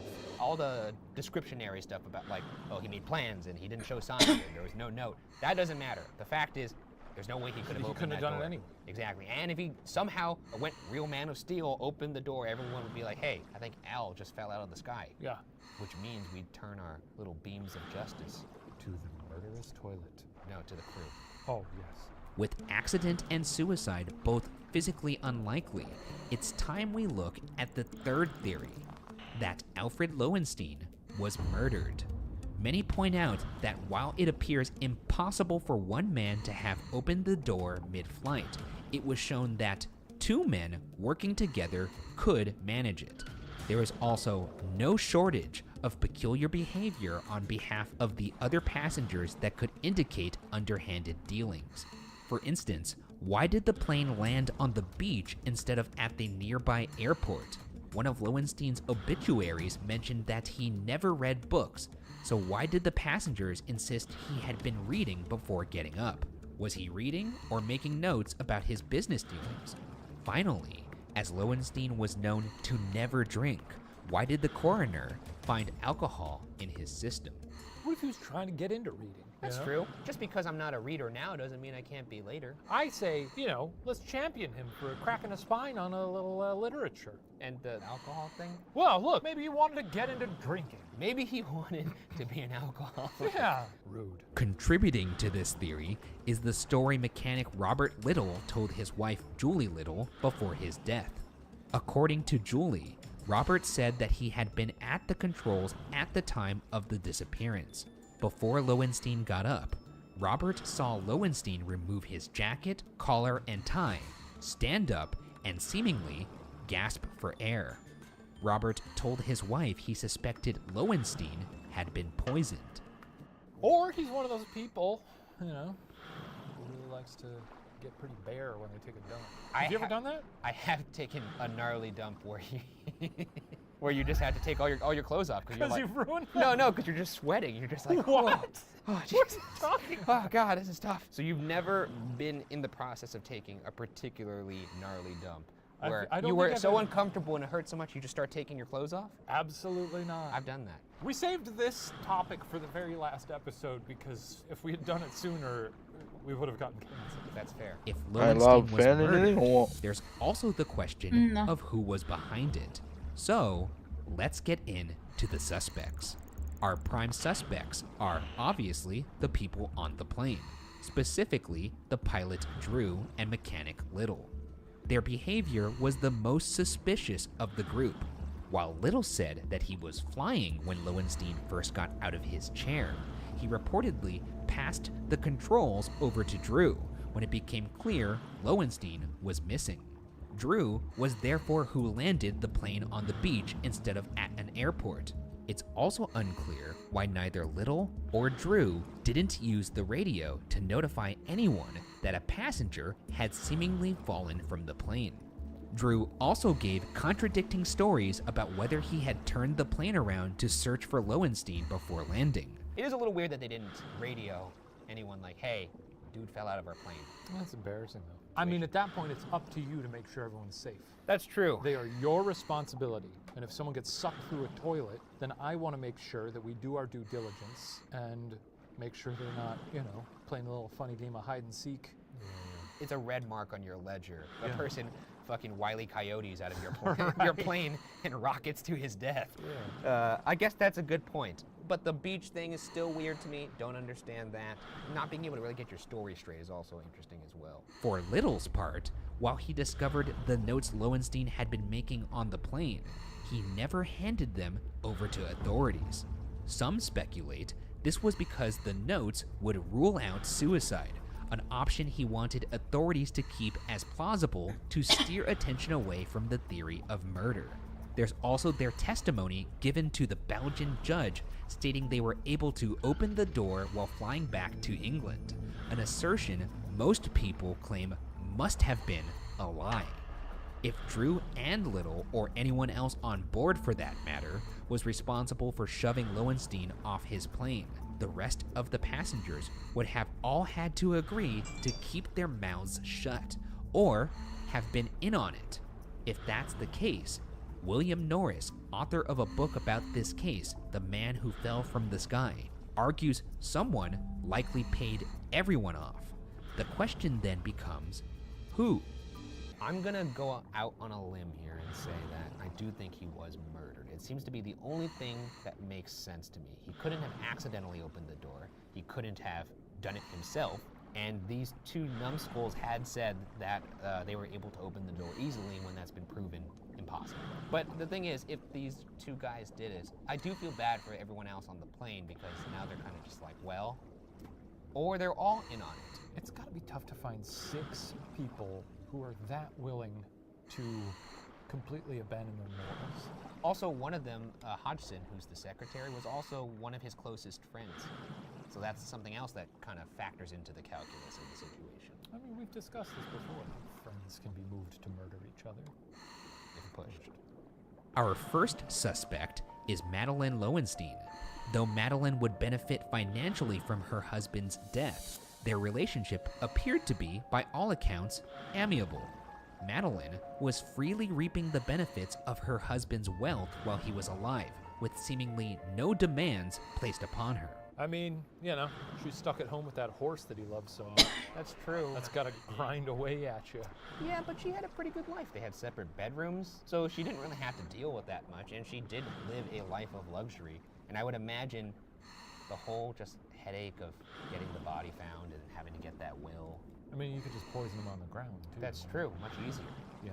The other group of suspects who would want Lowenstein dead are various business competitors and associates.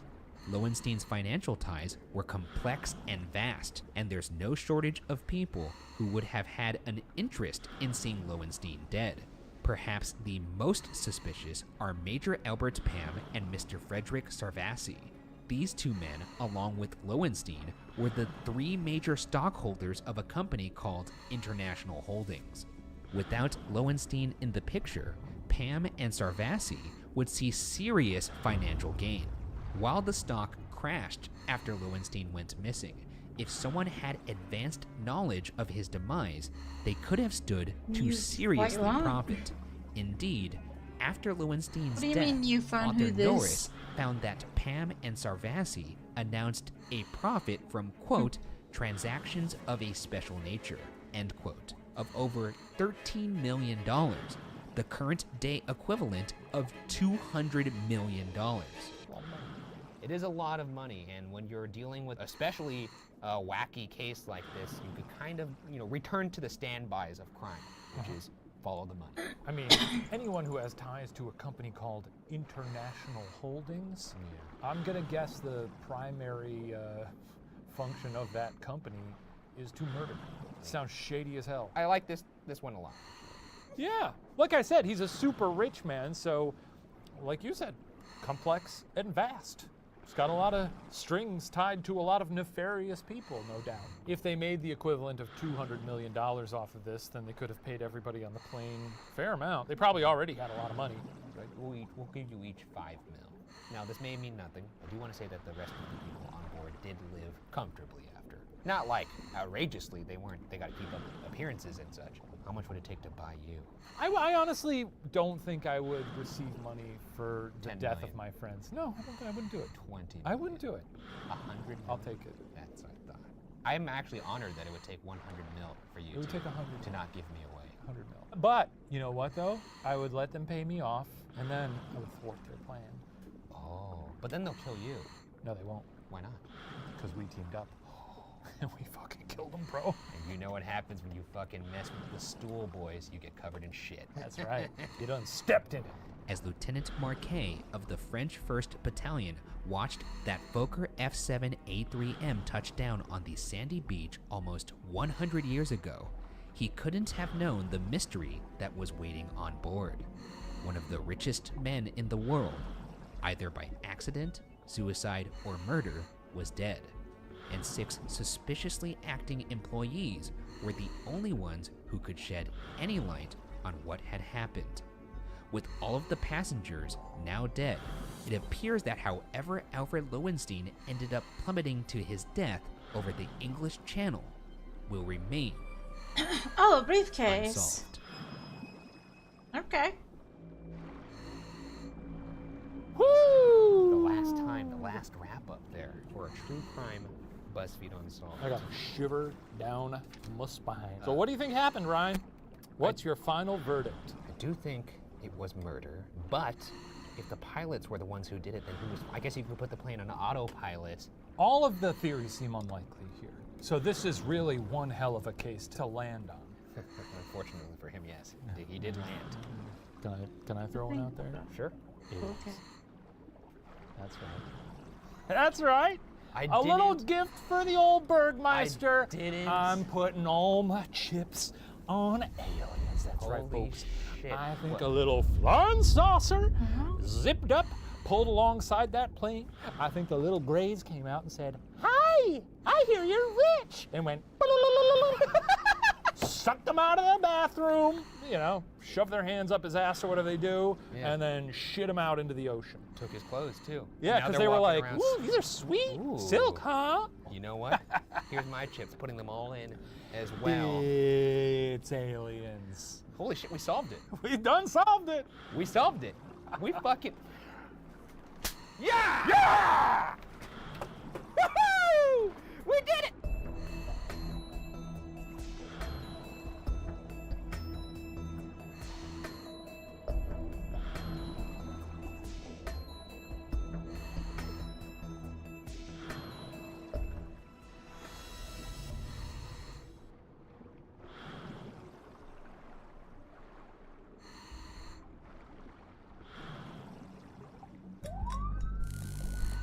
This week on the season premiere of BuzzFeed Unsolved, we look into the death of Edgar Allan Poe, a case as mysterious and macabre as the infamous writer's stories. Jesus. Season premiere. I'm That's how we're enthusiastic. I don't know much about Edgar Allan Poe. I'm really bringing the energy this season. That's good, that's good. He wrote some fun yarns, a gloomy fella. Didn't know he had an untimely death, quite honestly. I don't know. Seems like a cool guy. They named a football team after him, sorta. They did. The Ravens. I didn't realize that till a few years ago. I was like, I don't think they named it after... The Baltimore Ravens. They did not name it after... Poe was from Baltimore. Are you kidding me? Whoa! Whoa! Wait, are you kidding me? That's crazy. That's the whole thing. Holy shit, I just thought they like Ravens. I mean, Raven's a scary bird. It is. This is the second time we've talked about like a tortured artist type. When we did Old Vincent back in the day. Was Poe truly tortured? He was a little tortured, I'd say. He did kind of look the part. Yeah, he kind of looks like what you're donning right now, facial hair wise. I don't hate to hear it. Don't hate to hear it. Edgar Allan Poe was born on January 19, 1809, in Boston to a pair of actors, Elizabeth Arnold Poe and David Poe Jr.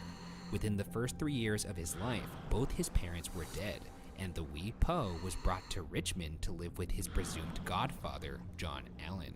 How do you Right off the bat. a presumed godfather? I don't know. People get kind of fast and loose with that, right? What year is it? This is 1809, 1809. They got other stuff to worry about. TBs out there.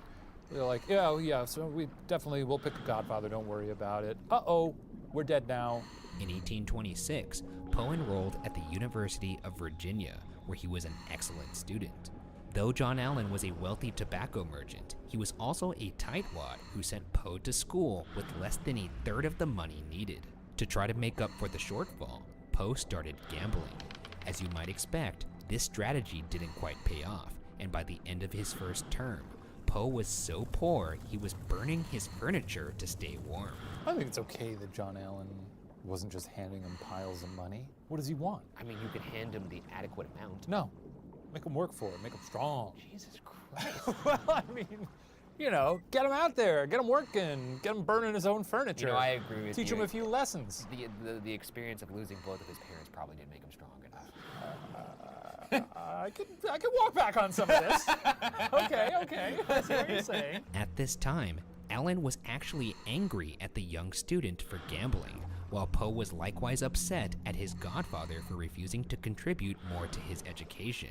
With no other options, Poe was forced to drop out of school. Thus began a tumultuous time in Poe's life. Upon returning to Richmond, Poe discovered his fiancée, Elmira Shelton, had become engaged to another man. Despairing, Poe moved to Boston and enlisted in the U.S. Army to support himself so he could write. His godfather, however, then bought Poe's way out of the military, which was apparently something you could do. Poe then enrolled in West Point, only to be expelled 8 months later after making himself absent from all drills and classes for a week. With nowhere to go, Poe attempted to seek out his father's relatives in Baltimore, where he was promptly robbed by one of his cousins. Bad. What? Bad cousin. That's rough. This guy is being followed by a dark cloud. Yeah. It just seems like. What do you do when life throws curveballs at you? Have a nice cry. You film a gaunt season of BuzzFeed Unsolved Supernatural. I have a nice cry. I make BuzzFeed Unsolved. That's what I do. Finally, Poe fell into the care of his Aunt Maria Clem and established some semblance of stability. Poe started to publish poems. Around the time when he moved in with his aunt, Poe also began publishing short stories, one of which won a contest that grew his notoriety and led to an editorial position at the Southern Literary Messenger in Richmond.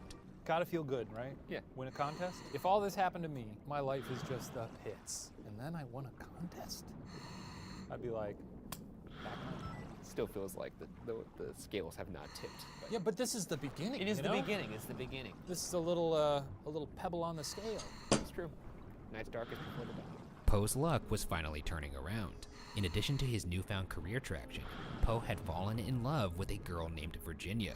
Grossly, Virginia was his cousin. Even grosslier, Virginia was half his age. Awesome. Despite these circumstances, Poe and Virginia married in Richmond in 1835 when Poe was 27 and Virginia was 13. What? Can I say? Can't be doing that. You know, obviously, but it is a thing of the times. Can't be. I mean, you see what I'm saying, though, right? It's very don't easy to condemn from our vantage point in history, and so we do condemn wholeheartedly. While their marriage was said to have been a happy one, it was also largely marked by money troubles. You telling me she wasn't out there in the I mean, raking in the dollars as a At 13, secretary somewhere? Turning in her finger paintings to City Hall, getting a nice little quarter.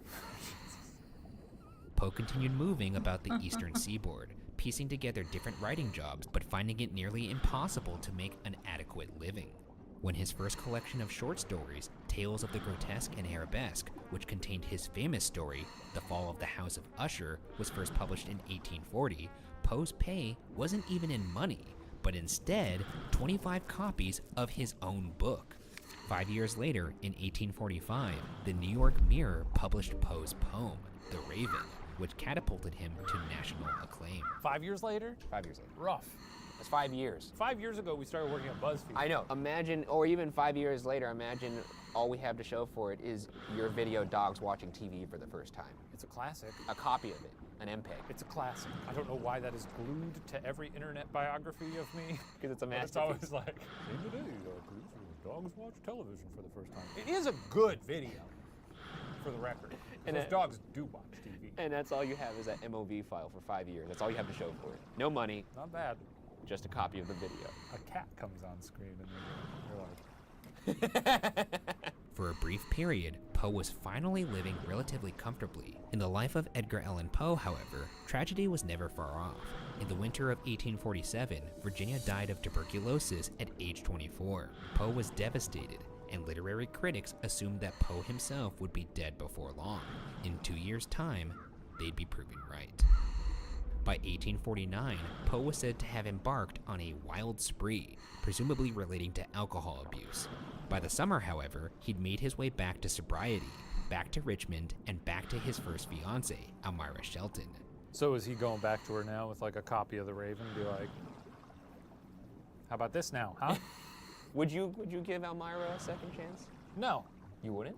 No! You don't believe in the capacity to forgive? I would forgive, but I wouldn't forget. They were soon and once again engaged, with plans to marry after Poe returned from some business in Philadelphia. What happened to the other girl? On September 27th, Poe left Richmond by steamer, stopping the next day in Baltimore. For the next 5 days, Poe's whereabouts are unknown. Easy to disappear back then, though, is the thing. Not hard. Yes, it is. It was easier to disappear. Nowadays, we got this surveillance. Yeah, surveillance state. Yeah. You go to get your money out of the ATM, and I don't care. I'm on the internet, you know. Everybody sees me. You're on famousbirthdays.com. That's right. Where it says that I am the producer of Dogs Watch Television. There it is. We're back. On October 3rd, Poe was found by an employee of the Baltimore Sun, Joseph W. Walker, delirious, immobile, and dressed in shabby clothing. Poe was discovered in a gutter outside of a public house that was being used as a polling place. What do you think about polls being in bars? Do you think that helps voter turnout? Yeah, that's actually not a bad idea. It is, right? I thought that was a pretty good idea, too. It's pretty good. You got to get the kids out there. Oh, my God. Register to vote. This is a good time to say that. Can we do that right now? We can do that right now. Look, be registered to vote. Talk to your friends about registering to vote. Scream at them. And celebrate with a nice breeze. Yeah, if you're over 21. It's a Poe essay.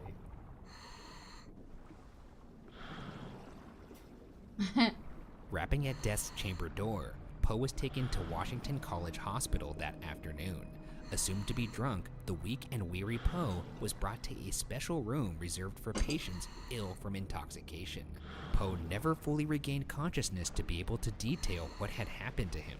Dr. John J. Moran wrote to Poe's aunt/mother-in-law, Maria Clem, that Poe's last days were filled with, quote, vacant convers with spectral and imaginary objects on the walls. His face was pale and his whole person drenched in perspiration, end quote.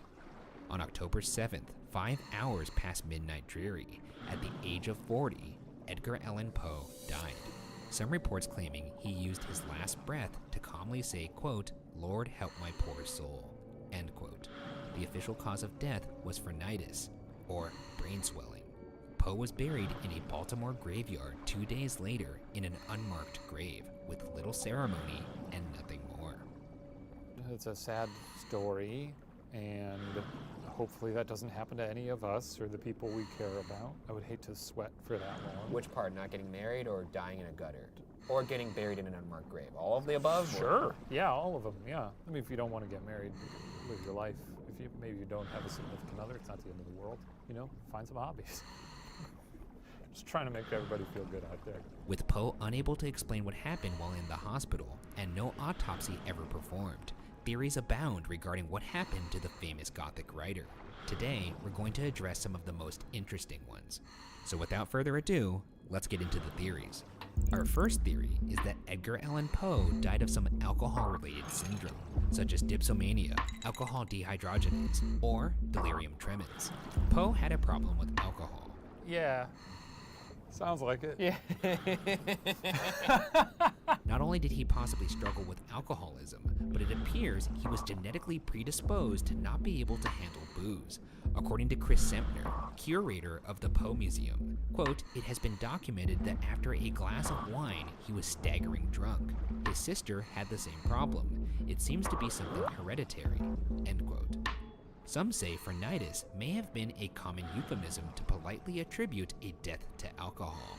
A few months before his death, Poe had a traumatic experience after becoming ill from drinking in Richmond. According to biographer Susan Archer Talley Weiss, Poe's doctor apparently warned him that, quote, another such attack would prove fatal, end quote. This may have contributed to him becoming an active and vocal member of the temperance movement for the months leading up to his demise. If Poe had fallen off the wagon during his 5-day disappearance, that could have explained the disheveled and terminal state when he was found. Temperance was dumb as hell. Can I say that? Why is that? You know, you gotta be, just because you don't like a chili boy here and there, you gotta go tell other people how to live their lives, you know? I don't like heroin. I don't think it's them getting on What'd you say? What are you? Wait, what? I mean, I don't want. Why did when you I say I don't like heroin? It doesn't mean. Why did you have to point that me. out? How much heroin have you done today? None. I don't. I don't enjoy this joke. Our second theory is that Poe was fatally beaten, perhaps after drinking. Since Poe would become inebriated after only one drink, he would have been an easy target for ruffians. Indeed, if Poe was beaten and robbed, that would explain his shabby state of dress, as Poe hadn't been known to wear ragged, cheap, ill-fitting clothes. There are even a couple theories that a potential beating would have been because of a woman. Biographer E. Oak Smith wrote in an 1867 article, quote, at the instigation of a woman who considered herself injured by him, Poe was cruelly beaten, blow upon blow, by a ruffian who knew of no better mode of avenging supposed injuries. It is well known that a brain fever followed, end quote. In author John Evangelist Walsh's book from 2000, he posited that the brothers of Poe's again fiancée, Elmira Shelton, drugged Poe with alcohol and beat him to death. According to Walsh, Shelton's 3 brothers had warned Poe against marrying their sister. Walsh suggests that Poe had made it to Philadelphia, where he was ambushed by Shelton's brothers. Poe would have then disguised himself in shabby clothing and gone into hiding. Walsh contends that when Poe tried to sneak back to Richmond, Shelton's brothers would have found him in Baltimore, beaten him, and drugged him with alcohol, knowing it would have made him deathly ill. This is meek, well-dressed man who wears cloaks. If you wanted him dead, you didn't have to get it. He was like a weird little spindly man with a head the size of a pumpkin. Oh wait, so Poe had an Or maybe I'm just thinking of the Funko Well, Pop. would you not want him? That's in my Would I not want what? Poe as a brother-in-law. No, I wouldn't. He's a Would you beat him weird to dour death? man. I would not beat him to death. I can't even imagine you throwing a punch. No, Like, me neither. If I'm ever gonna throw a punch.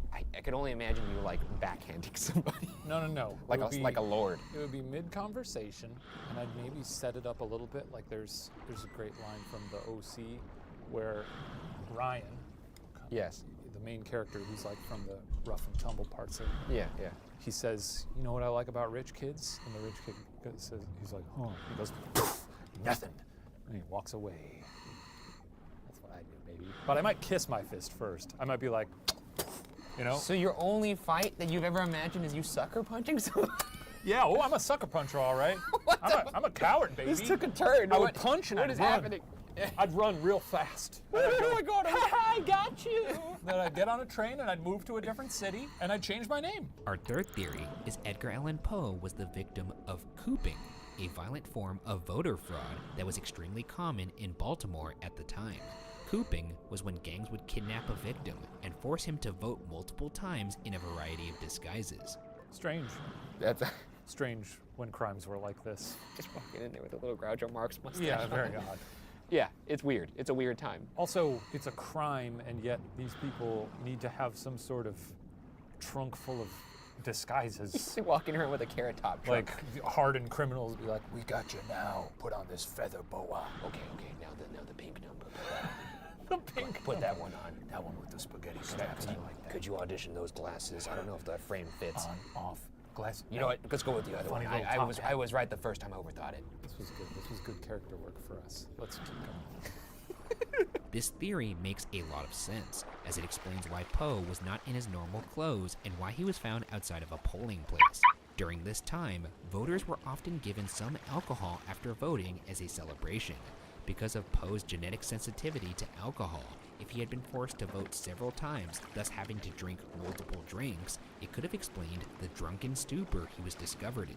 Biographer J.H. Ingram during the late 1870s received several letters that caused him to believe this was how Poe met his demise. A member of the faculty at Johns Hopkins, William Hand Brown, wrote Ingram saying, quote, "The general belief here is that Poe was seized by one of these gangs, cooped, stupefied with liquor, dragged out and voted, and then turned adrift to die," end quote.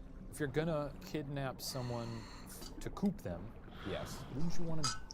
I don't know how recognizable he was, but maybe don't pick Edgar a Allan world-famous Poe. author. Yeah, I don't think these people were beating up Edgar Allan Poe, and then one of them stopped midway and was like, "Wait a second, this dude wrote The Raven." This guy wrote Fall of the House of Usher. Haven't you guys ever read that? It's incredible. It's a beautiful story. You know what? I'm sorry, man. Get up. We love your prose. Yeah. We're sorry about We're really this. good. We'll take it easy. I don't think that's what happened. I think it was just he was a guy. Yeah. Okay.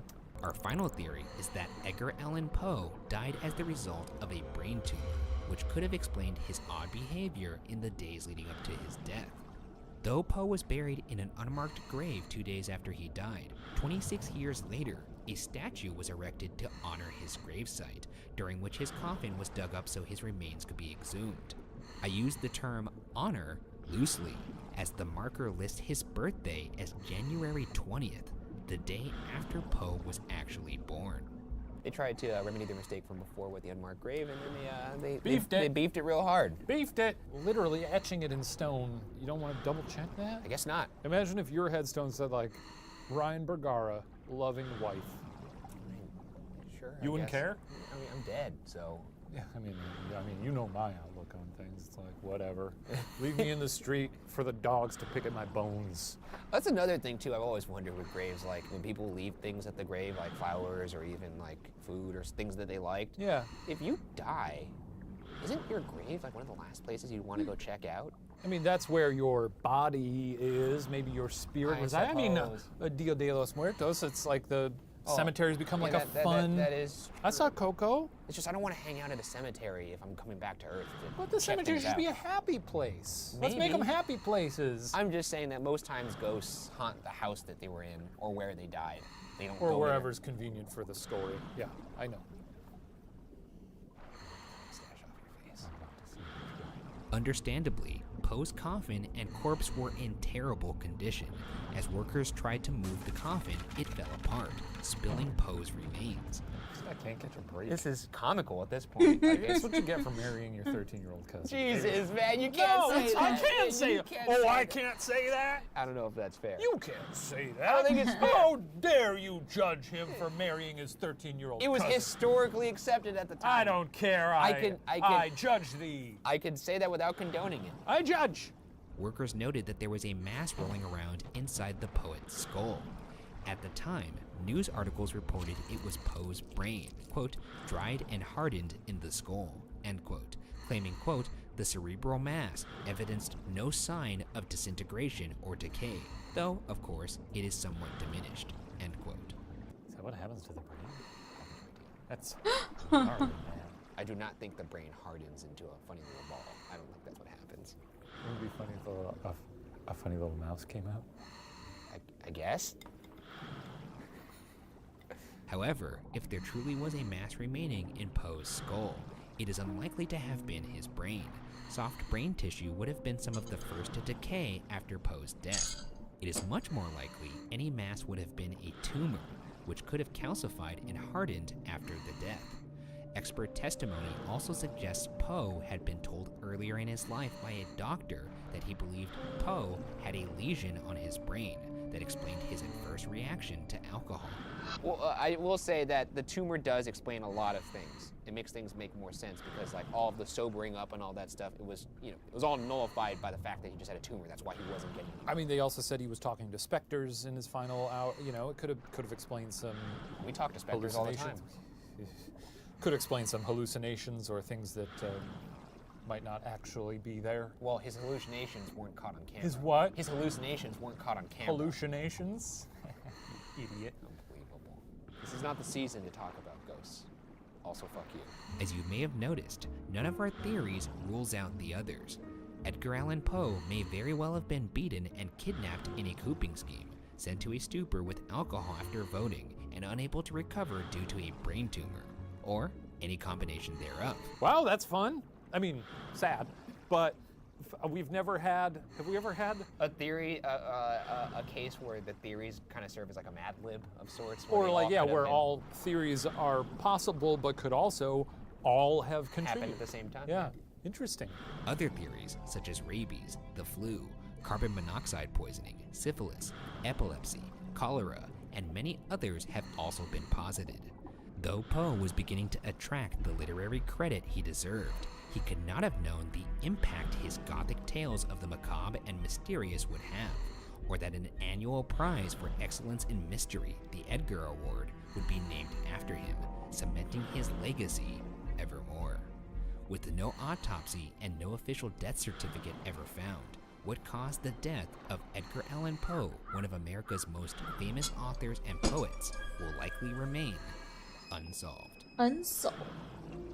I will say the clothes thing does make me kind of give a little bit more credence to the pooping theory, in the sense that that involved disguises. Though you could also say the clothes were the result of getting into a drunk altercation and people robbing him.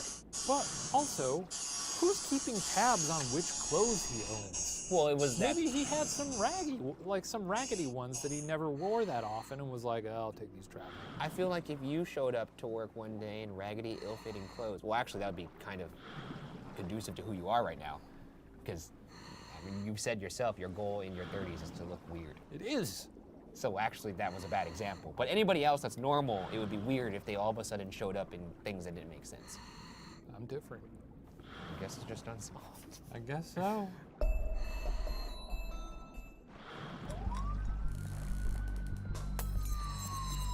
This week on BuzzFeed Unsolved, we sift through the case of the Lady of the Dunes, a murder mystery from Cape Cod with theories that stretch from the Boston Mafia to Hollywood. Jesus Christ. What? It's just the turtleneck, the jacket. You just went in for a slow sip for your coffee. It was insufferable. I'm intrigued. I've never been to Cape Cod. I don't know much about it other than, what is it, like some Gatsby bullshit going on? It's like a party town. People go there to bang it out. You could probably catch cod there. Yeah. And hell, I might bring a cape. But here's the thing. You put a bunch of rich people together, oh, there's gonna be some... All rich people are murderers. It's fancy coming from you and your silk turtleneck here. $11 on Amazon.com. Anyway, yes, safe Yeah. to say all these people. I don't think that's what this case is Okay, about, nor do agree I to think that's disagree. a factual statement. Agree to disagree. Yep. Drink your coffee. Drink it. Go ahead. Oh, you son of a... All right, Leo, let's just get into this. On July 26, 1974, 12-year-old Leslie Metcalf was returning from the beach in Provincetown, Massachusetts with her family in the late afternoon. A local dog had followed them, and when it took off barking, Leslie decided to run ahead of her parents and follow. First off, got any guesses what that dog was barking at? I don't know. I don't like dogs. I was running for exercise, and a rotten Dalmatian jumped right up against a fence and started growling for no reason, just because I was passing. I'm a nice man. Well, they do hate squirrels. Do you think he thought there was a little bushy squirrel tail on your face? No, it was dark out. I worry about this. If I ever have kids, them running away, then you see parents with their kids on leashes, and you're like, well, that's wrong. But the more I think about it, I'm like, maybe put your kids on a leash. Spent that whole time, didn't even answer the question. What was the dog barking at? That was incredible. Anything. Dogs bark at All right, anything. that would have been an acceptable... Dogs bark at mailman. Dogs bark at a bird in a tree. Anything would have been an acceptable answer. You'd be a horrible contestant of Family Someone's Feud. running In outside. the dunes at Race Point Beach, amongst the scrub pines a mile east of a ranger station, Leslie discovered the decomposing body of a naked woman, approximately 5 feet, 6.5 inches tall, 145 pounds, between 20 and 40 years old, lying on one side of a beach towel, with her head on top of a folded pair of jeans and a blue bandana. It's estimated the body had been lying there anywhere from 10 days to 3 weeks before being discovered. Her head had been crushed on the left side, and she had been almost entirely decapitated. While no weapons were found, it's believed that something akin to a military entrenching tool was used to nearly sever the head. Also noticeably absent from the corpse were the victim's hands, presumably removed to avoid identification via fingerprints. Well, that's a lot. I will say that when you look at the details of the crime scene, it would seem that this was done by somebody who wasn't, I guess, like an amateur. Also insane that it had been there for 10 days to 3 It's weeks. a long time. The body goes through some stuff. But even from beyond that, like beyond the state of the body when you find it, 10 days to 3 weeks is a long time for it not to be discovered. But out there on the dunes, man. It's wide, it's expansive, though it is only a mile away from the ranger station. It would suggest that maybe the killer is a little bit more ballsy than let on. Or they just know that the ranger is a doofus who's not good at their job. The violent state in which the body was left obviously suggested murder, and with no apparent sign of a struggle at the time, authorities believed that the unidentified victim would have known her murderer. Some of the only evidence of another person being around were size 10 footprints that indicated a heavy person who was running, and Provincetown Police Chief Jimmy Meads said the killer likely drove the victim to the dune in a four-wheel drive sand vehicle to sunbathe. It's interesting to me that the footprints lasted that long. Could have also been someone who just stumbled upon the body and was like, you know what?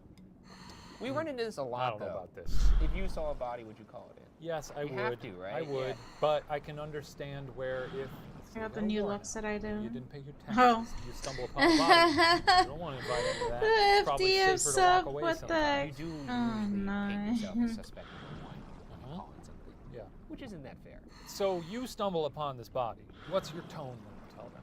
Hey, how's it going? I just, Well, you can't sell too much panic in the voice. How's it going? I found a body out on the beach. We should probably, you should come out here and pick it up. Send out the paddy wagon. Send out your boys. My kids play on this beach. No, there's no newest set. I'm just testing LuckSet versus no That's LuckSet. shit, what It's I the think. experiment. You're lying now. Oh, now they have that on tape. My kids play on this beach. And now those cuffs are going to be on my wrists in probably a day's time. Yeah. Shit. I just got arrested. This is why people don't call it in. I just got arrested.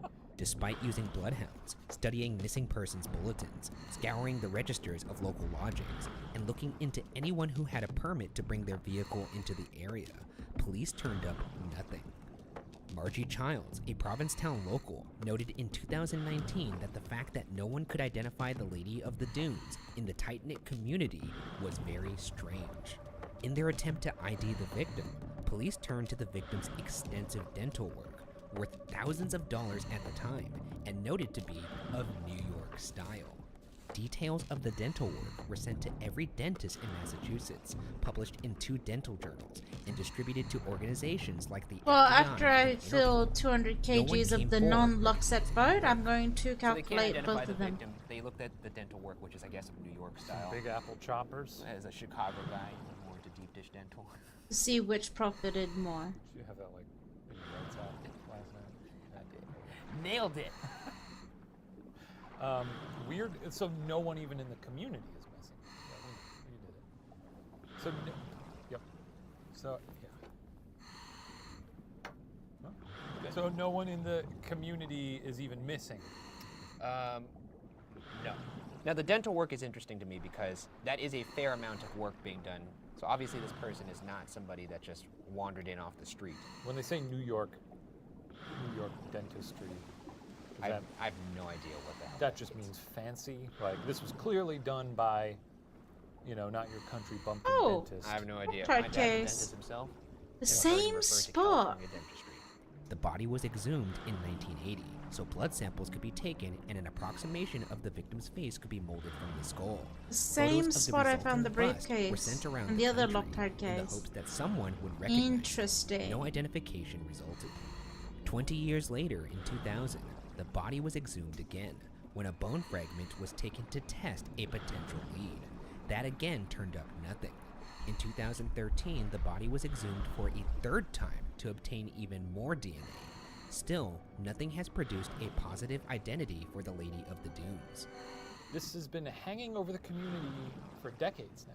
Yeah, they did 3 exhumations. Exhumations? That's a word, right? Yeah. Yeah, they did 3 of them. And still, after That's a all lot. that, for that to produce no kind of DNA evidence of like who this person is, it's kind of insane to me because 1974 is not that long ago. No. You would think that DNA would be fresh enough that you could figure out this person's identity. Well, just also weird that nobody's like, hey, I don't know where my friend is. Which makes you think this person could be off the grid in sorts. Yeah, there is a lot of shit out there. With an unidentified murderer and an unidentified corpse, it's time to launch into theories. Our first theory is about the victim's identity and comes from the Tumblr of Joe Hill, the son of Stephen King. Is this the first time Tumblr has played into... This is the first time Tumblr has made an appearance. The Tumblr crowd is such a vocal fan base of our show. They're very supportive of Unsolved. They always have been. That being said, I'm pretty sure this Tumblr user is not. But I could be wrong. He's the son of Stephen King, so maybe. Well, I'll tell you, if anyone knows horror, it's going to be the son of Stephen King. Hill's interest in the Lady of the Dunes was sparked after reading Deborah Halber's book, The Skeleton Crew, How Amateur Sleuths Are Solving America's Coldest Cases. About an hour into a 40th anniversary screening of Steven Spielberg's classic film, Jaws, Hill spotted an extra with a face that looked eerily familiar. The face reminded him of the composite drawings of the Lady of the Dunes. The extra appears in jeans and a blue bandana, the same clothing found with the Lady of the Dunes. While this may at first sound like a simple coincidence of wardrobe, Jaws was filmed on the Cape during the summer of 1974, meaning the scene in question may have been filmed weeks or days before her death. An Entertainment Weekly reporter contacted Universal about the identity of the extra, but they could not locate a record, and the casting director had already died. Hill admits his theory could be bogus, but says, quote, if nothing else, it's a pretty good little ghost story, end quote. That's some good lore. It does look similar to the composite. It would potentially explain her being an outsider. Stevie Spielberg shows up in town. It's going to attract people from out of town who want to be a part of the magic. He wasn't a big director at that point, so the security around that probably wasn't as, stringent. Yeah. Also, kind of crazy that set was so loosey-goosey that they don't even have notes of the names of all the extras. I wonder if that's because it was just such a long, drawn-out debacle that they just sort of, a lot of that got lost in the shuffle. Or she did truly sneak onto the set. Yeah. And when they were shooting, just walked into the shot. Also, it fits the timeline, fits the location. She kind of looks like the person. Frankly, Joe Hill, I think you've done it. Yeah. Let's just end the episode there. Well, we can. Okay, let's move on then. For our next theory, we move from movie monster to real-life mobster, Whitey Bulger. Whitey Bulger, you may recall, was the infamous Boston mob leader who was beaten to death in prison while serving 2 life sentences for 11 convicted murders, and it's widely thought he was responsible for many more. In 2015, a woman named Sandra Lee, who suggested her family was close with Bulger at the time of the murder and even called him Uncle Jimmy, told a reporter that the Lady of the Dunes bore a striking resemblance to one of Whitey's alleged murders. In particular, Lee believes the method of disposal and attempts to avoid identification of the body are strikingly similar to the murder of Debbie Davis. In Davis's case, the victim's teeth were removed, presumably in an attempt to avoid identification. Davis was strangled to death, and the Lady of the Dunes showed signs of strangulation. Davis's hands, however, were not removed, and the Lady of the Dunes' teeth were left in place. Bulger has never been officially associated with the case as a subject. Lee also claims to remember seeing Whitey in Provincetown at the time of the Lady of the Dunes' murder. What's more, for some reason, Lee has also claimed that when she was 9 years old, she discovered the unidentified body on the morning of July 26, 1974, before Leslie Metcalf, but did not alert authorities. I was starting to see what she was selling there for a second, but then she mentions that she saw the body and didn't identify it, which makes her kind of just seem like a kid making up a tall tale. Is she the one who also saw Whitey in town? Yes, that's what she says. This is a word-of-mouth theory here. However, Debbie Davis also was found near a shoreline, so there's similarity there, but like I said, the hands weren't cut off, but teeth removed. So still care taken to mask the identity in some way. Whitey Bulger does fit the description of the professional that I was suggesting earlier, that this didn't seem like an amateur killing or perhaps even a crime of passion. Yeah.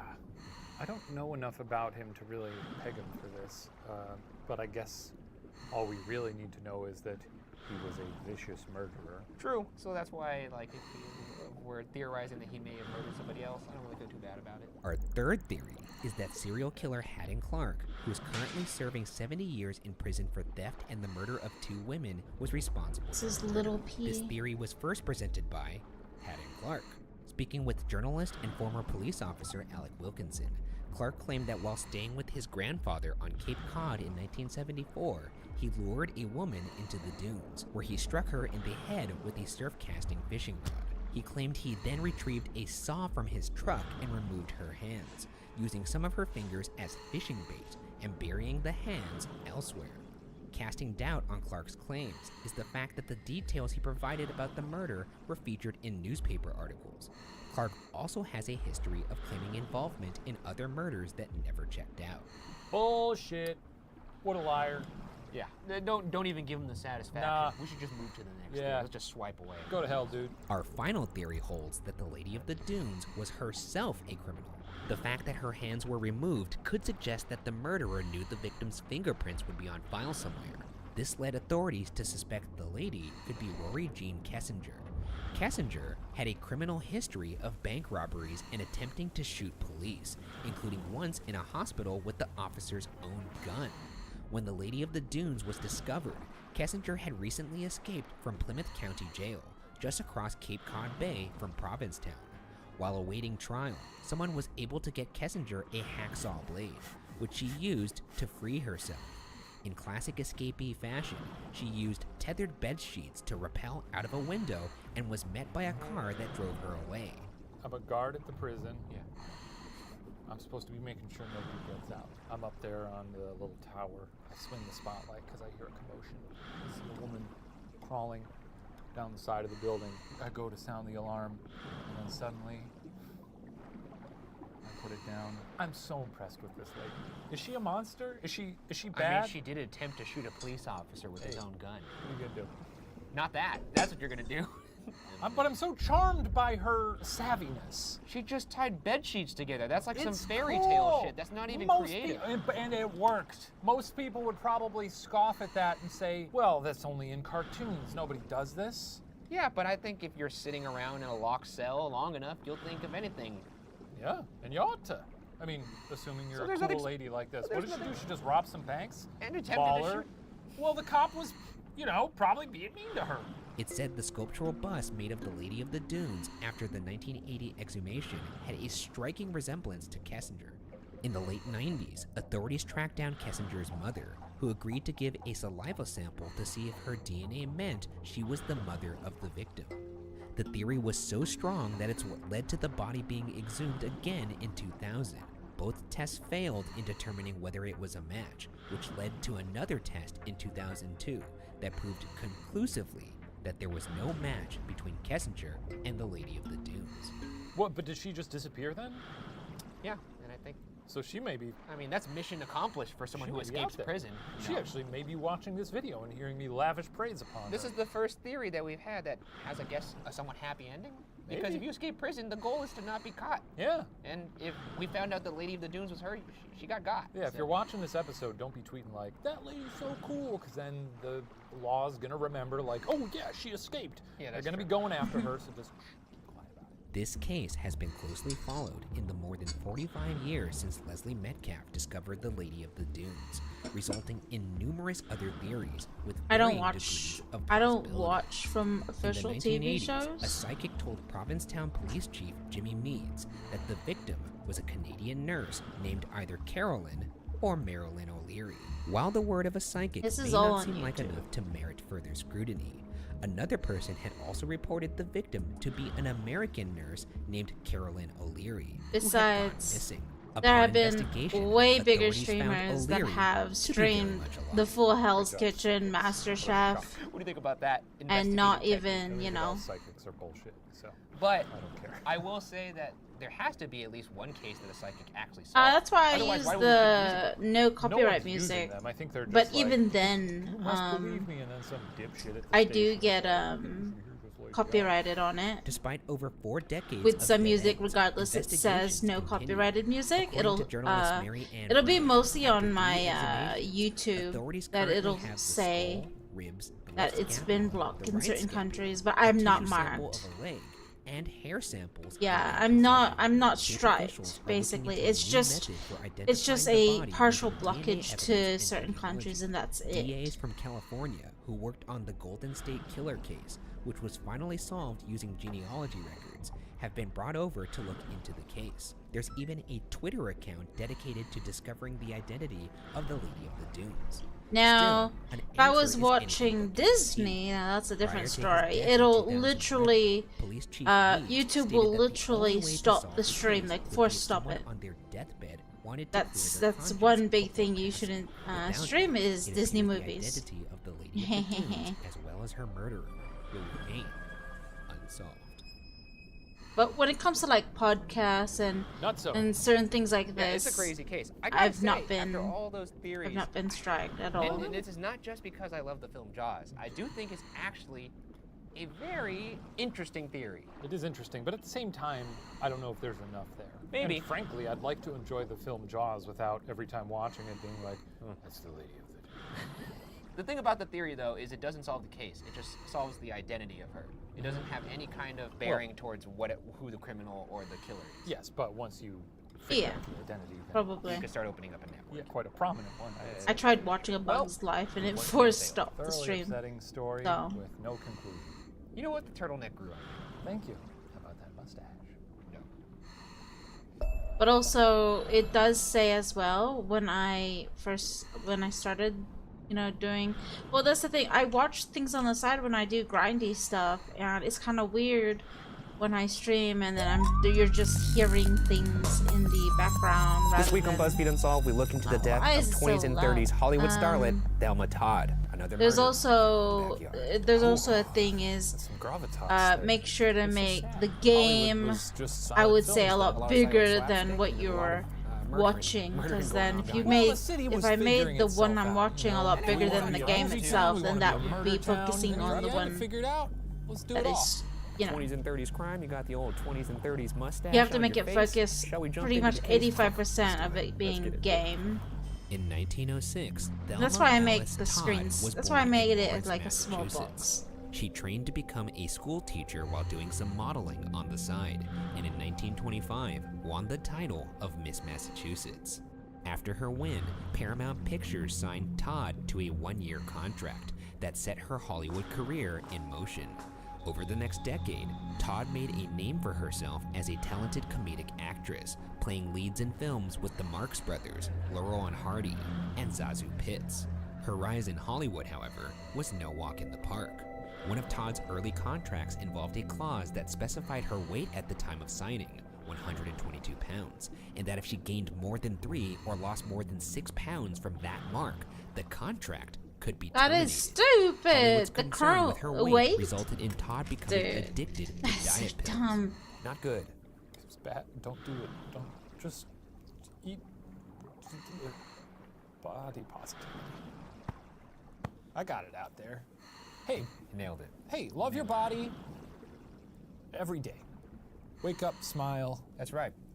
Wink at yourself in the mirror. Grow a mustache if you gotta. Between 1932 and 1934, Todd was married to agent Pat DeSico, I'm getting a more union luck which could in hardly this be little described as spot happy. here. When Todd filed for The divorce, items. she cited the reason as, quote, grievous mental and physical suffering, end quote.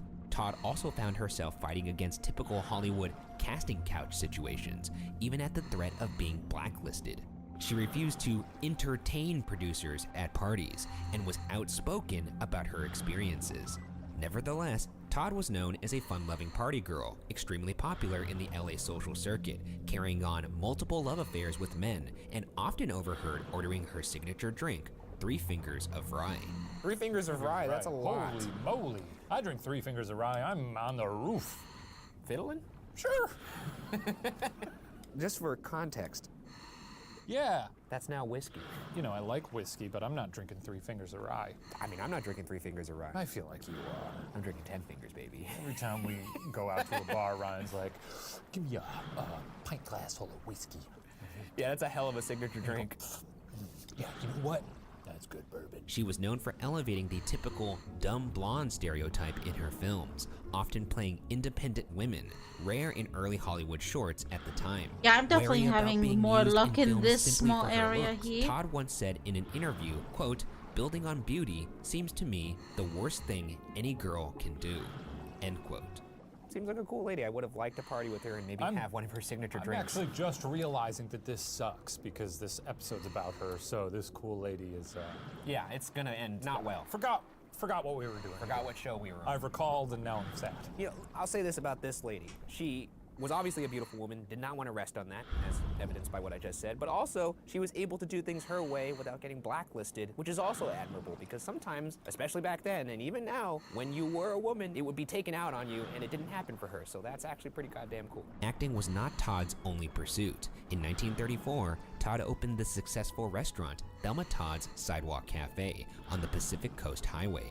Her business partners in the venture were director and producer Roland West, with whom Todd had been having an on-again, off-again affair for the past 3 years, and silent film actress Jewel Carmen, who was also Roland West's wife. They had a little love triangle. Oh, saucy. And then they thought, let's open up a restaurant.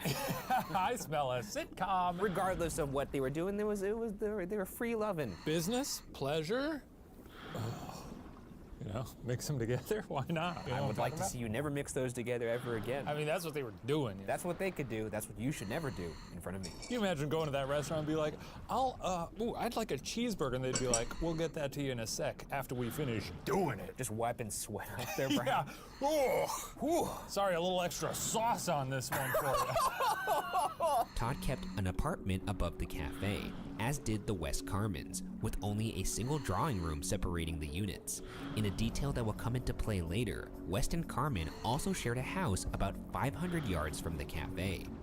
On Saturday, December 14th, 1935, Todd attended a party thrown in her honor at Cafe Trocadero, a popular nightclub on Hollywood's Sunset Strip. Attendees said Todd seemed to be having a great time at the party, sipping brandy and champagne, and at one point betting some friends a free dinner that they wouldn't visit her restaurant the next day. I love free food. I do too. Tastes very free every time. Yeah. And that's the best. I'd eat free food off of, well, never mind, I don't want to get into it. I love free food. Roland West had asked Todd to be home by 2 a.m., and at 1:50 a.m., Todd asked famous theater manager Sid Grauman to call West and inform him she'd be leaving soon. Regardless, Todd stayed at the party until around 3:15 a.m. Todd's chauffeur, Ernest Peters, dropped the starlet off at the roadside cafe sometime between 3 a.m. and 4:20 a.m. Sunday, the friends Todd had bet wouldn't show up came to collect their free dinners. Though no one had seen Todd at the restaurant, the friends nevertheless enjoyed a comped meal. The next day, December 16th, Todd's maid, May I'm Whitehead, using the began butt her morning with no routine, LuckSet now. which included getting Todd's Lincoln Phaeton I've already ready filled for the Roland West's LuckSet home boat to and 200 bringing it down to Todd kgs. at the apartment above the cafe. When Whitehead opened the garage, she found the body of Thelma Todd, slumped over the steering wheel with a broken nose and 2 cracked ribs. Todd's obituary in the LA Times described the scene in graphic detail. Coagulated blood marred the screen comedian's features and stained her mauve and silver evening gown and her expensive mink coat when she was found. Her blonde locks pathetically awry in the front seat of her automobile in the garage of Roland West. Ay, ay, ay. This is a bummer. She seemed like I was having fun with her. In her honor, maybe we could try and figure out what happened to her. Or maybe do a fun little screening? A little marathon? Or we could try and figure out what happened to her, because that's what we're here to do. That's why we're behind the desk. That's right. With more than a day unaccounted for between when she was last seen alive and first seen dead, it's time to dive into theories about what happened to Thelma Todd. Our first theory is the official grand jury verdict of her death, that Thelma Todd died of accidental carbon monoxide poisoning. It was a cold evening in the middle of December. Her apartment was near the ocean, and Todd was wearing a lightweight gown, though she also had a mink coat. It's assumed that upon arriving home early Sunday morning, Todd was locked out of the building her apartment was in and went to the garage of West's house, where she got into and turned on the car to stay warm, making the fatal mistake of leaving the engine running with the garage door shut. I mean, we're going to get to the obvious, yes, which is that generally carbon monoxide poisoning doesn't result in broken ribs. Nose and yeah. You know, that is a good point. Perhaps you're not the idiot I figured you to be. Maybe you do have a detective brain. I do, I'm very observant. Big brain, big head, big hair. Yeah. All 3 in tandem. You're the triad of detectives. My brain is large. Has many synapses. I could already hear people typing away, making that into a GIF. The county autopsy surgeon, Dr. A.F. Wagner, fixed Todd's time of death about 5 a.m. Sunday morning. The New York Times quoted Dr. Wagner as saying, quote, "The autopsy showed monoxide poison to the extent of 70% of total saturation in her blood. There may have been other contributing causes, but that definitely was the major factor," end quote. It's interesting Dr. Wagner mentions how there may have been other contributing causes, as there are some notable details that may point away from an accident.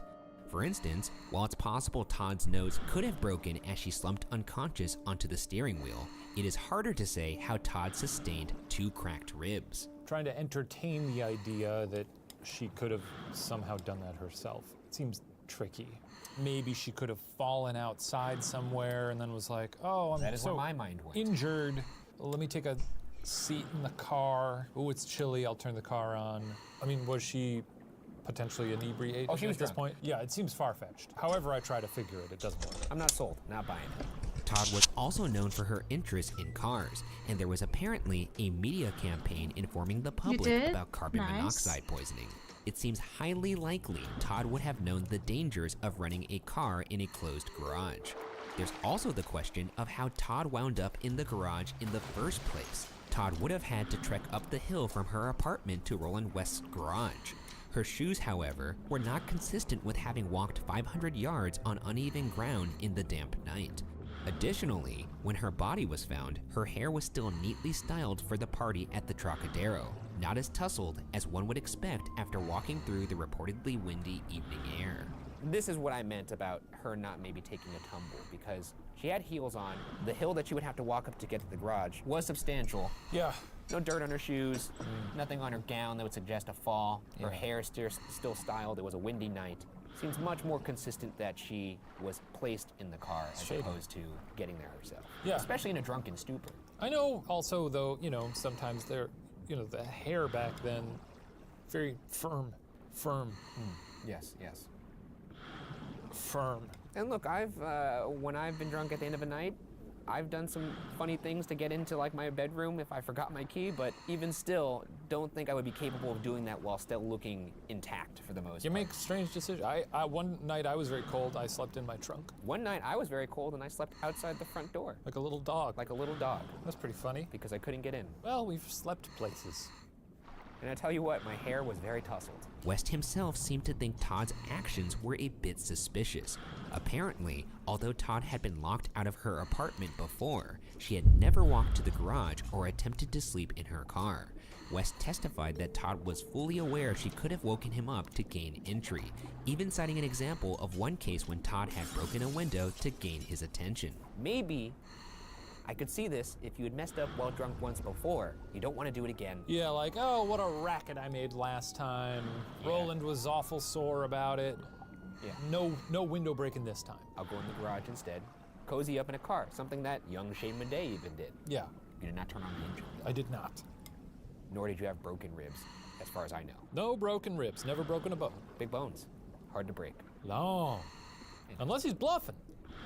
Well, we don't know. You know? Yeah, you guys better look into this. Well, look over there, maybe. What about that guy? I don't know, I've never been accused of murder before, so. Yet.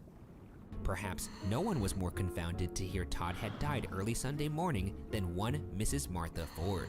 Ford was throwing a party at her home in Laurel Canyon and reported to police that she received a phone call from Todd on Sunday afternoon, saying she was on her way with a surprise guest. Ford even claimed Todd told her, quote, "I went to a party last night and I'm still in my evening clothes. Do you mind?" End quote. Ford put the call around 4 p.m., around 11 hours after the coroner pegged the time of Todd's death. Ford told the New York Times, quote, "I've known Todd for years, and I couldn't be mistaken," end quote, and that she was, quote, "positive beyond all question," end quote, that it was Todd on the phone. Okay. All right. Plot thickens. Yes, thick. Something that didn't occur to me is that the coroner or the LAPD might be dirty. Could be dirty. Yeah. Or I've seen LA Confidential. This I know lady how it works. And Chinatown. She could be lying, telling a little fib. Why? We got more details on her? Is she known? But back then people were known to throw themselves into controversy just for the notoriety and for the publicity. Yes, for the ink. And as somebody who's throwing parties in the hills, maybe she wants to get her name out there a little bit more. I like that nowadays they're like, let's steer clear of the murder stuff. Like Tom Hiddleston will date Taylor Swift for a week and they'll look like a couple of assholes on a beach wearing shirts. That's all they gotta do. Nobody's gotta murder each other to get in the papers, you know? Though if Tom Hiddleston did murder somebody, he would be in the papers. Can you imagine? Loki? Nah. I mean, there's a darkness in him. I don't think he's a murderer, for the record. Though a police officer testified that no phone records showed any calls had been made from Todd's property on Sunday, it's easy to imagine Todd could have used a different phone. Still, Ford's insistence on having spoken to Todd is not the only wrinkle in the timeline. Todd's autopsy found peas and carrots in the starlet's stomach, neither of which had been served at the Trocadero party. The peas had just started to digest at the time of her death, which could suggest Todd had been picked up again after being dropped off by Peters, taken to eat somewhere else, and then taken back to West's garage to die. I cannot imagine. Your last meal being peas and carrots? Yeah. That's rough. That's like a bunny rabbit. Especially after a night of partying? Yeah, Can no you one's imagine waking like... up eating peas and carrots? That stinks. Just being blasted like... I need some peas and carrots, stat. With all of these factors surrounding the possibility of Todd's death being an accident, nothing is more confounding than the contents of her purse. Found next to her in the car, her bag contained lipstick, a cigarette case, some handkerchiefs, and a coin purse which itself contained the key to the side door of her apartment building. Why is that confounding? That makes sense. Why was she in the garage? Because somebody fucking killed her. That's the... Oh, okay. You know somebody killed her. We're trying to list reasons why somebody maybe didn't kill her. Somebody, spoiler alert, somebody murdered her. Yeah, she has a key to get into her house. And they got away with it. Have you ever been so drunk you didn't remember you had your key on you? I haven't. No, that hasn't happened to me, no. Yeah. Yeah, I think she was murdered. Yeah, I think so too. With all of these complicating factors, it makes sense that the coroner's jury verdict read, quote, "The death of the deceased appears to have been accidental. But we recommend further investigation to be made in this case by the proper authorities," end quote. And while we may not be the proper authorities, further investigation is exactly what we're going to do. Good, we'll do what they couldn't. Here's how it works though. You're a powerful man in Hollywood. You're a piece of shit. You got an axe to grind with a young starlet. You wipe her off the map. You pay off the people who should be doing the investigating, swept under the rug. So do you think this coroner got some heat? Maybe, I don't know, but I'm sure he got a little grease on his palms for this one. You got some salad? Yeah. Got a couple leaves for a salad? Yeah. A couple of queens in that fat pocket of his. I could see that. Yeah. Little bones in his graveyard. Sure. Yeah, I like that. Our next theory is that Thelma Todd intentionally killed herself in the garage of her lover.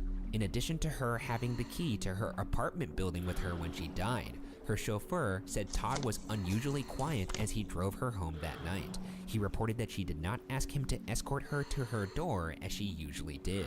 One source also claimed Todd had received an upsetting message from an anonymous person on the night of the party. With her interest in cars, Todd would likely have known running a car in her garage would result in her death. This theory is, however, admittedly thin, and her actions had not aligned with self-destructive behavior around the time of her death. Her restaurant was a hot new success. She had recently signed a new film contract, and the trunk of her car was full of Christmas presents for family and friends. The host of the party at the Trocadero also said that Todd told her she was newly involved with a man in San Francisco. I know I listed a bunch of reasons why she would not commit suicide there. I will say this though, that doesn't mean anything usually. You don't know what's going on inside someone's head unless you actually talk to them, which should be a lesson to everybody out there. Me, I don't like talking to people I care about. That's my personal preference. Wait, you never talk to me? Yeah. Do you care about me? Clearly. That's crazy because I don't care about you. Oh. Our third theory is, of course, that Thelma Todd was murdered. It's unlikely she was killed by a stranger who wanted to rob her, as none of the jewelry she had been wearing was missing, though there are some particular suspects we want to bring up. The first is Roland West, her lover in whose garage Todd's body was found. West was said to be a jealous man, and Todd and West opened their popular cafe so they could spend more time together. If Todd had actually begun dating a new man in San Francisco, West may have been hypocritically upset. On his deathbed, West actually admitted to being responsible for Todd's death and accidentally locking her in the garage. His recounting of the events which occurred How that can you night, accidentally however, was full lock of someone in the inconsistencies and garage? contradictions. Yeah, it's an odd thing to admit. There's a bunch of inconsistencies. The ocean is down the hill. You could dispose of it that way, but I guess he's not thinking straight. It's not worth dispose in the ocean. Better than Tide just kicks it all back up. Rather than leaving her in the garage, in your own garage. Well, clearly that seemed to work.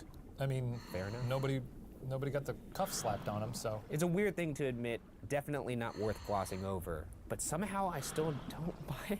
I don't know why. Well, but him locking her in the garage wouldn't necessarily. Well, if he knocked her out, then turned the car on, then locked her in the garage. Yeah. It seems like a weird way to do it, though, to be quite honest. Another suspect is Jewel Carmen, Roland West's wife. While a jealous wife might sound like an obvious suspect into her husband's mistress's death, it is said she did not resent her husband's affair. Instead, the Chicago Tribune claimed Carmen threatened to kill Todd for squandering money at the restaurant in which she, her husband, and Todd were business partners. Beyond a potential motive, however, there is no physical evidence Carmen was involved in Todd's death. So Jewel Carmen's beef with Thelma Todd wasn't over the affair necessarily as much as it was over money from the business. Yeah, but what's murder gonna fix, you know? Nothing. Right. Obviously, I guess it could have been like a fit of rage, Yeah, like you I'm guys- pissed at you Yeah. for skimming a little off the top. Seems a little obvious. Circumstantial, no real evidence, just a motive. Yeah, not enough to it there. You could make the argument that after Todd is out of the picture, Jewel Carmen and now Roland West have full ownership of the cafe, though it is called Thelma Todd's Roast. Yeah, I've found two cases, hard cases, and one briefcase. Who wants that? Using no LuckSet so far. The third suspect in a potential murder is Todd's ex-husband, Pat DeSico, a self-described, quote, agent with underworld connections, end quote. Jesus, who describes himself as an agent with underworld connections? I do, generally. When have you ever slipped that into a casual It's on my business card. Agent with underworld connections? Yeah. Shame a day, agent with underworld connections. Nice to meet you. Let's talk about this Prius I'm trying to sell you. DeSico was said to have a violent temper, and his second wife, heiress Gloria Vanderbilt, described him as a brute with a bad temper, who would physically abuse her when he was drunk. Not a surprise that DeSico shows up here, and not a surprise that he was a human garbage pile. Yeah, a flaming human garbage pile. I mean, if he, picked up a young starlet as his wife. Knowing the system, probably not a nice guy. I can't think of a colder take than a guy who puts hands on women. Not a good dude. I called him a pile of garbage. Yeah, I know, that's what I'm saying. It's like, it's very obvious. Hot take? Hot take, yeah. Hot take there. I don't think this guy's a good guy. The night before her death at the Trocadero, Todd ran into DeSico. Many eyewitnesses said their interaction seemed heated. When summoned for the grand jury, DeSico testified that he hadn't heard about Todd's death. In Todd's will, dated from when they were still married, DeSico was left $1. Brutal. It's kind of like, at that point, don't leave him anything at all, but it's a sick burn. It's a sick burn. Yeah. A fourth suspect, one that was especially popular at the time, is that mobster Lucky Luciano had put a hit out on Todd. Earlier in 1935, Todd received a string of 8 letters threatening her life if she didn't pay $10,000, signed by the, quote, Ace of Hearts, end quote. Don't blackmail people. I mean, one, it's illegal. And if you're gonna do it, get a better pseudonym than Ace of Hearts. Ace of Hearts. That's a shitty It's not even alias. threatening. No, it's not. After a suspect was arrested in August 1935, however, the letters stopped. Nevertheless, Todd, who was found dead 4 months later, was convinced the whole ordeal was mob-related. Many speculated Luciano had wanted to set up a high-ticket casino on the 3rd floor of her restaurant, but Todd refused, resulting in her murder. This theory supposes that after she was dropped off at the cafe, someone with ties to Luciano picked her up again, took her out to eat, killed her, and put her in West's garage afterwards, which could explain the peas found in her stomach and her 2 cracked ribs. While it appears Luciano left Los Angeles abruptly shortly after Todd's death, never to return, it should be noted that this entire theory is merely speculation. In reality, there is no evidence that Todd and Luciano ever actually met. Lucky, he's shown up here before, yes? He has shown up in a couple cases. Yeah, namely the Bugsy Siegel case. Yes. Oh, this guy got around. I guess if you're a mob man in early Los Angeles, yeah, your fingers are in a bunch of different people pots. finger you for a lot of different things. Huh? Yeah. That's a verb. It is. That means what it means. It does mean what you said it means. Lots of different pots. Was that you putting fingers in pies or pots? I don't know. Gone at age 29, Thelma Todd was in the midst of a successful Hollywood career, tragically cut short. While her death was officially ruled an accident, there are enough suspicious incongruencies in her final hours to keep her story alive these more than 80 years later. Whether accident, suicide, or murder, what actually happened to the starlet that night after leaving the Sunset Strip remains unsolved.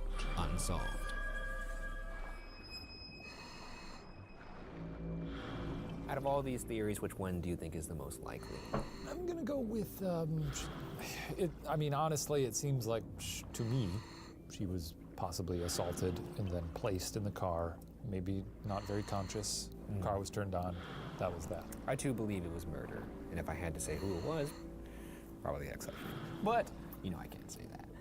Seems pretty cut and dry. Tough to end a sad episode, huh? It was an untimely end to an otherwise very cool lady. Yeah. And I guess we'll just leave it at that. R.I.P. See you next week.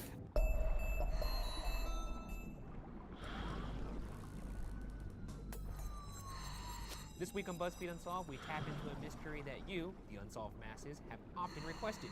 Bella in the Witch End. I think we're not listening to you out there. We're listening. We always got our ears open. I'd rather do this than someone who's like, hey, my aunt disappeared. Wouldn't it be fun to look into that? Yeah, could you boys get on the case and crack a couple funny jokes about Marge? By the way, I have this on my head because my hair's too long and I don't know what to do anymore. So Sure. I just tied it up like a little present. Incredibly respectful. Let's dig in.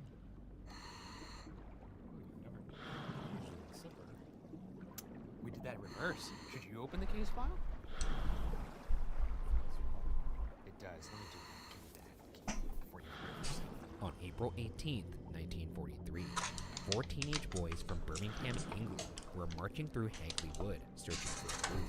World War II was raging across Europe, and due to rationing, Bob Farmer, Robert Hart, Fred Payne, and Thomas Willits were on the lookout for bird nests that might have You some have to hold it fruit. down? fun to Pull hunt the skin out, move eyebrow. Because they were starving, though. Yes, but that's what they were doing. I'm But not you starting a joke You about started it. the sentence with fun to hunt with eggs with your boys. It sounds like a fun thing to do. Not when you're starving, though. Let's say you're not starving. Still fun to go out in the woods and hunt for things with your boys. I suppose, yeah. One of the boys split off to look in the stem of an old wych elm tree. When he peered through the tangled branches, a round, white object caught his eye. The young man had not discovered an egg, however, but a human skull. One of the boys used a stick to remove the skull from the tree. Before leaving the scene, the skull was replaced, and it said the boys vowed never to speak of it again. By the next day, one of the boys squealed to his father, who in turn alerted police. Do you think... How would you react, actually? I'm curious. I was actually going to say, here's how I would react. Oh, dude! Like that. To a human skull? Probably. You wouldn't go, zoinks, let's get home! Because that's better? Zoinks? I would drop it, I'd scream, and I'd run straight to my mother. It doesn't shock me, actually, now. I don't know why I was shocked by you not being alarmed by it. It's different, though, when it's a skull, because it's like, well, it's just a funny skeleton. It's a funny bone man. It was a human's head. It was. Now imagine a skeleton with hair coming out of it. How scary that is. You ever think about that? Does hair go through the skull, or does it come from the top? Absolutely not. How does it start? Do you understand anything about science? I don't. Or, how does where does hair start? Do you think it starts in the brain, Ryan? Yeah, it starts in the brain. It goes through the brain. No, but what part of the epidermal layer is it on? Like, is it just like? I don't know, but it's above the bone. Then why is it sometimes on the skull? What are you talking? Because it's connected to the skin that is connected to the skull. No, but the skin is gone, is what I'm saying. And I've heard that sometimes the hair is stuck into the skull. That's not true. Does hair grow through the skull? One of the boys, Thomas Willits, accompanied police back to the stump, located just 35 yards from Hagley Wood Lane. Authorities found a tree approximately 5 to 6 feet tall, with an opening that tapered down, getting as narrow as 17 inches in diameter at one point. Investigators gathered the skull and other bones from the tree, as well as some bones found in the surrounding area, believed to have been scattered by foxes and squirrels. I wouldn't bother. Jesus Christ. It's bones! It's a fucking person. They were bones. They're bones now. By now. You're bones now. I am bones now, but there's a lot of meat around. When I am bones, if you find me somewhere, you want me to use your femur as a frisbee or something? Or sure. A boomerang? Give it to a dog. I'm not going to do that with your bones. I'll bequeath my bones to someone else. You strike me. I am a do whatever the hell you want kind of guy. Jesus Christ. I did see a video of a sky bear. I love that. Where they put your body out in the field and they kind of chop you up into fillets, and then a bunch of giant vultures come. I had a much different image in my head. Or like you put me in a cannon and shoot me at the sun or something? Put you in a plane and just throw you off the plane. Sounds pretty baller, too. Someone chilling on like a inner tube in their pool, and all of a sudden just Shane Madej's corpse rains from the rockets sky, into the ground. Ruins Like Marge's God afternoon. shot me out of a gun. Forensic scientist Professor J.M. Webster was then able to partially reconstruct the skeleton of a woman between 25 and 40 years old, most likely closer to 35. The bones showed no signs of disease or violence, though a large piece of taffeta had been stuffed into the mouth, leading to a suspicion of asphyxiation as a possible cause of death. A probable description of the woman was released to the public, describing a woman just 5 feet tall, with light brown hair, dressed in a striped dark blue and mustard-colored cardigan and a mustard-colored skirt. One blue shoe, size 5.5, was found outside of the tree. Inside the trunk was its matching partner, as well as a cheap rolled gold wedding ring. It was believed the woman had been dead for at least 18 months. Suicide as a possible cause of death was ruled out due to the peculiar shape of the tree. Webster said, quote, "I cannot imagine a person getting into the tree voluntarily. Even a small person like this could not have got in without doing herself a considerable amount of tearing," end quote. What a verdict. Yeah. I think someone. This lady couldn't have shoved herself in that tree. I think someone else did. Case closed. But who put her in there is the question. Then also the question, if someone were to have, say, murdered her, you would have to do it almost immediately before rigor mortis set in. Either that, or they waited till complete decomposition and then shoved the bones in. But I don't think that's the case either. That's a long wait for complete decomposition. Do you ever think about how weird it is to like? Okay, so you pick up a body, right? You're picking it up. You're talking about when it decomposes. When it's fully a skeleton. How strange that sensation would be to pick up what used to be a body, but now it's just fully bones. It's a full skeleton. Yeah, but I don't think the skeletons. Do they stay together? No, I don't think so. I don't think it's like a Hall like a Merry Melodies cartoon. Playing the ribs like a xylophone. Like a xylophone. This episode is called Ryan Does Not Know a Lot About Human Physiology. Police rooted through records of missing women, but turned up nothing. After releasing the probable description of the woman, calls came in from around the area, but none of the leads produced a match. An inquest jury found a verdict of, quote, murder by some person or persons unknown, end quote. On May 4th, a report was published in the Birmingham Daily Gazette, calling for dentists to come forward who may recognize some distinctive features in the woman's teeth. In her lower jaw, her front teeth overlapped, and a tooth was missing from the right side, likely pulled by a dentist within a year of the woman's death. Still, no identity could be given to the remains. No, and I'm just starting to wonder how useful are dentists when it comes to these cases. It seems like every time we call in a dentist, I got nothing. Teeth, all right. In March of 1944, an empty building in Birmingham was graffitied in chalk. Quote, who put Bella down the witch elm, Hagley Wood, end quote. It had been almost a year since the body was found, though this was the first time she was given a name. The words appeared too high up on the wall to be attributed to boys pulling a prank, and police were intrigued. After discovering this graffiti, another report came in to authorities about a house on Hayden Hill Road that had similarly been vandalized months prior with the words, quote, who put Lubella down the witch elm, end quote. Because the graffiti was all in the same handwriting, and because the tags all spelled witch correctly, police believed a lone countryman was responsible. Anyone who knew of a Bella who had gone missing were asked to alert police. What is this person accomplishing by doing this? Raising hell, you know? Getting people talking about Creating hysteria? Yeah. Also probably putting pressure on the investigation. Do you think this is someone trying to pressure the investigation to get closed, or do you think this is a killer mocking the police? Which one do you lean towards? I lean toward the former. I feel like someone is just like stirring the pot. I actually think it's someone mocking the police, like a Zodiac of sorts. Then why wouldn't you just I put Bella in the witch elm? Because who put Bella in the police? Me. No, I'm saying that's like more provocative. I feel like more provocative is I put Bella in the witch elm. You imagine that's how they solved the case. They're at a town hall meeting and they're like, who put Bella in the witch elm? And someone goes, me! It was me! In August of 1944, the writings began to appear again. Quote, Hagley Wood Lubella was opposite Rose and Crown, Hasbury, end quote, was found written both in I wanna be done with this experiment with the KG, but as soon as I can get. Or I have to go to bed. To turn up records of any Lubella or Just Bella soon. that matched the body found. In 1953, so with the non-LuckSet, so far I've gotten 2 hard cases, 1 found briefcase. their witch elm Banksy, though it turned out the authorities had been barking. But like I said, the experiment is not based on the cases, but will be based on profitability, because I think the cases is really random. So it seems that Bella wasn't even Bella after all. End quote. So just a funster. Just a funster. We live in a quiet town. Most exciting thing that's happened in the past decade is that we found bones in a tree.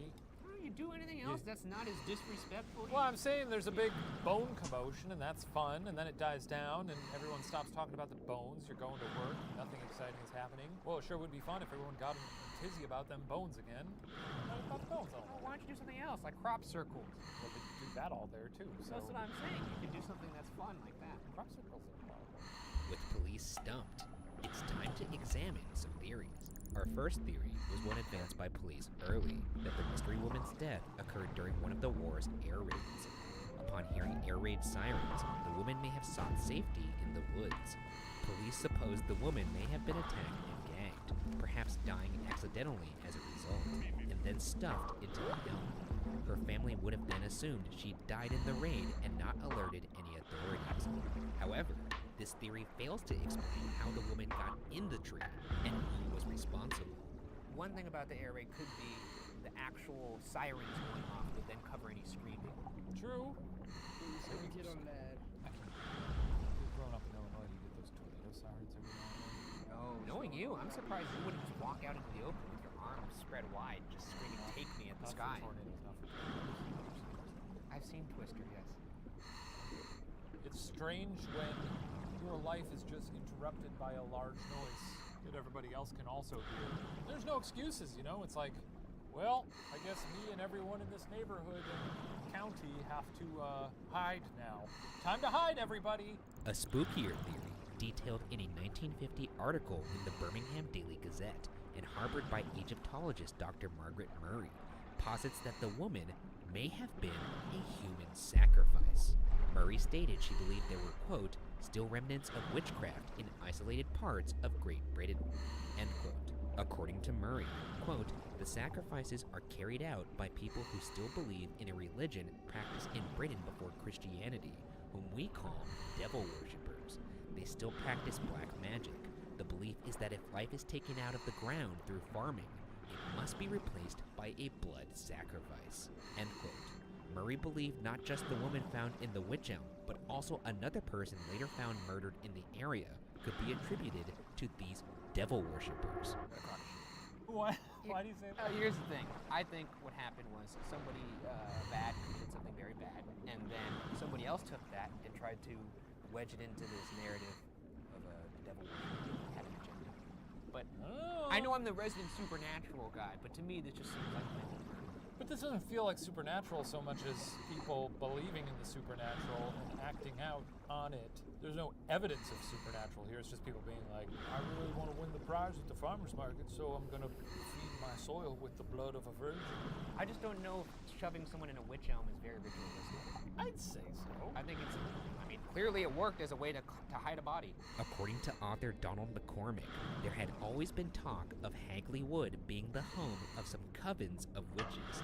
He even pointed to an ancient tradition of trapping a witch's spirit inside a hollow tree, using it as a sort of prison to prevent her from causing any further trouble in the world.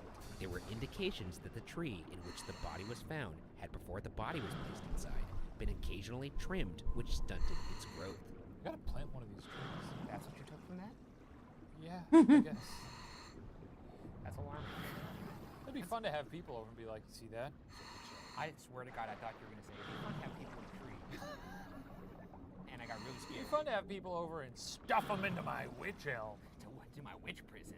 Though there isn't much physical evidence that occultites are to blame for Bella's death, one man did turn to alternative methods in an attempt to unearth some answers.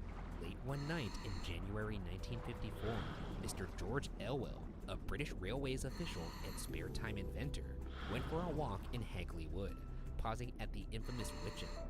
After, quote, assimilating to the atmosphere, end quote, Elwell returned home and decided to place himself in a hypnotic trance using a blinking car headlamp and a mirror and recording the results.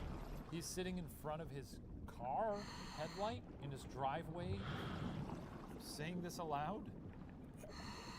Staring directly at the blinking, turn signal? Is that what he's doing? Weirdo. I mean, there's no way. What a weirdo. Without it seeming psychotic. Be honest, you're hearing it now, though. You want to hear what this crazy man says. Yeah. After the 15 minutes, Elwell came to.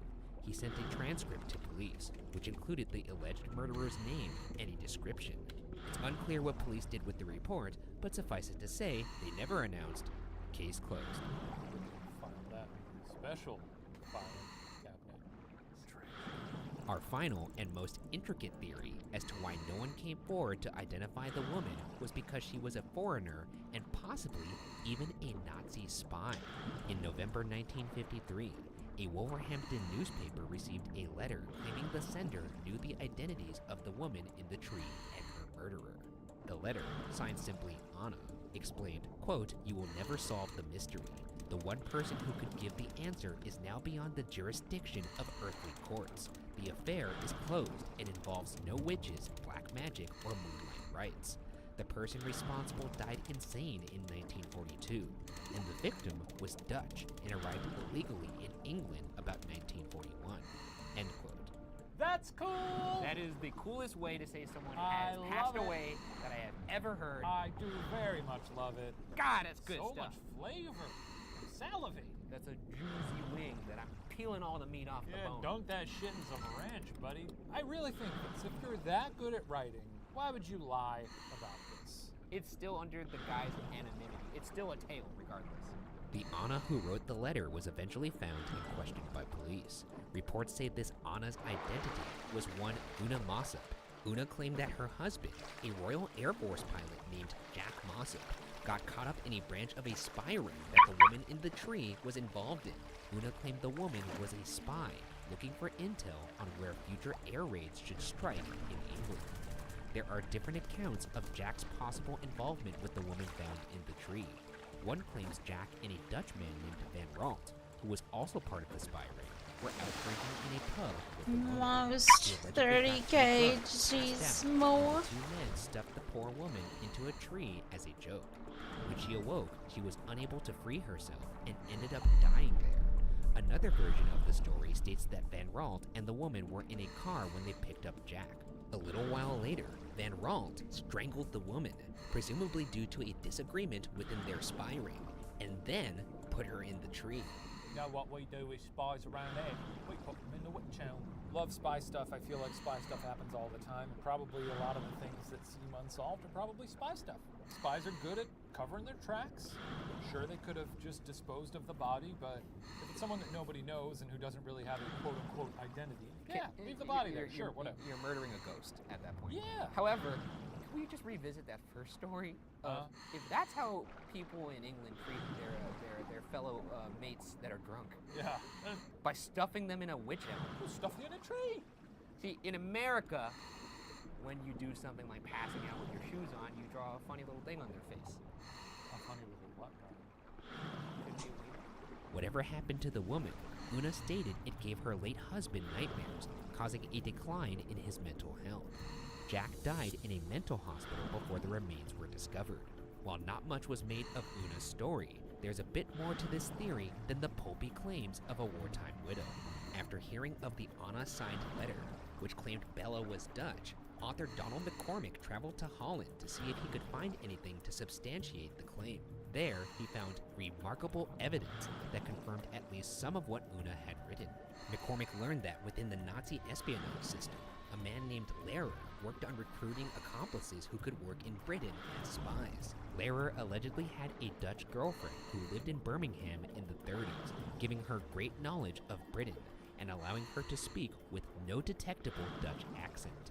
McCormick states that in March and April of 1941, records show 5 German spies were sent into England from Holland during Operation Sea Lion.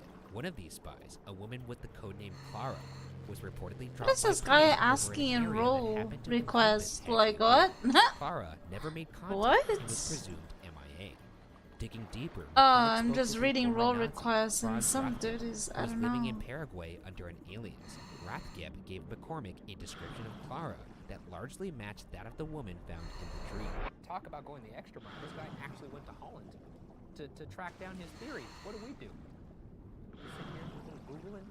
I mean, we don't know shit. Declassified MI5 files reveal the existence of a German spy captured while parachuting into England in 1941 by the name of Josef Jacobs. Once apprehended, one of his possessions in particular sticks out, a photograph of a German singer-actress, Clara Bauerle.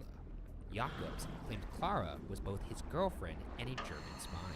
Jacobs claimed that Clara parachuted into the Midlands, where Hagley Wood is located in 1941, but was never heard from again.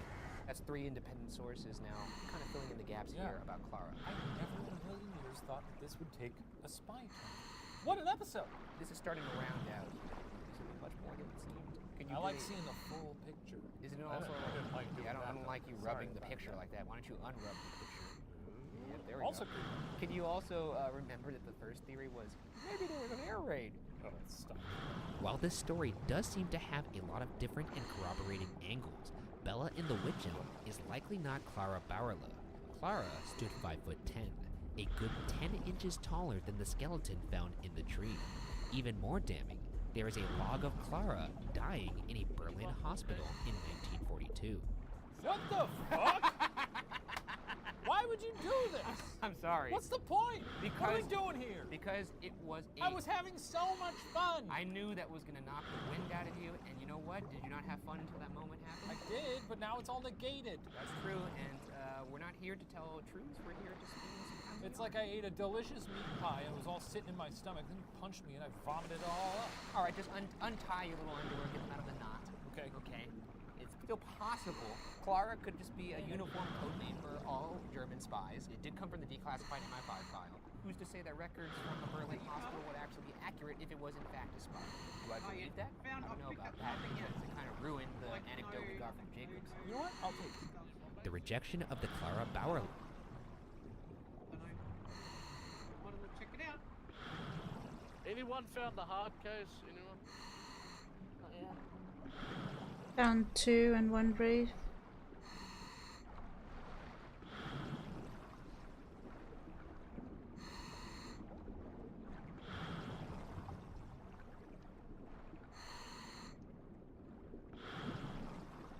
No comment.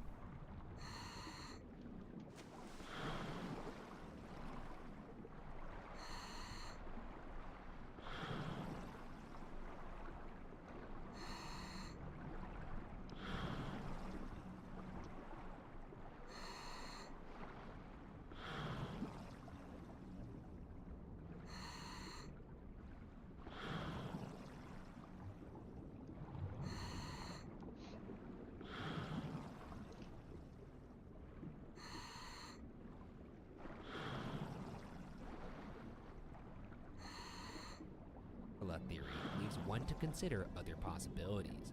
Perhaps she was still a spy of a different name, or possibly a foreigner tangled up with the wrong crowd.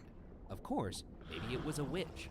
According to West Mercia police, Bella's remains have been lost over the years, meaning the case can't take advantage of modern DNA analysis and clouding the chances of future progress in the case.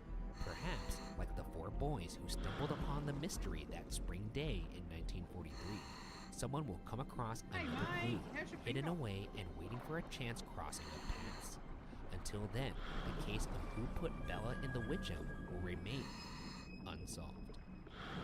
My big takeaway is let's look after our bones a little better. Why are they throwing these things out left and right? If you find bones and you think like, well, maybe in 90 years they'd like to make a funny YouTube video about this case. It'd be the right hang thing on to to do. them. Hang on it. Yeah. Hang on to it for that purpose. I'm all in on Spy. I will be all in on Spy, if not just so that it makes this less sad, but also it actually is the most compelling theory. She was a spy. I'm gonna say it right. We're going Spy. We're going Spy. Can we say we solved it? You guys got Spy out there? You got Spy? I got Spy. We can't say that. We didn't solve it, but...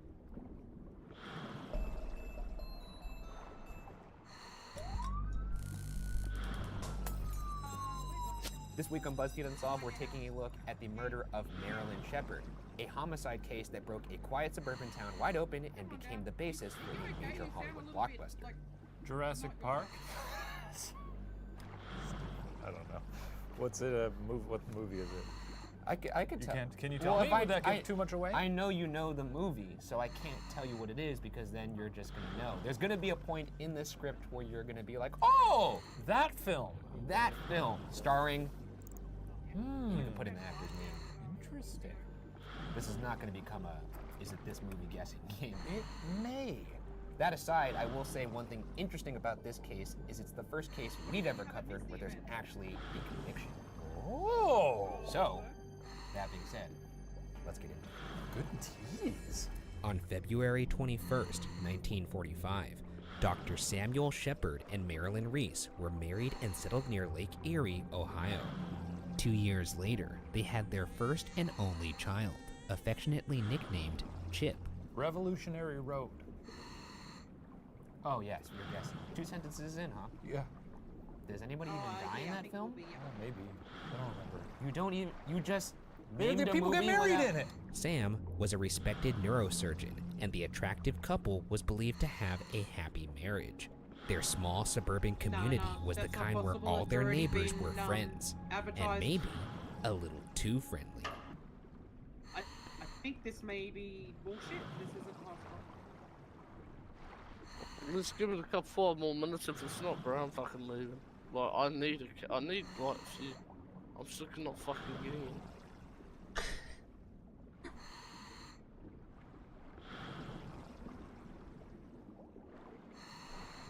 Already said I found 2 hard and 1 brave. Don't stress.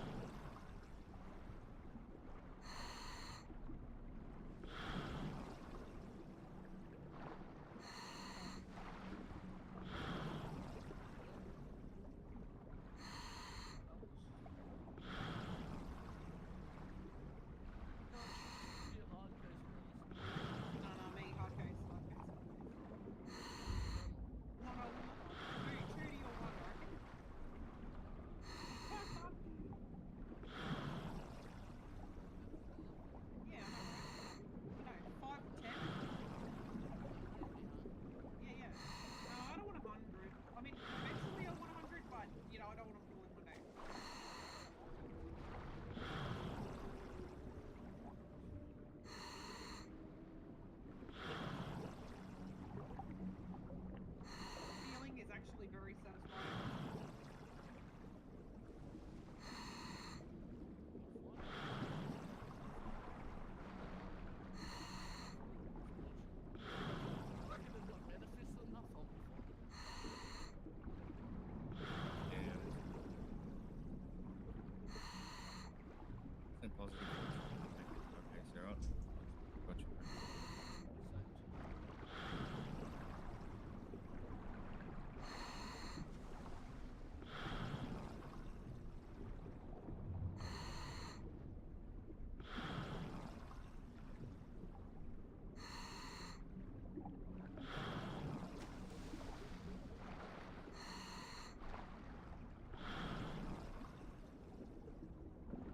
On July 3rd, 1954, the Shepherds hosted their neighbors for dinner, drinks, and a movie.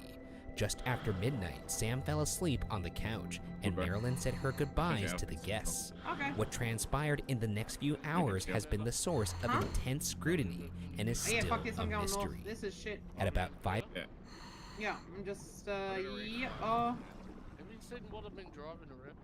No, what have you been driving? Max 100 FXK. Oh, there you go, I don't even know what that is. I think you should have one. No, I got it for 2.3 mil and the sales at 2 mil. I sales for 2 mil at PDM. So I reckon I got a steal for it. Is there other diving spots?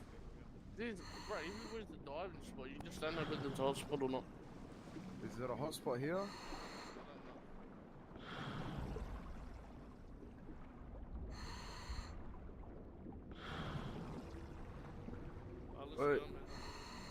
I'll just finish this one and then we'll fuck off, eh? Bro, just give me 3, bro. Fuck. 3, 5, 100. How many do you want? Fuck everyone else. Just give me. Yeah. Give me.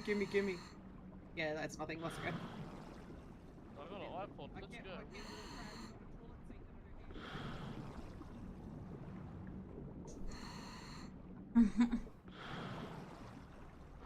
I think that was Amanda.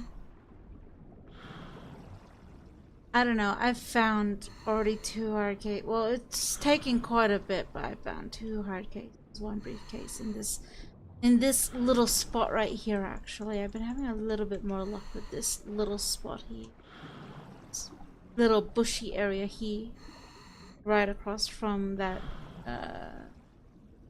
surfer. But yeah, it's kind of interesting.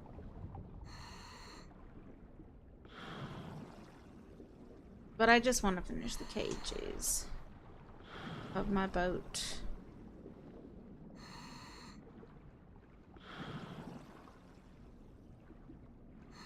Anyways, let's go back to the shore. At 5:40 a.m. on July 4th, Mayor Spencer Hoke, a close friend of the Shepherds, awoke to a phone call from Sam saying, quote, "My God, Spence, get over here quick.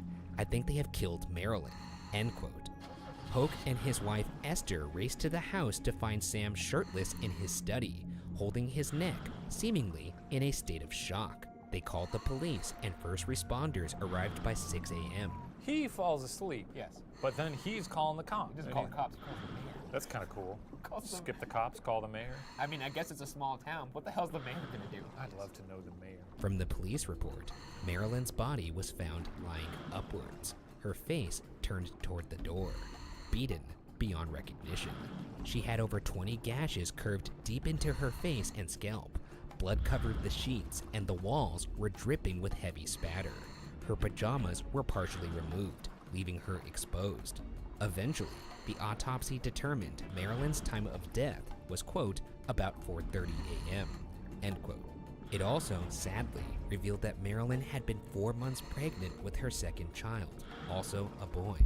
According to Shepard, he had been asleep downstairs when he heard Marilyn shout his name. He ran up to the bedroom to find Marilyn being attacked by a, quote, white form, end quote. They fought, but Sam was hit on the back of his neck and knocked out. When he came to, Marilyn was dead and the white form was gone. Worried for his son's safety, Sam ran to Chip's room where he thankfully found him sleeping soundly. He then hurried downstairs to see the form exiting through the back door. He chased the tall and bushy-haired figure down to the shore of Lake Erie. Sam explained that he, quote, lunged or jumped and grasped, end quote, at the form on the beach, and then, quote, I felt myself twisting or choking, and this terminated my consciousness, end quote. When Sam woke, it was nearly dawn, and he was missing his shirt and watch. It's weird. I don't get it. He wakes up from a nap, hears commotion upstairs. He goes Sees in. a ghost. No. A white form. I don't know why he keeps saying it's a form like it's Michael Myers. A shape. The shape. He sees Yeah, the he shape. sees the shape. Truth or story, thus far. Well, I mean, I don't really have a... If you had to call it truth or story. I guess I'd go truth. I don't know the man well enough to really gauge his character. Yeah, I'll give him the benefit. What makes you think this is more plausible than... I don't know, he seems scared, you know? I guess. I will say at this point it sounds like a story to me, mainly because all the details seem wildly convenient in terms of... What's convenient about a white form, though? Because if you were lying, you'd be like, yeah, there's like a person. If I'm fighting you and I've never seen you, first things I'm saying, big head, weird mustache, unkempt hair, kind of gangly, pale, big nose, kind of smelled like cottage cheese. I don't smell like cottage cheese, so throw that testimony out. But you agree with all the other stuff? Yes. Okay. In the early morning hours of July 4th, 1954, the police arrived at the Shepard house to find a gruesome crime scene where the only witness to the possible murderer was also the most likely suspect. With that, let's get into some theories. By the way, do you know what film this is yet? I don't know what film this is yet. Okay. Our first theory... The Fugitive? Is it The Fugitive? Maybe. I mean, yes or no? Yeah. I didn't kill my wife. Our first theory, and the most popular one, is that the entire story was made up and that Sam Shepard murdered his wife in cold blood. There was no sign of forced entry and no murder weapon present at the scene. The desk drawers were neat, which would not be normal in the case of a robbery. Coroner Sam Gerber commented on the blood on Marilyn's pillow, saying, quote, in this bloodstain, I could make out the impression of a surgical instrument, end quote. A weapon that would have been convenient for a neurosurgeon. In a bush outside, Gerber found a canvas bag with Sam's wristwatch, fraternity ring, and key, all covered in blood. Oh, he's a doctor. Yes. Sam Shepard is a doctor. Yeah, that was also... Just like The Fugitive. That was also in the first Didn't two occur sentences. to me. Yeah, I got that now. When's Tommy Lee show? I don't know. I think you're getting a little bit away from what we're talking about here. Why does this not look good for Sam? Because all his shit is covered in blood. In the days following Marilyn's murder, investigators began honing in on Sam's rumored infidelities as a possible motive. Evidence pointed them to a woman named Susan Hayes, a lab technician at the hospital. Meanwhile, media fervor escalated. By July 20th, headlines read, quote, someone is getting away with murder, end quote, calling for Sam's arrest and conviction. On July 21st, the Cleveland Press headline read, quote, why no inquest? Do it now, Dr. Gerber, end quote. Sure enough, later that day, Dr. Gerber called an inquest and subpoenaed Shepard to attend. The 3-day spectacle was a, quote, media circus, end quote, culminating with Gerber asking Sam, quote, did you and Sue Hayes at any time sleep in the same bed, end quote, to which Sam replied, quote, absolutely not, end quote. Following the inquest on July 30th, 1954, Sam Shepard was arrested and charged with the first-degree murder of Marilyn Shepard. Well, they got to that quick, huh? And honestly, like, investigating these things, like, we just sort of brush the fine details a little bit, really don't dig too deep. Seems like a huge pain in the ass. Just arrest somebody. I'm not gonna even, there's no... Granted, it's not our full-time jobs, but if it were mine, I'd be like, I just want to chill at the station, man. I'm so glad you are not any kind of investigating authority. I mean, I've never claimed to want to be. Good. I'm not saying that, like, we should just throw innocent people in jail. It's kind of what you just said. You just But said, I can let's get this wrapped up before noon so I can open a chili boy at the station. I'm just saying I can understand the impulse to be like, ugh.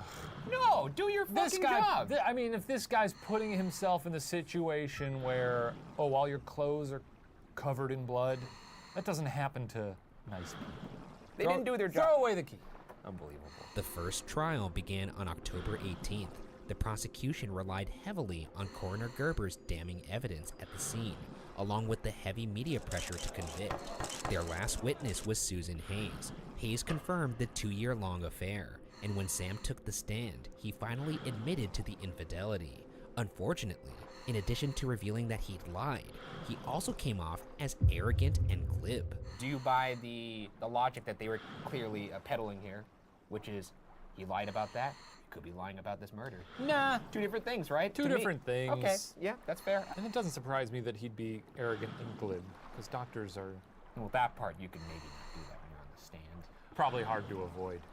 You're playing God every day. Well, I mean, I'm also a doctor. He's like, I have fixed brains. Though every doctor does have to have bedside manner. You can't put a little bit of that up on the stand. I don't know if the surgeons have to do that, though. Well, I guess you're knocked out. They're like little Beethoven people. How you doing down there, Mr. Bidet? I'm looking at your brain.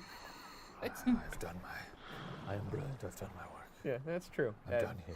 On December 16th, the jury found Sam Shepard guilty of the second-degree murder of his wife, Marilyn. Shepard received life in prison with the possibility of parole after 10 years, but the damage reverberated far beyond his sentence. Shepard's mother died by suicide just a few weeks later. His father passed away just days after that, and several years later, Marilyn's father would also die by suicide in 1963. Okay, so there's, consequences to locking up the wrong person for... I get it.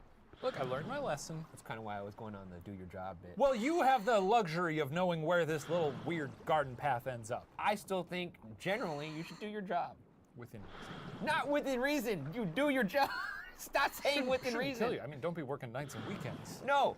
What I said was, when you step in between work hours, you do your job. Okay, now that I respect. That's what I said at the beginning. Okay, I thought you were saying, like, stay till 7:30 No. PM. That's dinner time. But this was only Shepard's first trial. His brothers continued to support him, even after the devastating toll the trial had on their family. They hired a forensic scientist, Dr. Paul Leland Kirk, to review the state's physical evidence because Coroner Gerber had not introduced any fingerprint or blood evidence that could have exonerated their brother. Gerber had decided shortly after he arrived at the scene that Sam was guilty, telling another detective, quote, "It's obvious that the doctor did it," end quote.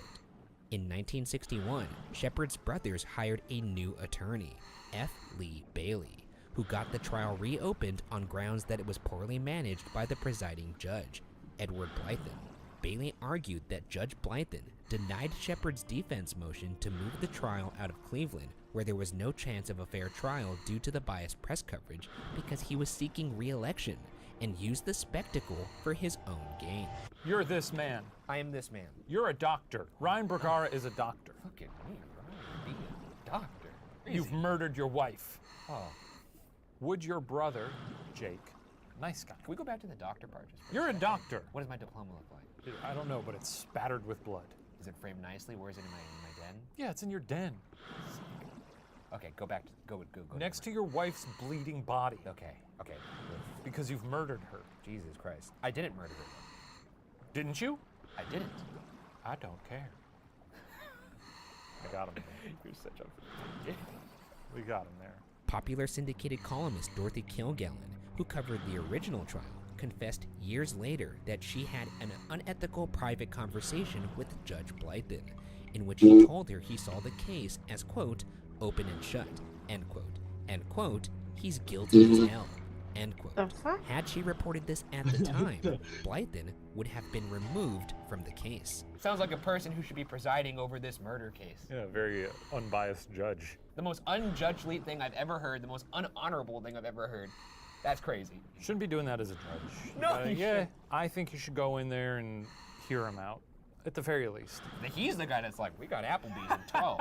Yeah, he's me. We gotta get out of here. That dude's guilty as hell. I got he's some me potato. as a judge. Yeah, that's Shane Madej as a judge. By July 15th, 1964, Bailey's petition that Judge Blythen failed to shield the jury from media, making them biased, was granted. The court called Shepard's trial a, quote, mockery of justice, end quote, and ordered his release. Shepard's retrial began on October 24th, 1966. Once on the stand, forensic scientist Dr. Kirk analyzed that the blood splatter would have covered the murderer in the victim's blood, but Sam only had one spot on his pants. Kirk also determined that much of the splatter came from the backswing of the weapon, indicating the murderer had used their left hand, but Sam was right-handed. He also noted that Marilyn's teeth were found underneath her body, meaning that she had likely broken them while biting her attacker. Sam had no bite marks or open wounds when he was examined at the hospital. But the most damning evidence was when Kirk revealed the largest blood spot found on the closet door didn't match Marilyn or Sam's, so was likely from a third party entirely. Forensic science is crazy to me. Yeah. Also not fun. I know people have a passion for these things, but gosh, imagine going home and being like, well, how's your day? How was my day? I don't know. It was great. I found some teeth under a lady. Yeah, or I covered a knife in fake blood and I went like this to see where it would fly. That actually sounds pretty fun. You know, they leave bodies decomposing out in the field. That's how they know. I mean, it's fascinating stuff. They leave bodies out and they just let them decompose, and based on how those look after a certain, that's how they like date how long bodies have been decomposing. Isn't that incredible? Didn't you say you wanted your body to be left in the field when you died? It's called a sky burial, and I want the vultures to eat me. I still think dropping you out of a plane and seeing where you land is funny. It's funny too. Do whatever the hell you want. Just me at a red light, trying to change the radio station, just yeah, sure. right on the roof of my car. Yeah. Holy shit! It's a noodle man. Which leads us to our second theory. Our second theory is that Sam Shepard was telling the truth, and his wife was murdered by a, quote, bushy-haired white form, end quote. Beyond Sam's statement, as many as 3 witnesses testified to seeing someone matching that description. Richard and Betty Knitter told the police they saw such a man near the Shepard's home around 3:30 to 4 o'clock a.m. on the morning of the murder, which lines up with Marilyn's time of death at around 4:30 a.m. Just really quickly, I don't know why it didn't occur to me till now. What are Richard and Betty Knitter doing up at 3:30 and 4 o'clock in the morning?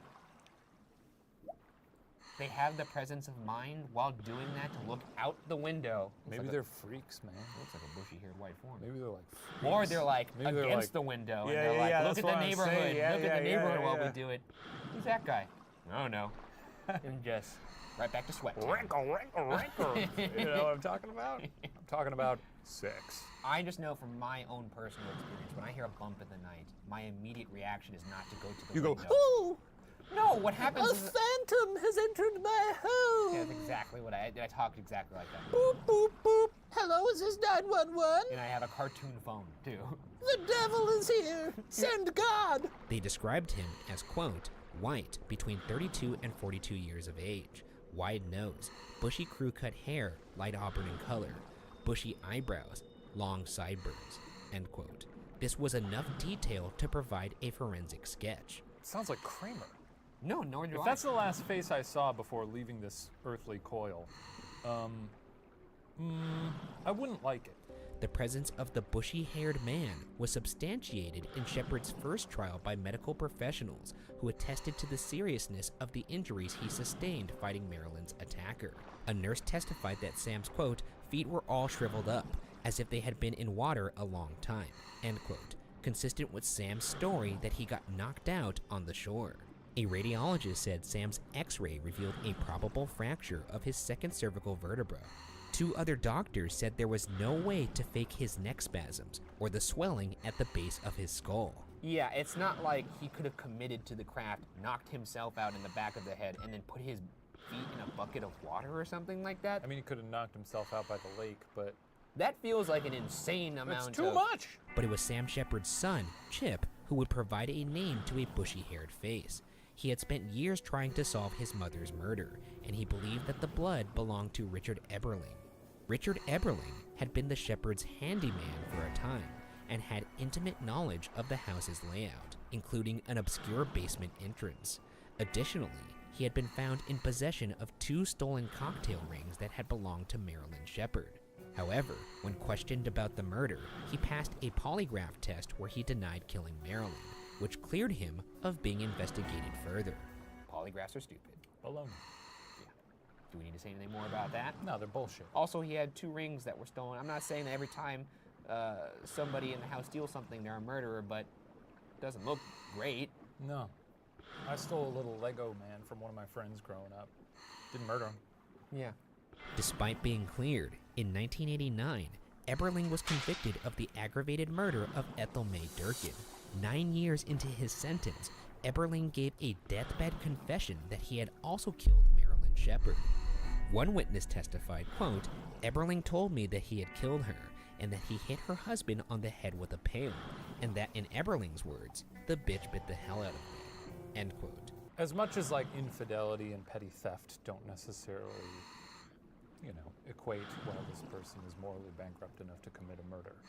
I would argue that committing a different murder probably equates to committing another murder. I think you have it in you at that point to maybe murder someone else. I agree with that analysis. Case closed.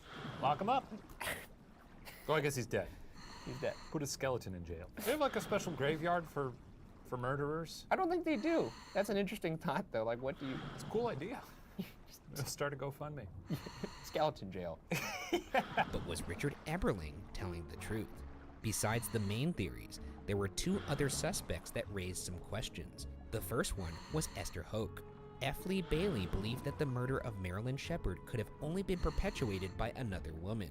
There were rumors that Marilyn was having an affair with Esther's husband Spencer, the mayor, and the first person Sam called that fateful morning. Bailey said of Hoke's motive and means, quote, "One possible motive is feminine jealous hatred, sparked to action by some event disturbing to the killer. A jealous killing requires a woman killer," end quote. Well, everyone knows a jealous killing requires a woman killer. Everybody knows that. Trust me, I'm a doctor. Trust me, I'm a man. During the retrial, Bailey got Esther to admit she had ignited her Hello coal there. fireplace the morning of the murder, despite the fact that it had been a warm summer evening. He implied she might have been trying to burn bloody clothes and other evidence, and also that she was left-handed, like the killer. However, there was no evidence to prove Spencer and Marilyn had an intimate sexual relationship, and seemingly, no further legal action was ever taken against the Hokes. I'm tired of this. What is this guy talking about? This seems like a flailing, So far, I've especially gone a hard when it's case and a preceded by the handyman. This seems kind of out of left field. The second suspect was Major James Call. Ex-FBI agent Bernard Connors believed that Marilyn was murdered by Major James Call, an Air Force pilot who went AWOL in 1954 to embark on a murderous crime spree. Connors said the Shepard murder fits with Call's MO, in which he would break into a house of sleeping people and use violence against anyone he came across. A small crowbar found in Call's possession could have been used to cause Marilyn's injuries. Even more compelling, Marilyn likely bit her attacker, and Call had a scar that seemed to be from a deep bite mark on his left index finger. When they captured Call, they questioned him about Marilyn's murder, but never pursued the link. Where's this guy coming from? I don't know about this man. Who Who is this man? I mean, I think this is kind of common in most of these murder cases. Where they try to link it to a notorious killer. Serial killer. It just seems like, if not for the sensationalized aspect of it, yeah, it's an easy theory to posit. Can I be honest with you? This man sounds scary. Obviously, this man's a murderer. I don't know if he's the murderer for this case. Maybe not our murderer, but a murderer. This sounds kind of like when you're asked to give like a quarterly report to your business and you have to have a certain amount of figures to make it look like you were doing a good job. So as a detective, you need a certain amount of theories and you just pad it with this. Yeah. You pad like, it. You pad your stats a little bit. Yeah, you're making your your essay look a little more Exactly. you know, up in the font size. You're up. You're up in the font size of periods. Yes. That's what this person's doing. Is that what people do to periods? I used to do it all the time. Just fat circles in the middle. They would never know. It was enough. It was enough. And now he solves crimes. But whether it was Hook, Call, Eberling, or simply just not Shepard, reasonable doubt was all they had to prove. I would say case closed in that aspect. Reasonable doubt has been proven in my mind that he did not do it. I agree. And he spent roughly a decade in jail. So. Thought I had to sneeze. I thought you were getting choked up for a second. Oh, no. I was like, this is what does it? All because some lazy judge. Also, I mean, like, even without the judge, your spouse gets murdered. You're suspect number one. That's just how the game goes. If it wasn't for that judge... Keep an eye on your spouses. Make sure they Look don't out for them. That's Shane Madey's disclaimer. Make sure your spouse does not get murdered at all costs. You should. That's part of the deal. And in June 1966, the Supreme Court ruled that Shepard did not get a fair trial in an 8-to-1 vote. Shepard was acquitted. His innocence, however, remains in question. The last years of Shepard's life were not necessarily happy ones. Following his release, he married a German woman who he had exchanged letters with while in prison. It was later discovered that her half-sister was the wife of Joseph Goebbels, Adolf Hitler's propaganda minister. Wait, what? Yeah, that's crazy. Not good. I mean, you know, half-sister, so maybe fine. You know, we've all got weird cousins and... I mean, it doesn't mean that she's a bad person. That's right. Like, we got bad apples in our families. I'm sure they're out there. Like, if my brother went on a murder spree, I'm not. I mean, it's a supposed you're a nice rumor guy. Thanks, about the man. hot Yeah. spots. I think you're a nice guy too. Also, for the record, I don't think. I guess Jake it's would go on a just murder And I a don't think Scott spot would where go on a you murder think you're spree. getting We more have great output with What about him? loot. Would you go on No, a I murder wouldn't go on a murder spree. Neither would I. Okay, so we're good. Shepard More had his results? medical license reinstated, then soon revoked after 2 patients died in surgery. His German bride divorced him, and he became a professional wrestler, working under the name Killer. I'm happy for him. I will normally It's not. cool that he became a wrestler. I think that kind of makes up for it. You think that's a normal pivot you see? Neurosurgeon to wrestler? How many neurosurgeons? It's not normal. That's why I kind of applaud it. You don't become a wrestler because you don't love wrestling. I suppose, but to me it's as weird as if you became a pro wrestler after we do this. Now I kind of want to see a sequel to The Fugitive. Holy shit, man. He also ended up marrying the 19-year-old daughter of his wrestling manager. At 46 years old, he died from liver failure after many years of alcohol abuse and depression. It's certainly one of the stranger 6-year arcs I've ever seen. It's a sad arc that has weird, interesting details in it. While not guilty, Sam Shepard was never really proven innocent. The court of public opinion, bolstered by the ongoing media frenzy surrounding his wife's murder, made finding the truth impossible. Shepard's release was more about the mismanagement of the trial rather than the actual evidence in his defense. But one thing is for certain.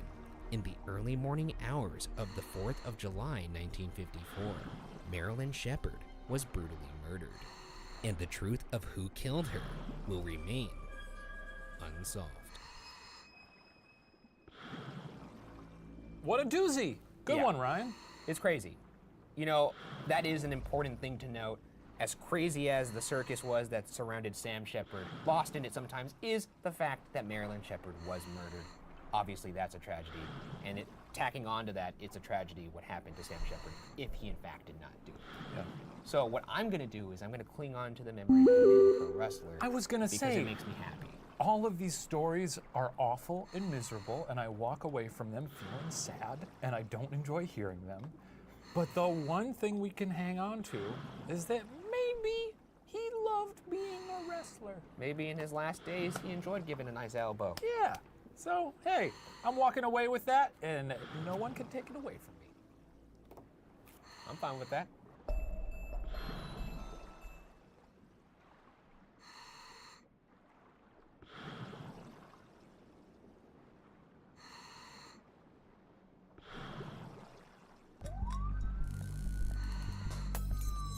This week, for the season finale of BuzzFeed Unsolved True Crime, and in celebration of our 100th episode, we pay respect to our own history by revisiting the first case we ever covered, December 28th. 100 episodes. That's right. What a journey. 100. Yeah. The century mark. Yeah. Of dusting off old cases. And this is the first case. It is, and one that I was not here for, one that I was deeply fascinated with even before the show began. So I'm very excited to hear it now.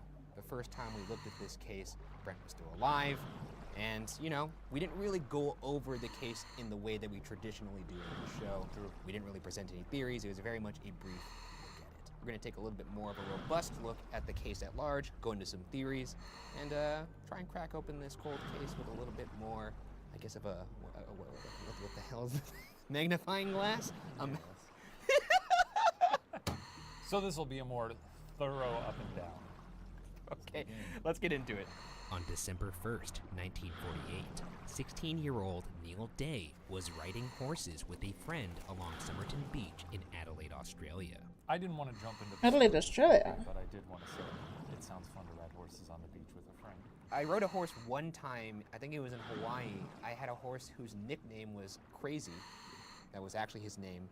And then he went rogue and then tried to buck me off and ran into a little creek. What happened to you? I'd like to think I survived. Uh-oh. What if I just started fading away right now? What if your world just started dissolving into vapor? Oh, like I was being hypnotized by Mysterio? Yeah, you're Bruce Willis at the end of The Sixth Sense, and like it all just... Wait a minute. It just cuts to a montage of a bunch of times where it's obvious I've been dead. I suddenly remember all of my bones breaking. My mother screams. Your mother was with you? When they passed the body of a man lying in the sand, the friends didn't pay much attention, thinking the man was simply napping on the beach. When they came back to find the man in the exact same position, they discovered he was actually dead. The man was clean-shaven, wearing a dry and neatly pressed suit and tie. Oddly, all of the tags of his clothes had been removed, and he was found with no belongings or form of identification. His fingerprints were not in any database, and no one came forward to identify the man. Spy. Probably. Why do you immediately go spy? Well, I don't know. How robust are fingerprint databases at this point? Like nowadays, they get everybody's little fingerprints when they're a baby? In the first episode, I actually posited I believed that every baby was fingerprinted when they were born, and therefore their fingerprints were in a database. I don't know if that's actually in place now. Either way, I don't know if they did that to this man. Obviously, they didn't because there was no identifying mark. Or he had them burned off like that machine they have in Men in Black. Which always looks so goddamn painful. I feel like we've referenced that on this show before. We have. Hey, 100th episode, no rules. Callback, baby. My mom also said that the scanner thing at the grocery store, she said if I put my fingers on it, it would erase my fingerprints. Your mom's funny as hell. She once took a wig, put it hanging out of the washing machine, and told me my mom had been abducted and that my real mom was stuck in the washing machine and I could go look for proof. And then she showed me the washing machine and I saw the wig sticking out and I cried. Your mom's the funniest lady I've ever met. A postmortem revealed the man had a strikingly enlarged spleen and internal bleeding in his stomach and liver. There were no indications of violence and no traces of poison. Symptoms of poisoning such as vomiting, diarrhea, or convulsions were also not present. The coroner also found a pasty in his stomach. In the official publication of the investigation, the coroner wrote, quote, "I am unable to say who the deceased was. I am unable to say how he died or what was the cause of death." End quote. I wouldn't say this guy blew it. He's examining an alien spy corpse. You think it's an alien? Is that one of the theories? No, it's not, but I'm just saying it's a very, I can't think straight. I'm gonna take this off, because... Are you toasty? It's season finale. Why are you wearing this? I don't know. Season finale, I can do what I want, I suppose. I've never even been back there. You haven't? Have you ever left that chair? No. They turned the lights out and I remain. Like an animatronic. So he is a bad coroner. Whatever. I don't know he's got nothing to go off of. He was dealt pretty bad cards. Yeah.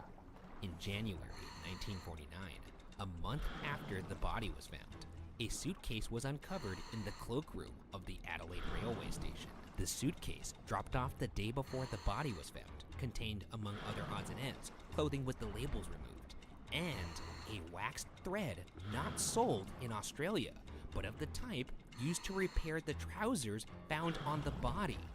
Many of these objects indicated that the man, whoever he was, had recently been in the United States. The name Keene, ending in E, and Keene, ending in N, were found on some of the items. According to an Adelaide newspaper, authorities concluded the name Keene had been left on the belongings to intentionally obscure the man's true identity. Look, I'm not a spy. I have never Don't need to disclaim that. I'm Everyone not a knows spy. that. Perhaps the easier way to obscure the identity would be to not put any names on it. Could you imagine your gangly ass chasing down another spy through a railway I station? could do it. How ridiculous that would I look. could do it. I'd be like Jaws from your feet from the bounding Bond over little film. children's heads. That's amazing. I could do that. I'm very fast. You fell while walking. I And was Griffith- running. And you also fell while walking. There was a big rock, and I walked into it. So We don't anytime even there's get any into it. element that's in the That's your pathway. For the record, that's the only time I've fallen in my life. How many bones have you broken, dipshit? 0. Oh, really? Yeah.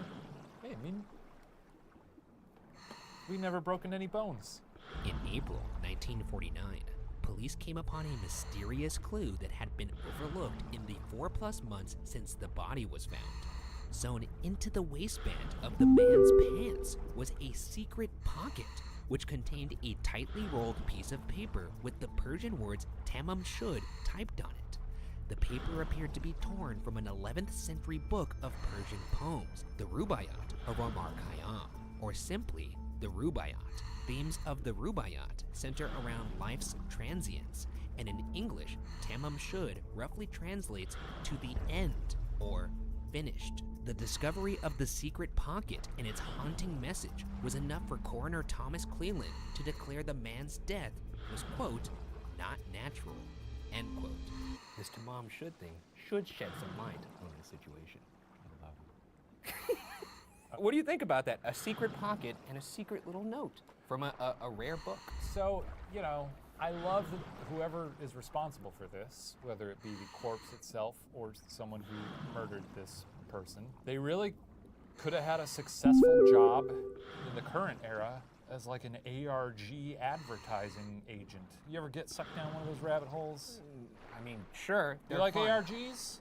Alternate reality games? Sure, man. Movies coming out, you send some videos out on the internet, get people, what's going on here? What's going on here? Oh, there's a new Fast and the Furious film? How about instead of talking about alternate reality, we talk about reality? I don't care for it. I'm surprised at you, to be quite honest, because you were a big fan of Spy Tales. I'm serving you one up on a platter here. I'm still enjoying the story. I guess. What do you want from me? I don't know. Just like maybe Yahoo! Maybe some insight into what it may mean. We don't know. But it's a we book. never know. Yeah, I know. We're 100 episodes. Yeah. On July 23rd, 3 months after police discovered the Tamam Shud paper, a businessman who had read about the unidentified body in the paper came to police with a copy of the Rubaiyat. The man claimed that he found the book in the backseat of his car after parking it near Somerton Beach with the windows down. Sure enough, a section had been torn out of the last page of the book that perfectly fit the piece found in the unknown man's pants. On the back cover of the book, police discovered 5 lines of letters, apparently a secret code, and what appeared to be a phone number. To this day, the code has never been cracked, and the Australian Navy determined it to be virtually unbreakable, explaining, quote, there is an insufficient number of letters for definite conclusions to be based on analysis. The letters do not constitute any kind of simple cipher or code. A reasonable explanation would be that the lines are the initial letters of words of a verse of poetry or such like, end quote. Yeah, no, I got nothing. It's a bunch of letters. You know, I actually, when we first covered this case, I did pore over this code for a bit, and I don't have any code cracking capability, so I looked at it for probably a good hour, strained my little eyeballs, and was like, mysterious. While the code failed to yield any new leads, the phone number found in the back of the Rubaiyat led investigators to 27-year-old nurse Jessie Jo Thompson's doorstep, just hundreds of meters from where the body was found 8 months prior. Thompson admitted to once owning a copy of the Rubaiyat, but claimed she'd given the copy to a man named Alfred Boxall. Upon investigation, Boxall turned out to still be alive and in possession of a fully intact copy of the Rubaiyat. By this time, the still anonymous body had been buried, but not before a plaster cast had been made for investigative purposes. according to Detective Sergeant Lionel Lean. When Jo Thompson was shown the cast in the hopes of identifying it, she looked like she was about to faint. Nevertheless, Thompson denied knowing the man. Thompson died in 2007, still claiming she did not know the man found on the beach. Lots to unpack there. Yeah. The book thing is a bit of an enigma, obviously. How many people have a copy of this book? Maybe it's a page turner. I don't guess know. so. What's interesting to me is that Jo Thompson clearly recognizes this person. No one sees a picture of a person, faints, gets back up and goes, I don't know that person. Well, she was shown Why a is it cast not? of a dead man's face. I don't know. Maybe she's got some hang-ups, man. Perfectly normal. I don't think she's suspicious. With an unnamed dead body, an 11th century book of Persian poems, and an uncrackable code, it's time to lay out some theories surrounding what happened to the Somerton Man. Our first theory is that the Somerton Man was responsible for his own death and killed himself. This could mean he put the paper reading Tamam Shud in his own pocket to be found as a sort of suicide note. Supporting this theory are the similar elements of another suicide, that of immigrant George Marshall. In June 1945, Marshall was found dead in Mosman, Australia, after poisoning himself with barbiturates. With his corpse was another copy of the Rubaiyat, while another dead man in Australia is Really, y'all don't know this, y'all in danger. I'm a threat. I'm a gamble with your life. You should know that it's a bet. It's a bet. during World War II. Since the work deals with life and mortality, it's possible both men could have had similar inspiration to have at least a piece